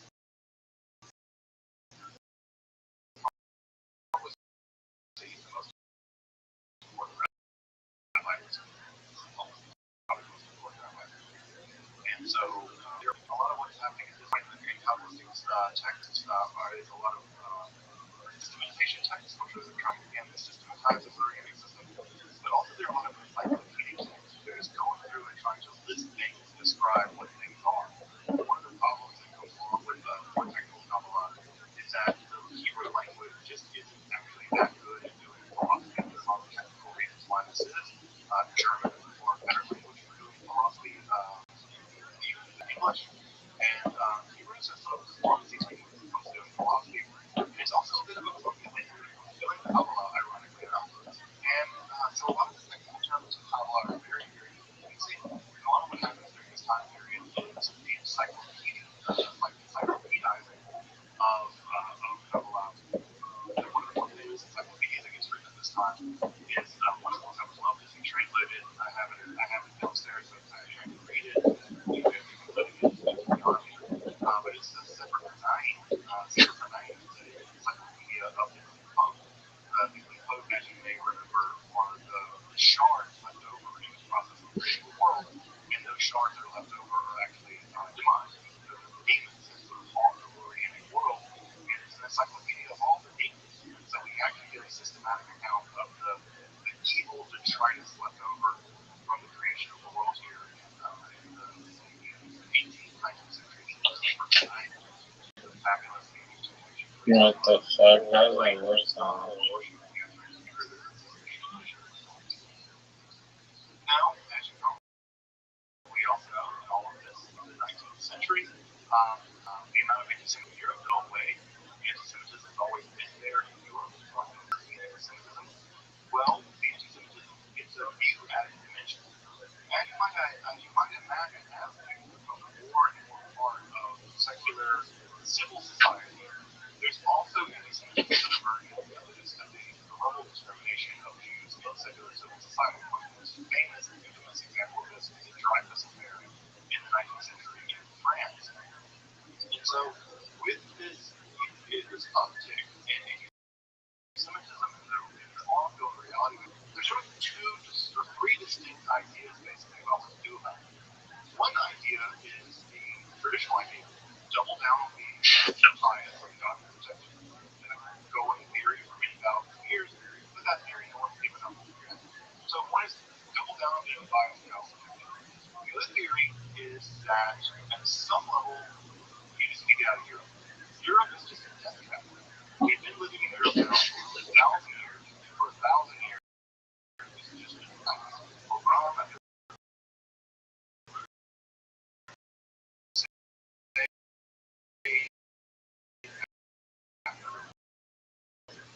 one libel after it's a matter of time. Now, they're right. I You leave here, you Oh your my bags, god. and you leave Europe. And in the mid-19th century, that idea takes the form of secular Zionism. This is where Ashkenaz Jews and white Jews decide as a group that the situation in Europe is basically untenable. And this is the emergence, of course, of very, very in Zionism. Now, it's two things are worth noting here about really early Zionism is that it's entirely a secular movement.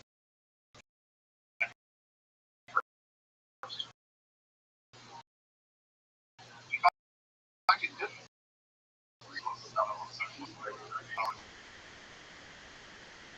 now, did accept something that is sort of, apocalyptic in its narrative, its way to talk about the world. It wasn't really influenced by Kabbalah. But I think it was, if you read a lot of the language of the early Zionists, you will see a lot of exile religious language. You will see a lot of language that is coming in from the Kabbalah, although I think he's going to do socialized process, right?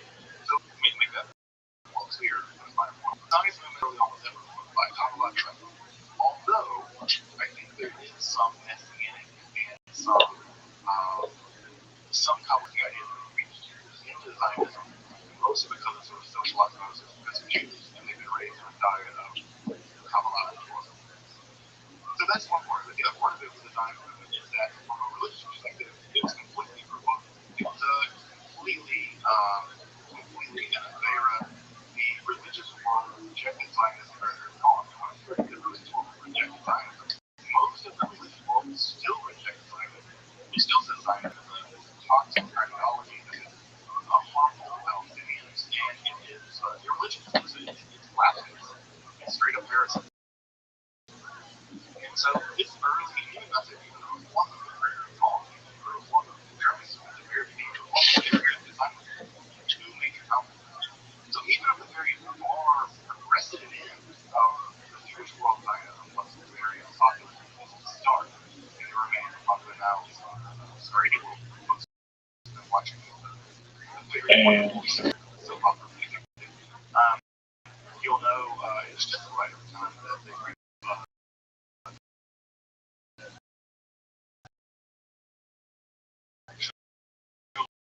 Brother always says he refers to the Zionist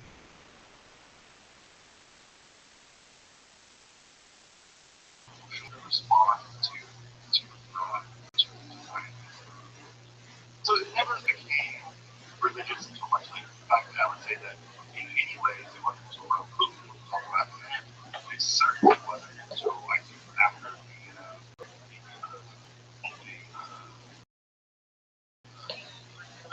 war that they get religious.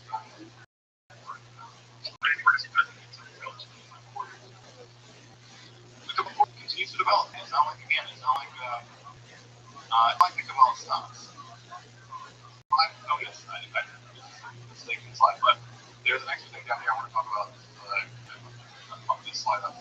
But anyway, the one last thing I want to talk about here is that in the 19th century, what also happens in the non-Jewish world is sometimes what's referred to as the occult revival. The occult was a re-interest in occult sciences, alchemy, sort of romantic.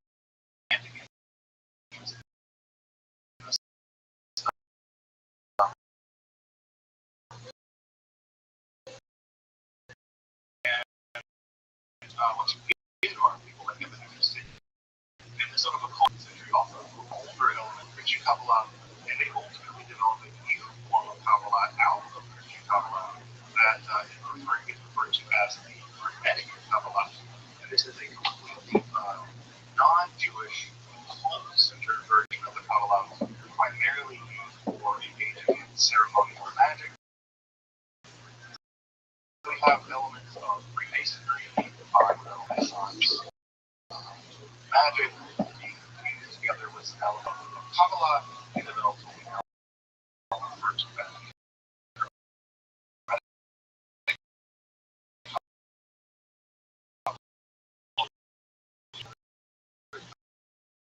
Kabbalah that developed with the K. And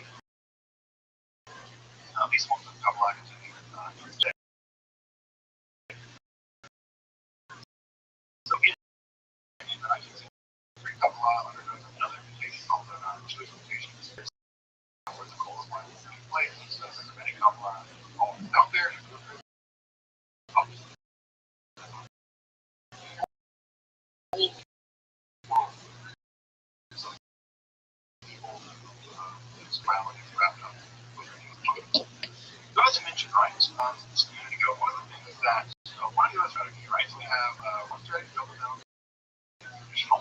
The other strategy is the online or wherever. The other strategy that I mentioned is you go to is assimilation. Assimilation was a very, very strategy. Perhaps I think one of the more difficult ones. Good. The job of assimilating get written all this teenagers or some of the portions where we talk about that generation of folks. But it's really cool that they're trying to maintain something that was. It was trying to maintain being Jewish, and also trying to maintain your identity in a world that rejected you. Trying to be German and be Jewish, whatever German Jew is. And the problem was that you Orthodox world hated you because they always used to sell out. And Germans never really accepted you either. And you almost, right? I think of people like the great German philosopher whose son fought in World War I and still got fired with they never could become Jewish. In fact, even for the more the Jews assimilated, more dangerous they were. They were almost hiding among them. And so there was something about this that the strategy of assimilation was always going to be somewhere where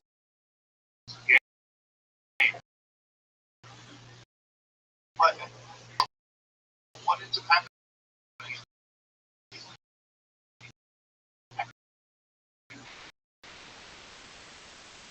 Really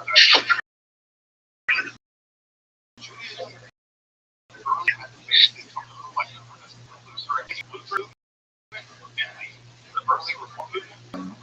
He was required. It's just like the organ. So, right? You've been doing classical reform. So I got organ choir. You know, they even moved shots of Sunday morning music. All kinds. They were desperate to destroy it in. And again, at one level, one way of looking at it is trying to sell out.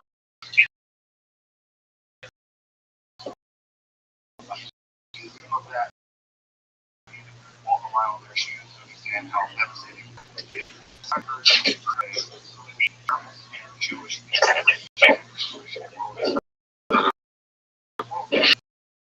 basically rejected by both sides of the revolution. Actually, very tough to talk to.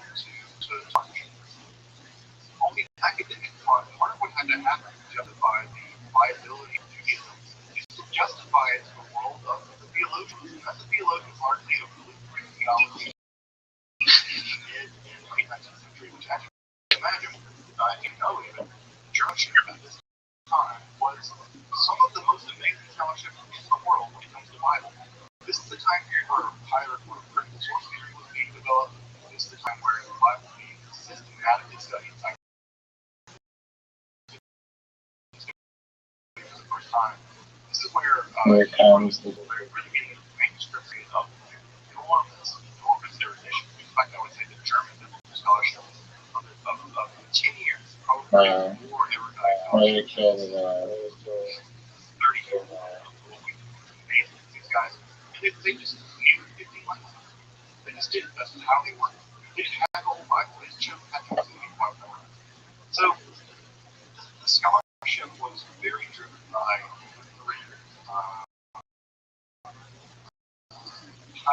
pietists, very careful scholars.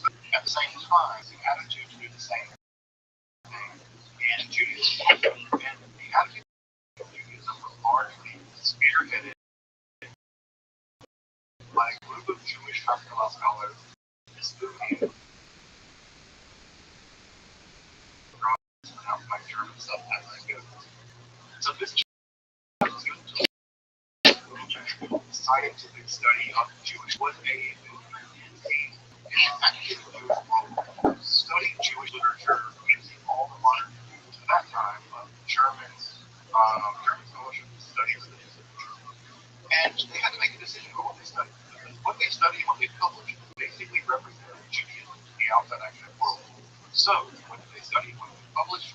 Well, they focused their element, they focused their energy on Talmud. Why? Because the Talmud, for one, is a highly systematic.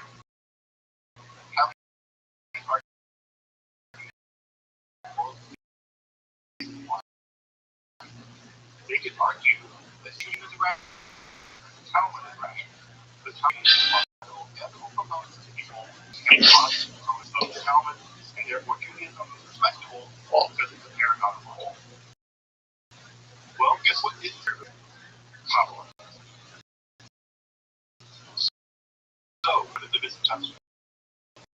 what the bishop do.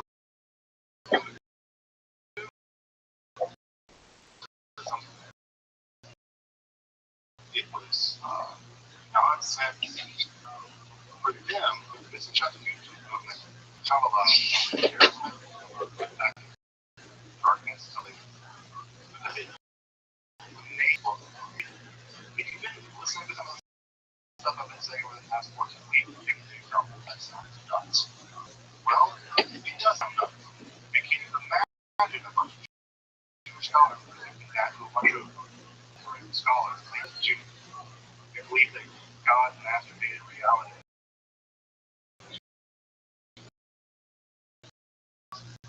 What? That's not right. Being negative about Jews are irrational, they're driven by superstition, they believe in nonsense.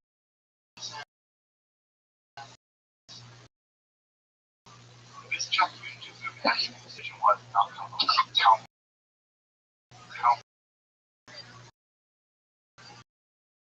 And so early on, Calvinist literature.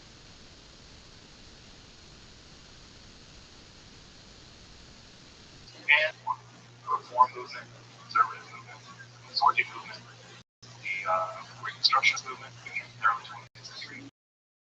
All of the movements, even Judaism, all of the movements in movement Judaism, non-traditional Jewish world, all of them look at some level to this Chattanooga movement, and they base their Judaism some level on Judaism being pumped out by places like JCS, Scholarship, by places like Cincinnati, Reform Center. And guess what? None of those places are doing. None of them are doing Kabbalah. Why? Because it's embarrassing. We do not want to look like crazy people. So the Kabbalah is totally sidelined for 2.5 years by Scholars. Completely sidelined. But what is that? The movement emerged. So if you grew up in a movement, Reformist, conservative movement, you grew up in these movements, their scholars were simply not being trained on because they were being trained on the teaching. Might be a great time to play that GBQ. That's the reason why folks who grew up, especially folks who grew up in older than me, if you grew up in the Judaism world, you've never heard about Kabbalah. There's a reason why. Because it's rabbi.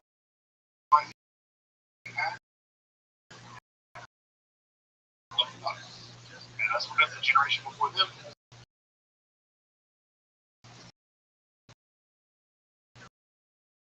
And that's what happened.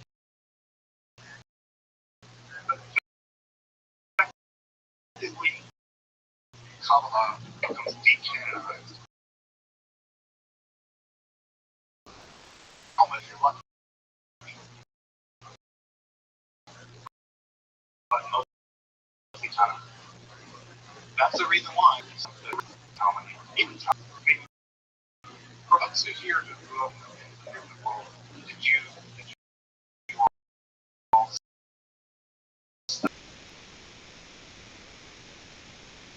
problem with Talmud so much? See heads shaking, yeah, even Talmud, right? Even Talmud was sidelined. You can imagine how much sideline is surely so worth it. So that's one part of the story. A huge part of the story is that Kabbalah didn't go away. They still did Kabbalah, studied Kabbalah in the traditional world, progressive world.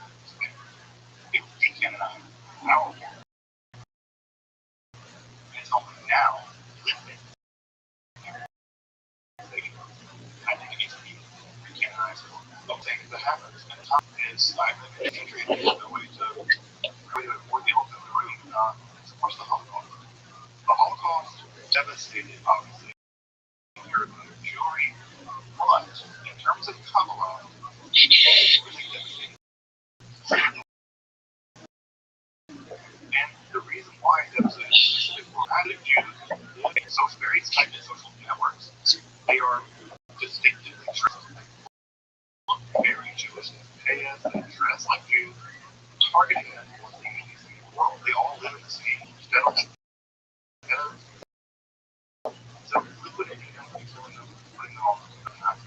So the Hasidic world was incredibly destroyed in the Holocaust.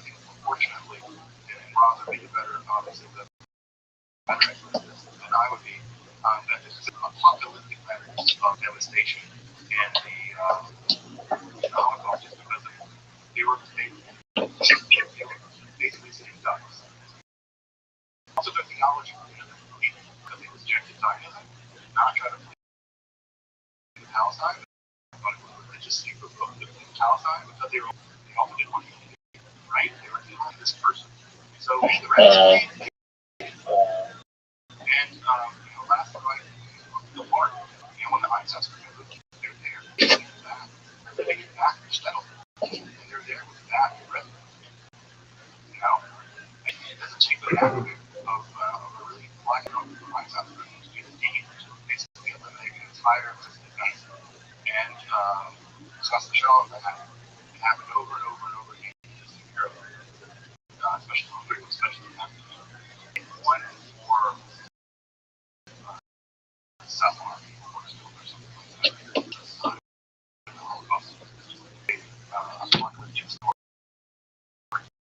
And as you know, the only people keeping alive at this time, anyway, or have a lot more, it's the people keeping the ones keeping the lights on.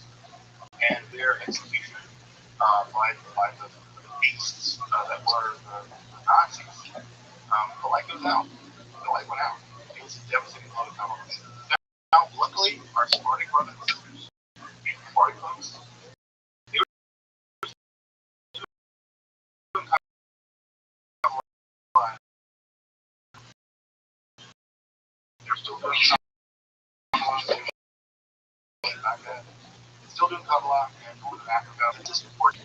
Europe is a very important center of the development of Kabbalah and the Holocaust profoundly destroyed some elements of that continuity. Luckily, they did survive, and many of them survived, and they would regroup. Some of them in America. And like two largest groups, some are eventually, some already, I don't know, eventually made the reality.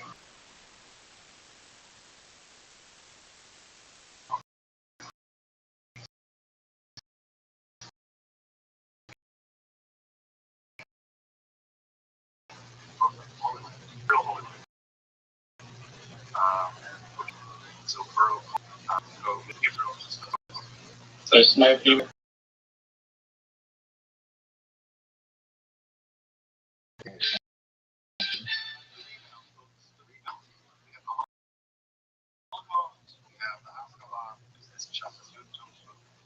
did this rebound? Well, it rebounded in a couple different ways. The rebound in many ways began with a young maverick philologist.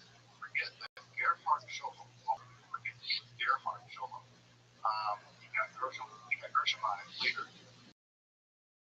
Which made Aliyah Gerhard Scholem, young maverick philologist, studied language. That's the reason why he's the simple knowledge to read the original language. And Scholem made the crazy argument that Kabbalah deserves that part of Jewish history when you study it. And so in the 1920s, Gerhard was thinking of reading basically every single Kabbalah getting his hands on in the archive, every single one. And being the German scholar that he was, he did that. And unlike the Wissenschaft movement that rejected the importance of Kabbalah, Gerhard Scholem argued convincingly that there simply was no unity of Kabbalah. You couldn't imagine Judaism was just as important, or Kabbalah was just as important as Talmud, as anything else. So, Scholem argued over the time that Kabbalah had to be integrated both academically and How does it feel to read by Poiser 90 points? Feels wonderful because I wasn't paying attention. 90 points. Yeah, I know. The background's like that. Alright, well, I'm glad. Justification for him being able to speak was And that you still lost by 100 points. Yeah. right? Kabbalah is not Nobody is paying attention to that. Right? Narishkeit is Narishkeit. Aber the Geschichte des Narishkeit kommt da.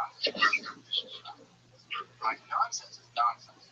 But the history of nonsense.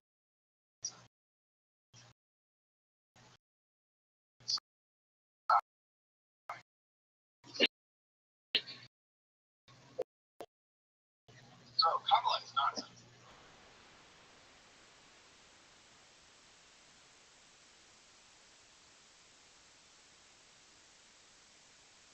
20th century history. Solely probably the most important, one of the most important scholars of the early 20th century. The Talmud Professor James basically invented modern sort of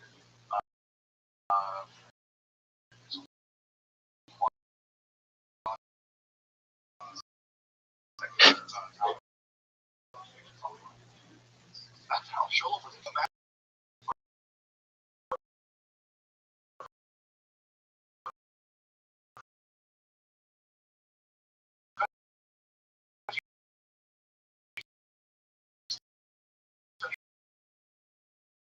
History as something we used to do. Unimaginable now, considering that Kabbalah is so different, but people had to fight that battle with him. And anyways, luckily, he's a very famous scholar.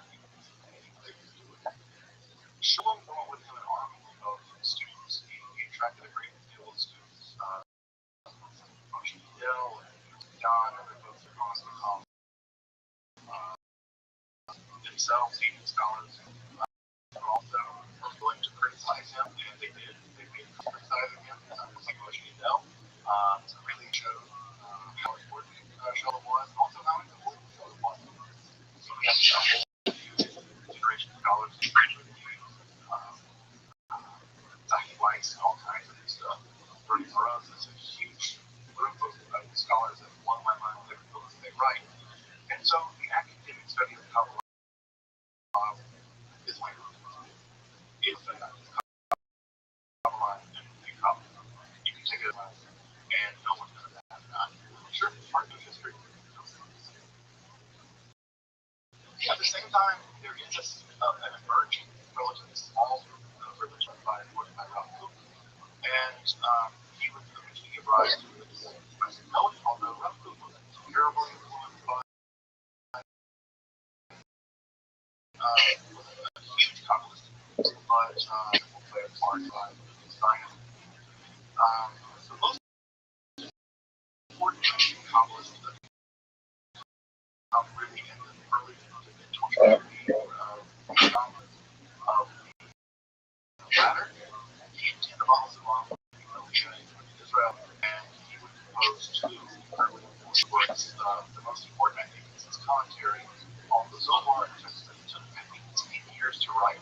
It's called Haftarah, the latter, and this is a book introduction to the Zohar, and he translated the Zohar Aramaic with their modern to make it accessible to a whole generation of people who otherwise would not be able to read it in the original Aramaic. He published it in basically modern Hebrew, modern Russian Polish Hebrew, and so it's much more accessible in modern Hebrew. So many people who read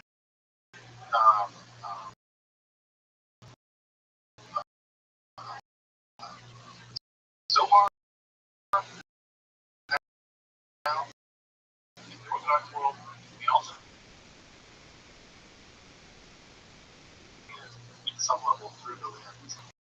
The book built is only an interesting communist theory. So you know, like with the probably the most important theories. I like that course is Rabbi years ago, of course, was the head of the Rabbi movement.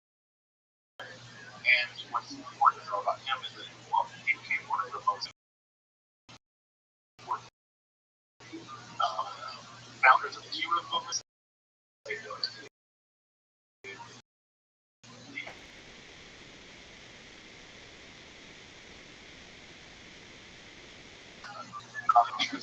Founded this enormous Hebrew Chabad movement, and he's a huge important figure in history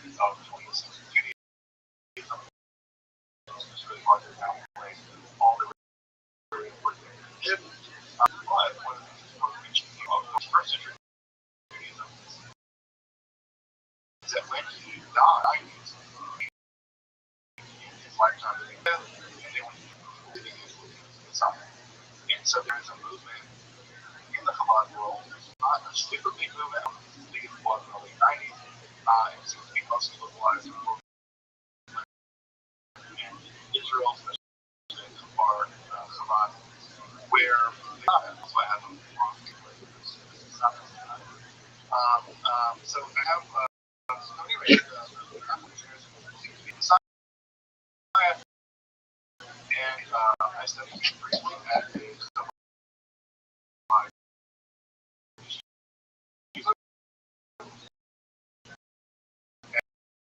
and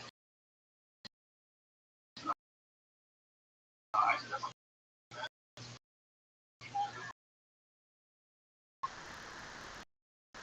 studied in consultation with the new account, and the Rabbi would really that version still goes around height,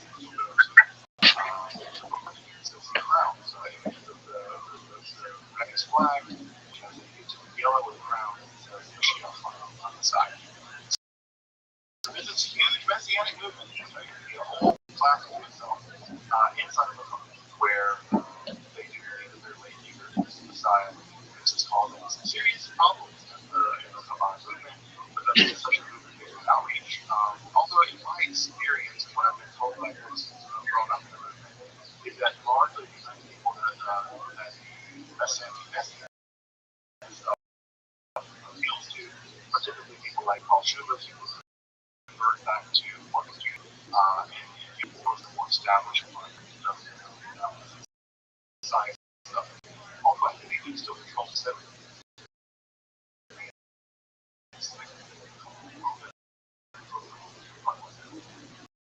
So there's a lot of passages.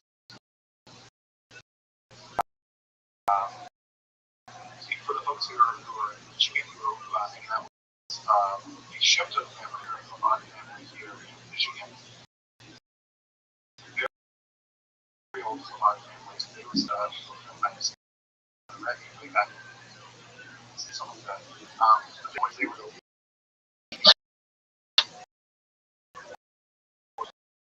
ways of the anti-Messianists. They realized this Michigan had never been a Messianic town, and I don't think the Messianic camp has ever gotten a foothold in the Metro Detroit area. So that's different other places. I don't think that the Messianic camp.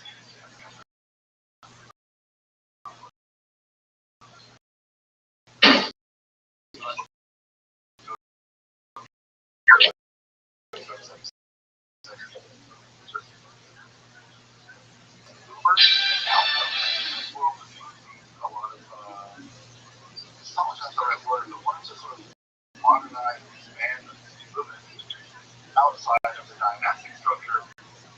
And so we need to tail the freedom of spirituality to be the next world that is important to the Orthodox world and the conservative world especially. And the Reconstructionist world was recently, it was sort of a Tabarata of the 1970s. This is a period of Kalma and stuff like that. Folks who wrote Kalma at the time. And so it's in that world that we have the rise of what might be called the Hasidic movement. And this movement is extraordinarily popular in the Jewish world. And there are great luminaries in the Hasidic world. Folks who recently passed away, like Rabbi Shalom, and are great. Of a lot of teachers actually in college. Probably one of the, probably the great leader, Hasidic leader in the world right now. Sort of 20 years world. I got a few things together and talk about how the library is. So it's got great honor to the hour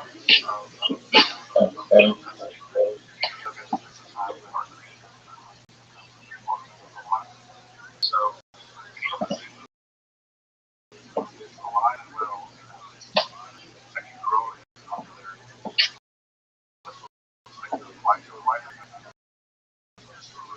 Channeling sort of this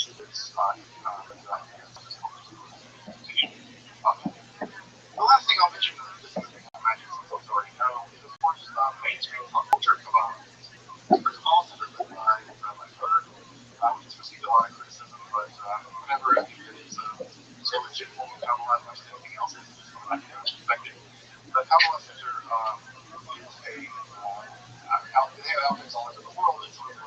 franchise kind of it's the kind of Kabbalah that is tailored for celebrities, basically. Kind of non-celebrities that get into it for kind of new age Kabbalah, but just makes it famous by folks like Donna and Britney Spears.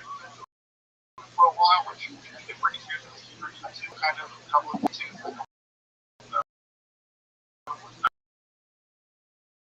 What sense Kabbalah touches make.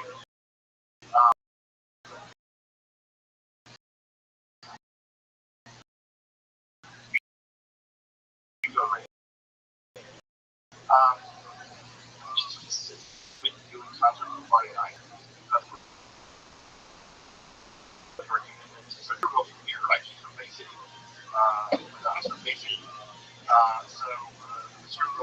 So we have Ready Madonna, very heavily by Kabbalah, somewhat like Judaism. And there are many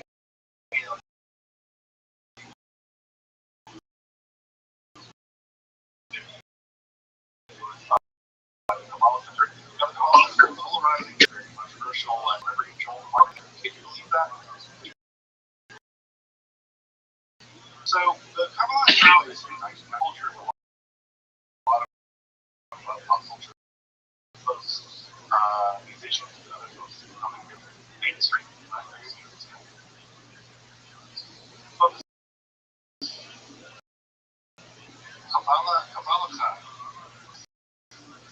gonna survive all. It's back. The Kabbalah had gone through a couple thousand years or thousand years now of turns, twists, and messiahs, dead messiahs, apostate messiahs, a mountain of books, commentaries. It's really gone through almost every kind of travail of religion, of philosophy. No philosophy has gone through this one. Platonism or communism or whatever. Kabbalah has gone through so much. It's had to transform back itself.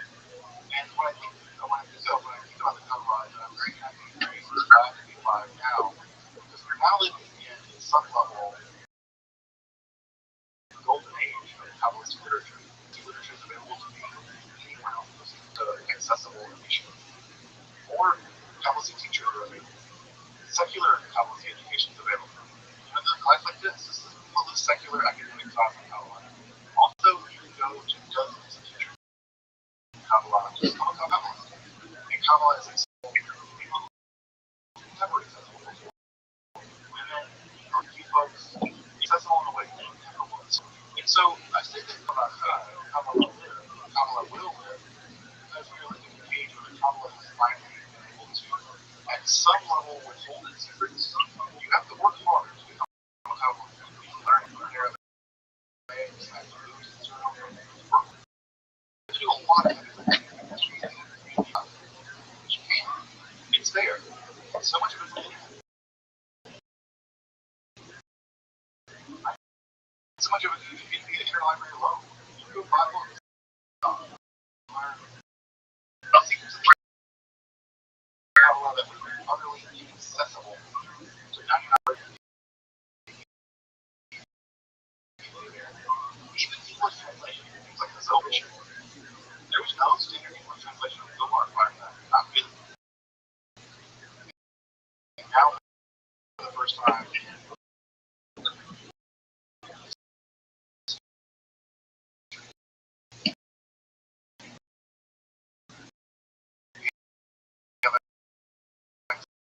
the only local artists coming out there. I'm really happy to have decided to walk with you on this unfortunately journey through the history of Kabbalah, because I feel very lucky that I have the privilege and honor to be able to learn about Kabbalah and share what little I know. And to know that they're interested in learning about Kabbalah and learning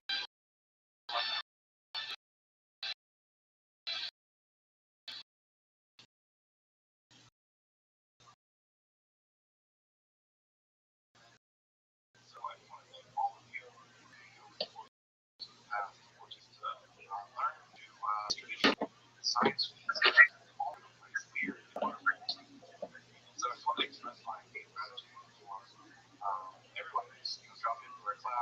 state for all 14. Whatever. I'm just really grateful and really blessed. Feel really thankful for everyone who's had the time, who's taken the time to learn about love and give me more about how this class. So that's it. Thank you. It's an honor and a privilege to be able to run this class. And I look forward to learning from all of you. Kabbalah or Kabbalah or not. Let's do it so far.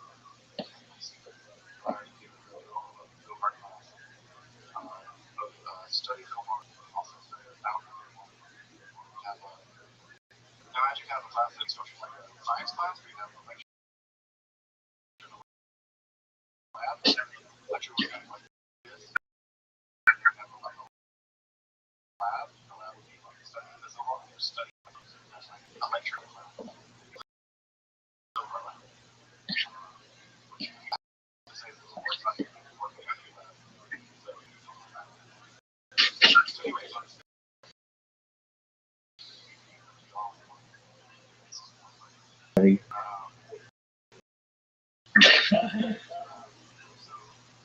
AI. this journey. I say that, like I said, we're not even with the Kabbalah. Kabbalah is how it's called. Welcome back, and thank you for joining me as I explore the North Jewish mysticism and Kabbalah. Again, Fudge is a book network providing accessible, free, and scholarly content on topics of Kabbalah, algorithm, culture, Latin, philosophy, similar to Patreon, or perhaps one time donation. You can find us below. Until next time, I'm Dr. Justin Sledge, and thank you for watching Esoterica, Reward, Arcane, Philosophy, and Religion.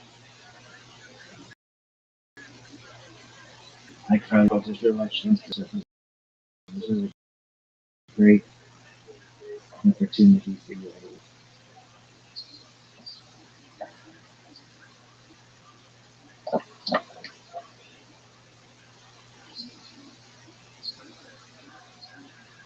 Hi, Carly.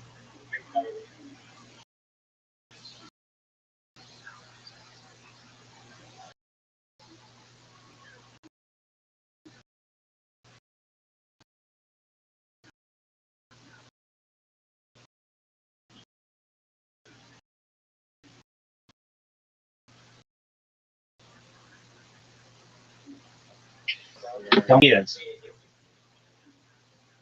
This would be the greatest comeback in history of the game, no doubt. In the history of humankind, this should be the greatest comeback in history of humanity.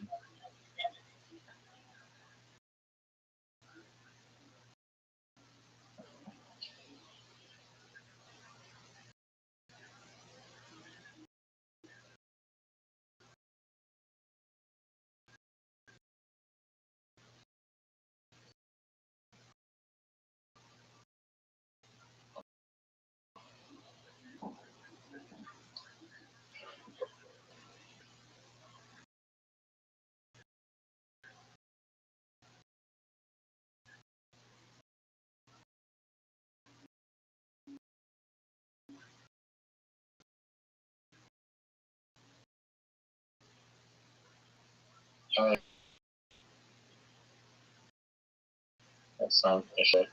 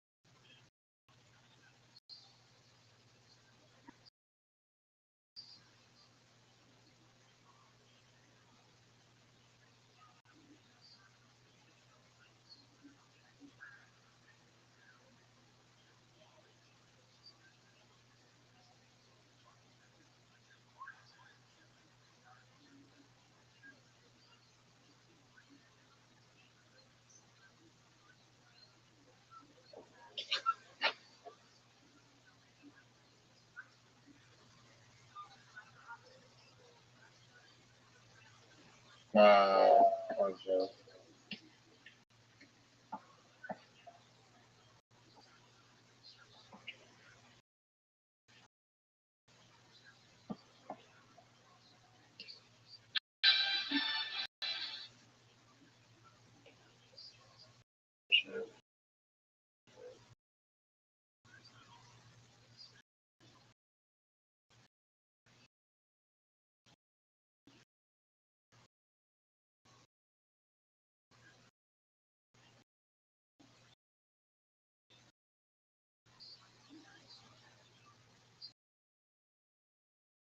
Possibly in this Oregon.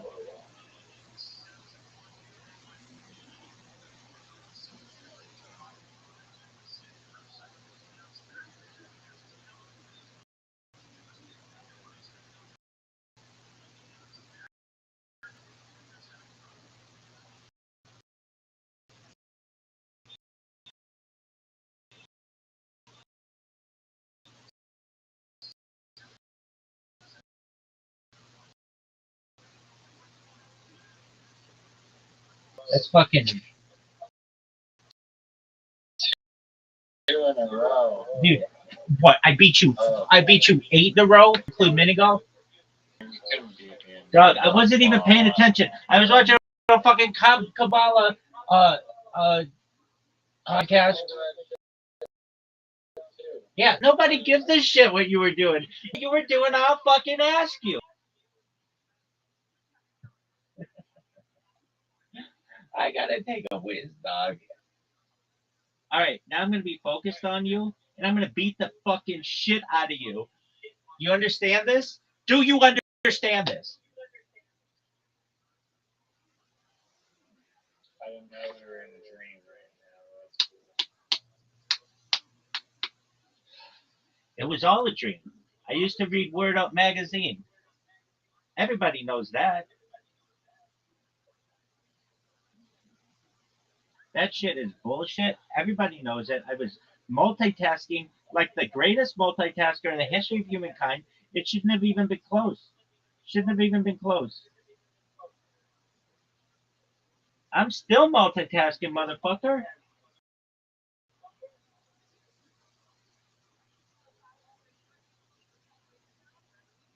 Everybody knows I'm multitasking. Knows this. Aren't you gonna take a whiz? Yeah. Look at this.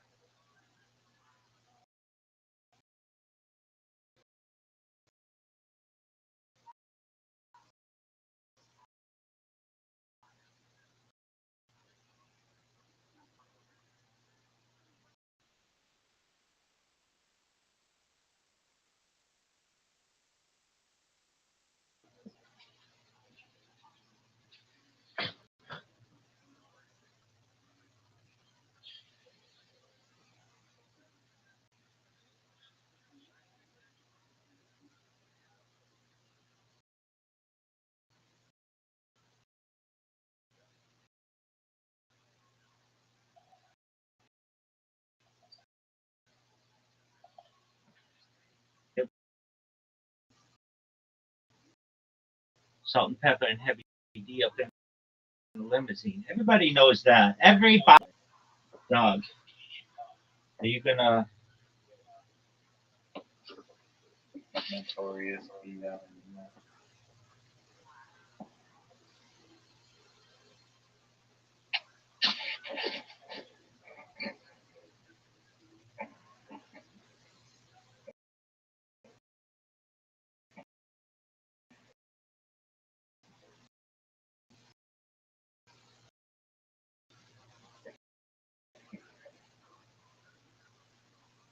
Time when I try, I'm undefeated when I try.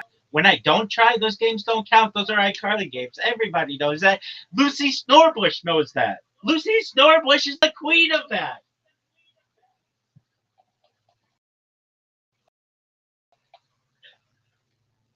Hill knows. Walton knows that. Marlon Hill knows that. Tom Selleck knows that. Everyone knows Tom Selleck knows that.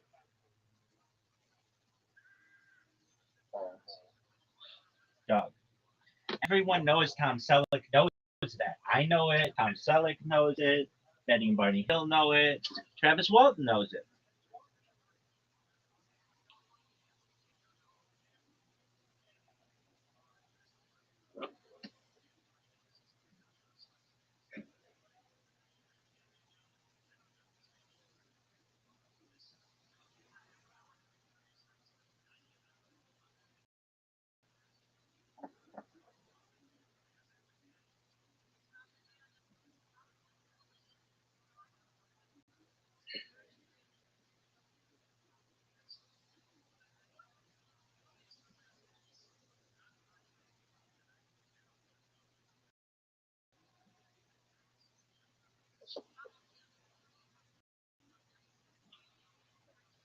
It was all a dream.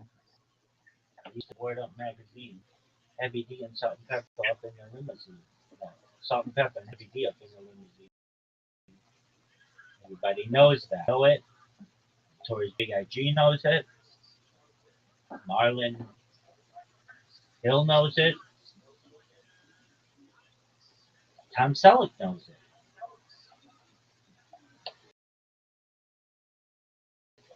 Jeanette McCurdy knows it. Lucy Snorbush knows it.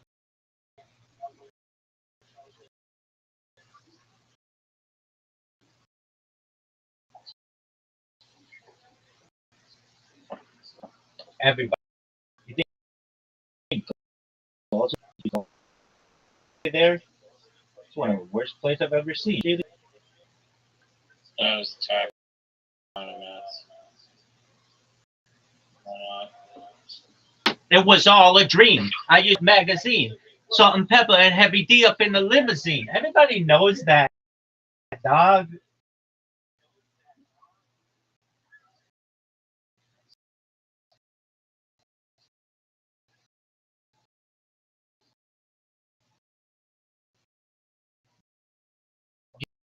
Do you want to know who knows it? I know it.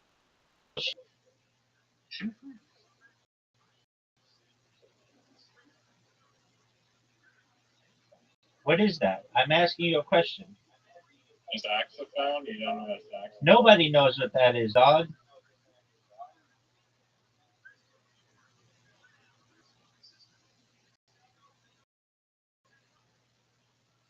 You said that zoo should be an illegal word. I didn't say zoo should be an illegal word. You did say that. Zoo is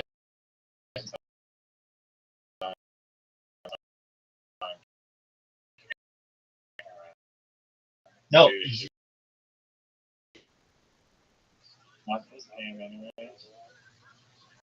You played it last game, dog. You always play it. It's your favorite fucking word. Everybody knows that. Lucy Snorbush knows that. iCarly knows that. Jeanette Purdy knows that. Tom Selleck knows that. Travis Walton knows that. Betty and Barney Hill know that. Everybody knows. And if I know it, everybody knows it. Everyone knows. Rick knows.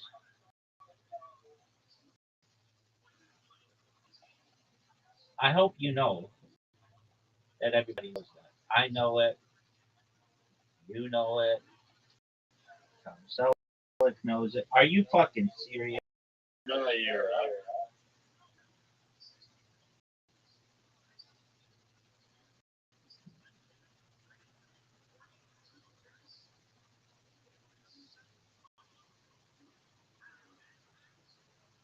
Look how sick I am though. Still have the lead. I'm multitasking like a motherfucker here. Like a motherfucker, and I'm still winning. Got the W, baby.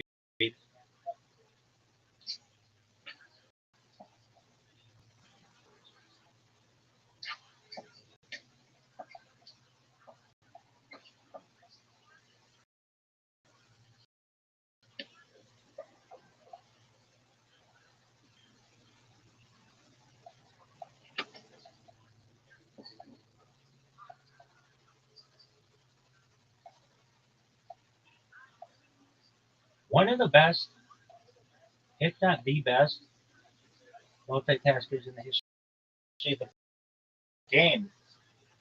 What is this bullshit you're playing? Where are you multitasking? Dude, I'm building. I'm, I'm very busy.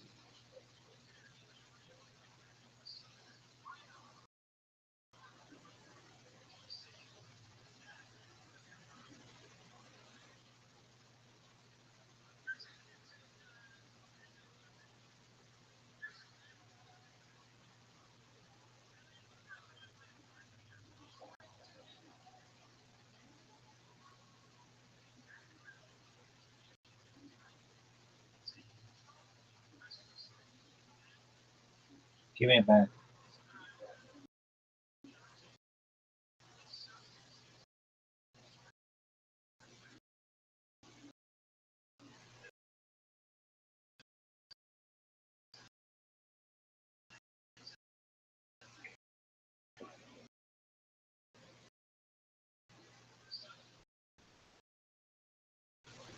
Move all the tiles.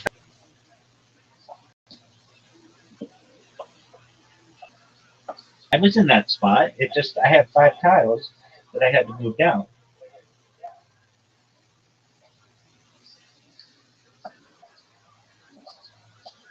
Everybody knows that. Jeanette McCurdy knows that. Tom Selleck knows that. Rizzuto knows that.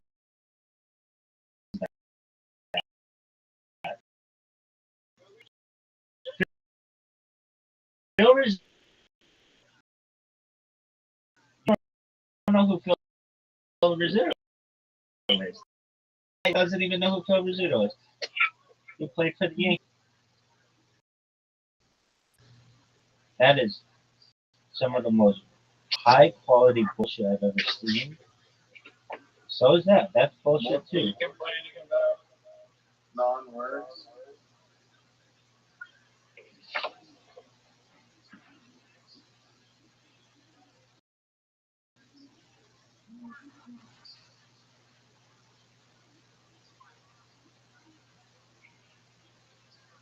Remember that time we played the B near the double word score and fucked everything for everybody? Pepperidge Farm remembers.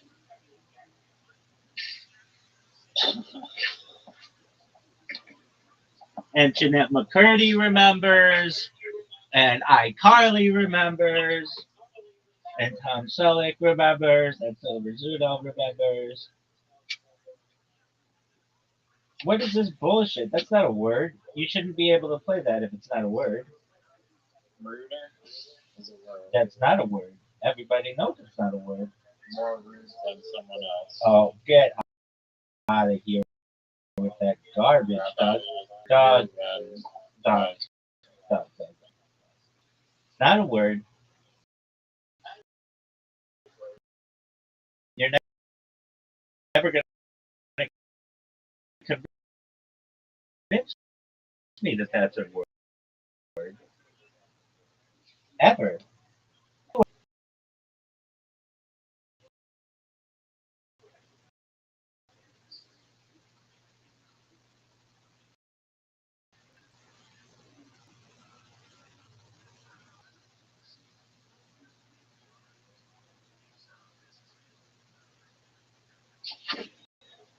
Not a word.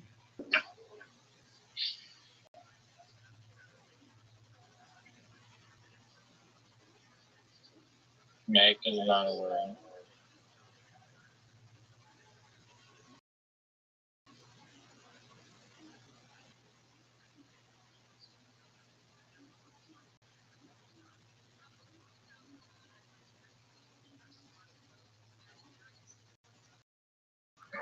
Can't do that. All I know is I've got the lead and I'm multitasking. He knows I'm multitasking. Bill Rizzuto knows I'm multitasking. Bob Lazar knows I'm multitasking. Everyone knows I'm multitasking.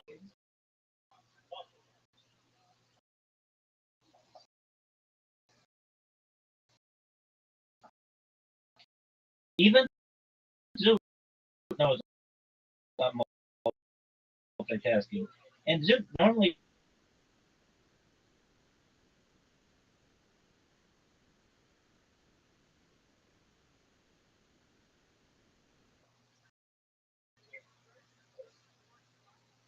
That's a really good word to put. Oh, are you fucking serious? Oh, I fucked myself. That's not a word. I fucked myself. Major, Not a word. major, major league fucking. Maybe one of the biggest fuckings in the history of humankind.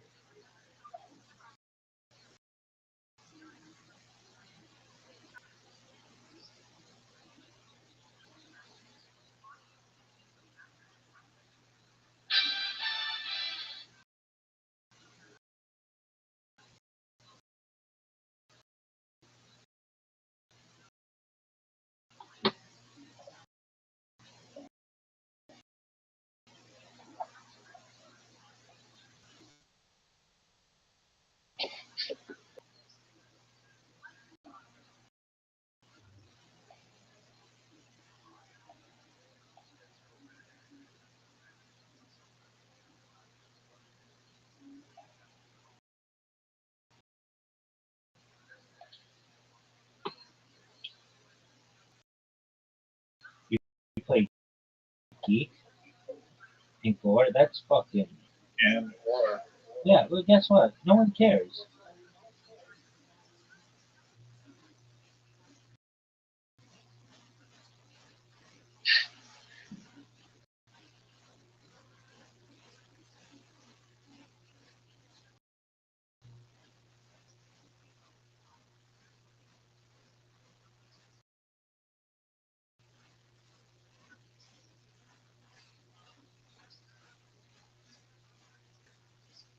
Do you need more time, Mr. Multitasker?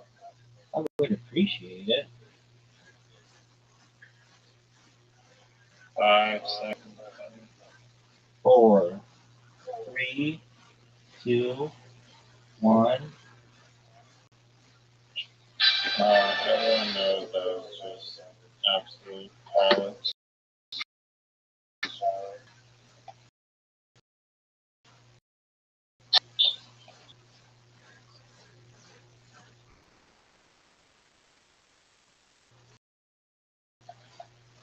Read Word Up magazine.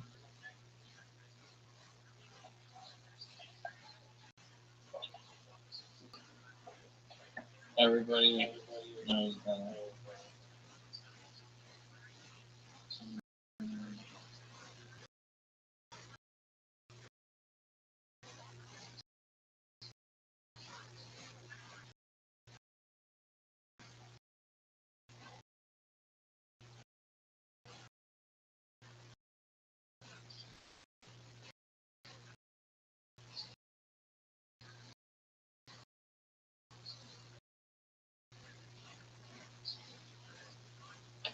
This motherfucker played man.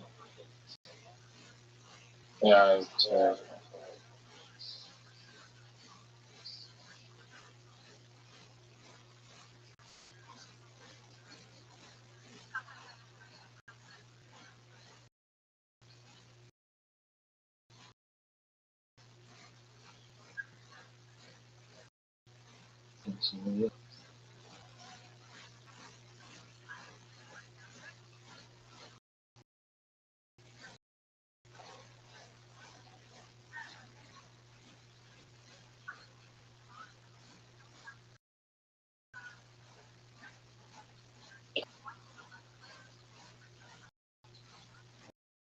I'm gonna try to put this down in time.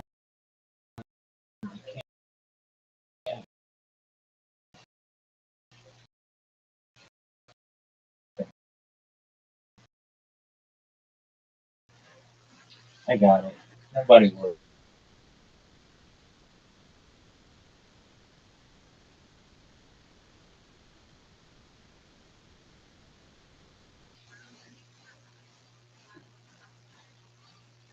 It's what they give to the best of the best. Sorry, I can't hear you. I use that word. I literally tell you that. I invented to that word on my 15th birthday. I taught you that word.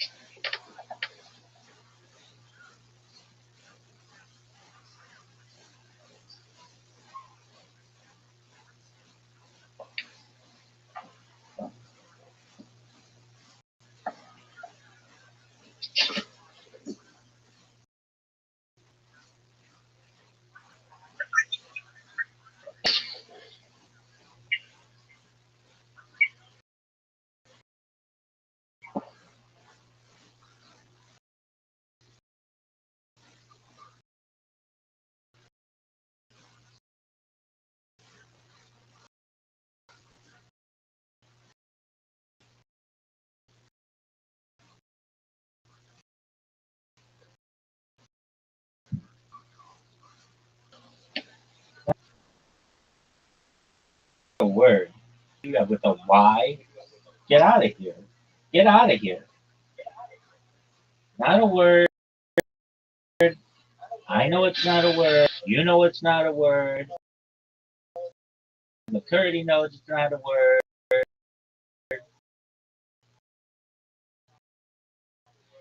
Selleck knows it's not a word. I'm scared of feeding. He's been dead for a decade. Oh, fuck that. That's fucks. What was it? 14. That's garbage.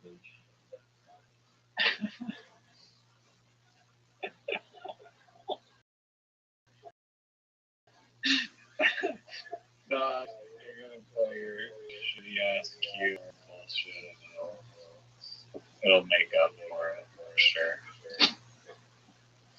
Like you probably have the cue right now.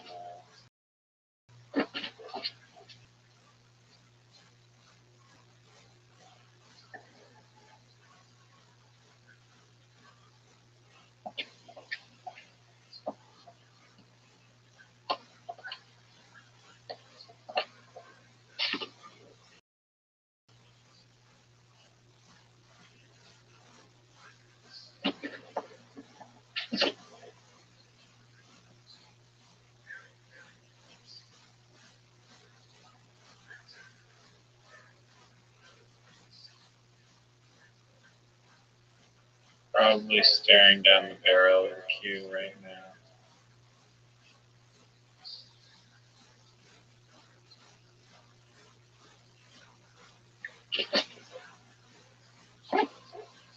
Probably swapped it just to try and to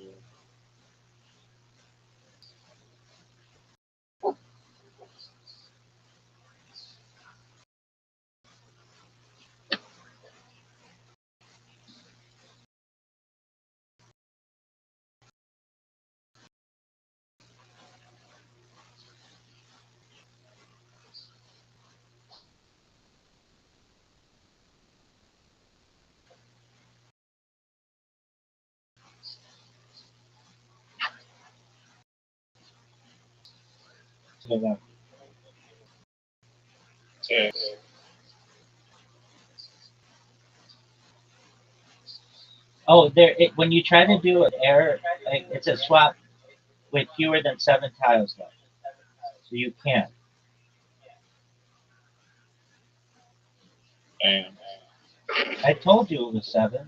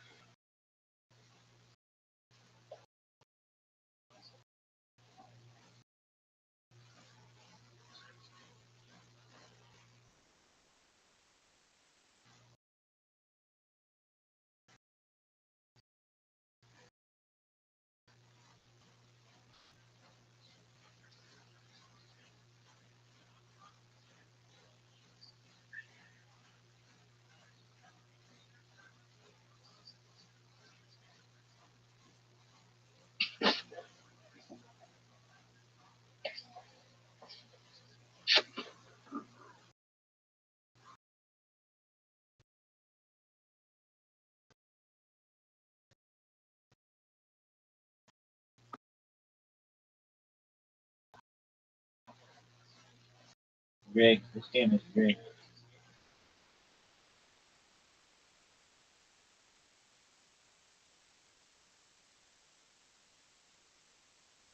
No, it's rigged. Joel Mess is great.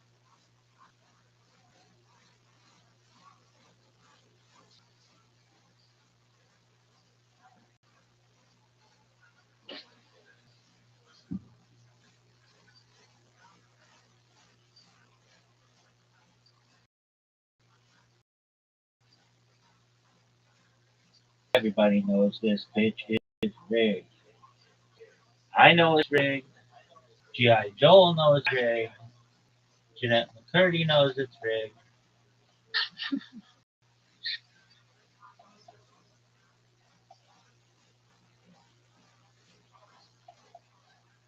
You may have been able to block me there. I don't know if you saw what I just played. Doug, nobody's paying attention to you. Squeeze and ask. Nobody cares. I don't care. Nobody's paying attention. Busy. KTFO.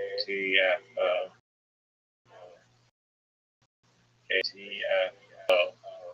KTFO. That's what a KTFO is. A KTFO is when you frustrate the person so much that they quit. That's a KTFO. Do you see that I quit? Do the kids at home see that I quit? No, because I don't quit. I'm the greatest person ever. Doug, anybody who's watching my stream right now knows that I am multitasking. How many blogs did you, I don't know the answer. How many blogs did you create in the last hour? I want to know the answer. I want to know the answer. The people. Depends how you define. How many blogs did you create? I want to know. The people demand to know.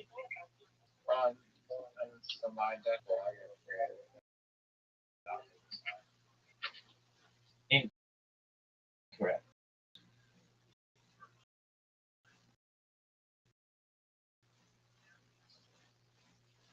No, it's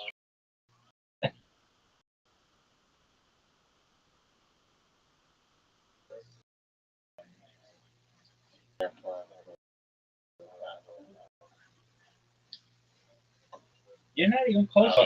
You're not. Oh, you're done? Yeah, I mean that's more 1v1 mini golf. Doug, mini golf, it's over, Doug. You know I'm better than you at mini golf, and you know I'm better at you in Scrabble when I can focus.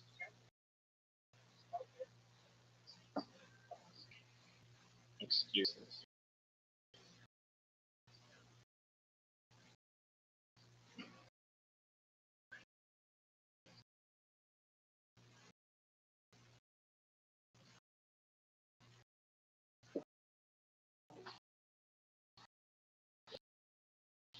What do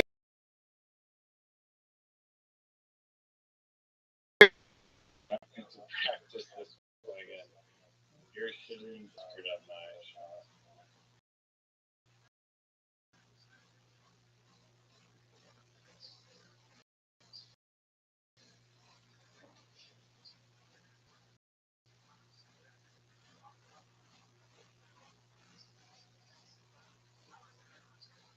Short. Bullshit. It was rigged. I know it was rigged. Jeanette McCurdy knows it was rigged.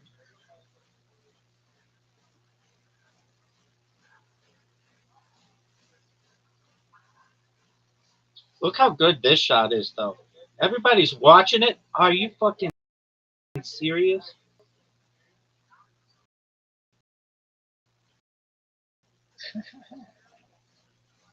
I think you meant to do this shot. Too hard. Keep going.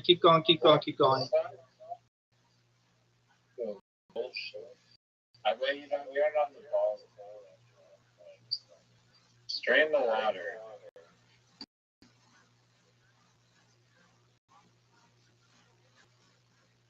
Dang. Baby, go, baby, go, baby, go, baby, go, baby, go, baby.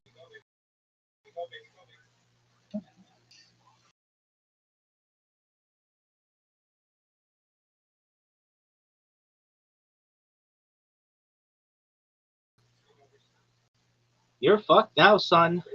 It's over for you. I don't know why you go that route because it sucks. Everybody knows it sucks. You need the best shot of your life, and you're gonna get water bumped. Stay. No way.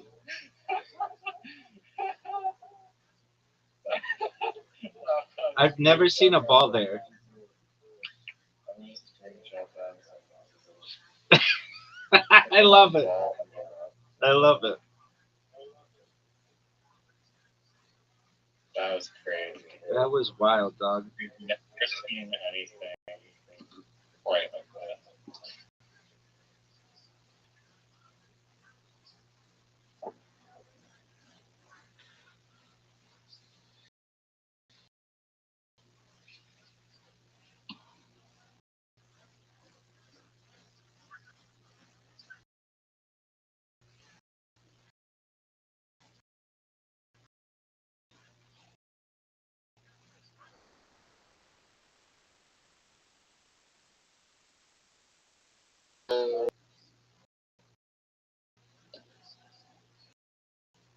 Go, baby.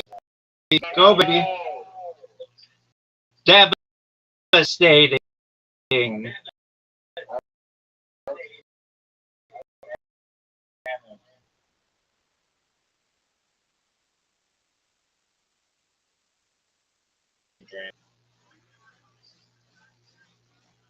That's a miss. It's an obvious miss. One of the worst misses we've ever seen. And now the pressure's on. The pressure's on, son. They're measuring me for the green jacket, baby. It's over.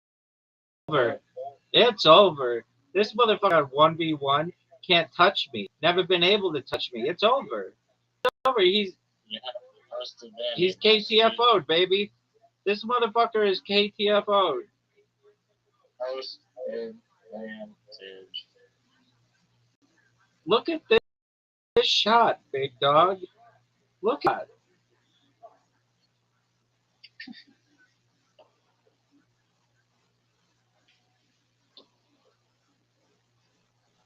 That is a terrible shot. Oh, you got fortunate. I mean, it doesn't even matter. I could literally. Do you know that I could put the ball in the water 15 times in a row?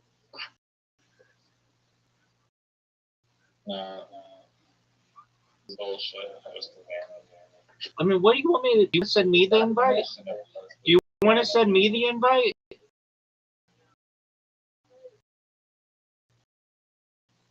Yeah. Big dog. That's Dude, 2 out of 3. I'll send you the next one. It wasn't even a challenge. I wasn't even looking. Dog, I was multitasking. How many blogs did you create during that game? That's my question to you. That's my question to you. How many blogs did you create during that game? I'll wait. I'm trying to create blogs. How many blogs did you try to create during that game? I will wait. I will wait. You have an invite. Do I have an invite? Do I have an invite? Do you want to know how many blogs I'm going to create during this game? Lots, baby. lots. And I'm going to win. Are you gonna join? Hey, I'm here, baby.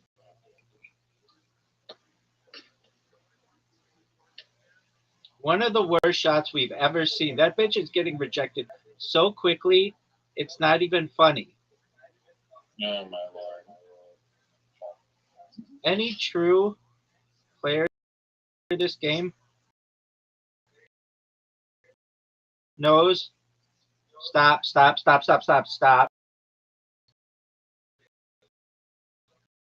In the history of the game.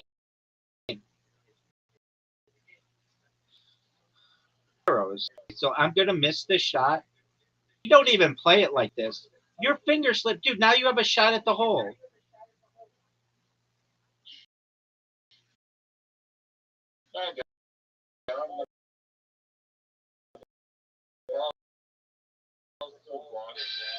Dude, this is bullshit, dog. This is bullshit. This is bullshit. This is bullshit. No. You want me to give you the fucking another chance? That is Dog, you know. you sure cheated.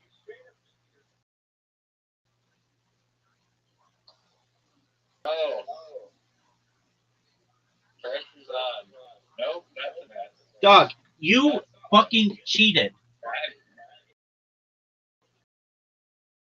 You and I fucking, because you ate your slip, and then you fucking hit my ball.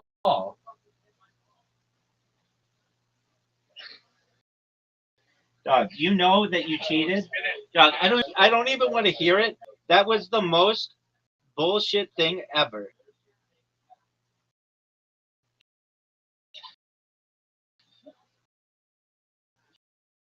I was gonna hit your ball.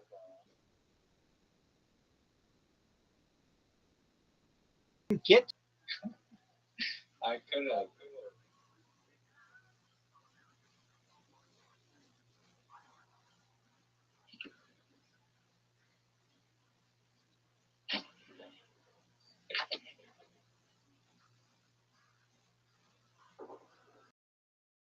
That's gonna stop me.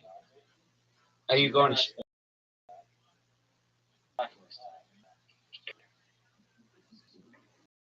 iCarly?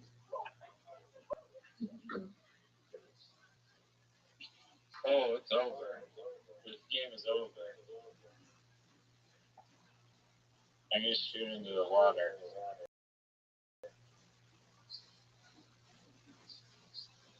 Do you think you're gonna win 3 in a row?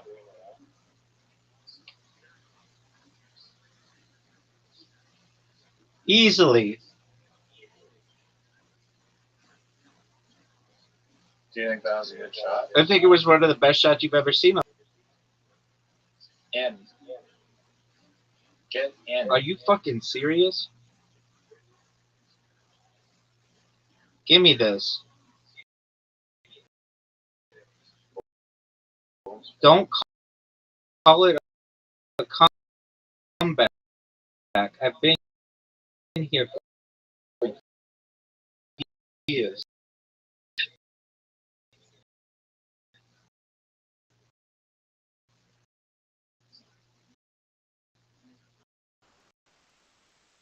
You can play that in your literati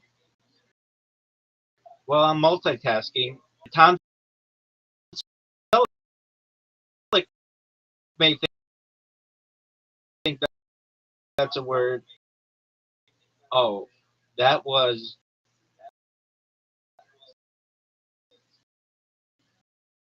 the best shot.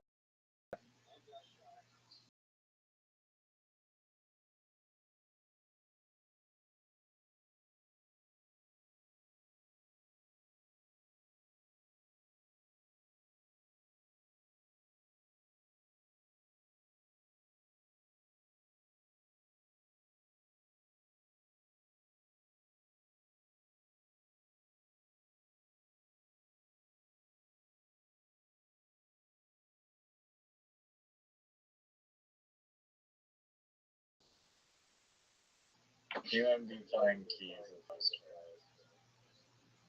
keys. Dude, no one knows what you're talking about. English. By the way. That's not English. Yeah, I know QI is an English, right? It's not an English word.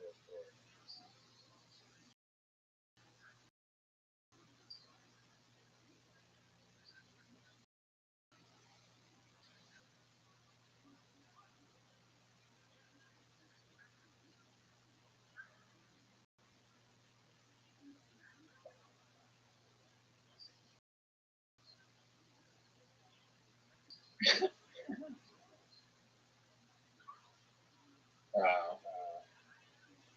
4-1. 4-2-1. Dog, you know you cheated, dog. Everybody knows you cheated. I cheated. Sorry, I did not. I had a thing, dog. Send me the invite.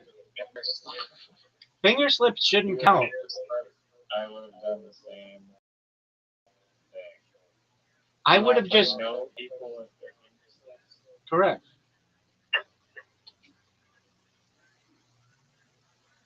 I hate this whole. Does it take skill?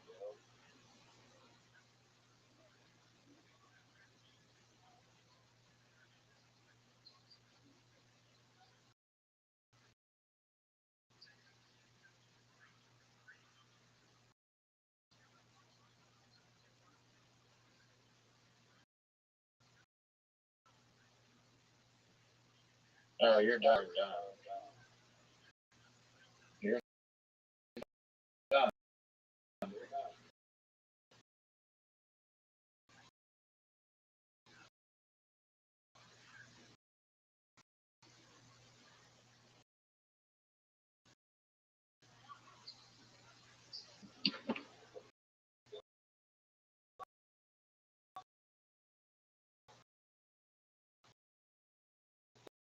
That's not a hole. That's not good.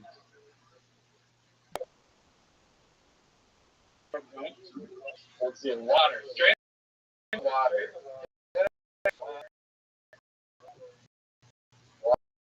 Water.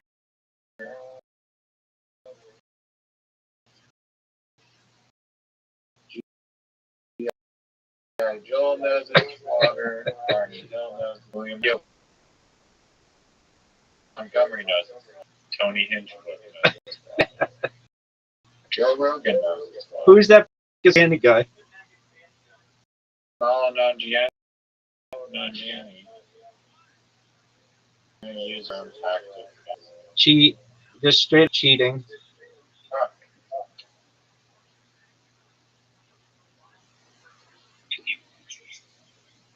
Mr. Stupid 10 isn't annoying.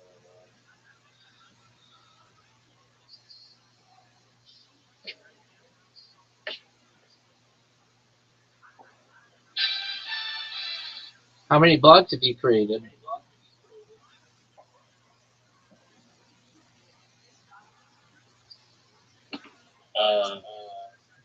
I'm not trying to create vlogs, but I was.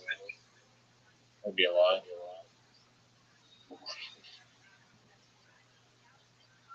This would be the greatest comeback in the history of the game. I just want everybody to know that.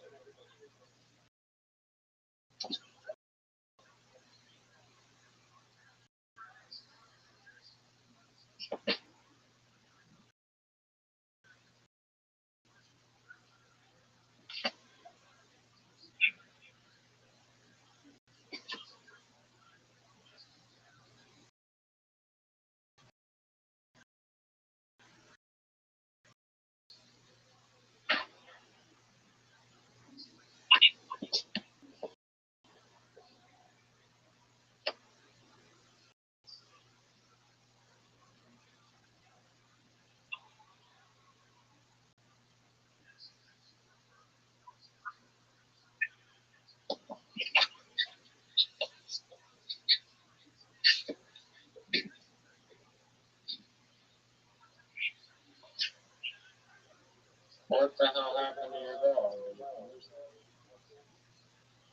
Yeah, my finger slipped. Did it really? Yeah, Why didn't you say that? because I don't play bullshit like that. Okay.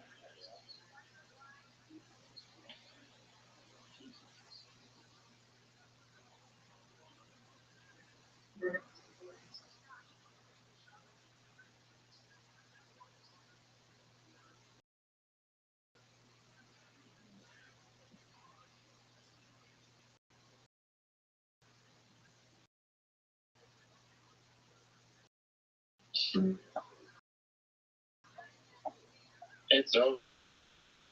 It's 3 out of 5. I mean, I already beat you 3 games.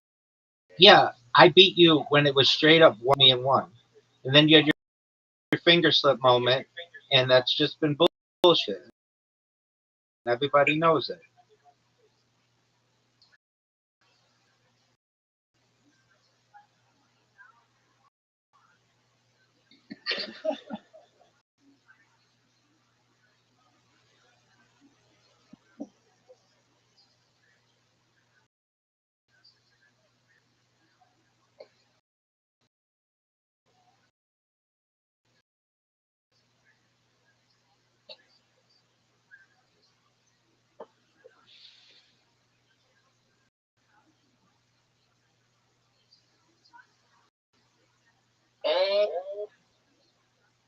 That was amazing.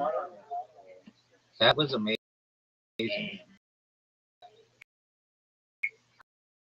I didn't think that was possible. Send it to me.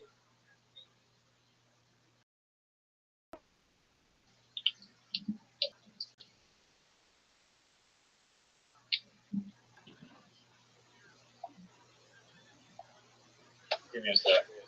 All right.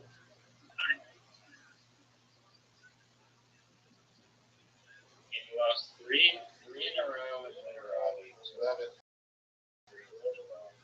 it's not looking good. Doug, nobody's paying attention to that stuff. I'm multitasking. How many blogs did you create? I'll wait. That's what I want to know. And that's what to know. Blogs did you create? I'll wait.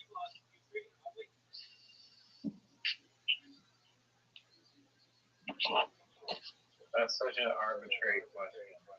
It's the best question in the history of human. Are you gonna go? That's the question that the world wants to know. Are you gonna go? Jafar Jackson wants to know, are you gonna go? Jeanette McCurdy, are you gonna go? Tom Selleck wants to know, are you gonna go? Bob Lazar wants to know, are you go? Betty Ann Barney Hill want to know. I will go. Oh, now we have to wait 1 second for this motherfucker. And he's not even creating blogs, kids. If you're wondering at home, is he creating blogs? The answer to that is no.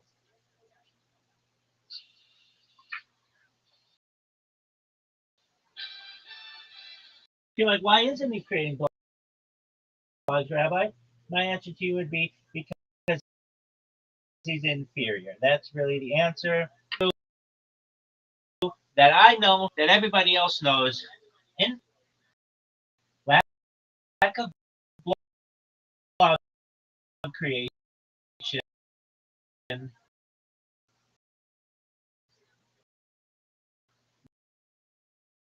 the people of the future are going to say, who the fuck gives a shit about that?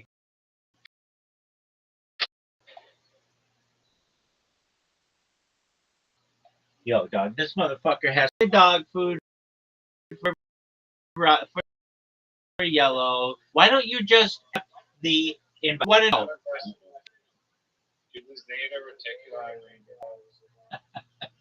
They inspired them, dog. That's not the question that I asked. Yes, they read the blogs and they love them. They love everything about them. Zeta and I are like this, son. They just I get a gut feeling. Are you ready? Yo, dog, I've been fucking Waiting on you.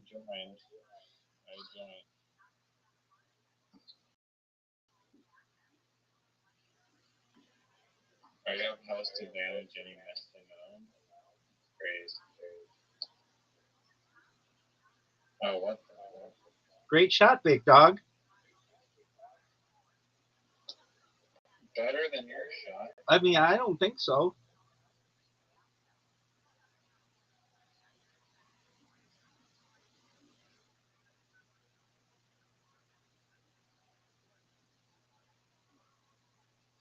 Get there.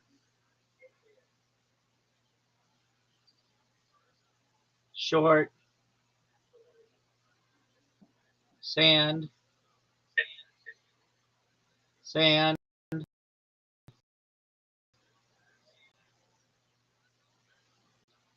Oh,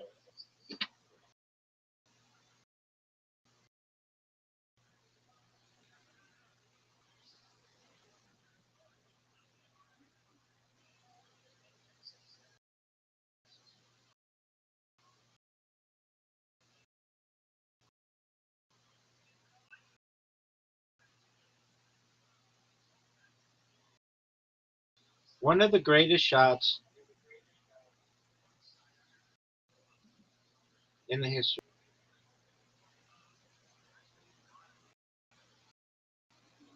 Your shot is, I'm just telling you, that is not the way to do this. It is reliable. Doug, you are never going to make this shot.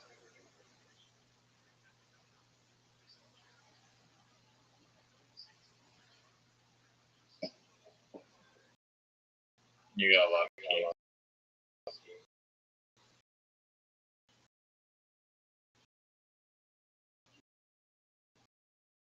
Yeah. Extremely. Not bad. This is the way that real champions go. They go this. Oh my god.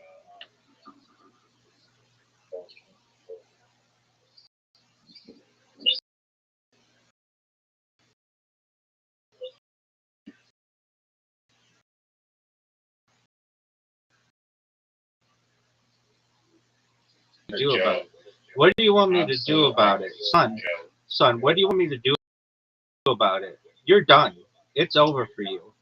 That's done. Wasted shots. You're done.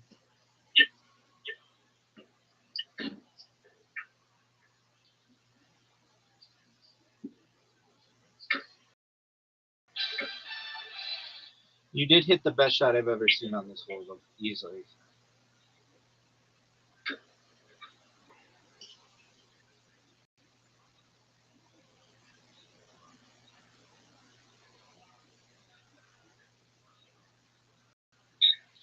You got blown out.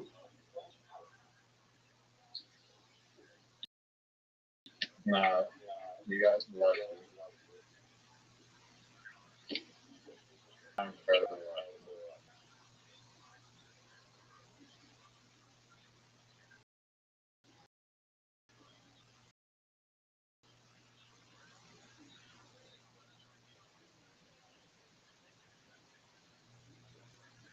Wow, nice memorized. I didn't memorize anything. That was gut feel, dog.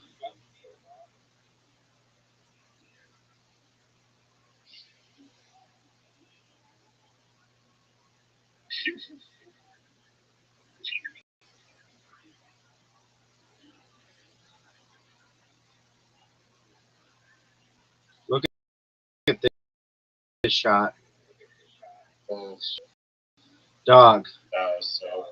I mean, it doesn't even matter at this point. How did it hit that tree?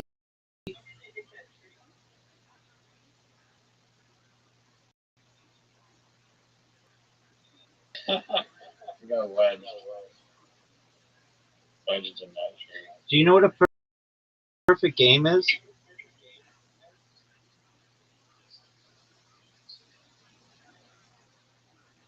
Camille Maggiani knows how to do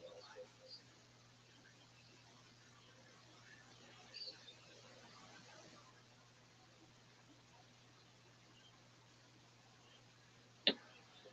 Did you know that Eric Griffin was that I just beat you?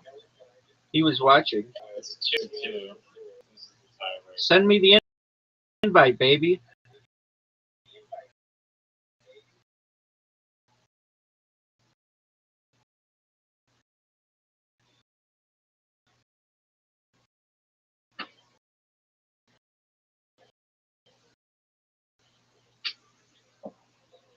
Statement. No, it's bullshit. It is a lot of bullshit. Host advantage.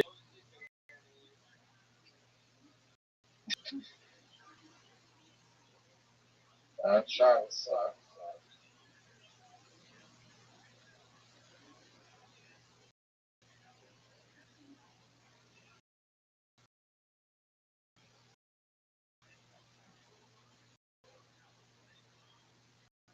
Stop. Stop.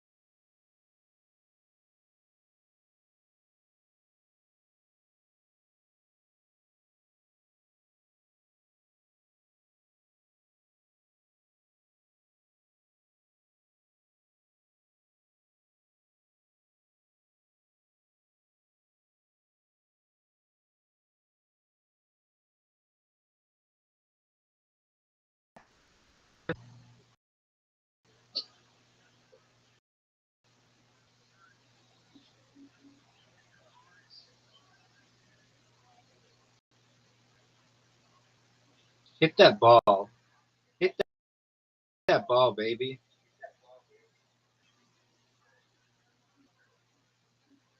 Oh, what are you gonna do here? Let's see. I cut that. GG. Oh.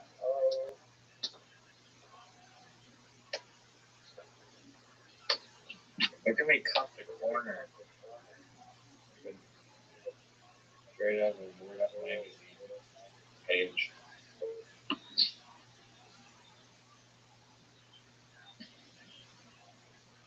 Why don't you water bump me?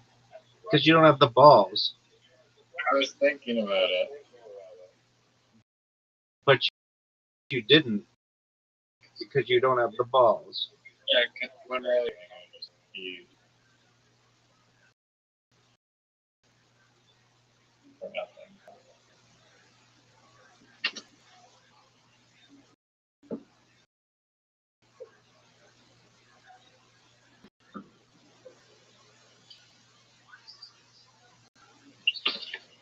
Oh, here we go.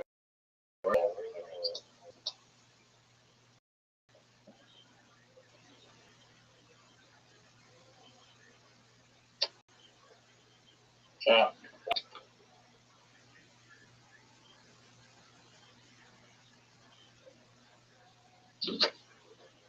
Stop, stop, stop, stop.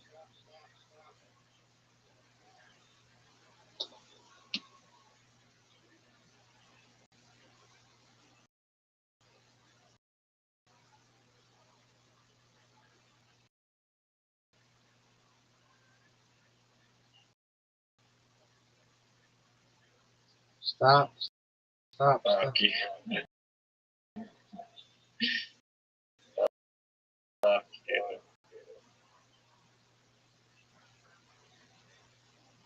Oh my god, bullshit.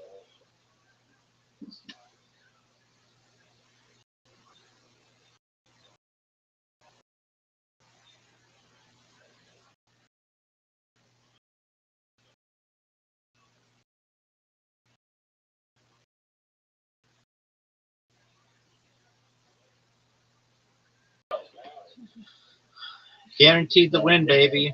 Guaranteed the win. Doug, I saw a way to play this that allows you to make it in two. You shoot it. No. You shoot it between that big circle on the left and the smaller circle towards the middle, and get it on that landing strip, and then you go from the landing strip into the. Yeah. I've seen someone do that too. You've never seen anybody do that. I have. I literally have.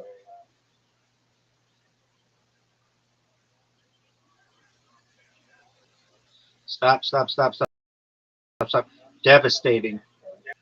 Devastating.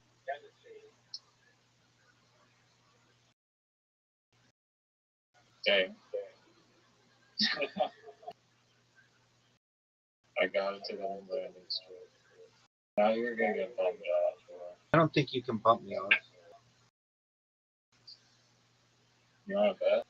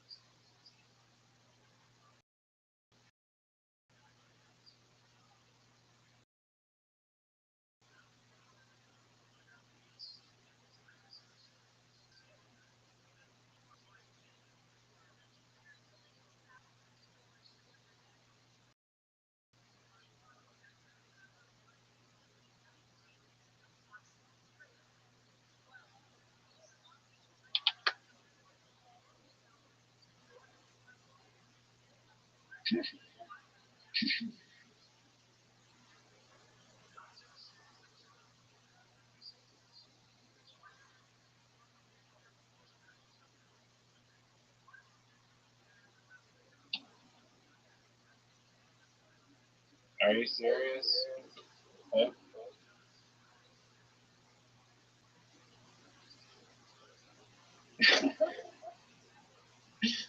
Wow.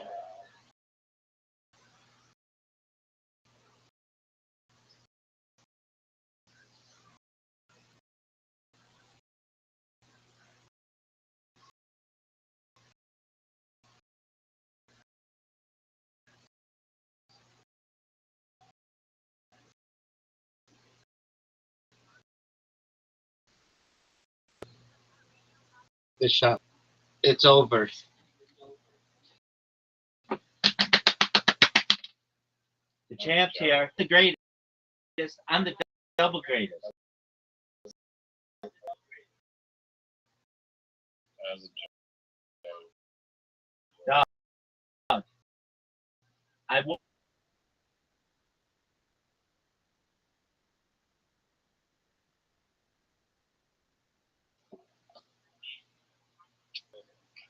I was in a proper mind state. My question for you is this. I wasn't hopped up on stimulants like you. How many blogs did you create during that game? I'll wait. I'm not on severe amounts of stimulants. They're my depressants, baby. I need to keep my understand. I won. Everyone knows I won. And I'm the champion. That's all that. That's all Bob Lazar knows. That's all Jeanette McCurry knows. All that Buddy Abel knows. That's all that Tony Hinchcliffe knows. That's all that Miranda Cosgrove knows. That's all that Tom Selleck knows. That's all that Phil Rizzuto knows. All that Phil Rizzuto knows. Did you know all that Phil Rizzuto knows? No, but I do. I'm the champ. I'm untied, untried, undefeated. I'm the best there ever been. I'm the best there ever was. I'm the best. The best. I could change my name from Rabbi Rothschild to the best, and people would understand. Oh yeah, that's the best. Everybody knows the best. It's the best. Formerly Rabbi Rothschild, the best, because they know I'm the best.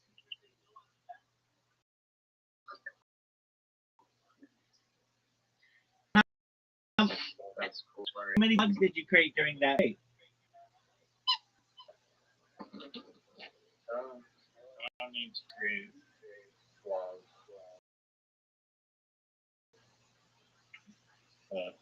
Think you should create blogs? I think that Jeanette McCurry think you should create blogs. Do you think Tom Selleck thinks you should create blogs? I think that Tom Selleck should create blogs. Do you think William Montgomery thinks you should create blogs? I think that William Montgomery does think that you should create blogs. You know what? It's more annoying when you're playing key twice. Including you after I win in mini golf. Yeah, it's not even shit talking. It's just like. I call it sex appeal, baby. I just call it my aura. Each pattern known to man. It's called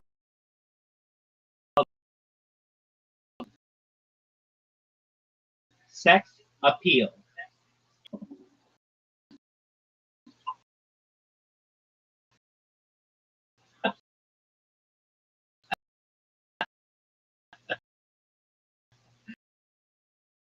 Do you, let me ask you. Let me ask you.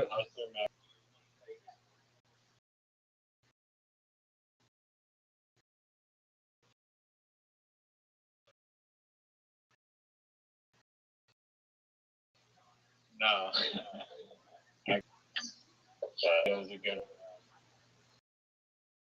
Maybe it's. Do you want to watch Michael?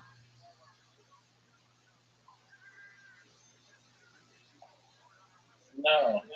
I watched Jafar Jackson when that biopic comes out. Wouldn't it be something if Jafar Jackson became bigger than Michael Jackson?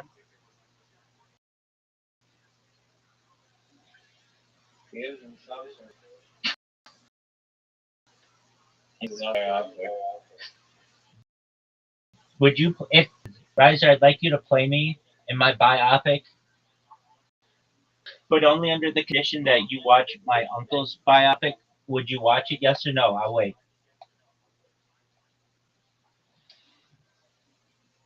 Yeah, I would. Reluctantly. I would. Do you think you could? Just five is the go. Who would you want to star in your biopic? Who is going to play you aside from me because I'm so sick? Who else would you want to play you? I thought I was playing Jafar. You know, I get that. But if you needed a biopic of yourself, you know, the person who would have to lose all the time in mini golf in this movie, who would you want to play you?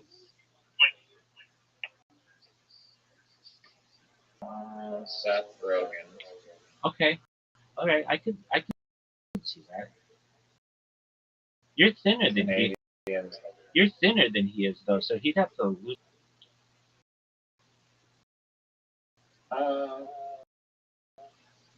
You can fix that with the camera. Okay. Do you think Seth Rogen is bad at mini golf as you are? Probably. He's probably really high.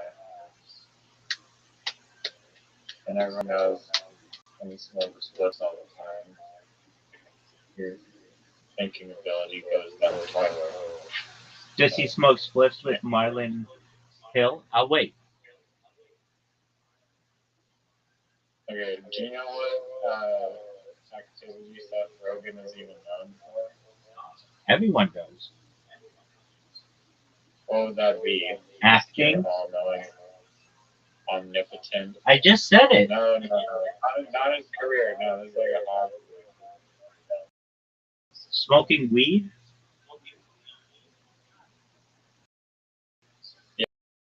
Yeah, no, that's not. That's not an activity.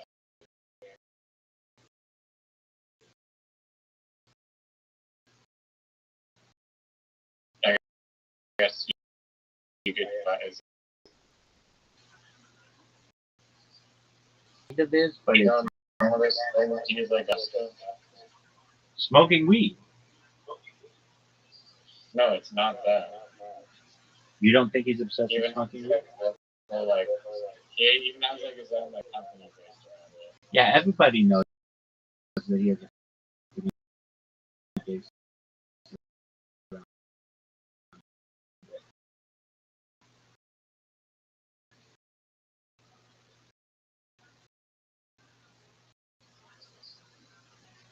Are you? You're Googling. He has a beverage company. You're Googling. I'm not Googling anything. You're literally looking at a device. I'm looking at my screen. You're looking at a device. What do you want? And the camera. There isn't a fucking device hidden behind the camera. Beverage company. Yeah, no one cares about that. No one ever orders Seth Rogen beverages. No. I mean, but it's like we use juice. You just kind of drug related. No, it's not the beverages.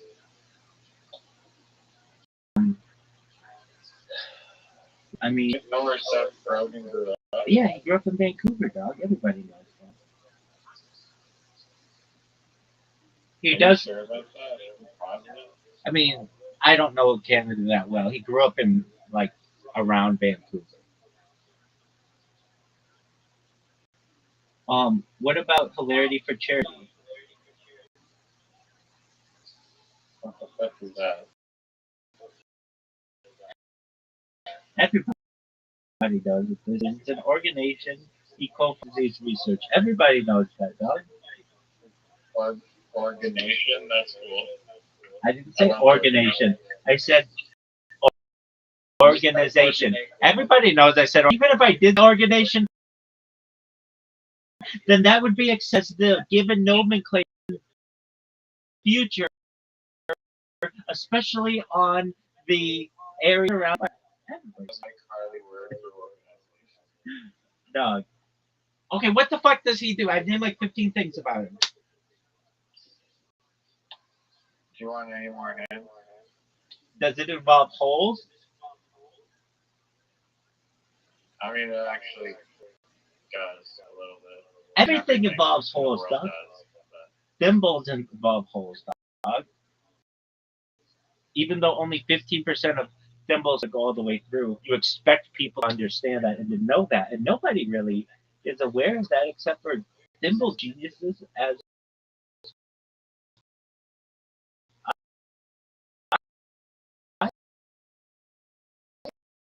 yeah.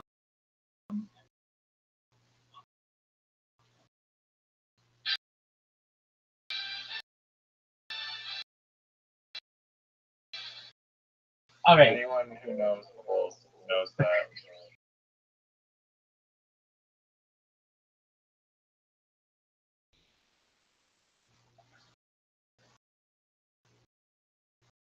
All right. Well, really don't know because you're not a Seth, right? Yeah. Didn't even glance at his Instagram one time. That's okay. I have better that no one gives a fuck about making balls.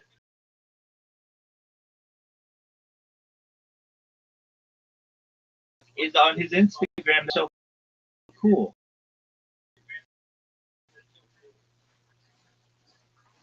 He knows that, but that doesn't involve shapes. Oh, you know, the pottery. What is pottery? Do you think he's ever made a pot that's square shaped? In fact, yeah. And so why, when I said square, did you laugh at that? I mean, he probably does make. I think he makes these little joint holder things that are possibly squarish. Okay. Is that the end of your story? Basically, yeah. He is the greatest person. Oh, dude, you know who we don't talk about? Who's from Vancouver? Who would that be?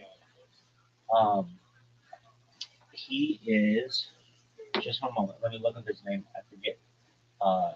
His name is Nathan Fielder. No, not Nathan Fielder.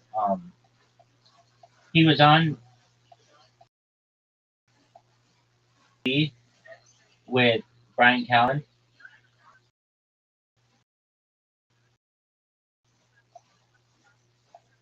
His name.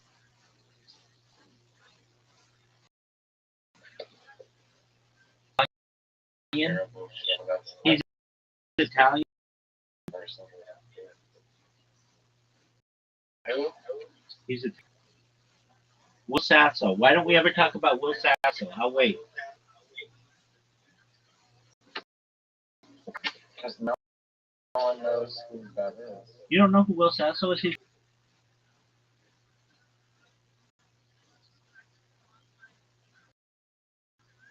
Yeah, this guy. No one ever. I've never even seen it. Do you know where Ladner is?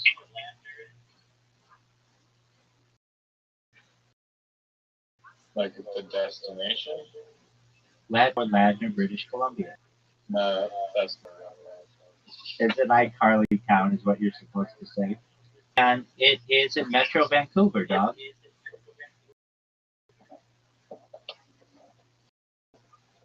Do you know what? Do you know where the Fraser? Do you know where the Fraser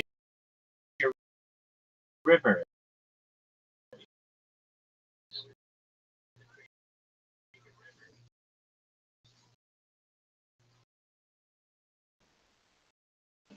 All right. So what are your thoughts on Ladner? I'll wait. Is that from there? Will Sasso is from Ladner, which is a suburb of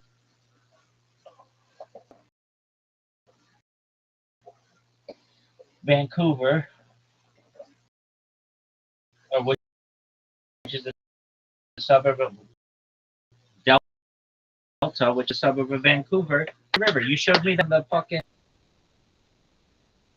Salmon knows this. I know this. Will Sasso knows this. Jeanette McCurdy knows this. Everybody knows this. No, you're not fascinated about that. No one cares at all about that. But I have a question for you. What is your question? Where is Los Angeles? that is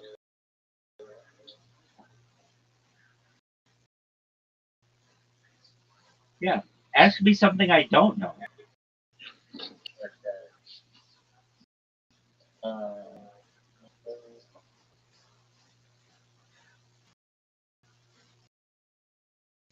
um, where was Nicole Simpson from? Nicole Brownson? Laguna Beach, California. No. Where she from? Where was she born? No. You're asking about Nicole Brown Simpson? Yeah. Oh, okay. I believe she was of German descent. I think her dad was in the army, so we'll say for German. Yeah. She but she grew up in, or not grew up in, but like as an adult she was in Los Angeles and her family's from Laguna Beach.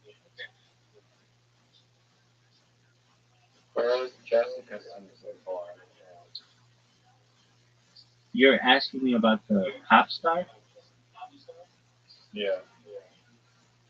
Like who married Nick Lachey? Yeah.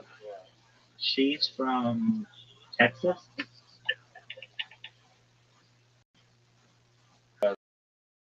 True. You know the town? Oh, I think on like an episode of the show, it was called Nick and Jessica. I think she's from Abilene, Texas. Alright, you're cheating. But How am I cheating, dog?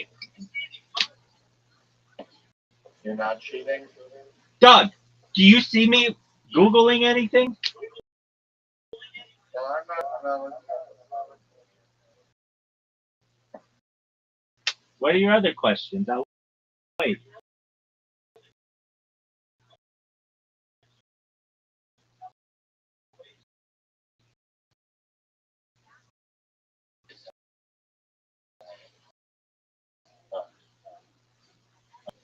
Who lives next door? Reggie Watts born.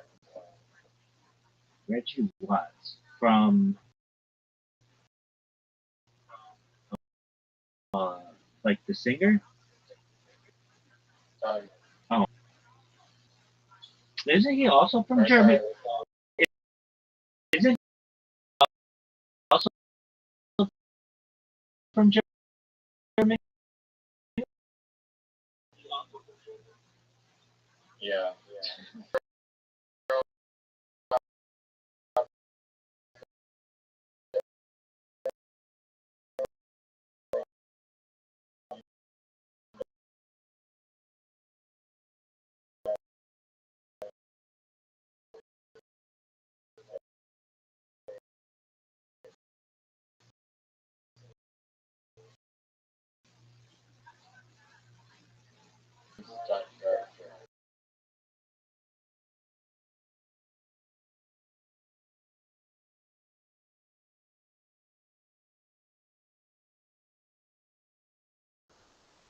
Reggie Watts' podcast.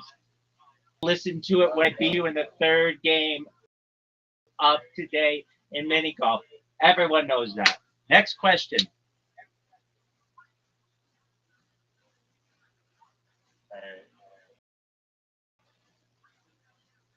Martin Short. He's from Canada, Ontario. Where in Ontario? Mm. Hamilton. He's right by Buffalo, Hamilton. Dude, I answered Ontario. I answered Ontario just like that. Did I not answer it right away? I said Eastern Canada, Ontario, Canada. And you're like, where in Ontario, Canada? And I'm like, Hamilton. You just say that first. Probably have like Neuralink. I don't have a Neuralink. It's the fact that, like, sometimes somebody might be like, where's Jafar Jackson from? And you'd say, I just named the state.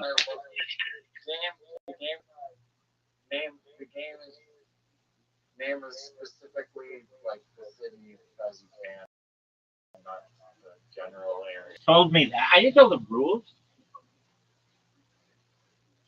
All right, well. All right, we're gonna roll the dice.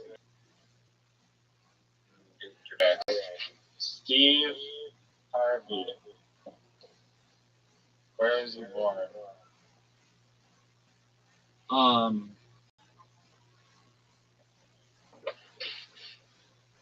Dude, I know where he went to high school. Oh, he was born in outside Cleveland, Ohio.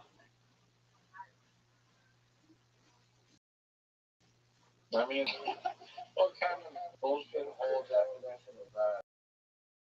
Dude, that's where he's from. And he that doesn't live in Cleveland, Ohio. No, that's true. But he's from like maybe Cleveland, Ohio. He was born in.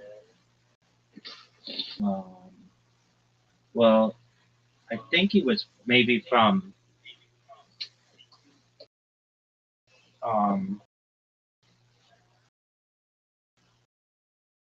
okay. The reason why I say that is he does a stand up.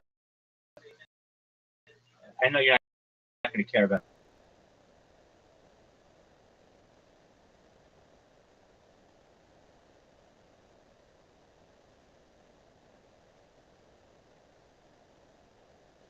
Steve Harvey. Yeah. Nice.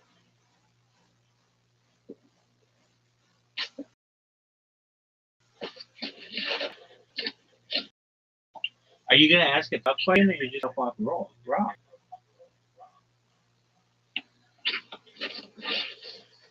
Okay. Lindsay Lohan. Lindsay Lohan? I think it's pronounced Lohan. Nobody pronounces it that way, dog. Lohan. It is Lohan. Nobody says no one says Lindsay Lohan. You don't I'm telling you, it's Lindsay Lohan. That's how it's pronounced, and she's from New York City. She's from New York City.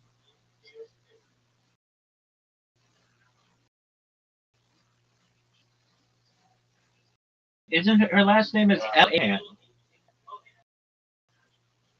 Yeah, Lindsay Lohan. Nobody calls.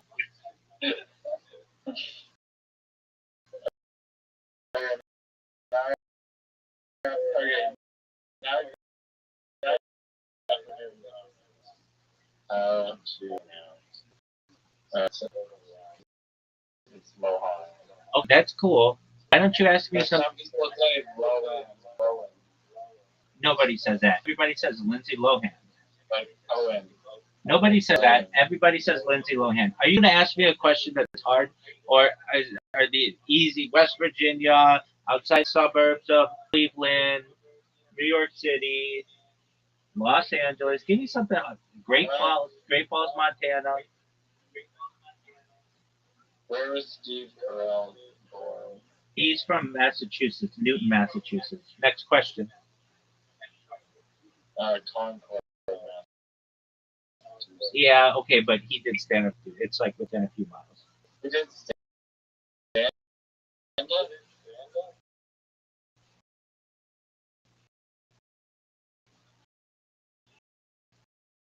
No way.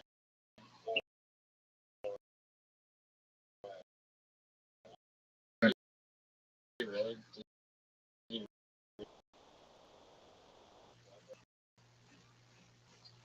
I'm sure he's in some stand up, though. He has deep roots in stand up.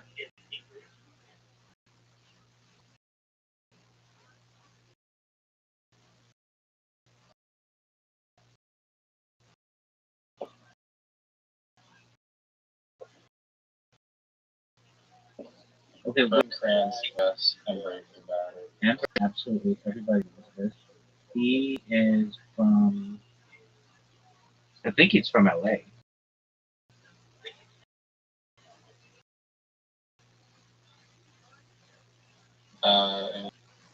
Actually, no. I don't know if he's not from LA. I don't know where he's from. So you got me there. It is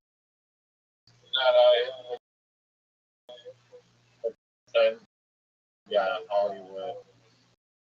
Los Angeles. All right, so you were wrong, Los Angeles.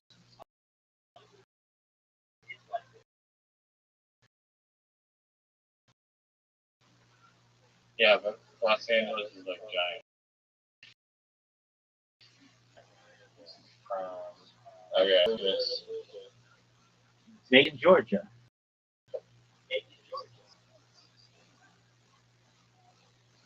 Did you say Bacon? No, Macon. He's from Macon, Georgia, dog.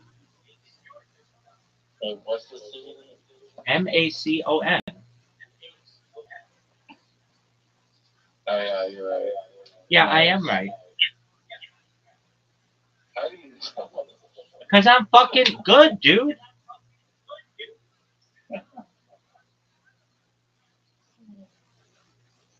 Okay, I got really stumped somewhere.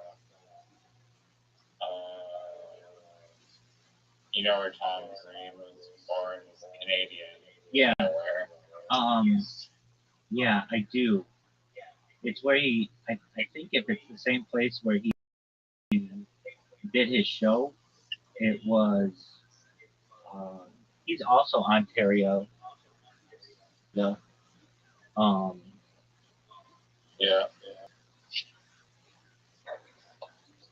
Starts with a P. Pembroke. Nice. That's good.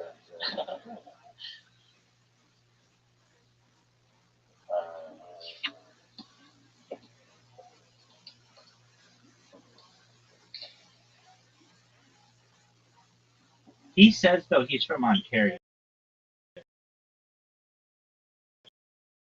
Like I don't know. It's like saying like I'm from. I think that from Ontario. Martin Short.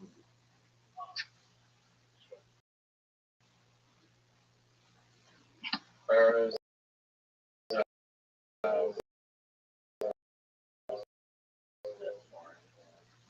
Philadelphia.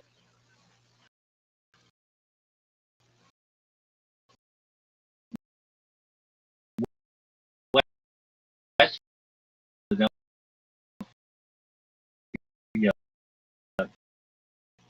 Hey, didn't you ever hear that song?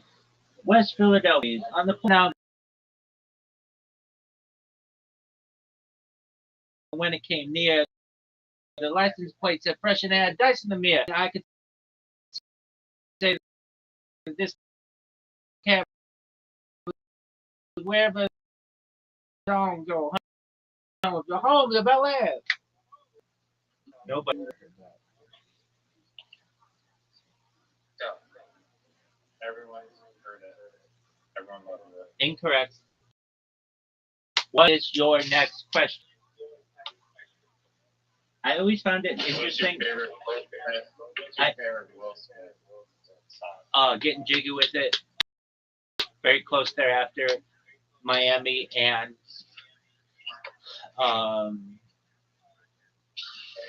Men in Black, and then just the two of us.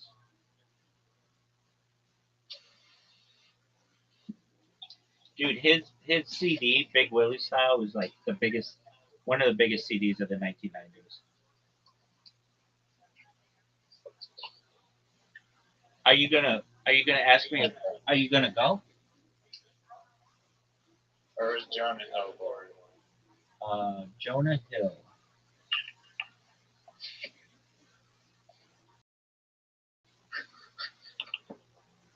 That's a good. I always get him and Seth Green like.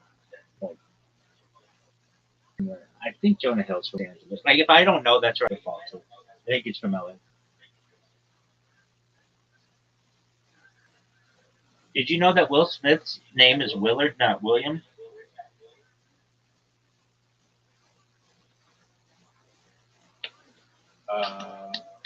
Sure. Okay. Next question. Where's Jonah Hill? Where's Jeff from?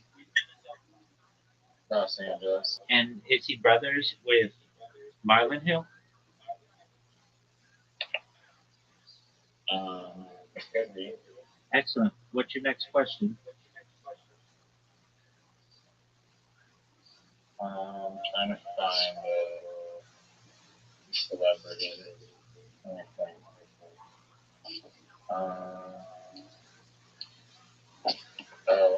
What's his name? Marvin Gaye. Marvin Gaye is from Detroit.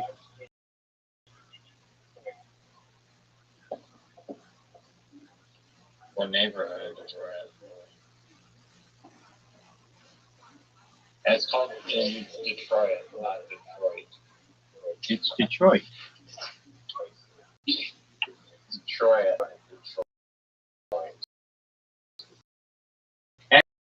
Actually, I think he was born in Washington, D.C., but he a lot of time in Detroit.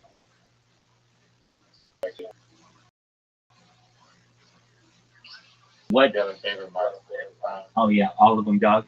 Dude, there's this. Okay, yeah, that's a great question. What's my favorite? I love Marvin Gaye. I love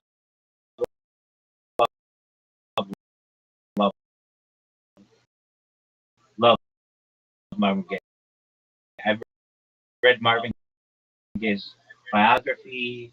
I love Marvin Gaye. So one of them. Let's Get It On. I love Sexual Healing. I love Distant Lover. Those are three great songs. Back in the day, I used to play a lot of Marvin Gaye when I'd hook up with him. This one time, this one girl who I really liked.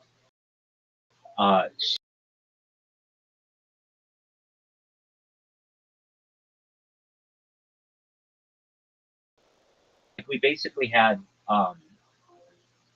Hear me? I can now. Excellent. We didn't have.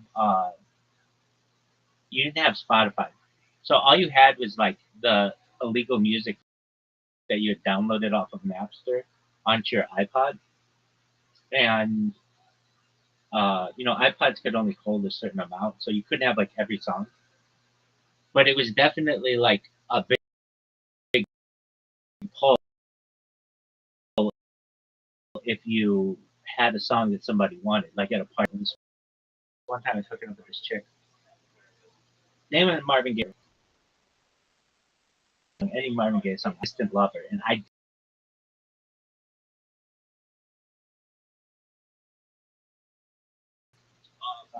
Okay, but so then he's got what he's got. I heard it through the grapevine. It probably is Ain't No Mountain High Enough. I love his duets with Tammy Terrell and some other people. I love that song. I heard it through the grapevine.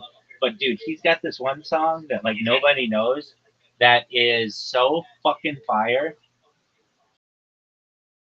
I'm gonna see if I can find this thing. So it's a Dior commercial.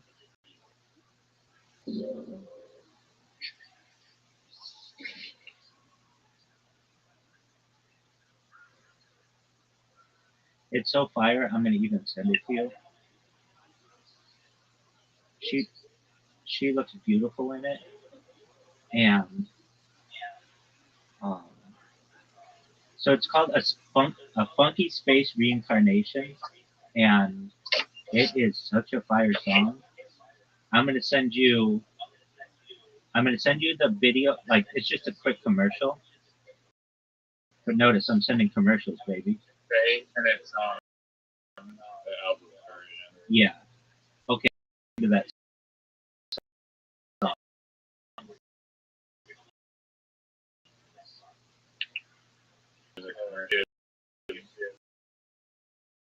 Okay. Dior, Charlize Theron. And tell me when you're hitting play.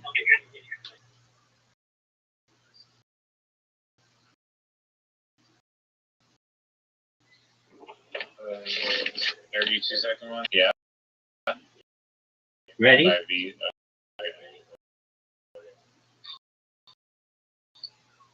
Yeah. Okay.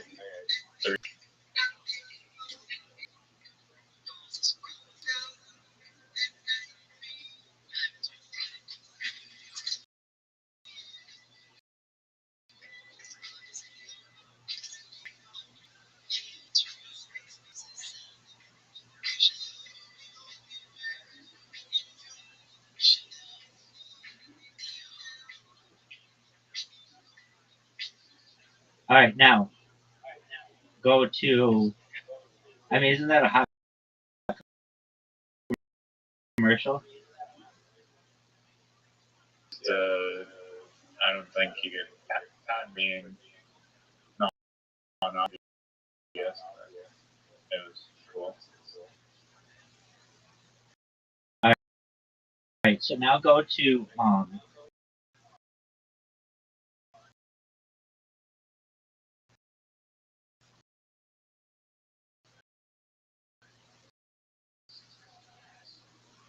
The 8-minute song. song. Let me know when you're hitting it. Give the countdown. 3, 2, 1, go.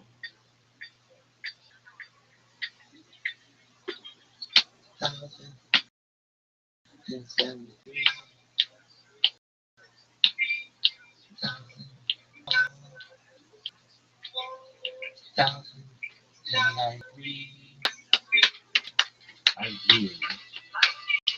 Ahead, you and me gonna get you now on a space bed.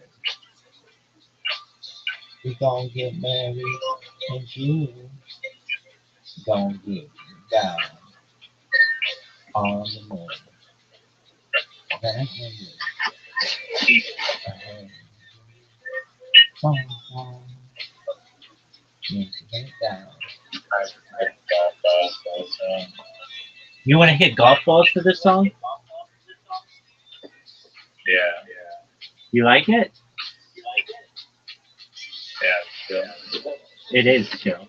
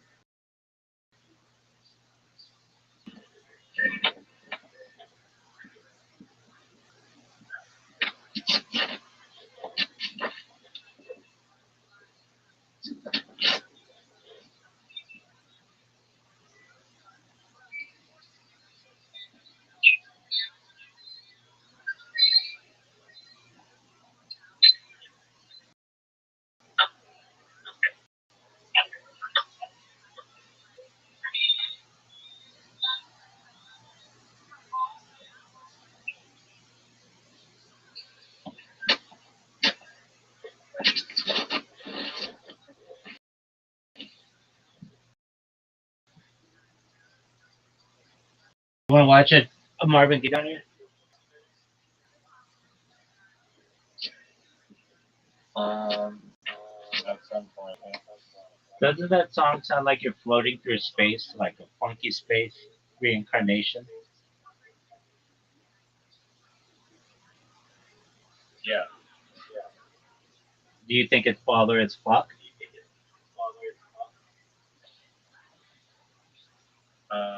Yeah, I don't know if that was my favorite Marvin Gaye song. Well, I didn't say it was going to be your favorite one. I was just saying that like a lot of people don't know about it, and it's amazing.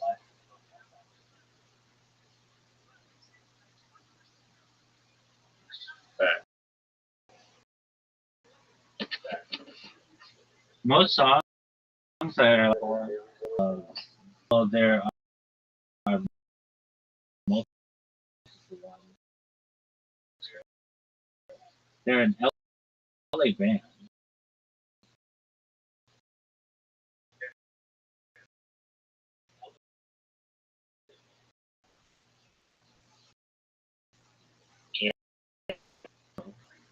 It depends when you want to say like it. 1970. Okay, that was when they were in Northern California, San Jose.